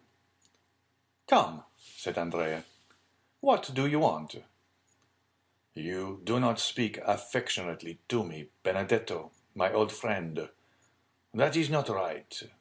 Take care, or I may become troublesome." This menace smothered the young man's passion. He urged the horse again into a trot. "You should not speak so to an old friend like me, Caderousse. As you said just now, you are a native of Marseille. I am—" "Do you know, then, now what you are?" "No, but I was brought up in Corsica. You are old and obstinate. I am young and wilful. Between people like us, threats are out of place. Everything should be amicably arranged. Is it my fault if fortune, which has frowned on you, has been kind to me?" "Fortune has been kind to you, then? Your tilbury, your groom, your clothes are not then hired? Good. So much the better," said Caderousse, his eyes sparkling with avarice. "Oh, you well know that well enough, before speaking to me," said Andrea, becoming more and more excited. "If I had been wearing a handkerchief like yours on my head, rags on my back, and worn-out shoes on my feet, you would not have known me." "You wrong me, my boy. Now I have found you, nothing prevents my being as well dressed as any one, knowing as I do the goodness of your heart. If you have 2 coats, you will give me one of them. I used to divide my soup and beans with you when you were hungry." "True," said Andrea. "What an appetite you used to have! Is it as good now?" "Oh, yes," replied Andrea, laughing. "How did you come to be dining with that prince whose house you have just left?" "He is not a prince, simply a count." "A count, and a rich one too, eh?" "Yes, but you had better not have anything to say to him, for he is not a very good-tempered gentleman." "Oh, be easy. I have no design upon your count, and you shall have him all to yourself. But," said Caderousse, again smiling with the disagreeable expression he had before assumed, "you must pay for it. You understand?" "Well, what do you want?" "I think that with 100 francs a month—" "Well?" "I could live." "Upon 100 francs?" "Come, you understand me. But that with—" "With?" "With 150 francs I could be quite happy." "Here are 200, said Andrea, and he placed 10 gold louis in the hand of Caderousse. "Good," said Caderousse. "Apply to the steward on the first day of every month, and you will receive the same sum." "There now, again you degrade me." "How so?" "By making me apply to your servants, when I want to transact business with you alone." "Well, be it so, then. Take it from me, then, and so long at least as I receive my income, you shall be paid yours." "Come, come. I always said you were a fine fellow, and it is a blessing when good fortune happens to such as you. But tell me all about it." "Why do you wish to know?" asked Cavalcanti. "What? Do you again defy me?" "No, the fact is I have found my father." "What? A real father?" "Yes, so long as he pays me." "You'll honor and believe him? That's right. What is his name?" "Major Cavalcanti." "Is he pleased with you?" "So far I have appeared to answer his purpose." "And who found his father for you?" "The Count of Monte Cristo." "The man whose house you have just left?" "Yes." "I wish you would try and find me a situation with him as grandfather, since he holds the money chest." Well, I will mention you to him. Meanwhile, what are you going to do? I? Yes, you. It is very kind of you to trouble yourself about me. Since you interest yourself in my affairs, I think it is now my turn to ask you some questions. Ah, true. Well, I shall rent a room in some respectable house, wear a decent coat, shave every day, and go and read the papers in a cafe. Then in the evening I shall go to the theatre. I shall look like some retired baker. That is what I want. Come, if you will only put the scheme into execution, and be steady, nothing could be better. Do you think so, Monsieur Bossuet? And you, what will you become? A peer of France? Ah, said Andrea, who knows? Major Cavalcanti is already one, perhaps, but then hereditary rank is abolished. No politics, Caderousse. And now that you have all you want, and that we understand each other, jump down from the tilbury and disappear. Not at all, my good friend. How? Not at all? Why, just think for a moment. With this red handkerchief on my head, with scarcely any shoes, no papers, and 10 gold Napoleons in my pocket, without reckoning what was there before, making in all about 200 francs. Why, I should certainly be arrested at the barrier. Then, to justify myself, I should say that you gave me the money. This would cause inquiries. It would be found out that I left Toulon without giving due notice, and I should then be escorted back to the shores of the Mediterranean. Then I should become simply numero 106, and goodbye to my dream of resembling the retired baker. No, no, my boy. I prefer remaining honorably in the capital. Andrea scowled. Certainly, as he had himself owned, the reputed son of Major Cavalcanti was a wilful fellow. He drew up for a minute, threw a rapid glance around him, and then his hand fell instantly into his pocket, where it began playing with a pistol. But, meanwhile, Caderousse, who had never taken his eyes off his companion, passed his hand behind his back and opened a long Spanish knife, which he always carried with him, to be ready in case of need. The two friends, as we see, were worthy of and understood each other. Andrea's hand left his pocket inoffensively and was carried up to the red moustache, which it played with for some time. "Good Caderousse," he said, "how happy you will be." "I will do my best," said the innkeeper of the Pont du Gard, shutting up his knife. "Well, then, we will go into Paris. But how will you pass through the barrier without exciting suspicion? It seems to me that you are in more danger riding than on foot." "Wait," said Caderousse. "We shall see." He then took the great coat with the large collar which the groom had left behind in the tilbury, and put it on his back. Then he took off Cavalcanti's hat, which he placed upon his own head, and finally he assumed the careless attitude of a servant whose master drives himself. "But tell me," said Andrea, "am I to remain bareheaded?" "Pooh," said Caderousse, "it is so windy that your hat can easily appear to have blown off." "Come, come, enough of this," said Cavalcanti. "What are you waiting for?" said Caderousse. "I hope I am not the cause." "Hush!" said Andrea. They passed the barrier without accident. At the first cross street, Andrea stopped his horse, and Caderousse leapt out. "Well," said Andrea, "my servant's coat and my hat." "Ah," said Caderousse, "you would not like me to risk taking cold." "But what am I to do?" "You? Oh, you are young, while I am beginning to get old. Au revoir, Benedetto." And running into a court, he disappeared. "Alas," said Andrea, sighing, "one cannot be completely happy in this world." End of chapter 64. Chapter 65 of the Count of Monte Cristo. by Alexandre Dumas. A conjugal scene. At the Place Louis XV, the three young people separated. That is to say, Morel went to the boulevard, Chateau Renaud to the Pont de la Révolution, and Debray to the quay.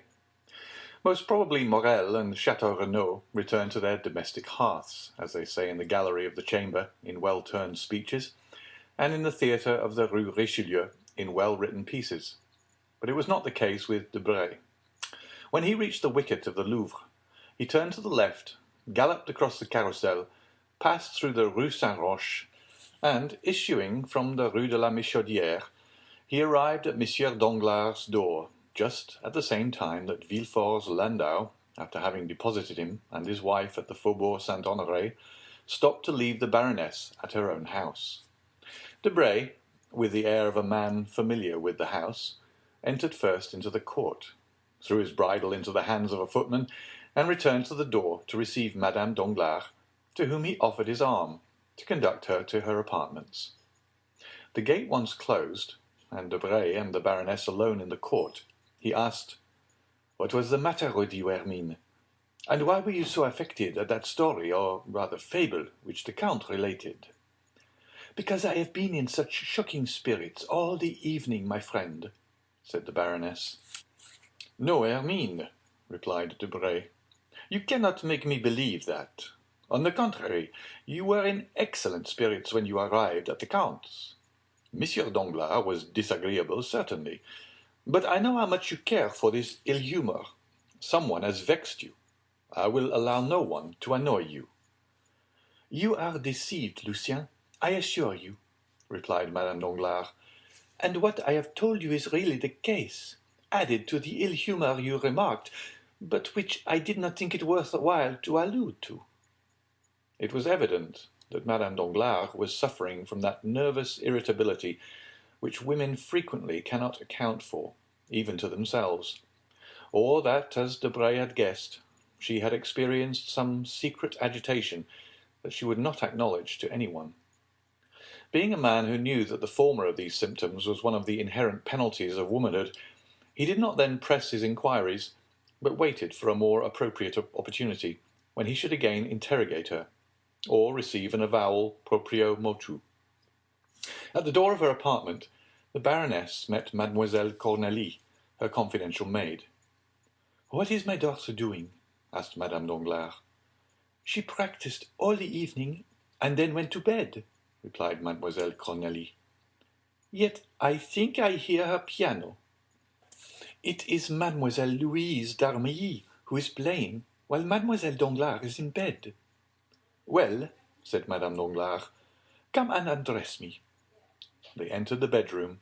Debray stretched himself upon a large couch, and Madame Danglars passed her into her dressing-room with Mademoiselle Cornélie. "My dear Monsieur Lucien," said Madame Danglars through the door, "you are always complaining that Eugénie will not address a word to you." "Madame," said Lucien, playing with a little dog, who recognized him as a friend of the house, expected to be caressed, "I am not the only one who makes similar complaints. I think I heard Morcerf say that he could not extract a word from his betrothed." "True," said Madame Danglars, "yet I think this will all pass off, and that you will one day see her enter your study." "My study?" "At least that of the minister." "Why so?" "To ask for an engagement at the opera. Really, I never saw such an infatuation for music. It is quite ridiculous for a young lady of fashion." Debray smiled. "Well," said he, "let her come with your consent and that of the Baron, and we will try and give her an engagement, though we are very poor to pay such talent as hers." "Go, Cornélie," said Madame Danglars. "I do not require you any longer." Cornélie obeyed, and the next minute Madame Danglars left her room in a charming loose dress, and came and sat down close to Debray. Then she began thoughtfully to caress the little spaniel. Lucien looked at her for a moment in silence. "Come, Hermine," he said. After a short time, "Answer candidly. Something vexes you. Is it not so?" "Nothing," answered the Baroness. And yet, as she could scarcely breathe, she rose and went towards a looking-glass. "I am frightful tonight," she said. Debray rose, smiling, and was about to contradict the Baroness upon this latter point, when the door opened suddenly. Monsieur Danglars appeared. Debray reseated himself. At the noise of the door, Madame Danglars turned around, and looked upon her husband with an astonishment she took no trouble to conceal. "Good evening, madame," said the banker. "Good evening, Monsieur Debray." Probably the Baroness thought this unexpected visit signified a desire to make up for the sharp words he had uttered during the day. Assuming a dignified air, she turned round to Debray, without answering her husband. "Read me something, Monsieur Debray," she said. Debray, who was slightly disturbed at this visit, recovered himself when he saw the calmness of the Baroness, and took up a book marked by a mother-of-pearl knife inlaid with gold. "Excuse me," said the banker, "but you will tire yourself, Baroness, by such late hours, and Monsieur Debray lives some distance from here." Debray was petrified, not only to hear Danglars speak so calmly and politely, but because it was apparent that beneath outward politeness there really lurked a determined spirit of opposition to anything his wife might wish to do. The Baroness was also surprised, and showed her astonishment by a look which would doubtless have had some effect upon her husband, if he had not been intently occupied with the paper, where he was looking to see the closing stock quotations. The result was that the proud look entirely failed of its purpose. "Monsieur Lucien," said the Baroness, "I assure you I have no desire to sleep, and that I have 1,000 things to tell you this evening, which you must listen to even though you slept while hearing me." "I am at your service, madame," replied Lucien coldly. "My dear Monsieur Debray," said the banker, "do not kill yourself tonight, listening to the follies of Madame Danglars, for you can hear them as well tomorrow. But I claim tonight, and will devote it, if you will allow me, to talk over some serious matters with my wife." This time the blow was so well aimed, and hit so directly, that Lucien and the Baroness were staggered, and they interrogated each other with their eyes, as if to seek help against his aggression. But the irresistible will of the master of the house prevailed, and the husband was victorious. "Do not think I wish to turn you out, my dear Debray," continued Danglars. "Oh, no, not at all. An unexpected occurrence forces me to ask my wife to have a little conversation with me. It is so rarely I make such a request. I am sure you cannot grudge it to me." Debray muttered something, bowed, and went out, knocking himself against the edge of the door, like Nathan in Athalie. "It is extraordinary," he said, when the door was closed behind him, "how easily these husbands, whom we ridicule, gain an advantage over us." Lucien having left, Danglars took his place on the sofa, closed the open book, and placing himself in a dreadfully dictatorial attitude, he began playing with the dog, but the animal not liking him as well as Debray, and attempting to bite him, Danglars seized him by the skin of his neck and threw him upon a couch on the other side of the room. The animal uttered a cry during the transit, but, arrived at its destination, it crouched behind the cushions, and, stupefied at such unusual treatment, remained silent and motionless. "Do you know, sir," asked the Baroness, "that you are improving? Generally you are only rude, but tonight you are brutal." "It is because I am in a worse humour than usual," replied Danglars. Hermine looked at the banker with supreme disdain. These glances frequently exasperated the pride of Danglars, but this evening he took no notice of them. "And what have I to do with your ill humour?" said the Baroness, irritated at the impassibility of her husband. "Do these things concern me? Keep your ill humour at home in your money-boxes, or, since you have clerks whom you pay, vent it upon them." "Not so," replied Danglars. "Your advice is wrong, so I shall not follow it. My money boxes are my patolos, as I think Monsieur de Moustier says, and I will not retard its course, or disturb its calm. My clerks are honest men, who earn my fortune, my pay much below their deserts, if I may value them according to what they bring in. Therefore I shall not get into a passion with them. Those with whom I will be in a passion are those who eat my dinners, mount my horses, and exhaust my fortune." "And pray, who are the persons who exhaust your fortune? Explain yourself more clearly, I beg, sir." "Oh, make yourself easy. I am not speaking riddles, and you will soon know what I mean. The people who exhaust my fortune are those who draw out 700,000 francs in the course of an hour." "I do not understand you, sir," said the Baroness, trying to disguise the agitation of her voice and the flush of her face. "You understand me perfectly, on the contrary," said Danglars. "But if you will persist, I will tell you that I have just lost 700,000 francs upon the Spanish loan." "And pray," asked the Baroness, "am I responsible for this loss?" "Why not?" "Is it my fault you have lost 700,000 francs?" "Certainly it is not mine." "Once for all, sir," replied the Baroness sharply, "I tell you I will not hear cash named. It is a style of language I never heard in the house of my parents or in that of my first husband." "Oh, I can well believe that, for neither of them was worth a penny." "The better reason for my not being conversant with the slang of the bank, which is here dinning in my ears from morning to night. That noise of jingling crowns, which are constantly being counted and recounted, is odious to me. I only know one thing I dislike more, which is the sound of your voice." "Really?" said Danglars.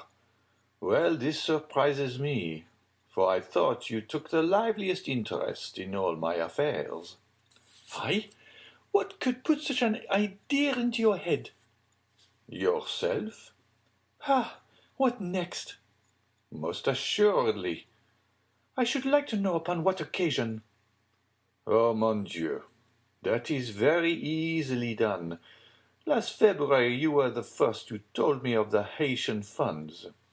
You had dreamed that a ship had entered the harbour at Havre, that this ship brought news that a payment we had looked upon as lost was going to be made. I know how clear-sighted your dreams are. I therefore purchased immediately as many shares as I could of the Haitian debt, and I gained 400,000 francs by it, of which 100,000 have been honestly paid to you. You spent it as you pleased. That was your business. In March there was a question about a grant to a railway. 3 companies presented themselves, each offering equal securities. You told me that your instinct, and although you pretend to know nothing about speculations, I think on the contrary that your comprehension is very clear upon certain affairs.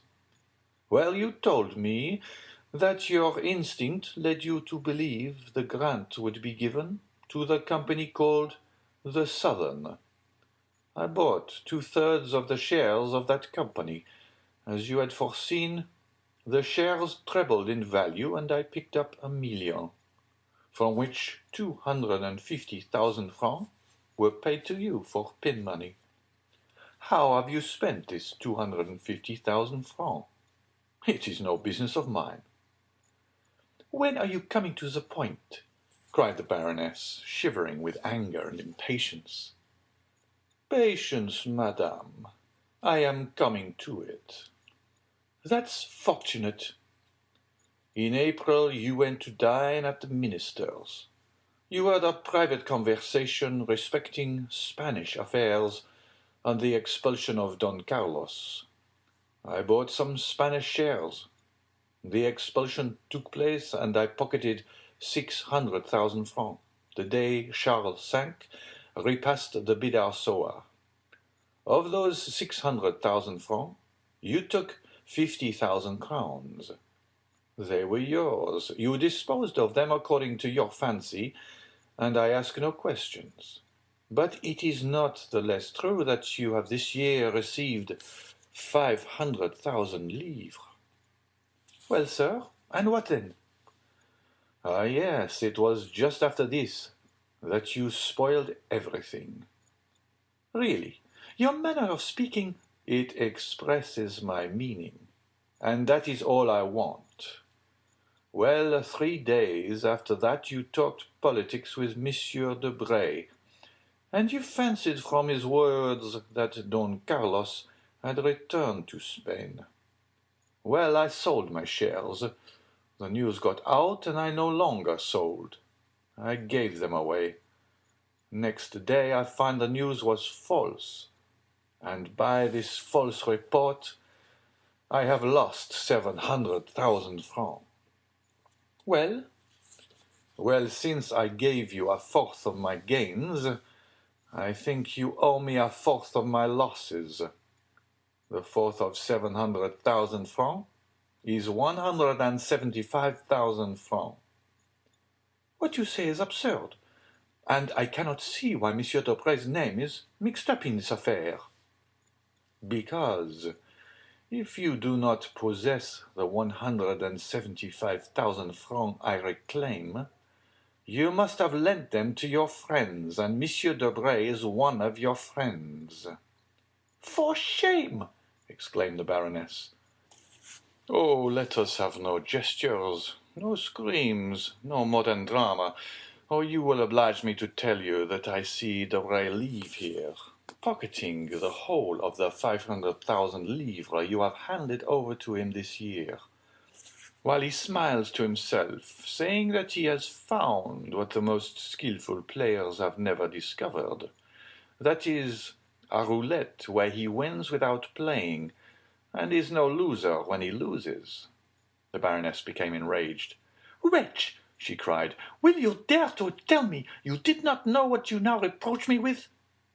"I do not say that I did know it, and I do not say that I did not know it. I merely tell you to look into my conduct during the last 4 years that we have ceased to be husband and wife, and see whether it has not always been consistent. Some time after our rupture, you wished to study music, under the celebrated baritone who made such a successful appearance at the Theatre Italien. At the same time, I felt inclined to learn dancing of the danseuses who acquired such a reputation in London. This cost me, on your account and mine, 100,000 francs.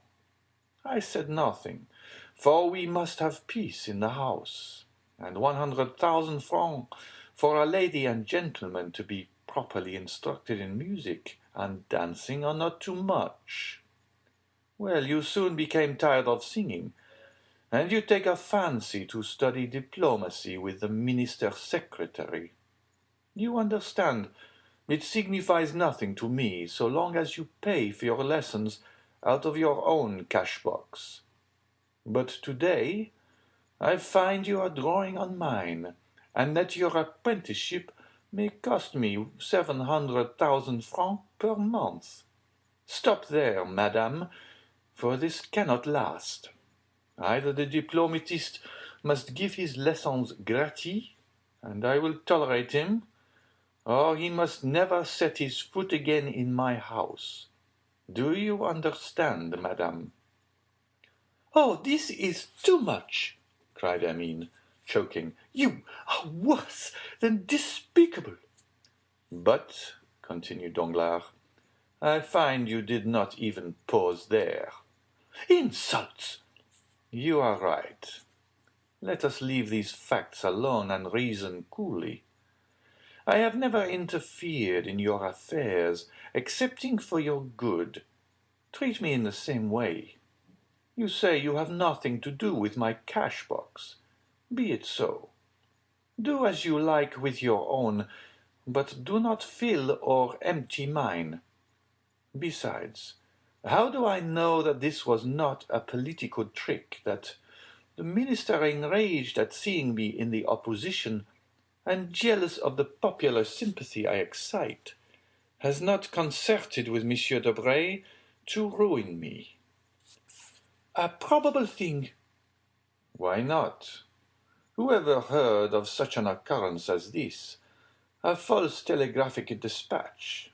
It is almost impossible for wrong signals to be made as they were in the last 2 telegrams. It was done on purpose for me. I am sure of it. Sir, said the Baroness humbly, are you not aware that the man employed there was dismissed? That they talked of going to law with him? That orders were issued to arrest him, and that this order would have been put into execution if he had not escaped by flight, which proves that he is either mad or guilty. It was a mistake. Yes, which made fools laugh, which caused the minister to have a sleepless night, which has caused the minister's secretaries to blacken several sheets of paper, by which has cost me 700,000 francs. But, sir, said Emile suddenly, if all this is, as you say, caused by Monsieur Debray, why, instead of going direct to him, do you come and tell me of it? Why, to accuse the man, do you address the woman? Do I know Monsieur Debray? Do I wish to know him?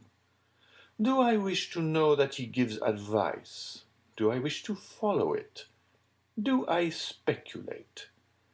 No. You do all this, not I. Still, it seems to me that as you profit by it. Danglars shrugged his shoulders. Foolish creature, he exclaimed. Women fancy they have talent because they have managed 2 or 3 intrigues without being the talk of Paris. But know that if you had even hidden your irregularities from your husband, who was but the commencement of the art, for generally husbands will not see, you would then have been but a faint imitation of most of your friends among the women of the world. But it has not been so with me. I see, and always have seen during the last 16 years. You may perhaps have hidden a thought, but not a step, not an action, not a fault has escaped me, while you flattered yourself upon your address and firmly believed you had deceived me. What has been the result? That, thanks to my pretended ignorance, there is none of your friends, from Monsieur de Villefort to Monsieur Debray, who has not trembled before me. There is not one who has not treated me as the master of the house, the only title I desire with respect to you. There is not one, in fact, who would have dared to speak of me as I have spoken of them this day. I will allow you to make me hateful, but I will prevent you rendering me ridiculous, and above all, I forbid you to ruin me. The Baroness had been tolerably composed until the name of Villefort had been pronounced. But then she became pale, and rising as if touched by a spring, she stretched out her hands as though conjuring an apparition. She then took 2 or 3 steps towards her husband, as though to tear the secret from him, of which he was ignorant, or which he withheld from some odious calculation, odious as all his calculations were. Monsieur de Villefort, what do you mean? I mean that Monsieur de Nargonne, your first husband, being neither a philosopher nor a banker, or perhaps being both, and seeing there was nothing to be got out of a king's attorney, died of grief or anger at finding, after an absence of 9 months, that you had been enceinte 6. I am brutal. I not only allow it, but boast of it. It is one of the reasons of my success in commercial business. Why did he kill himself instead of you? Because he had no cash to save. My life belongs to my cash. Monsieur Debray has made me lose 700,000 francs. Let him bear his share of the loss, and we will go on as before. If not, let him become bankrupt for the 250,000 livres, and do as all bankrupts do, disappear. He is a charming fellow, I allow, when his news is correct. But when it is not, there are 50 others in the world who would do better than he. Madame Danglars was rooted to the spot. She made a violent effort to reply to this last attack, but she fell upon a chair, thinking of Villefort, of the dinner scene, of the strange series of misfortunes which had taken place in her house during the last few days, and changed the usual calm of her establishment to a scene of scandalous debate. Danglars did not even look at her, though she did her best to faint. He shut the bedroom door after him without adding another word, and returned to his apartments. And when Madame Danglars recovered from her half-fainting condition, she could almost believe that she had had a disagreeable dream. End of chapter 65. Chapter 66 of the Count of Monte Cristo by Alexandre Dumas. Matrimonial Projects. The day following this scene, at the hour the banker usually chose to pay a visit to Madame Danglars on his way to his office, his coupe did not appear. At this time, that is, about 12:30, Madame Danglars ordered her carriage and went out. Danglars, hidden behind a curtain, watched the departure he had been waiting for. He gave orders that he should be informed as soon as Madame Danglars appeared. But at 2 o'clock she had not returned. He then called for his horses, drove to the chamber, and inscribed his name to speak against the budget.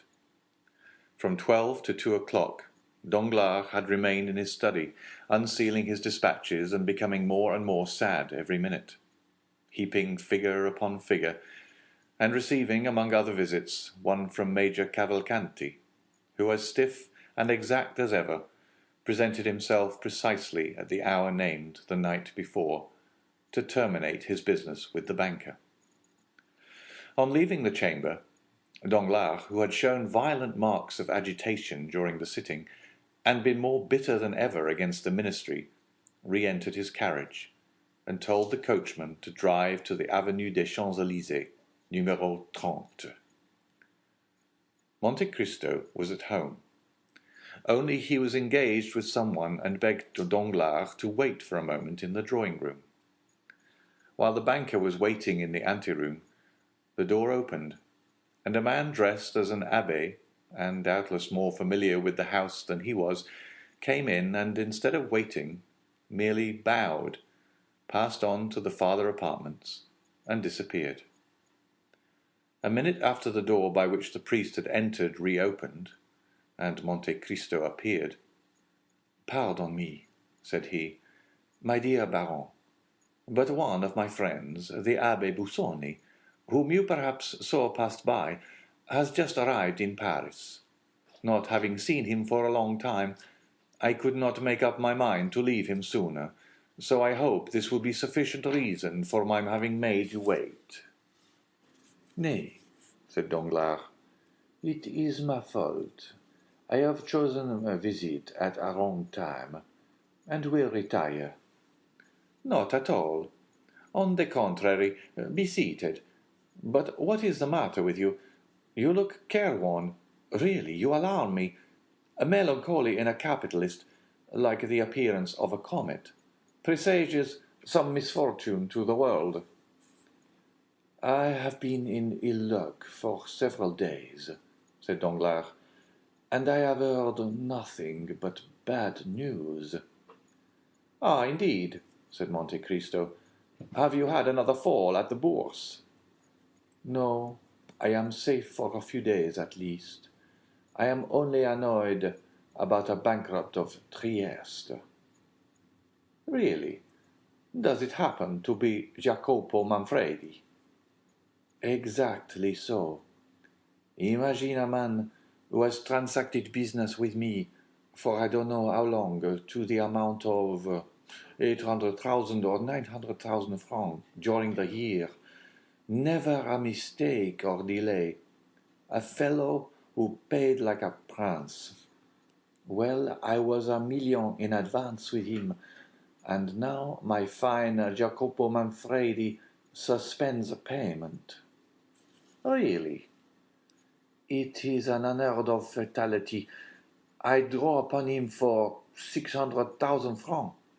My bills are returned unpaid, and more than that, I hold bills of exchange signed by him to the value of 400,000 francs, payable at his correspondence in Paris at the end of this month. Today is the 30th. I present them, but my correspondent has disappeared. This, with my Spanish affair, made a pretty end to the month. Then you really lost by that affair in Spain? Yes, only 700,000 francs out of my cash box, nothing more. Why, how could you have made such a mistake? Such an old stager. Oh, it is all my wife's fault. She dreamed Don Carlos had returned to Spain. She believes in dreams. It is magnetism, she says, and when she dreams a thing, it is sure to happen, she assures me. On this conviction, I allow her to speculate. She having her bank and her stockbroker, she speculated and lost. It is true she speculates with her own money, not mine. Nevertheless, you can understand that when 700,000 francs leave the wife's pocket, the husband always finds it out. But do you mean to say you have not heard of this? Why, the thing has made a tremendous noise. Yes, I heard of it spoken, but I did not know the details, and then no one can be more ignorant than I am of the affairs in the Bourse. Then you do not speculate? I? How could I speculate when I already have so much trouble in regulating my income? I should be obliged, besides my steward, to keep a clerk and a boy, but touching these Spanish affairs, I think that the Baroness did not dream the whole of the Don Carlos matter. The papers said something about it, did they not? Then you believe the papers? I? Not the least in the world. Only I fancied that the honest Messager was an exception to a rule, and that it only announced telegraphic dispatches. Well, that's what puzzles me, replied Danglars. The news of the return of Don Carlos was brought by telegraph. So that, said Monte Cristo, you have lost nearly 1,700,000 francs this month. Not nearly, indeed. That is exactly my loss. Diable, said Monte Cristo compassionately, it is a hard blow for a third-rate fortune.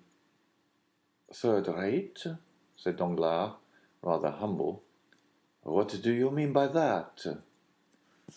Certainly, continued Monte Cristo. I make 3 assortments in fortune: first-rate, second-rate, and third-rate fortunes. I call those first-rate which are composed of treasures one possesses under one's hand, such as mines, lands, and funded property, in such states as France, Austria, and England, provided these treasures and property form a total of about 100 millions. I call those second-rate fortunes that are gained by manufacturing enterprises, joint stock companies, viceroyalties, and principalities, not drawing more than 1,500,000 francs, the whole forming a capital of about 50 millions.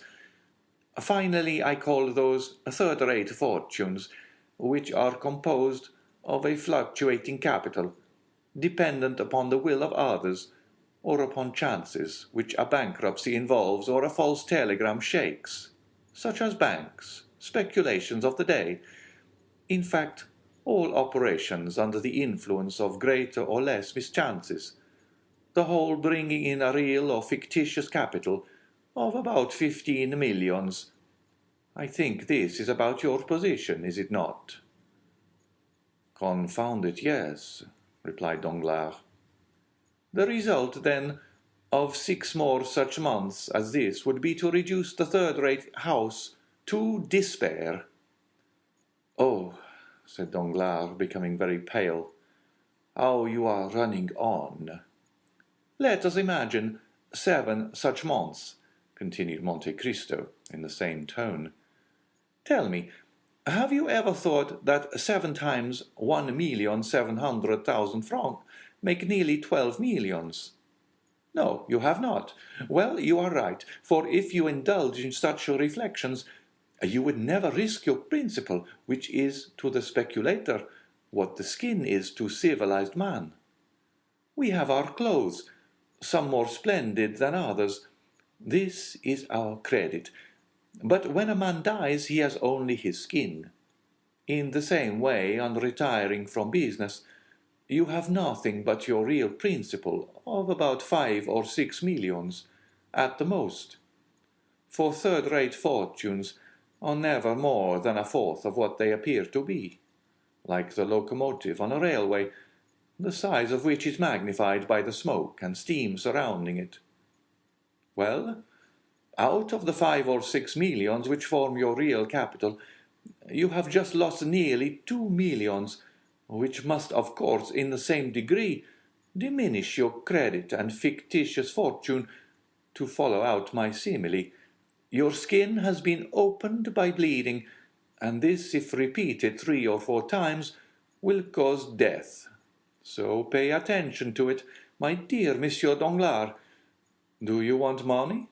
Do you wish me to lend you some? What a bad calculator you are, exclaimed Danglars, calling to his assistance all his philosophy and dissimulation. I have made money at the same time by speculations which have succeeded. I have made up the loss of blood by nutrition. I lost a battle in Spain. I have been defeated in Trieste, but my naval army in India will have taken some galleons, and my Mexican pioneers will have discovered some mine. Very good, very good. But the wound remains and will reopen at the first loss. No, for I am only embarked in certainties, replied Danglars, with the air of a mountebank sounding his own praises. To involve me, 3 governments must crumble to dust. Well, such things have been. That there should be a famine. Recollect the 7 fat and the 7 lean kine. Or that the sea should become dry as in the days of Pharaoh, and even then my vessels would become caravans. So much the better. I congratulate you, my dear Monsieur Danglars, said Monte Cristo. I see I was deceived, and that you belong to the class of second-rate fortunes. I think I may aspire to that honour, said Danglars with a smile, which reminded Monte Cristo of the sickly moons which bad artists are so fond of daubing into their pictures of ruins. But while we are speaking of business, Danglars added, pleased to find an opportunity of changing the subject, tell me what I am to do for Monsieur Cavalcanti. Give him money. If he is recommended to you, and the recommendation seems good. Excellent.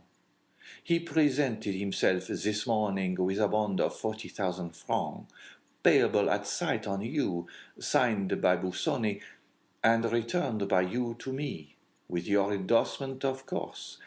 I immediately counted him over the 40 banknotes. Monte Cristo nodded his head in token of assent. But That is not all, continued Danglars.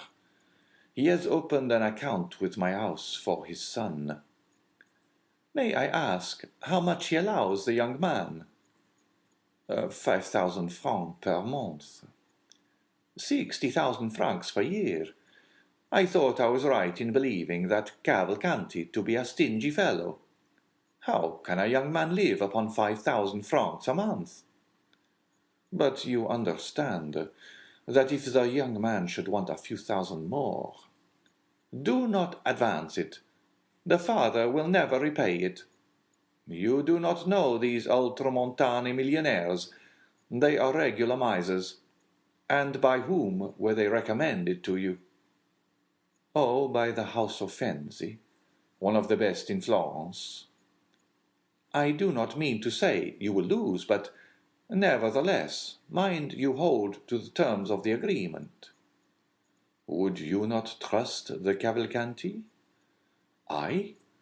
Oh, I would advance 6 millions on his signature.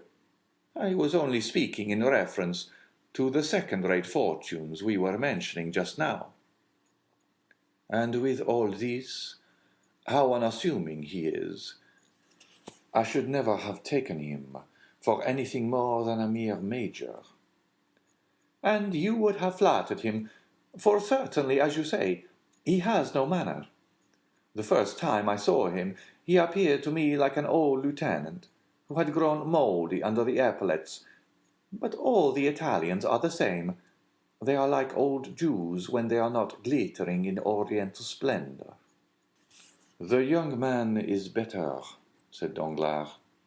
Yes, a little nervous, perhaps, but upon the whole he appeared tolerable. I was uneasy about him. Why? Because you met him at my house, just after his introduction into the world, as they told me. He has been travelling with a very severe tutor, and had never been to Paris before. Ah, I believe noblemen marry amongst themselves, do they not? Asked Danglars carelessly. They like to unite their fortunes. It is usual, certainly, but Cavalcanti is an original who does nothing like other people. I cannot help thinking that he has brought his son to France to choose a wife. Do you think so? I am sure of it. And you have heard his fortune mentioned? Nothing else was talked of. Only some said he was worth millions, and others that he did not possess a farthing. And what is your opinion? I ought not to influence you, because it is only my own personal impression. Well, and it is that... My opinion is that all these old podestas, those ancient condottieri, for the Cavalcanti, have commanded armies and governed provinces. My opinion, I say, is that they have buried their millions in corners, the secret of which they have transmitted only to their eldest sons, who have done the same from generation to generation, and the proof of this is seen in their yellow and dry appearance, like the florins of the Republic, which, from being constantly gazed upon, have become reflected in them. Certainly, said Danglars, and this is further supported by the fact of their not possessing an inch of land. Very little, at least. I know of none which Cavalcanti possesses, excepting his palace in Lucca. Ah, he has a palace? Said Danglars, laughing. Come, that is something. Yes, and more than that. He lets it to the Minister of Finance while he lives in a simple house. Oh, as I told you before, I think the old fellow is very close. Come, you do not flatter him. I scarcely know him. I think I have seen him 3 times in my life. All I know relating to him is through Busoni and himself. He was telling me this morning that, tired of letting his property lie dormant in Italy, which is a dead nation, he wished to find a method, either in France or England, of multiplying his millions. But remember, that though I place great confidence in Busoni, I am not responsible for this. Never mind. Accept my thanks for the client you have sent me.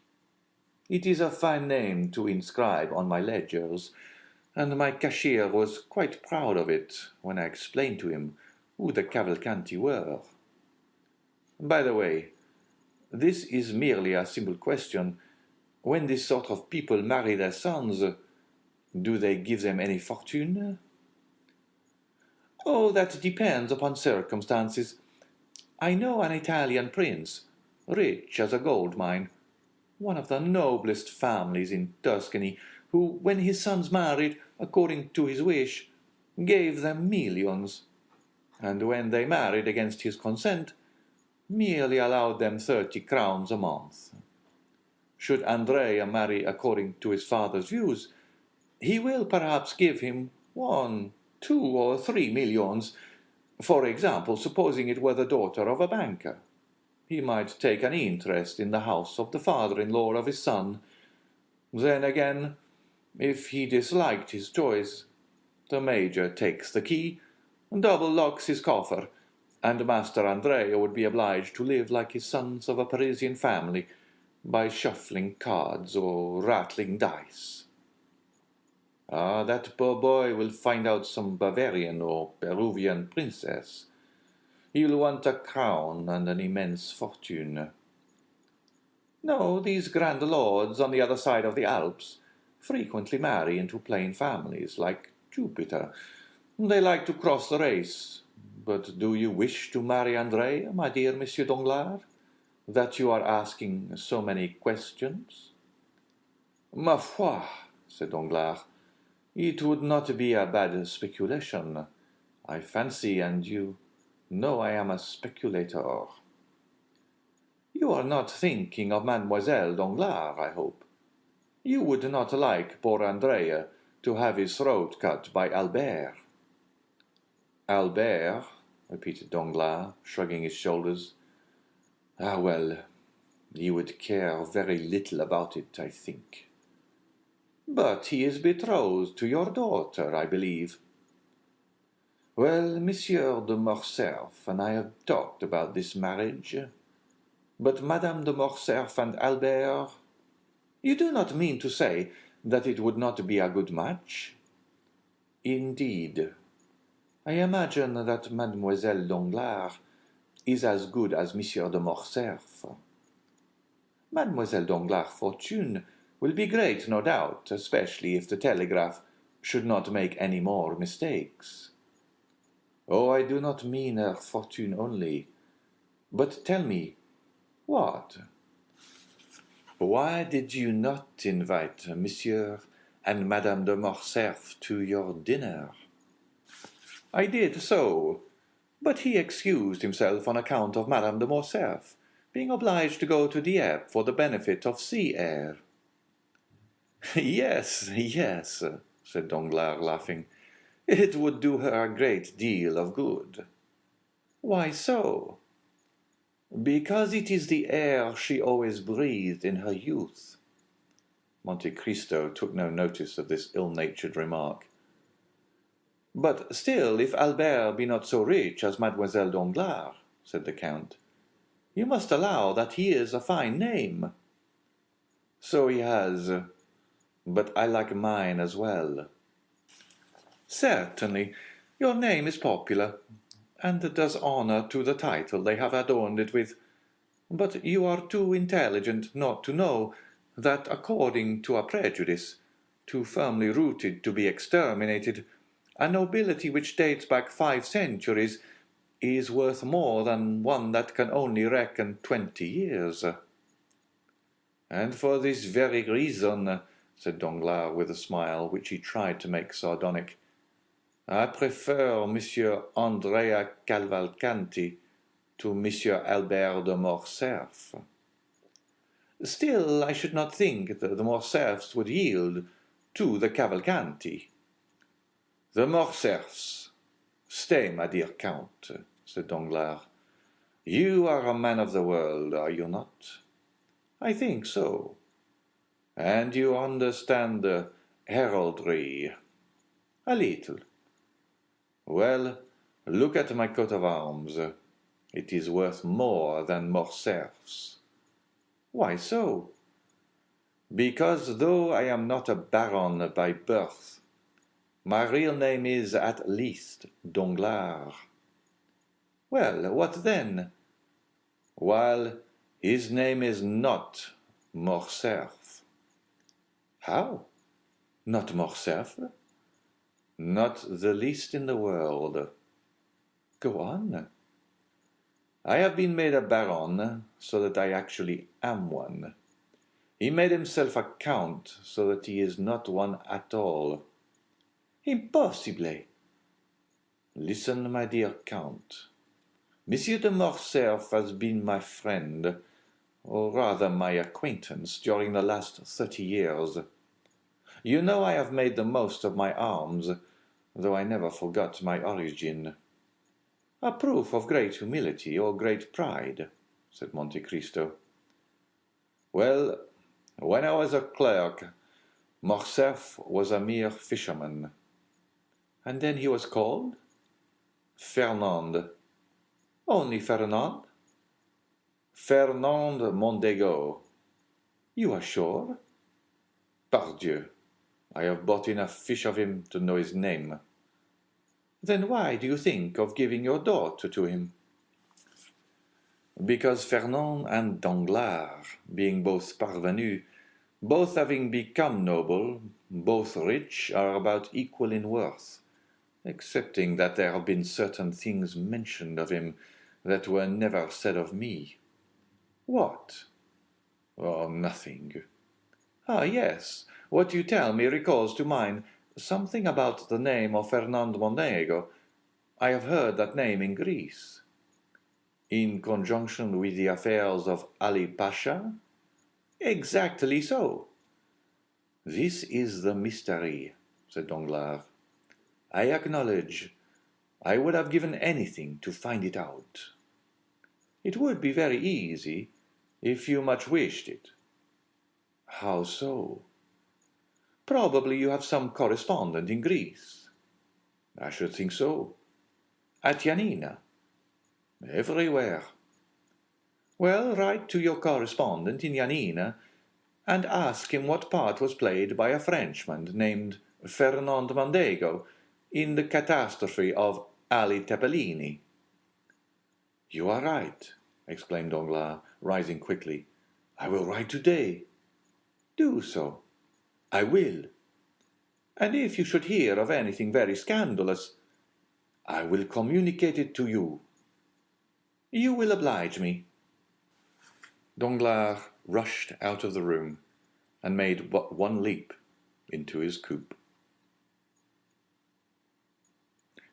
End of chapter 66. Chapter 67 of the Count of Monte Cristo by Alexandre Dumas. At the office of the King's Attorney. Let us leave the banker driving his horses at their fullest speed, and follow Madame Danglars in her morning excursion. We've said that at 12:30 Madame Danglars had ordered her horses, and had left her home in the carriage. She directed her course towards the Faubourg Saint-Germain, went down the Rue Mazarine, and stopped at the Passage du Pont-Neuf. She descended, and went through the passage. She was very plainly dressed, as would be the case with a woman of taste walking in the morning. At the Rue Guénégaud she called a cab, and directed the driver to go to the Rue d'Arlet. As soon as she was seated in the vehicle, she drew from her pocket a very thick black veil, which she tied on to her straw bonnet.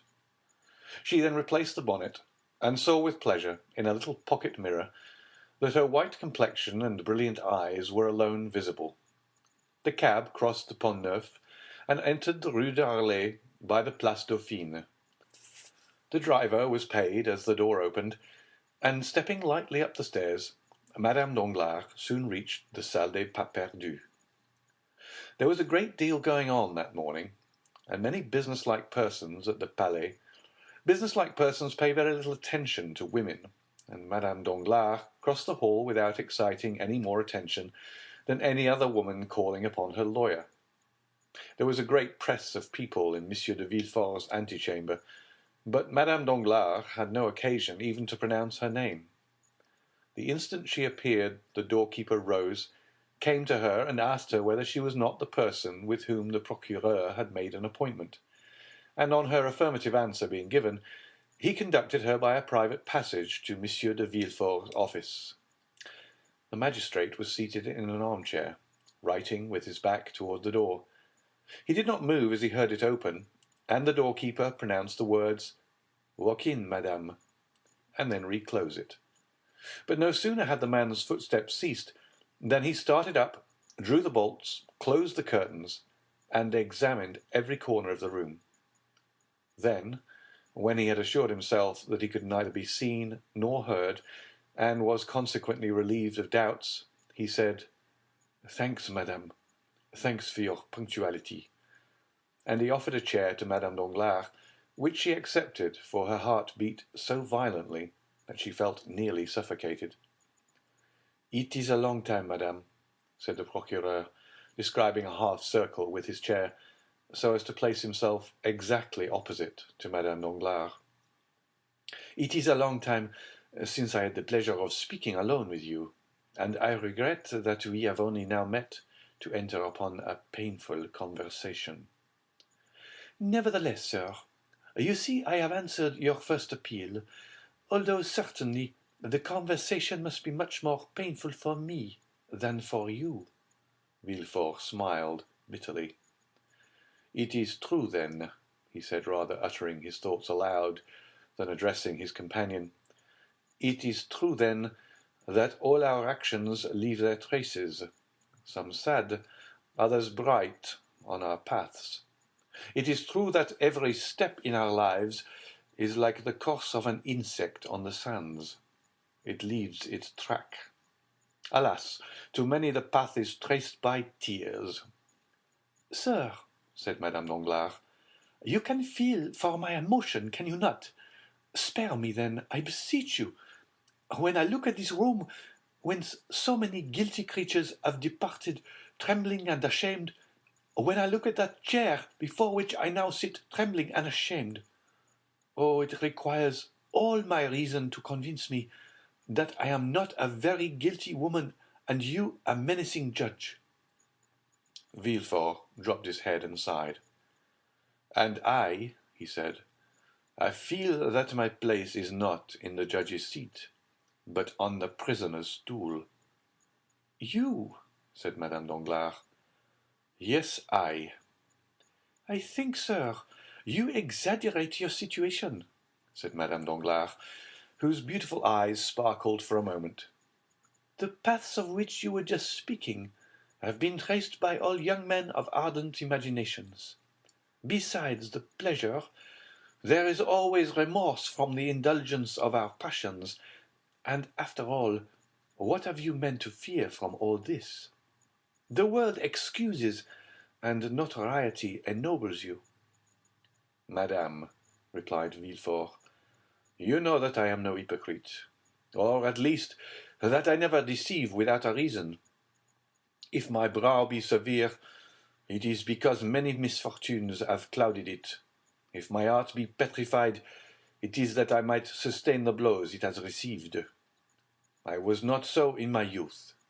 I was not so on the night of the betrothal, when we were all seated around a table in the Rue du Cours at Marseille. But since then everything has changed in and about me. I am accustomed to brave difficulties, and in the conflict to crush those who, by their own free will, or by chance, voluntarily or involuntarily, interfere with me in my career. It is generally the case that what we most ardently desire is as ardently withheld from us by those who wish to obtain it, or from whom we attempt to snatch it.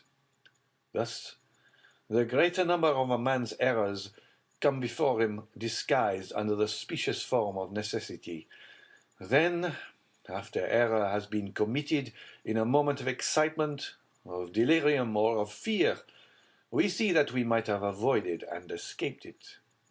The means we might have used which we in our blindness could not see, then seem simple and easy. And we say, why did I not do this instead of that? Women, on the contrary, are rarely tormented with remorse, for the decision does not come from you. Your misfortunes are generally imposed upon you, and your faults the results of others' crimes.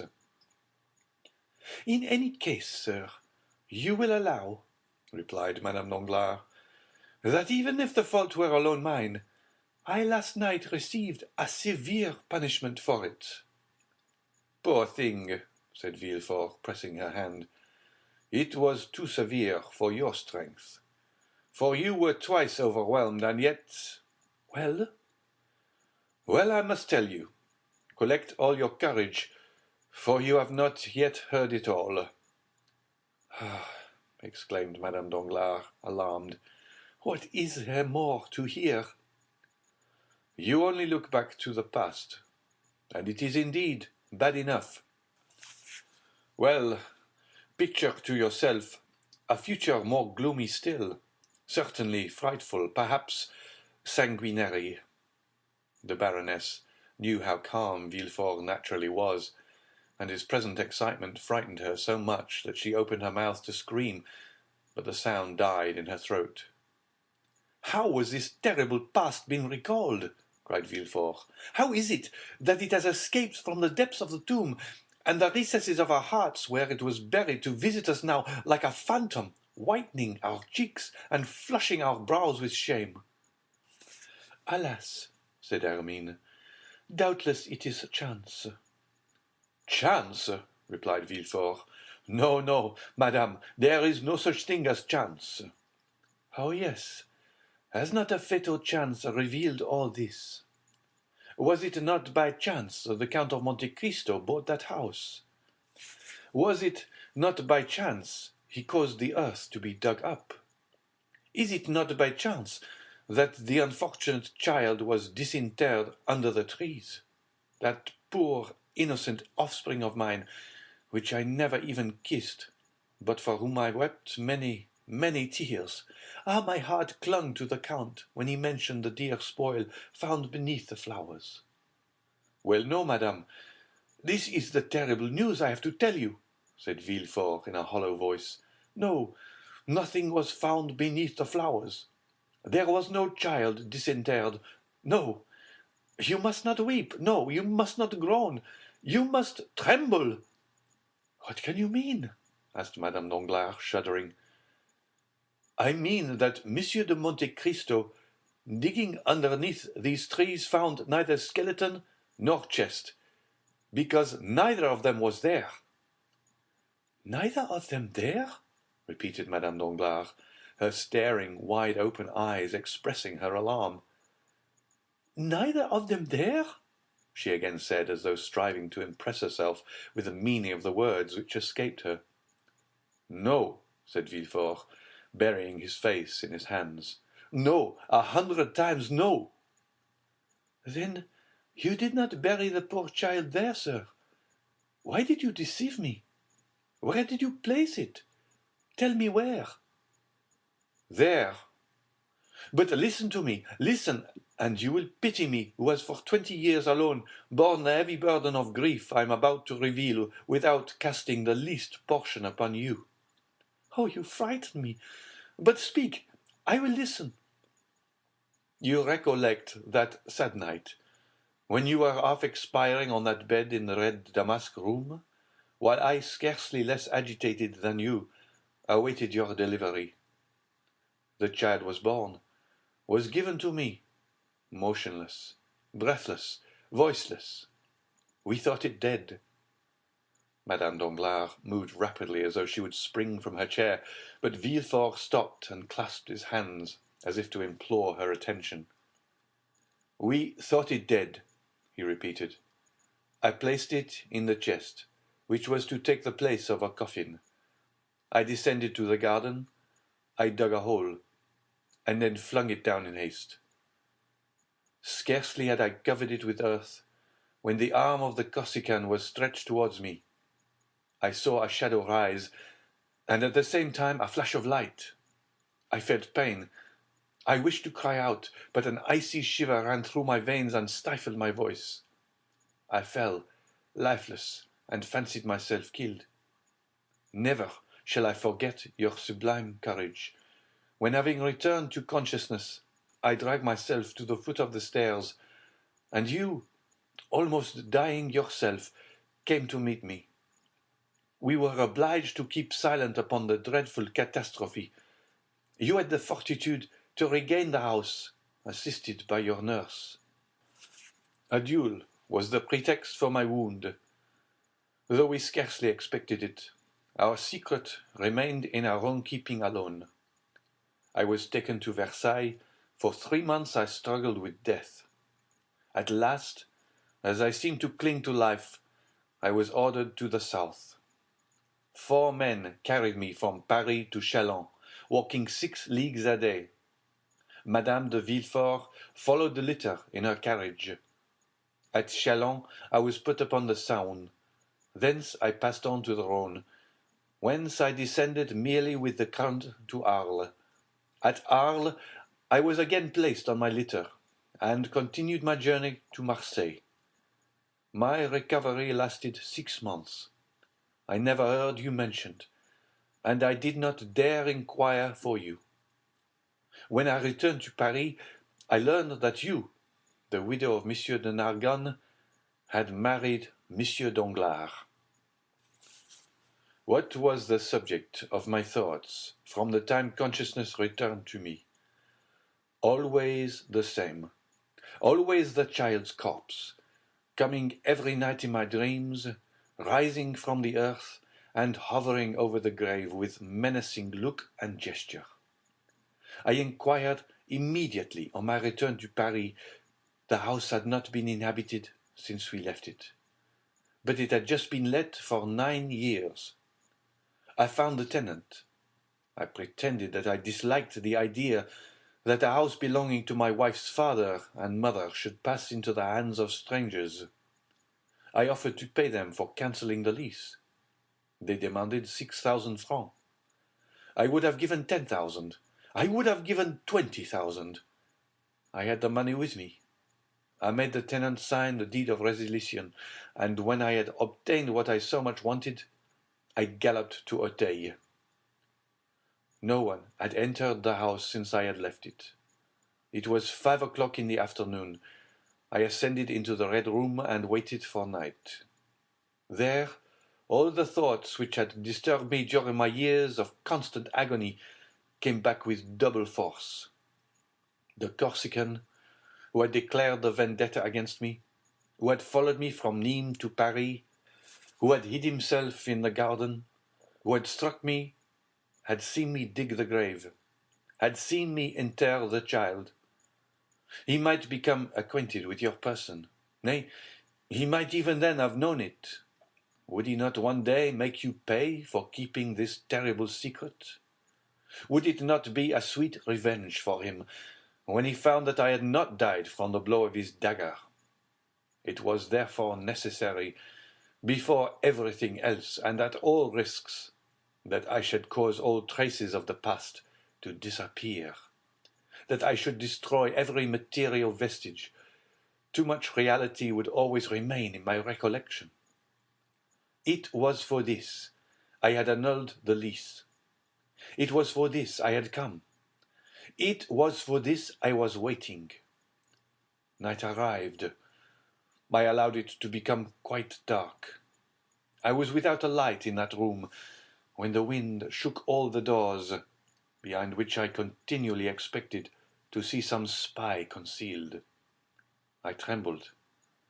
I seemed everywhere to hear your moans behind me in the bed, and I dared not turn around. My heart beat so violently that I feared my wound would open. At length, one by one, all the noises in the neighborhood ceased. I understood that I had nothing to fear, that I should neither be seen nor heard. So I decided upon descending to the garden. Listen, Hermine, I consider myself as brave as most men.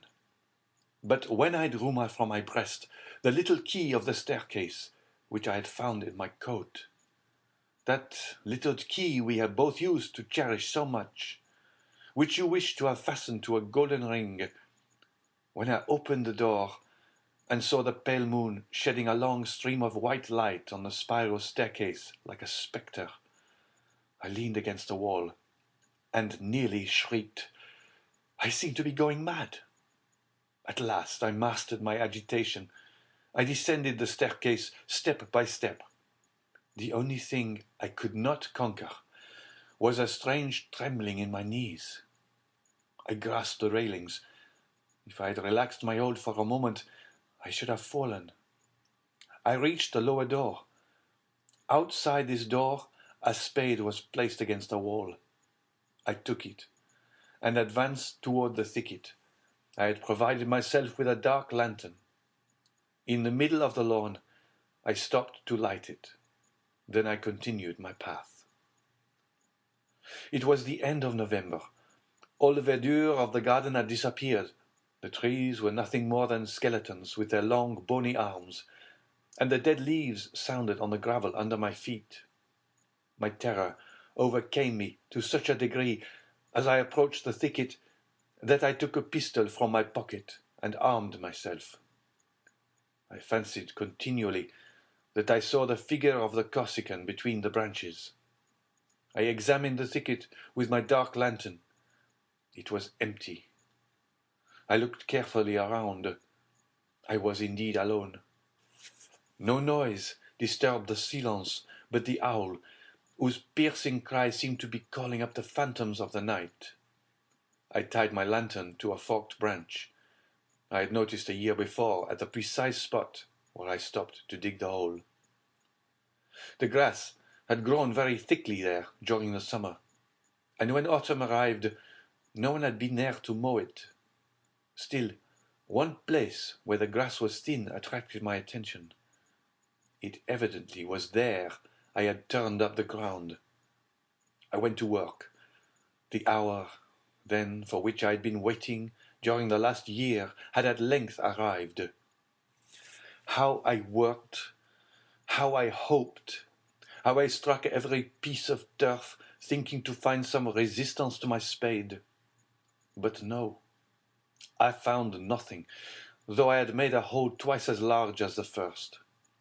I thought I had been deceived, had mistaken the spot. I turned around. I looked at the trees. I tried to recall the details which had struck me at the time. A cold, sharp wind whistled through the leafless branches, and yet the drops fell from my forehead. I recollected that I was stabbed just as I was trampling the ground to fill up the hole, which, doing so, I had leaned against a laburnum. Behind me was an artificial rockery intended to serve as a resting place for persons walking in the garden. In falling, my hand, relaxing its hold of the laburnum, felt the coldness of the stone. On my right I saw the tree, behind me the rock. I stood in the same attitude and threw myself down. I rose and again began digging and enlarging the hole. Still, I found nothing, nothing. The chest was no longer there. The chest was no longer there, murmured Madame Danglars, choking with fear. Think not I contented myself with this one effort, continued Villefort. No, I searched the whole thicket. I thought the assassin, having discovered the chest, and supposing it to be a treasure, had intended carrying it off, but perceiving his error, had dug another hole and deposited it there. But I could find nothing. Then the idea struck me that he had not taken these precautions, and had simply thrown it in a corner. In the last case, I must wait for daylight to renew my search. I remained in the room and waited. Oh, heavens!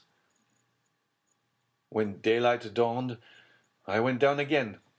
My first visit was to the thicket. I hoped to find some traces which had escaped me in the darkness.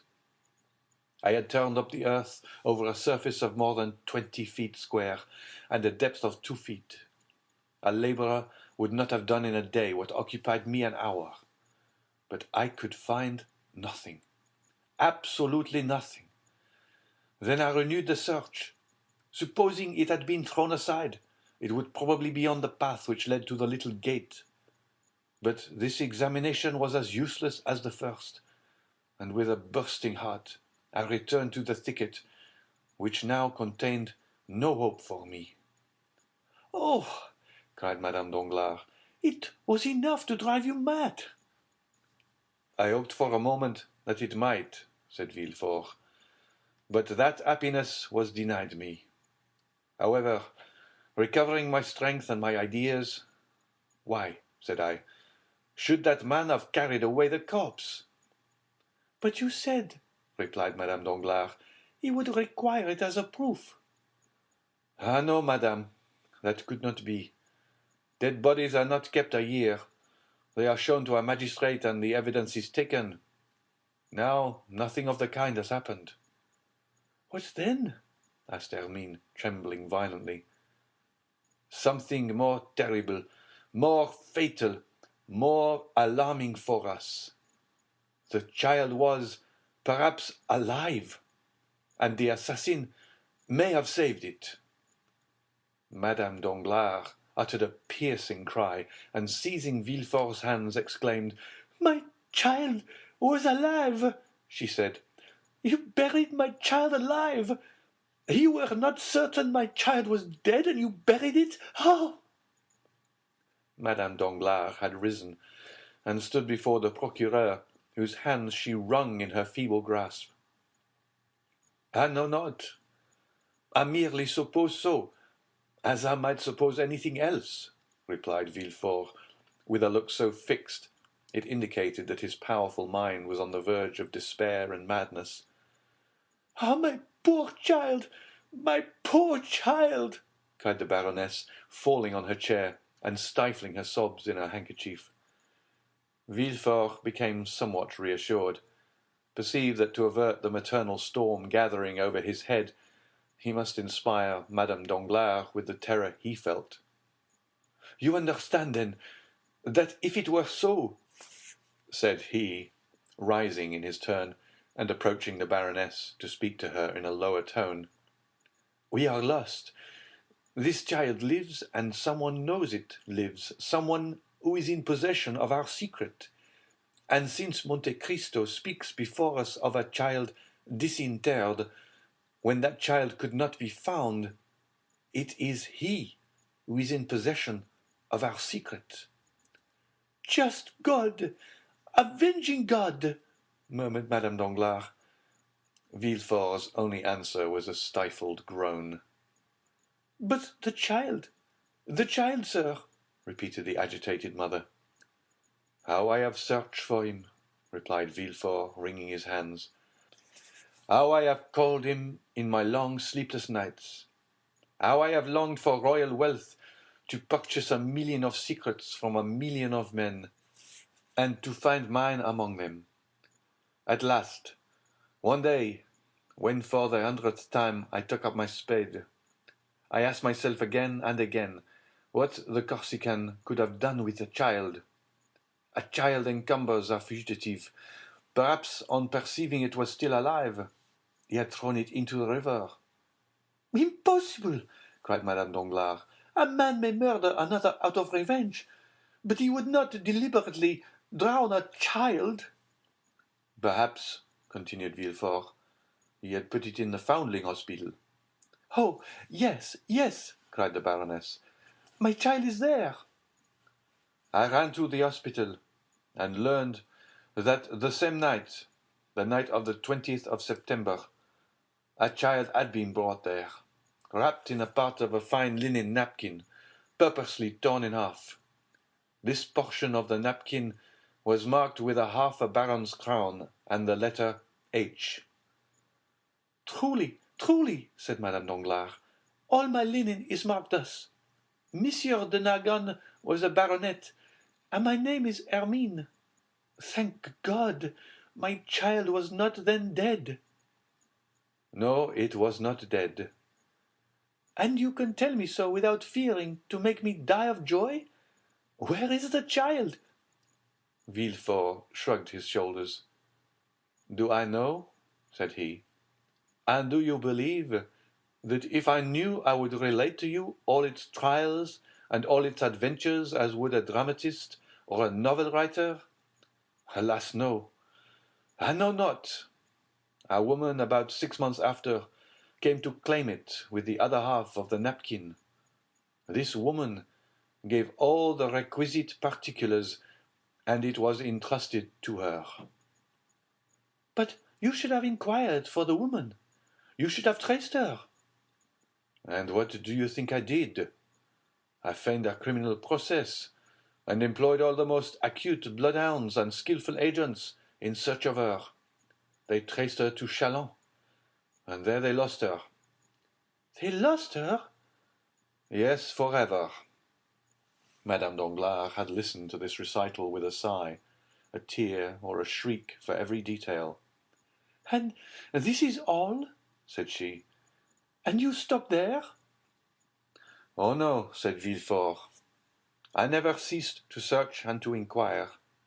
However, the last 2 or 3 years I had allowed myself some respite, but now I will begin with more perseverance and fury than ever, since fear urges me, not my conscience. But, replied Madame Danglars, the Count of Monte Cristo can know nothing, or he would not seek our society as he does. Oh, the wickedness of man is very great, said Villefort, since it surpasses the goodness of God. Did you observe that man's eyes while he was speaking to us? No. But have you ever watched him carefully? Doubtless he is capricious, but that is all. One thing alone struck me. Of all the exquisite things he placed before us, he touched nothing. I might have suspected he was poisoning us. And you see, you would have been deceived. Yes, doubtless. But believe me, that man has other projects. For that reason I wish to see you, to speak to you, to warn you against everyone, but especially against him. Tell me, cried Villefort, fixing his eyes more steadfastly on her than he had ever done before, did you ever reveal to anyone our connection? Never, to anyone. You understand me, replied Villefort affectionately. When I say one, pardon my urgency, to any one living, I mean. Yes, I understand very well, ejaculated the Baroness. Never, I swear to you. Were you ever in the habit of writing in the evening what had transpired in the morning? Do you keep a journal? No, my life has been passed in frivolity. I wish to forget it myself. Do you talk in your sleep? I sleep soundly like a child. Do you not remember? The colour mounted to the Baroness's face, and Villefort turned awfully pale. It is true, said he, in so low a tone that he could hardly be heard. Well, said the Baroness.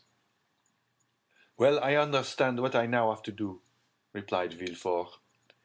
In less than 1 week from this time, I will ascertain who this Monsieur de Monte Cristo is, whence he comes, where he goes, and why he speaks in our presence of children that have been disinterred in a garden. Villefort pronounced these words with an accent which would have made the Count shudder had he heard him. Then he pressed the hand the Baroness reluctantly gave him, and led her respectfully back to the door.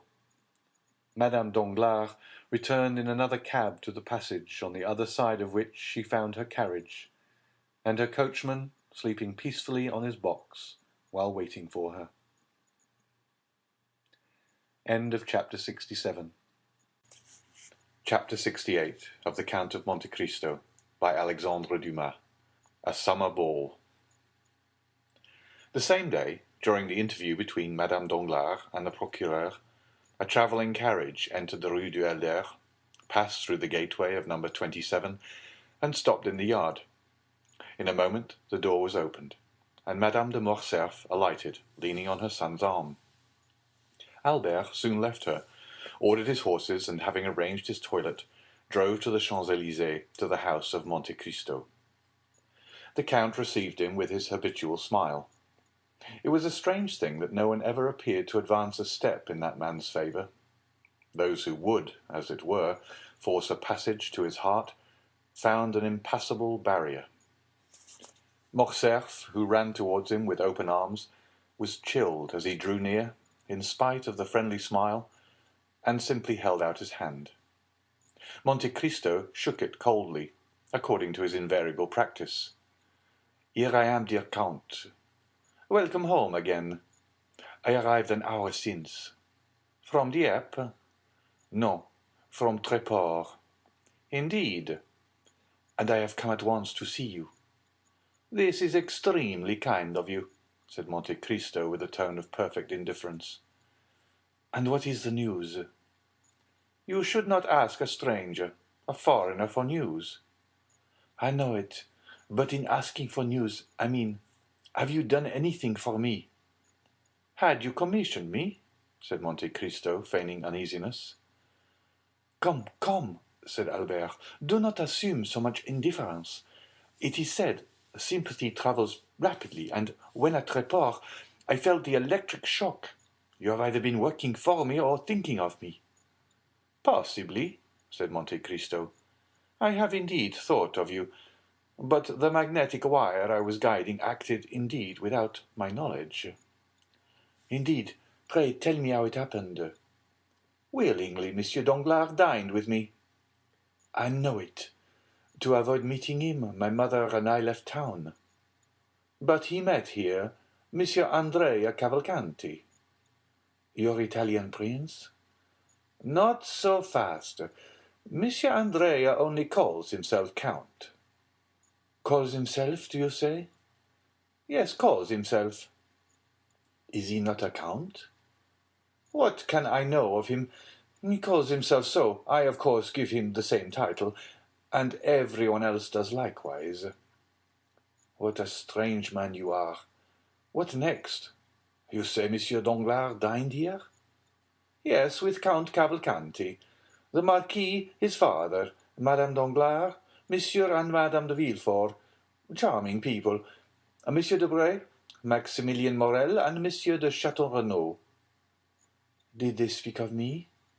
"Not a word." "So much the worse." "Why so? I thought you wished them to forget you." "If they do not speak of me, I am sure they thought about me, and I am in despair." "How will that affect you, since Mademoiselle Danglars was not among the number here who thought of you? Truly, she might have thought of you at home." "I have no fear of that. Or if she did, it was only in the same way in which I think of her." "Touching sympathy! So you hate each other," said the Count. "Listen," said Morcerf. "If Mademoiselle Danglars were disposed to take pity on my supposed martyrdom on her account, and would dispense with all matrimonial formalities between our two families, I am ready to agree to the arrangement. In a word, Mademoiselle Danglars would make a charming mistress. But a wife? Diable!" "And this," said Monte Cristo, "is your opinion of your intended spouse?" "Yes, it is rather unkind, I acknowledge, but it is true. But as this dream cannot be realized, since Mademoiselle Danglars must become my lawful wife, live perpetually with me, sing to me, compose verses and music within 10 paces of me, and that for my whole life, it frightens me. One may forsake a mistress, but a wife, good heavens, there she must always be, and to marry Mademoiselle Danglars would be awful." "You are difficult to please, Viscount." "Yes, for I often wish for what is impossible." "What is that?" "To find such a wife as my father found." Monte Cristo turned pale, and looked at Albert while playing with some magnificent pistols. "Your father was fortunate, then," said he. "You know my opinion of my mother, Count. Look at her, still beautiful, witty, more charming than ever, For any other son to have stayed with his mother for 4 days at Tréport, it would have been a condescension or a martyrdom, while I return more contented, more peaceful, shall I say more poetic, than if I had taken Queen Mab or Titania as my companion. That is an overwhelming demonstration, and you would make everyone vow to live a single life. Such are my reasons for not liking to marry Mademoiselle Danglars. Have you ever noticed how much a thing is heightened in value when we obtain possession of it? The diamond which glittered in the window at Mars or Fossin's shines with much more splendor when it is our own. But if we are compelled to acknowledge the superiority of another, and still must retain the one that is inferior, do you not know what we have to endure? Worldling, murmured the Count. Thus I shall rejoice when Mademoiselle Eugénie perceives I am but a pitiful atom, with scarcely as many 100,000 francs as she has millions. Monte Cristo smiled. One plan occurred to me, continued Albert. Franz likes all that is eccentric. I tried to make him fall in love with Mademoiselle Danglars, but in spite of 4 letters written in the most alluring style, he invariably answered, My eccentricity may be great, but it will not make me break my promise. That is what I call a devoted friendship, to recommend to another one whom you would not marry yourself. Albert smiled. Apropos, continued he, Franz is coming soon, but it will not interest you. You dislike him, I think. I? Said Monte Cristo. My dear Viscount, how have you discovered that I did not like Monsieur Franz? I like everyone.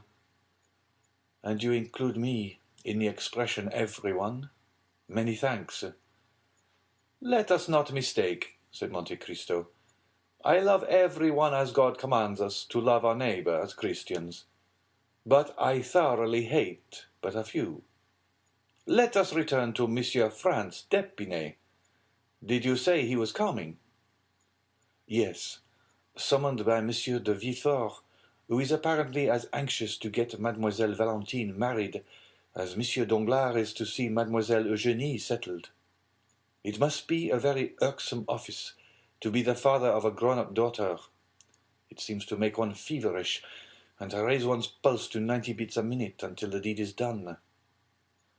But Monsieur d'Épinay, unlike you, bears his misfortune patiently. Still more, he talks seriously about the matter, puts on a white tie, and speaks of his family.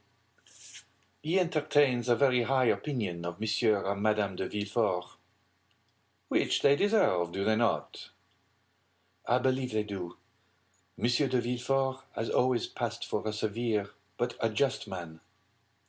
There is then one, said Monte Cristo, whom you do not condemn like poor Danglars. Because I am not compelled to marry his daughter, perhaps, replied Albert, laughing.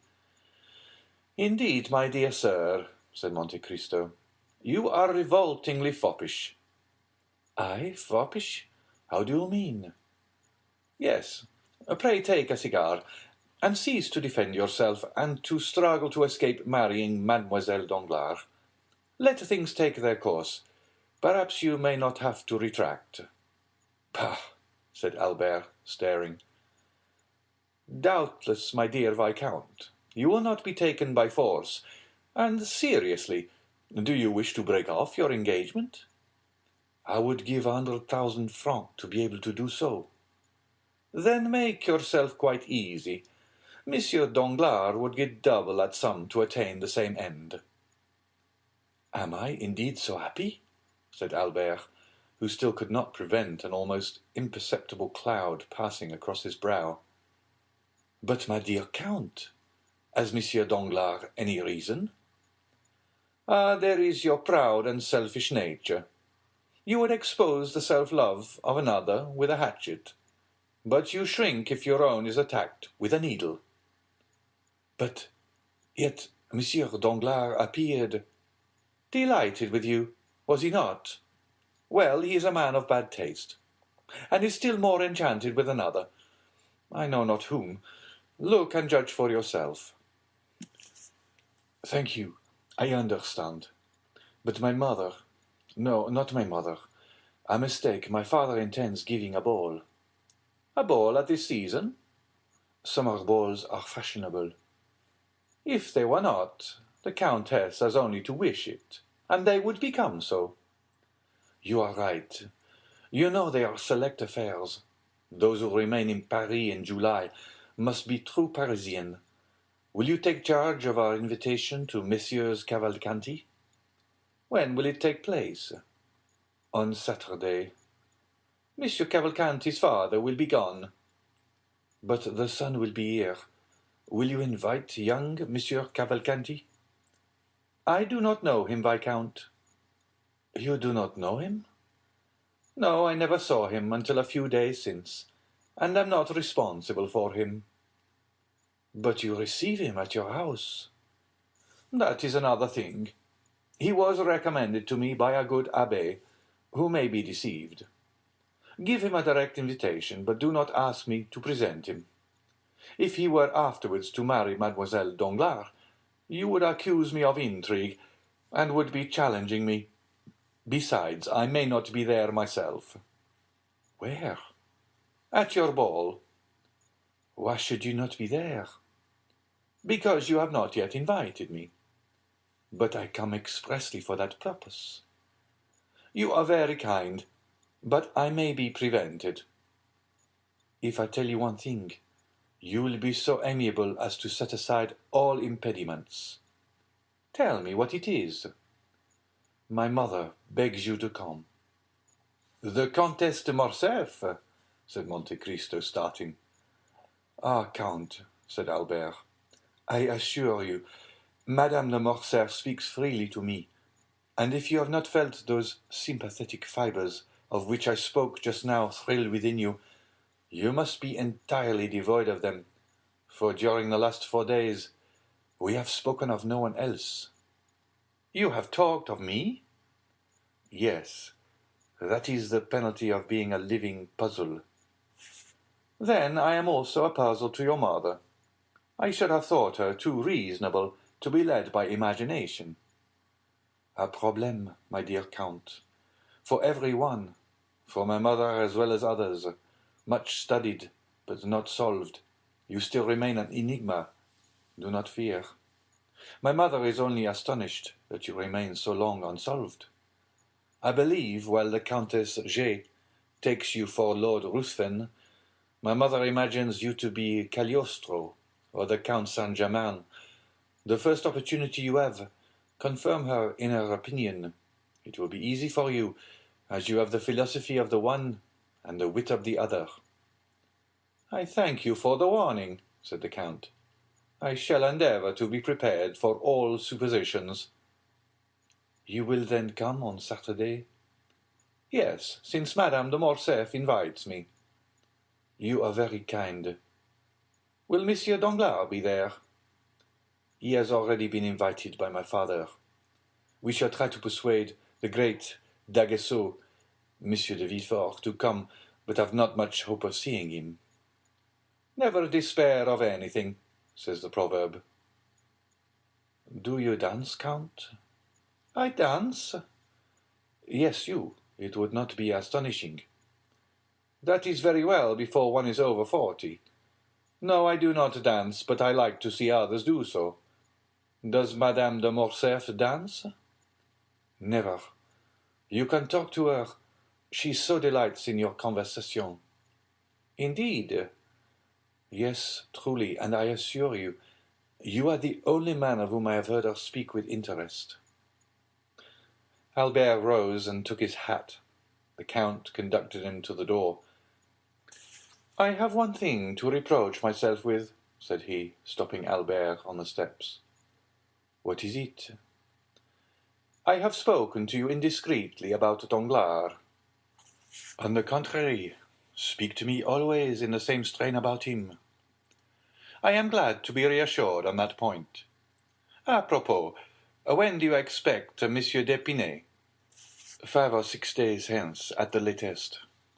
And when is he to be married? immediately on the arrival of Monsieur and Madame de Saint-Méran. Bring him to see me.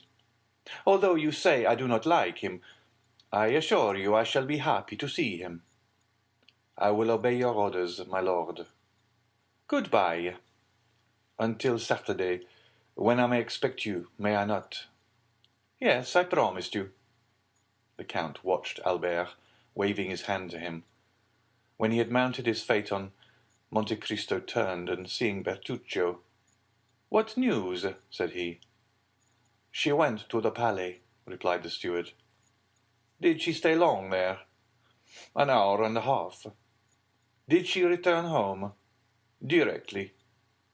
"Well, my dear Bertuccio," said the Count, "I now advise you to go in quest of the little estate I spoke to you of in Normandy."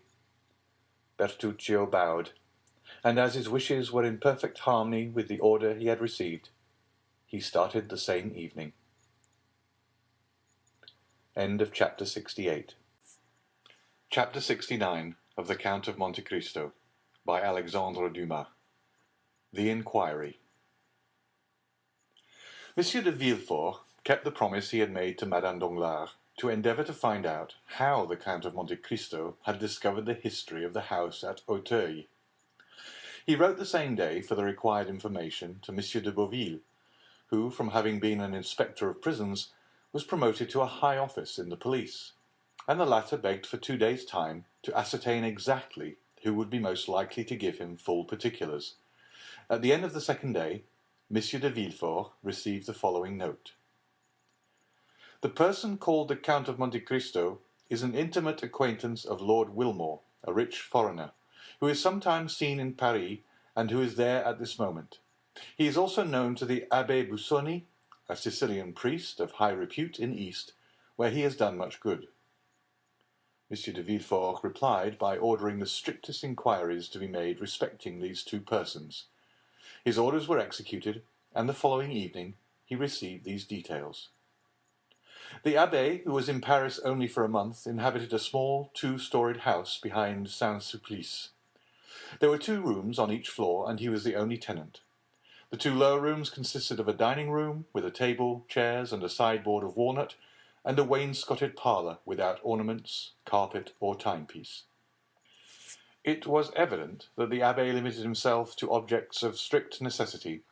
He preferred to use the sitting-room upstairs, which was more library than parlour, and was furnished with theological books and parchments, in which he delighted to bury himself for months at a time, according to his valet de chambre.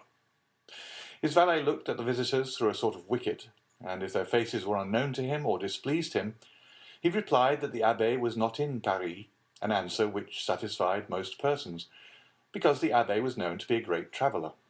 Besides, whether at home or not, whether in Paris or Cairo, the abbé always left something to give away, which the valet distributed through his wicket in his master's name. The other room near the library was a bedroom, a bed without curtains, 4 armchairs, and a couch covered with yellow Utrecht velvet, composed with a prie-dieu all its furniture. Lord Wilmore resided in Rue Fontaine Saint-Georges. He was one of those English tourists who consume a large fortune in travelling. He hired the apartment in which he lived furnished, passed only a few hours in the day there, and rarely slept there. One of his peculiarities was never to speak a word of French, which he, however, wrote with great facility. The day after this important information had been given to the king's attorney, a man alighted from a carriage at the corner of the Rue Férou, and, rapping at an olive-green door, asked if the Abbé Busoni were within. "No, he went out early this morning," replied the valet. "I might not always be content with that answer," replied the visitor, "for I come from one to whom everyone must be at home. But have the kindness to give the Abbé Busoni—" "I told you he was not at home," repeated the valet. "Then on his return, give him that card and this sealed paper. Will he be at home at 8 o'clock this evening?" "Doubtless, unless he is at work, which is the same as if he were out." "I will come again at that time," replied the visitor, who then retired. At the appointed hour the same man returned in the same carriage, which, instead of stopping this time at the end of the Rue Férou, drove up to the green door. He knocked, and it opened immediately to admit him. From the signs of respect the valet paid him, he saw that his note had produced a good effect. "Is the abbé at home?" asked he. "Yes, he is at work in his library, but he expects you, sir," replied the valet. The stranger ascended a rough staircase, and before a table illumined by a lamp whose light was concentrated by a large shade, while the rest of the apartment was in partial darkness, he perceived the abbé in a monk's dress, with a cowl on his head, such as is used by learned men of the Middle Ages. "Have I the honour of addressing the Abbé Busoni?" asked the visitor. "Yes, sir," replied the abbé, "and you are the person whom Monsieur de Beauville, formerly an inspector of prisons, sends to me from the prefect of police?" "Exactly, sir." "One of the agents appointed to secure the safety of Paris?" "Yes, sir," replied the stranger with a slight hesitation, and blushing. The abbé replaced the large spectacles which covered not only his eyes but his temples, and sitting down motioned to his visitor to do the same. "I am at your service, sir," said the abbé with a marked Italian accent. "The mission with which I am charged, sir," replied the visitor, speaking with hesitation, "is a confidential one on the part of him who fulfills it, and him by whom he is employed." The abbé bowed. "Your probity," replied the stranger, "is so well known to the prefect that he wishes as a magistrate to ascertain from you some particulars connected with the public safety, to ascertain which I am deputed to see you. It is hoped that no ties of friendship or humane consideration will induce you to conceal the truth." "Provided, sir, the particulars you wish for do not interfere with my scruples or my conscience. I am a priest, sir, and the secrets of confession, for instance, must remain between me and God, and not between me and human justice." "Do not alarm yourself, monsieur. We will duly respect your conscience." At this moment the abbé pressed down his side of the shade, and so raised it on the other, throwing a bright light on the stranger's face, while his own remained obscured. "Excuse me, abbé," said the envoy of the prefect of the police, "but the light tries my eyes very much." The abbé lowered the shade. "Now, sir, I am listening. Go on." "I will come at once to the point. Do you know the Count of Monte Cristo?" "You mean Monsieur Zacon, I presume." "Zacon? Is not his name Monte Cristo?" "Monte Cristo is the name of an estate, or rather of a rock, and not a family name." "Well, be it so. Let us not dispute about words. And since Monsieur de Monte Cristo and Monsieur Zacon are the same—" "Absolutely the same." "Let us speak of Monsieur Zacon." "Agreed." "I asked you if you knew him." "Extremely well." "Who is he?" "The son of a rich shipbuilder in Malta." "I know that is a report, but as you are aware, the police does not content itself with vague reports." "However," replied the abbé with an affable smile, "when that report is in accordance with the truth, everybody must believe it, the police as well as all the rest." "Are you sure of what you assert?" "What do you mean by that question?" "Understand, sir, I do not in the least suspect your veracity. I ask if you are certain of it." "I knew his father, Monsieur Zacon." "Ah, indeed." "And when a child, I often played with the son in the timber yards." "But whence does he derive the title of Count?" "You are aware that may be bought." "In Italy?" "Everywhere." "And his immense riches, Whence does he procure them? They may not be so very great. How much do you suppose he possesses? From 150 to 200,000 livres per annum. That is reasonable, said the visitor. I have heard he had 3 or 4 millions. 200,000 per annum would make 4 millions of capital. But I was told he had 4 millions per annum.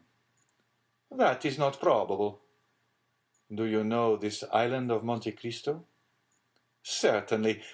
Everyone who has come from Palermo, Napoli, or Roma to France by sea must know it, since he has passed close to it, and must have seen it. I am told it is a delightful place. It is a rock. And why has the Count bought a rock? For the sake of being a Count. In Italy, one must have territorial possessions to be a Count. You have doubtless heard the adventures of Monsieur Zacon's youth. The father's? No, the son's. I know nothing certain. At that period of his life I lost sight of my young comrade. Was he in the wars? I think he entered the service. In what branch? In the navy. Are you not his confessor? No, sir, I believe he is a Lutheran. A Lutheran. I say I believe such is the case. I do not affirm it. Besides, liberty of conscience is established in France. Doubtless, and we are not now inquiring into his creed, but his actions, in the name of the prefect of police. I ask you what you know of him. He passes for a very charitable man. Our Holy Father the Pope has made him a knight of Jesus Christ for the services he rendered to the Christians in the East. He has 5 or 6 rings as testimonials from Eastern monarchs of his services. Does he wear them? No, but he is proud of them. He is better pleased with rewards given to the benefactors of man than to his destroyers. He is a Quaker, then? Exactly, he is a Quaker, with the exception of the peculiar dress. Has he any friends? Yes, everyone who knows him is his friend. But has he any enemies? One only. What is his name? Lord Wilmore. Where is he? He is in Paris just now. Can he give me any particulars? Important ones. He was in India with Zacon. Do you know his abode? It's somewhere in the Chaussée d'Antin, but I know neither the street nor the number. Are you at variance with the Englishman? I love Zacon, and he hates him. We are consequently not friends. Do you think the Count of Monte Cristo had ever been in France before he made his visit to Paris? To that question I can answer positively no. He had not, because he applied to me 6 months ago for the particulars he required, and as I did not know when I might again come to Paris, I recommended Monsieur Cavalcanti to him. Andrea? No, Bartolomeo, his father. Now, sir, I have but one question more to ask, and I charge you in the name of honor, of humanity, and of religion, to answer me candidly. What is it, sir? Do you know with what design Monsieur de Monte Cristo purchased a house at Auteuil? Certainly, for he told me. What is it, sir? To make a lunatic asylum of it, similar to that founded by the Count of Pisani at Palermo. Do you know about that institution? I have heard of it. It is a magnificent charity. Having said this, the abbé bowed to imply he wished to pursue his studies. The visitor either understood the abbé's meaning or had no more questions to ask. He arose, and the abbé accompanied him to the door.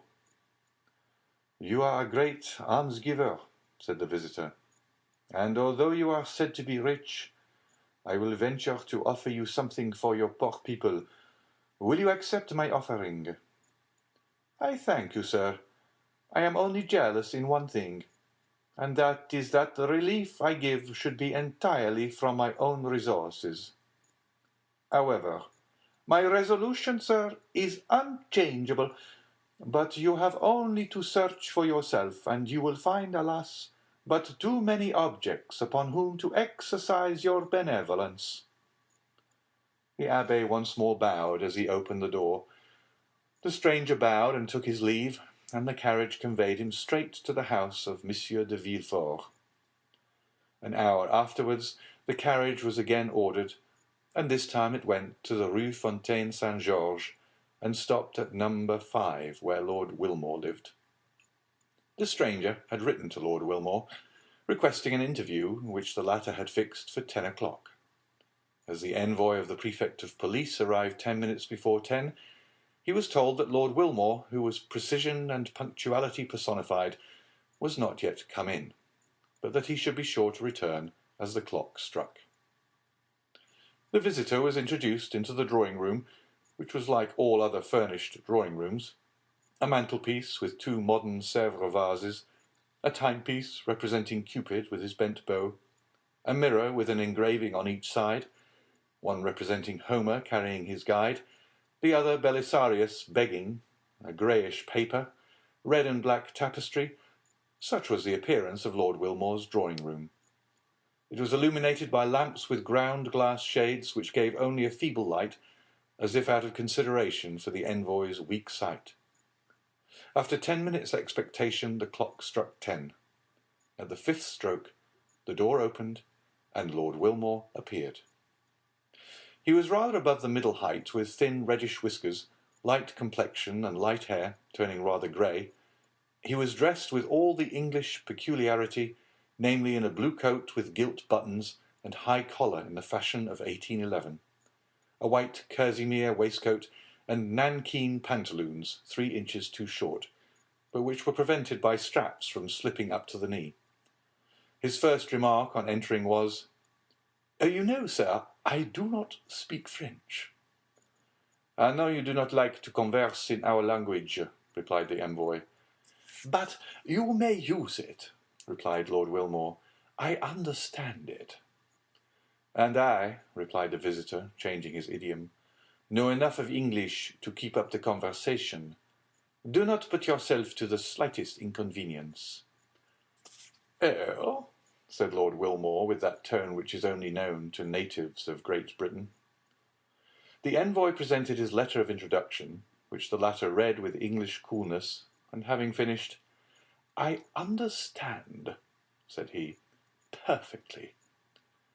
Then began the questions, which were similar to those which had been addressed to the Abbé Busoni. But as Lord Wilmore, in the character of the Count's enemy, was less restrained in his answers, they were more numerous. He described the youth of Monte Cristo, who he said at 10 years of age entered the service of one of the petty sovereigns of India who made war on the English. It was there Wilmore had first met him and fought against him, and in that war Zacon had been taken prisoner, sent to England, and consigned to the hulks, whence he had escaped by swimming. Then began his travels, his duels, his caprice. Then the insurrection in Greece broke out, and he had served in the Grecian ranks. While in that service he had discovered a silver mine in the mountains of Thessaly, but he had been careful to conceal it from everyone. After the battle of Navarino, when the Greek government was consolidated, he asked of King Otho a mining grant for that district, which was given him. Hence that immense fortune which, in Lord Wilmore's opinion, possibly amounted to 1 or 2 millions per annum, a precarious fortune, which might be momentarily lost by the failure of the mine. "But," asked the visitor, "do you know why he came to France?" "He is speculating in railways," said Lord Wilmore, "and as he is an expert chemist and physicist, he has invented a new system of telegraphy, which he is seeking to bring to perfection." "How much does he spend yearly?" asked the prefect. "Not more than 500,000 or 600,000 francs," said Lord Wilmore. "He is a miser." Hatred evidently inspired the Englishman, who, knowing no other reproach to bring on the Count, accused him of avarice. "Do you know his house at Auteuil?" "Certainly." "What do you know respecting it?" "Do you wish to know why he bought it?" "Yes." "The Count is a speculator, who will certainly ruin himself in experiments. He supposes there is in the neighbourhood of the house he has bought a mineral spring equal to those at Bagnères, Luchon, Carteret. He's going to turn his house into a bath-house, as the Germans term it. He's already dug up all the garden 2 or 3 times to find the famous spring, and being unsuccessful, he will soon purchase all the contiguous houses. Now, as I dislike him, and hope his railway, his electric telegraph, or his search for baths will ruin him, I am watching for his discomfiture, which must soon take place." "What was the cause of your quarrel?" "When he was in England, he seduced the wife of one of my friends." "Why do you not seek revenge?" "I have already fought 3 duels with him," said the Englishman. "The first with the pistol, the second with the sword, and the third with the sabre." "And what was the result of those duels?" "The first time he broke my arm, the second he wounded me in the breast, and the third time made this large wound."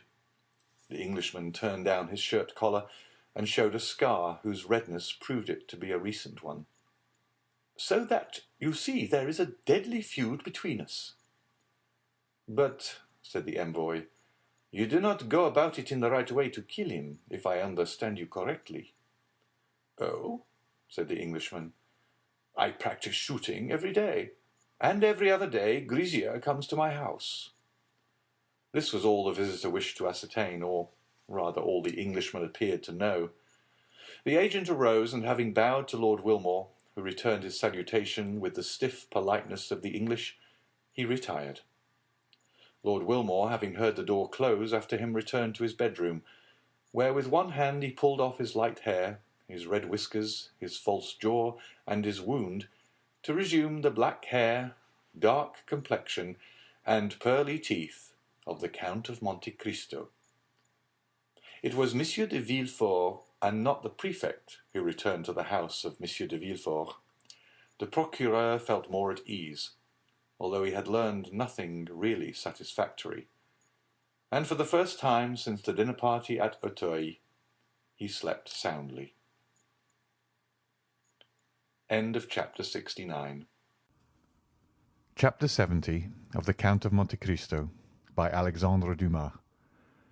The Ball. It was in the warmest days of July, when in due course of time the Saturday arrived upon which the ball was to take place at Monsieur de Morcerf's. It was 10 o'clock at night.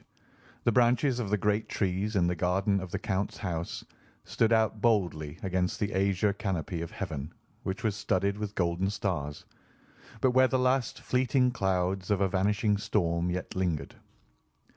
From the apartments on the ground floor might be heard the sound of music, with the whirl of the waltz and gallop, while brilliant streams of light shone through the openings of the Venetian blinds. At this moment the garden was only occupied by about 10 servants, who had just received orders from their mistress to prepare the supper. The serenity of the weather continuing to increase, until now it had been undecided whether the supper should take place in the dining-room or under a long tent erected on the lawn, but the beautiful blue sky, studded with stars, had settled the question in favour of the lawn. The gardens were illuminated with coloured lanterns, according to the Italian custom, and, as is usual in countries where the luxuries of the table, the rarest of all luxuries in their complete form, are well understood, the supper table was loaded with wax lights and flowers. At the time, the Countess of Morcerf returned to the rooms. After giving her orders, many guests were arriving, more attracted by the charming hospitality of the Countess than by the distinguished position of the Count, for, owing to the good taste of Mercédès, one was sure of finding some devices at her entertainment worthy of describing, or even copying in case of need. Madame Danglars, in whom the events we have related had caused deep anxiety, had hesitated about going to Madame de Morcerf's, when during the morning her carriage happened to meet that of Villefort. The latter made a sign, and when the carriages had drawn close together, said, "You are going to Madame de Morcerf's, are you not?" "No," replied Madame Danglars. "I am too ill." "You are wrong," replied Villefort significantly. "It is important that you should be seen there." "Do you think so?" asked the Baroness. "I do." "In that case I will go." And the two carriages passed on towards their different destinations. Madame Danglars therefore came, not only beautiful in person, but radiant with splendour. She entered by one door at the time when Mercédès appeared at the door. The Countess took Albert to meet Madame Danglars. He approached, paid her some well-merited compliments on her toilet, and offered his arm to conduct her to her seat. Albert looked around him. "You are looking for my daughter," said the Baroness, smiling. "I confess it," replied Albert. "Could you have been so cruel as not to bring her?" "Calm yourself. She has met Mademoiselle de Villefort, and has taken her arm. See, they are following us, both in white dresses, one with a bouquet of camellias, the other with one of myosotis. But tell me—" "Well, what do you wish to know?" "Will not the Count of Monte Cristo be here tonight?" 17, replied Albert. "What do you mean?" "I only mean that the Count seems the rage," replied the Viscount, smiling, "and that you are the 17th person that has asked me the same question. The Count is in fashion. I congratulate him upon it." "And have you replied to every one as you have to me?" "Ah, to be sure, I have not answered you. Be satisfied. We shall have this lion. We are among the privileged ones." "Were you at the opera yesterday?" "No." "He was there." "Ah, indeed. And did the eccentric person commit any new originality?" "Can he be seen without doing so? Else there was dancing in the Diable Boiteux. The Greek princess was in ecstasies. After the cachucha, he placed a magnificent ring on the stem of a bouquet, and threw it to the charming danseurs, who in the third act, to do honour to the gift, reappeared with it on her finger. And the Greek princess, will she be here?" "No, you will be deprived of that pleasure. Her position in the Count's establishment is not sufficiently understood." "Wait, leave me here, and go and speak to Madame de Villefort, who is trying to attract your attention." Albert bowed to Madame Danglars and advanced towards Madame de Villefort, whose lips opened as he approached. "I wager anything," said Albert, interrupting her, "that I know what you are about to say." "Well, what is it?" "If I guess rightly, will you confess it?" "Yes." "On your honour?" "On my honour." "You were going to ask me if the Count of Monte Cristo had arrived or was expected." "Not at all. It is not of him that I am now thinking. I was going to ask you if you had received any news of Monsieur Franz." "Yes, yesterday." "What did he tell you?" "That he was leaving at the same time as his letter." "Well, now then, the Count?" "The Count will come, of that you may be satisfied." "You know that he has another name besides Monte Cristo?" "No, I did not know it." "Monte Cristo is the name of an island, and he has a family name." "I never heard it." "Well, then, I am better informed than you. His name is Zacone." "It is possible." "He is Maltese." "That is also possible." "The son of a shipowner." "Really, you should relate all this aloud. You would have the greatest success." "He served in India. discovered a mine in Thessaly, and comes to Paris to establish a mineral water cure at Auteuil." "Well, I am sure," said Morcerf. "This is indeed news. Am I allowed to repeat it?" "Yes, but cautiously. Tell one thing at a time, and do not say I told you." "Why so?" "Because it is a secret just discovered." "By whom?" "The police." "Then the news originated—" "At the prefect's last night. Paris, you can understand, is astonished at the sight of such unusual splendor, and the police have made inquiries." "Well, well, nothing more is wanting than to arrest the Count as a vagabond on the pretext of his being too rich." "Indeed, that doubtless would have happened if his credentials had not been so favourable." "Poor Count!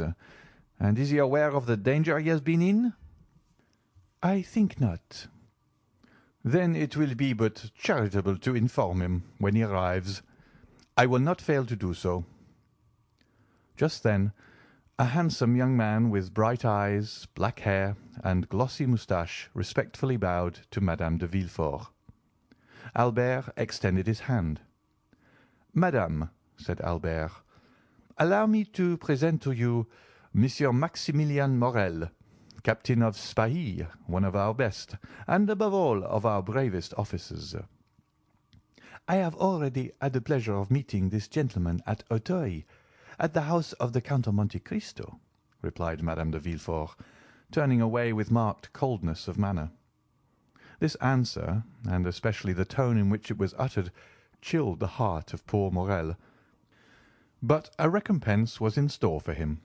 Turning around, he saw near the door a beautiful fair face, whose large blue eyes were without any marked expression fixed upon him, while the bouquet of myosotis was gently raised to her lips. The salutation was so well understood that Morel, with the same expression in his eyes, placed his handkerchief to his mouth, and these two living statues, whose hearts beat so violently under their marble aspect, separated from each other by the whole length of the room, forgot themselves for a moment, or rather forgot the world in their mutual contemplation. They might have remained much longer lost in one another without any one noticing their abstraction. The Count of Monte Cristo had just entered. We have already said that there was something in the Count which attracted universal attention wherever he appeared. It was not the coat, unexceptional in its cut, though simple and unornamented. It was not the plain white waistcoat. It was not the trousers that displayed the foot so perfectly formed. It was none of these things that attracted the attention. It was his pale complexion, his waving black hair, his calm and serene expression, his dark and melancholy eye, his mouth, chiselled with such marvellous delicacy, which so easily expressed such high disdain. These were what fixed the attention of all upon him. Many men might have been handsomer, but certainly there could be none whose appearance was more significant, if the expression may be used. Everything about the Count seemed to have its meaning, for the constant habit of thought which he had acquired had given an ease and vigour to the expression of his face, and even to the most trifling gesture, scarcely to be understood. Yet the Parisian world is so strange that even all this might not have won attention had there not been connected with it a mysterious story gilded by an immense fortune. Meanwhile, he advanced through the assemblage of guests under a battery of curious glances towards Madame de Morcerf, who, standing before a mantelpiece ornamented with flowers, had seen his entrance in a looking-glass placed opposite the door, and was prepared to receive him. She turned towards him with a serene smile just at the moment he was bowing to her. No doubt she fancied the Count would speak to her, while on his side the Count thought she was about to address him. But both remained silent, and after a mere bow, Monte Cristo directed his steps to Albert, who received him cordially. "Have you seen my mother?" asked Albert. "I have just had the pleasure," replied the Count, "but I have not seen your father." See, he is down there, talking politics with that little group of great geniuses." "Indeed," said Monte Cristo. "And so those gentlemen down there are men of great talent. I should not have guessed it. And for what kind of talent are they celebrated? You know there are different sorts." "The tall, harsh-looking man is very learned. He discovered in the neighbourhood of Rome a kind of lizard with a vertebra more than lizards usually have, and he immediately laid his discovery before the Institute. The thing was discussed for a long time, but finally decided in his favour. I can assure you the vertebra made a great noise in the learned world, and the gentleman, who was only a knight of the Legion of Honour, was made an officer." "Come," said Monte Cristo, "this cross seems to me to be wisely awarded. I suppose, had he found another additional vertebra, they would have made him a commander." "Very likely," said Albert. "And who can that person be who has taken it in his head to wrap himself up in a blue coat embroidered with green?" "Oh, that coat is not his own. It is the Republic's which deputed David to devise a uniform for the academicians." "Indeed," said Monte Cristo. "So this gentleman is an academician?" "Within the last week he has been made one of the learned assembly." "And what is his special talent?" "His talent, I believe he thrusts pins through the heads of rabbits. He makes fowls eat madder and punches the spinal marrow out of dogs with whalebone." "And he is made a member of the Academy of Sciences for this?" "No, of the French Academy." "But what has the French Academy to do with all this?" "I was going to tell you. It seems—" "That his experiments have very considerably advanced the cause of science, doubtless." "No, that his style of writing is very good." "This must be very flattering to the feelings of the rabbits, into whose heads he has thrust pins, to the fowls whose bones he has dyed red, and to the dogs whose spinal marrow he has punched out." Albert laughed. "And the other one?" demanded the Count. "That one?" "Yes, the third." "The one in the dark blue coat?" "Yes." "He is a colleague of the Count, and one of the most active opponents to the idea of providing the Chamber of Peers with a uniform. He was very successful upon that question. He stood badly with the Liberal papers, but his noble opposition to the wishes of the court is now getting him into favour with the journalists. They talk of making him an ambassador." "And what are his claims to the peerage?" "He has composed 2 or 3 comic operas, written 4 or 5 articles in the Siècle, and voted 5 or 6 years on the ministerial side." "Bravo, Viscount," said Monte Cristo, smiling. "You are a delightful cicerone. And now you will do me a favour, will you not?" "What is it?" "Do not introduce me to any of these gentlemen, and should they wish it, you will warn me." Just then the Count felt his arm pressed. He turned round. It was Danglars. "Ah, is it you, Baron?" said he. "Why do you call me Baron?" said Danglars. "You know that I care nothing for my title. I am not like you, Viscount. You like your title, do you not?"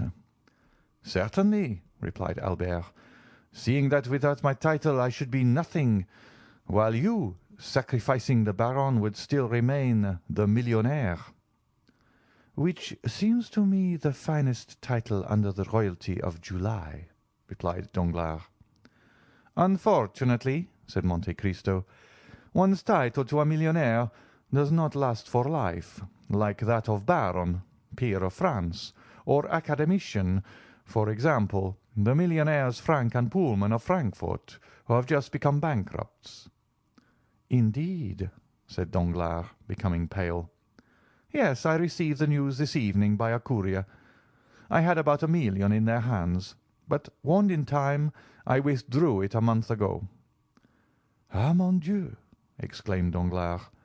"They have drawn on me for 200,000 francs." Well, you can throw out the draft. Their signature is worth 5%. Yes, but it is too late, said Danglars. I have honoured their bills. Then, said Monte Cristo, here are 200,000 francs gone after— Hush! Do not mention these things, said Danglars. Then, approaching Monte Cristo, he added, especially before young Monsieur Cavalcanti. After which he smiled and turned towards the young man in question. Albert had left the Count to speak to his mother, Danglars to converse with young Cavalcanti. Monte Cristo was for an instant alone. Meanwhile the heat became excessive. The footmen were hastening through rooms with waiters loaded with ices. Monte Cristo wiped the perspiration from his forehead, but drew back when the waiter was presented to him. He took no refreshment. Madame de Morcerf did not lose sight of Monte Cristo. She saw that he took nothing, and even noticed his gesture of refusal. Albert, she asked, did you notice that? What, mother? That the Count has never been willing to partake of food under the roof of Monsieur de Morcerf. Yes, but then he breakfasted with me. Indeed, he made his first appearance in the world on that occasion. But your house is not Monsieur de Morcerf's, murmured Mercédès. And since he has been here, I have watched him. Well? Well, he has taken nothing yet. The Count is very temperate. Mercédès smiled sadly. Approach him, said she, and when the next waiter passes, insist upon his taking something. But why, mother?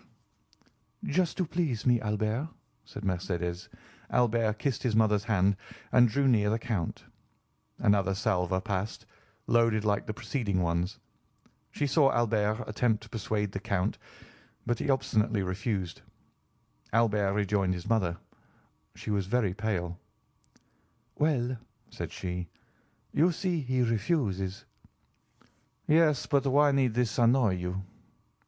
You know, Albert, women are singular creatures.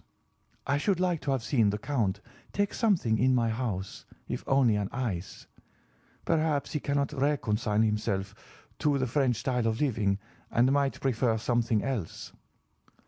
Oh, no, I have seen him eat of everything in Italy. No doubt he does not feel inclined this evening. And besides, said the Countess, accustomed as he is to burning climates, possibly he does not feel the heat as we do.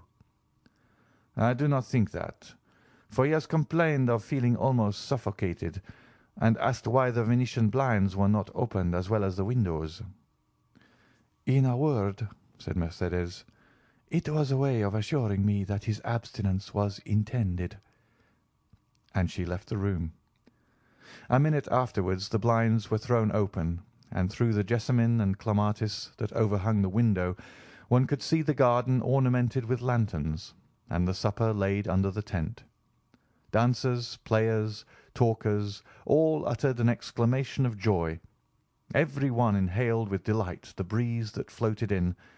At the same time Mercédès reappeared paler than before, but with that imperturbable expression of countenance which she sometimes wore.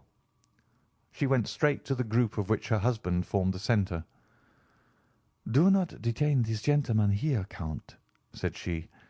"They would prefer, I should think, to breathe in the garden rather than suffocate here, since they are not playing."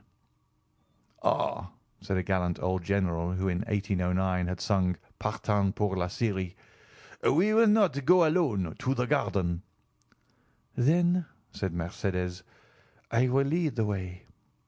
Turning towards Monte Cristo, she added, "Count, will you oblige me with your arm?" The Count almost staggered at these simple words. Then he fixed his eyes on Mercédès. It was only a momentary glance, but it seemed to the Countess to have lasted for a century, so much was expressed in that one look. He offered his arm to the Countess. She took it, or rather just touched it with her little hand, and they together descended the steps, lined with rhododendrons and camellias. Behind them, by another outlet, a group of about 20 persons rushed into the garden with loud exclamations of delight. End of Chapter 70. Chapter 71 of the Count of Monte Cristo by Alexandre Dumas. Bread and Salt. Madame de Morcerf entered an archway of trees with her companion. It led through a grove of lindens to a conservatory. "It was too warm in the room, was it not, Count?" she asked. "Yes, madame, and it was an excellent idea of yours to open the doors and the blinds." As he ceased speaking, the Count felt the hand of Mercédès tremble. "But you," he said, "with that light dress and without anything to cover you but that gauze scarf, perhaps you feel cold." "Do you know where I am leading you?" said the Countess, without replying to the question. "No, madame," replied Monte Cristo, "but you see I make no resistance." "We are going to the greenhouse that you see at the other end of the grove."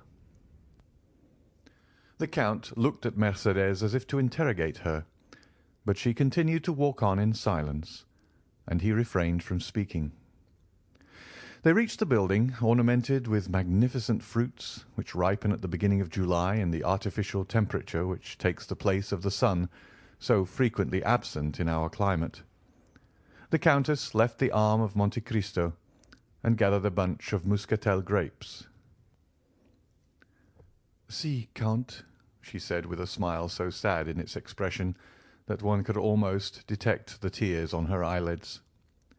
"See, our French grapes are not to be compared, I know, with yours of Sicily and Cyprus. But you will make allowance for our northern sun." The Count bowed, but stepped back. "Do you refuse?" said Mercédès in a tremulous voice. "Pray excuse me, madame," replied Monte Cristo, "but I never eat muscatel grapes." Mercédès let them fall and sighed. A magnificent peach was hanging against an adjoining wall, ripened by the same artificial heat. Mercédès drew near and plucked the fruit. "Take this peach, then," she said. The Count again refused. "What? Again?" she exclaimed, in so plaintive an accent that it seemed to stifle a sob. "Really, you pain me." A long silence followed. The peach, like the grapes, fell to the ground. "Count," added Mercédès with a supplicating glance, "there is a beautiful Arabian custom which makes eternal friends of those who have eaten together bread and salt under the same roof." "I know it, madame," replied the Count, "but we are in France and not in Arabia, and in France eternal friendships are as rare as the custom of dividing bread and salt with one another." "But," said the Countess breathlessly, with her eyes fixed on Monte Cristo, whose arm she convulsively pressed with both hands, "we are friends, are we not?" The Count became pale as death. The blood rushed to his heart, and then again rising, dyed his cheeks with crimson. His eyes swam like those of a man suddenly dazzled. "Certainly, we are friends," he replied. "Why should we not be?"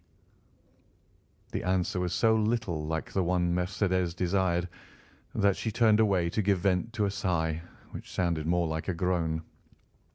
"Thank you," she said, and they walked on again. They went the whole length of the garden without uttering a word. "Sir," suddenly exclaimed the Countess, after their walk had continued 10 minutes in silence, "is it true that you have seen so much, travelled so far, and suffered so deeply?" "I have suffered deeply, madame," answered Monte Cristo. "But now you are happy?" "Doubtless," replied the Count, "since no one hears me complain." "And your present happiness, has it softened your heart?" "My present happiness equals my past misery," said the Count. "Are you not married?" asked the Countess. "I married!" exclaimed Monte Cristo, shuddering.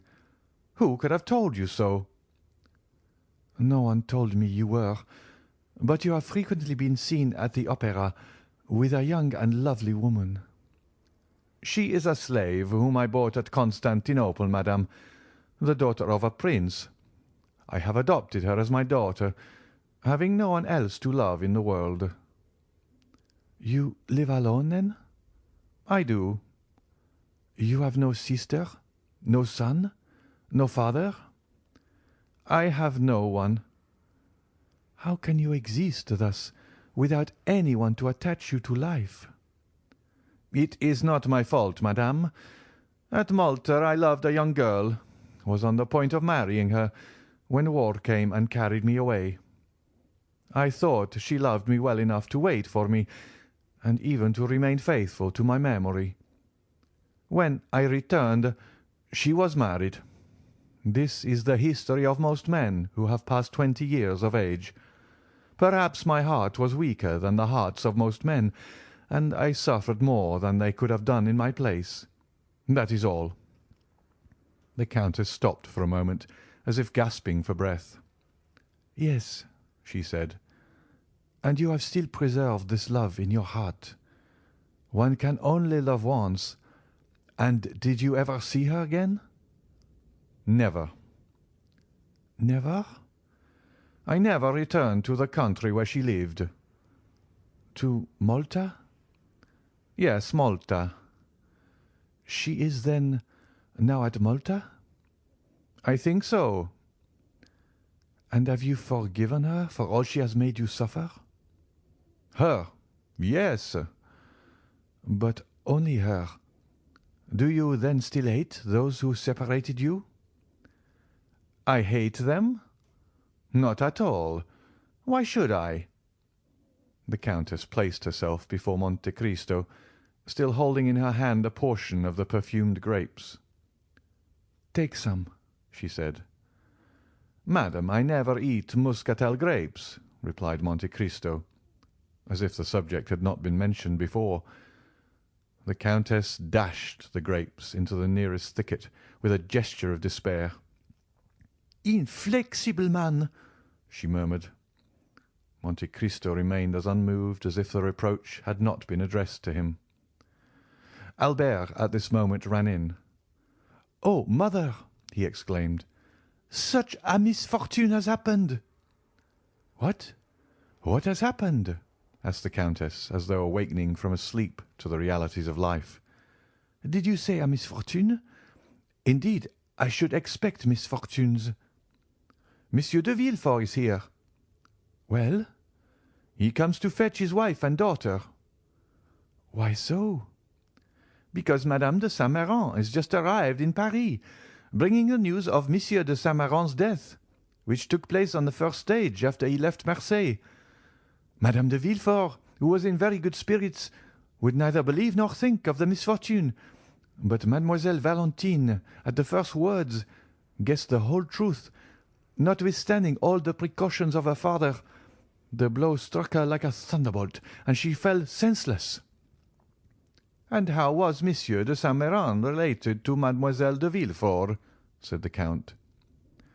"He was her grandfather on the mother's side. He was coming here to hasten her marriage with France." "Ah, indeed. So France must wait. Why was not Monsieur de Saint-Méran also grandfather to Mademoiselle Danglars?" "Albert, Albert," said Madame de Morcerf in a tone of mild reproof, "what are you saying? Ah, Count, he esteems you so highly. Tell him that he has spoken amiss." And she took 2 or 3 steps forward. Monte Cristo watched her with an air so thoughtful and so full of affectionate admiration that she turned back and grasped his hand. At the same time she seized that of her son and joined them together. "We are friends, are we not?" she asked. "Oh, madame, I do not presume to call myself your friend, but at all times I am your most respectful servant." The Countess left with an indescribable pang in her heart, and before she had taken 10 steps, the Count saw her raise her handkerchief to her eyes. "Do not my mother and you agree?" asked Albert, astonished. "On the contrary," replied the Count. "Did you not hear her declare that we were friends?" They re-entered the drawing-room, which Valentine and Madame de Villefort had just quitted. It is perhaps needless to add that Morrel departed almost at the same time. End of chapter 71. Chapter 72 of the Count of Monte Cristo by Alexandre Dumas. Madame de Saint-Méran. A gloomy scene had indeed just passed at the house of Monsieur de Villefort. After the ladies had departed for the ball, whither all the entreaties of Madame de Villefort had failed in persuading him to accompany them, the procureur had shut himself up in his study, according to his custom, with a heap of papers calculated to alarm anyone else, but which generally scarcely satisfied his inordinate desires.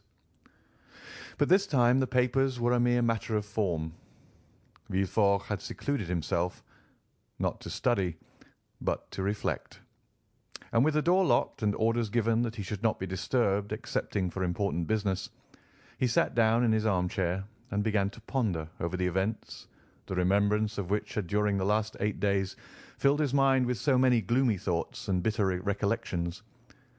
Then, instead of plunging into the mass of documents piled before him, he opened the drawer of his desk, touched a spring, and drew out a parcel of cherished memoranda, amongst which he had carefully arranged, in characters only known to himself, the names of all those who either in his political career, in money matters, at the bar, or in his mysterious love affairs, had become his enemies.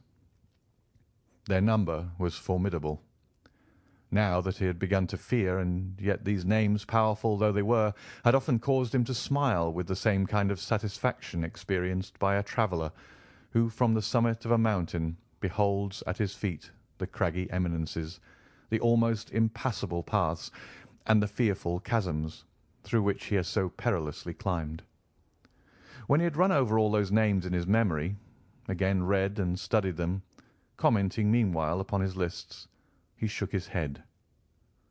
"No," he murmured, "none of my enemies would have waited so patiently and laboriously for so long a space of time, that they might now come and crush me with this secret.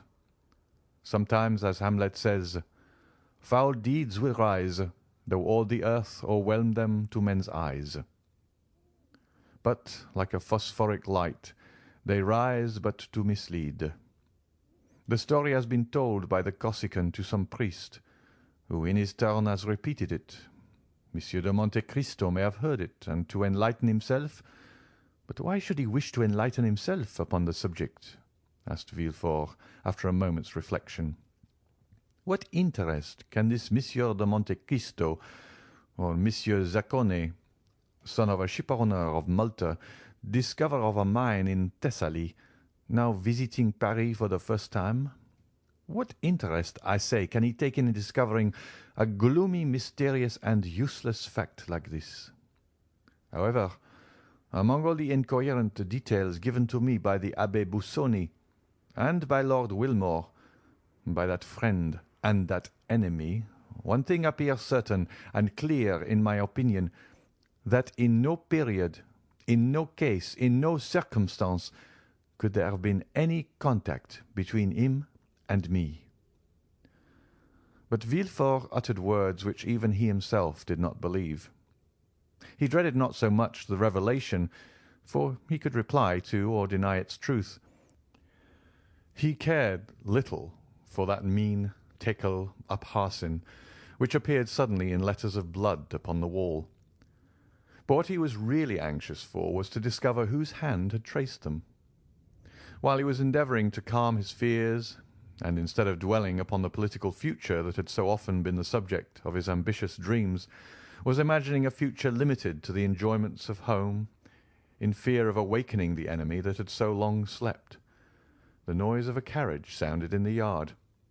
Then he heard the steps of an aged person ascending the stairs, followed by tears and lamentations, such as servants always give vent to when they wish to appear interested in their master's grief.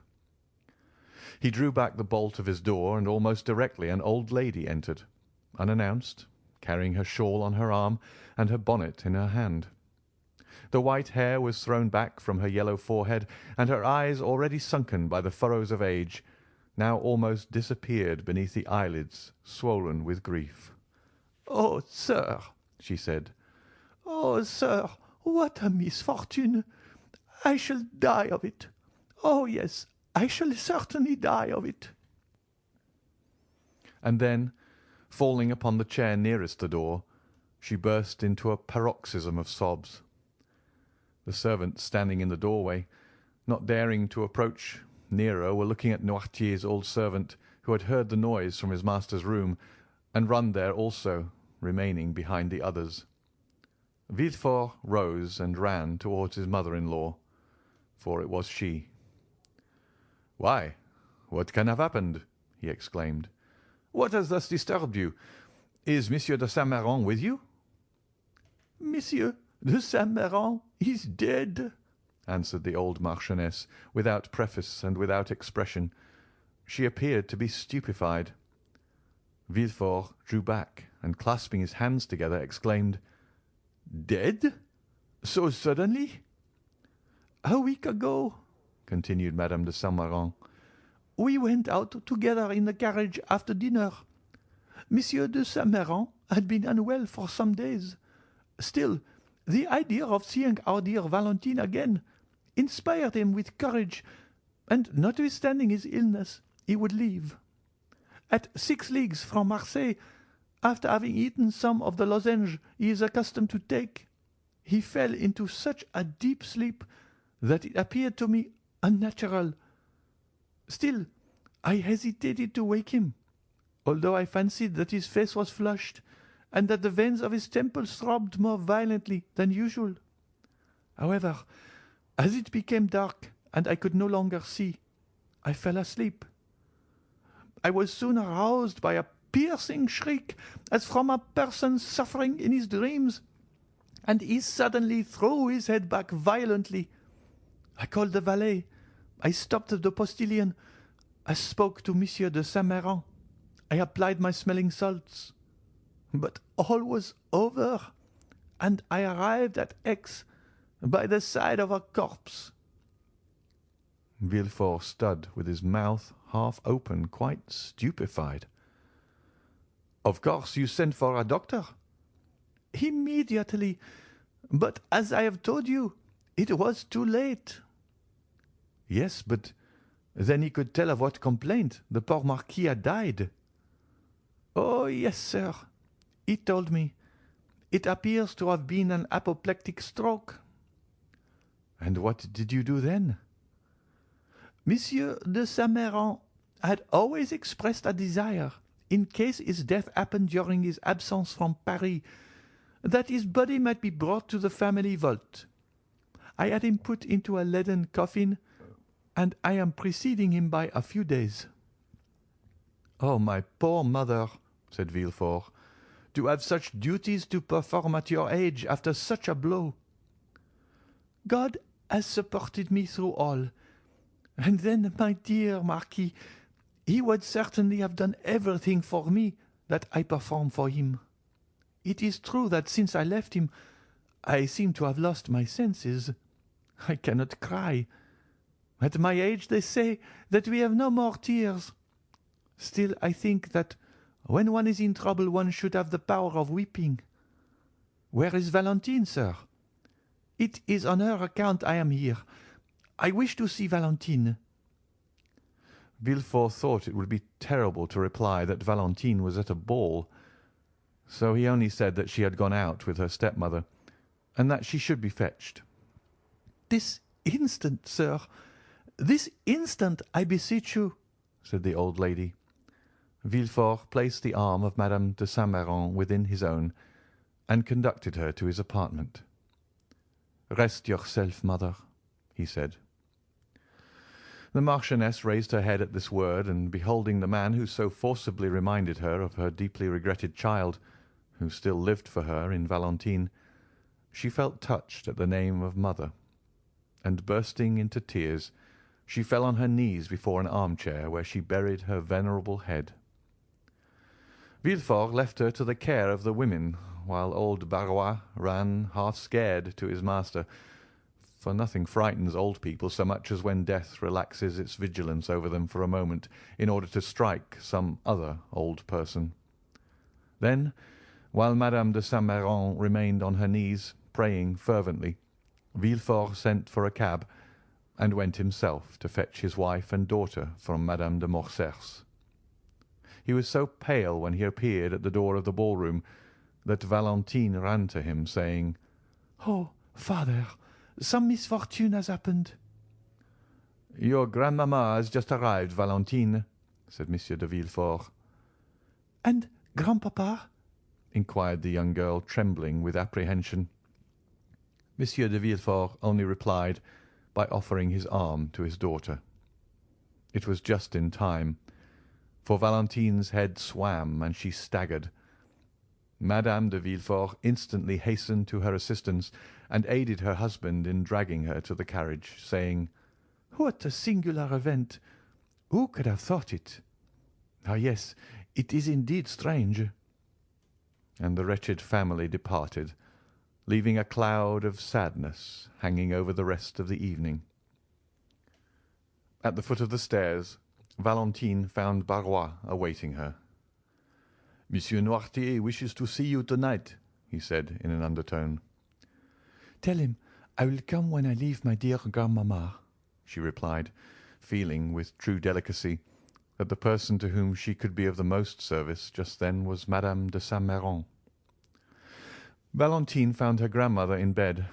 Silent caresses, heart-wrung sobs, broken sighs, burning tears were all that passed in this sad interview, while Madame de Villefort, leaning on her husband's arm, maintained all outward forms of respect, at least towards the poor widow. She soon whispered to her husband, "I think it would be better for me to retire, with your permission, for the sight of me appears still to afflict your mother-in-law." Madame de Saint-Méran heard her. "Yes, yes," she said softly to Valentine. "Let her leave. But do you stay." Madame de Villefort left, and Valentine remained alone beside the bed, for the procureur, overcome with astonishment at the unexpected death, had followed his wife.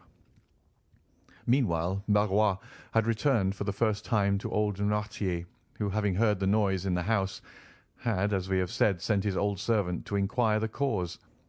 On his return, his quick, intelligent eye interrogated the messenger. "Alas, sir," exclaimed Barrois, "a great misfortune has happened. Madame de Saint-Méran has arrived, and her husband is dead." Monsieur de Saint-Méran and Noirtier had never been on strict terms of friendship. Still, the death of one old man always considerably affects another. Noirtier let his head fall upon his chest, apparently overwhelmed and thoughtful. Then he closed one eye in token of inquiry. "Mademoiselle Valentine?" Noirtier nodded his head. "She is at the ball, as you know, since she came to say good-bye to you in full dress." Noirtier again closed his left eye. "Do you wish to see her?" Noirtier again made an affirmative sign. "Well, they have gone to fetch her, no doubt, from Madame de Morcerf's. I will await her return, and beg her to come up here. Is that what you wish for?" "Yes," replied the invalid. Barrois, therefore, as we have seen, watched for Valentine, and informed her of her grandfather's wish. Consequently, Valentine came up to Noirtier on leaving Madame de Saint-Méran, who, in the midst of her grief, had at last yielded to fatigue and fallen into a feverish sleep. Within reach of her hand they placed a small table upon which stood a bottle of orangeade, her usual beverage, and a glass. Then, as we have said, the young girl left the bedside to see Monsieur Noirtier. Valentine kissed the old man, who looked at her with such tenderness that her eyes again filled with tears, whose sources he thought must be exhausted. The old gentleman continued to dwell upon her with the same expression. "Yes, yes," said Valentine. You mean that I have yet a kind grandfather left, do you not?" The old man intimated that such was his meaning. "Ah, yes, happily I have," replied Valentine. "Without that, what would become of me?" It was 1 o'clock in the morning. Barrois, who wished to go to bed himself, observed that after such sad events everyone stood in need of rest. Noirtier would not say that the only rest he needed was to see his child, but wished her a good night, for grief and fatigue had made her appear quite ill. The next morning she found her grandmother in bed. The fever had not abated. On the contrary, her eyes glistened, and she appeared to be suffering from violent nervous irritability. "Oh, dear grandmamma, are you worse?" exclaimed Valentine, perceiving all these signs of agitation. "No, my child, no," said Madame de Saint-Méran. "But I was impatiently waiting for your arrival, that I might send for your father." "My father?" inquired Valentine uneasily. "Yes, I wish to speak to him." Valentine durst not oppose her grandmother's wish, the cause of which she did not know, and an instant afterwards Villefort entered. "Sir," said Madame de Saint-Méran, without using any circumlocution, and as if fearing she had no time to lose, "you wrote to me concerning the marriage of this child." "Yes, madame," replied Villefort. "It is not only projected, but arranged." "Your intended son-in-law is named Monsieur Franz d'Épinay." "Yes, madame." "Is he not the son of General d'Épinay, who was under our side and who was assassinated some days before the usurper returned from the island of Elba?" "The same." "Does he not dislike the idea of marrying the granddaughter of a Jacobin?" "Our civil dissensions are now happily extinguished, mother," said Villefort. "Monsieur d'Épinay was quite a child when his father died. He knows very little of Monsieur Noirtier, and will meet him, if not with pleasure, at least with indifference." "Is it a suitable match?" "In every respect." "And the young man?" "He is regarded with universal esteem." "You approve of him?" "He is one of the most well-bred young men I know." During the whole of this conversation Valentine had remained silent. "Well, sir," said Madame de Saint-Méran, after a few minutes' reflection, "I must hasten the marriage, for I have but a short time to live." "You, madame? You, dear mamma?" exclaimed Monsieur de Villefort and Valentine at the same time. "I know what I am saying," continued the Marchioness. "I must hurry you, so that, as she has no mother, she may at least have a grandmother to bless her marriage. I am all that is left to her belonging to my poor Renée, whom you have so soon forgotten, sir." "Oh, madame," said Villefort, "you forget that I was obliged to give a mother to my child." "A stepmother is never a mother, sir. But this is not to the purpose. Our business concerns Valentine. Let us leave the dead in peace." All this was said with such exceeding rapidity that there was something in the conversation that seemed like the beginning of delirium. "It shall be as you wish, madame," said Villefort, "more especially since your wishes coincide with mine. And as soon as Monsieur d'Épinay arrives in Paris—" "My dear grandmother," interrupted Valentine, "consider decorum, the recent death. You would not have me marry under such sad auspices." "My child," exclaimed the old lady sharply, "let us hear none of the conventional objections that deter weak minds from preparing for the future. I also was married at the deathbed of my mother, and certainly I have not been less happy on that account." "Still, that idea of death, madame," said Villefort. "Still, always. I tell you I am going to die. Do you understand? Well, before dying, I wish to see my son-in-law. I wish to tell him to make my child happy. I wish to read in his eyes whether he intends to obey me. In fact, I will know him. I will. continued the old lady with a fearful expression, "that I may rise from the depths of my grave to find him, if he should not fulfil his duty." "Madame," said Villefort, "you must lay aside these exalted ideas, which almost assume the appearance of madness. The dead, once buried in their graves, rise no more." "And I tell you, sir, that you are mistaken. This night I have had a fearful sleep. It seemed as though my soul were already hovering over my body.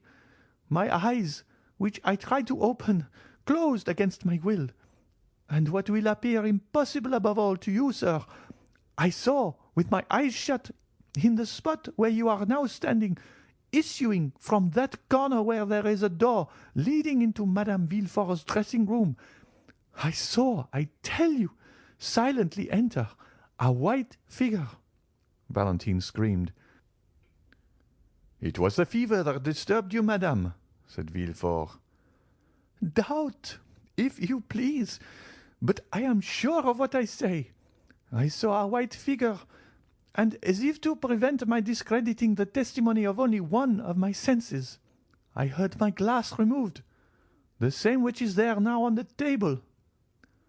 "Oh, dear mother, it was a dream."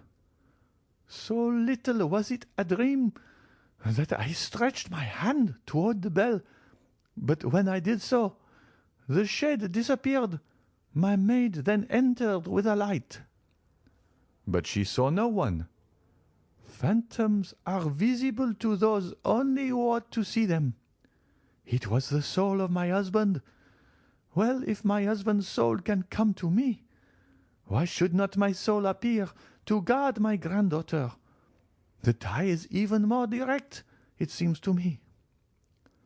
"Oh, madame," said Villefort, deeply affected in spite of himself, "do not yield to these gloomy thoughts. You will long live with us, happy, loved, and honored, and we will make you forget—" "Never, never, never!" said the Marchioness. "When does Monsieur d'Épinay return?" "We expect him every moment." "It is well. As soon as he arrives, inform me. We must be expeditious.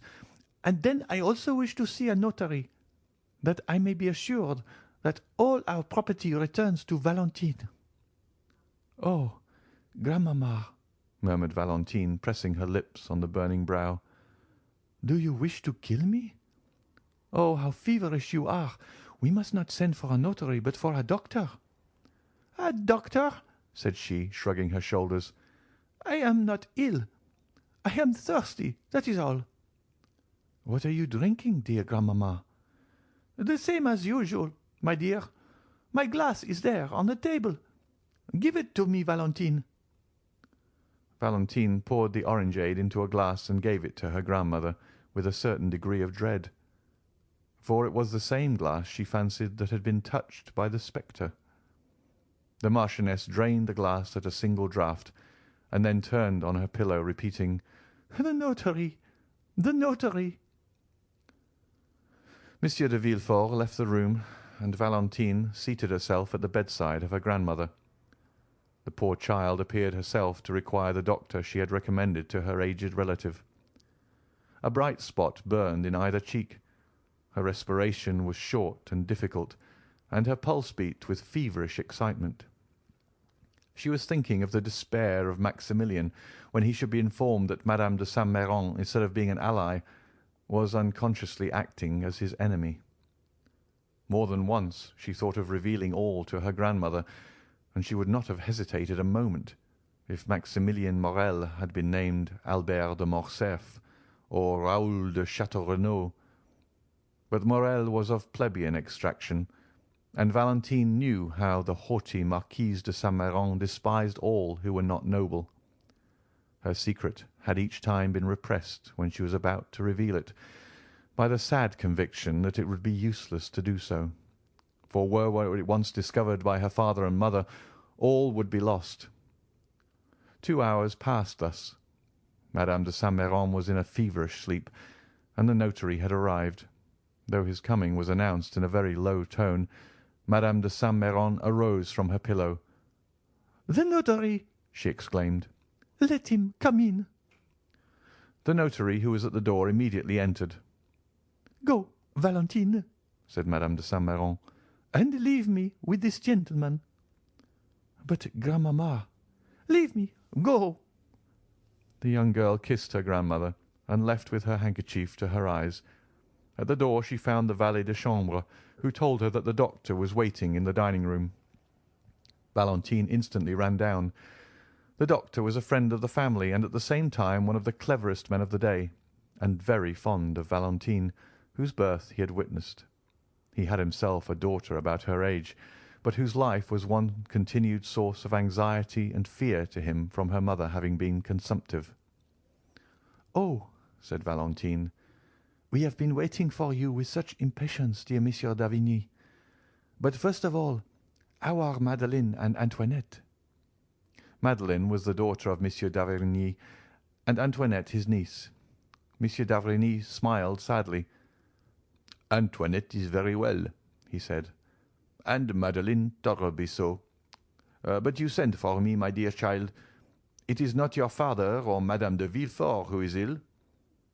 As for you, although we doctors cannot divest our patients of nerves, I fancy you have no further need of me than to recommend you not to allow your imagination to take too wide a field." Valentine coloured. Monsieur d'Avrigny carried the science of divination almost to a miraculous extent, for he was one of the physicians who always work upon the body through the mind. "No," she replied, "it is for my dear grandmother." "You know the calamity that has happened to us, do you not?" "I know nothing," said Monsieur d'Avrigny. "Alas," said Valentine, restraining her tears, "my grandfather is dead." "Monsieur de Saint-Méran?" "Yes." "Suddenly?" "From an apoplectic stroke." "An apoplectic stroke?" repeated the doctor. "Yes, and my poor grandmother fancies that her husband, whom she never left, has called her, and that she must go and join him. Oh, Monsieur d'Avrigny, I beseech you, do something for her." "Where is she?" "In her room with the notary." "And Monsieur Noirtier?" "Just as he was, his mind perfectly clear, but the same incapability of moving or speaking." "And the same love for you, eh, my dear child?" "Yes," said Valentine. "He was very fond of me." "Who does not love you?" Valentine smiled sadly. "What are your grandmother's symptoms?" "An extreme nervous excitement and a strangely agitated sleep. She fancied this morning in her sleep that her soul was hovering above her body, which she at the same time watched. It must have been delirium. She fancies, too, that she saw a phantom enter her chamber, and even heard the noise it made on touching her glass." "It is singular," said the doctor. "I was not aware that Madame de Saint-Méran was subject to such hallucinations." "It is the first time I have ever saw her in this condition," said Valentine, "and this morning she frightened me so that I thought her mad. And my father, who you know is a strong-minded man, himself appeared deeply impressed." "We will go and see," said the doctor. "What you tell me seems very strange." The notary here descended, and Valentine was informed that her grandmother was alone. "Go upstairs," she said to the doctor. "And you?" "Oh, I dare not. She forbade me sending for you, and, as you say, I am myself agitated, feverish, and out of sorts. I will go and take a turn in the garden to recover myself." The doctor pressed Valentine's hand, and while he visited her grandmother she descended the steps. We need not say which portion of the garden was her favourite walk. After remaining for a short time in the parterre surrounding the house, and gathering a rose to place in her waist or hair, she turned into the dark avenue which led to the bench. Then from the bench she went to the gate. As usual, Valentine strolled for a short time among her flowers, but without gathering them. The morning in her heart forbade her assuming this simple ornament, though she had not yet had time to put on the outward semblance of woe. She then turned towards the avenue. As she advanced, she fancied she heard a voice speaking her name. She stopped, astonished. Then the voice reached her ear more distinctly, and she recognized it to be that of Maximilian. End of chapter 72.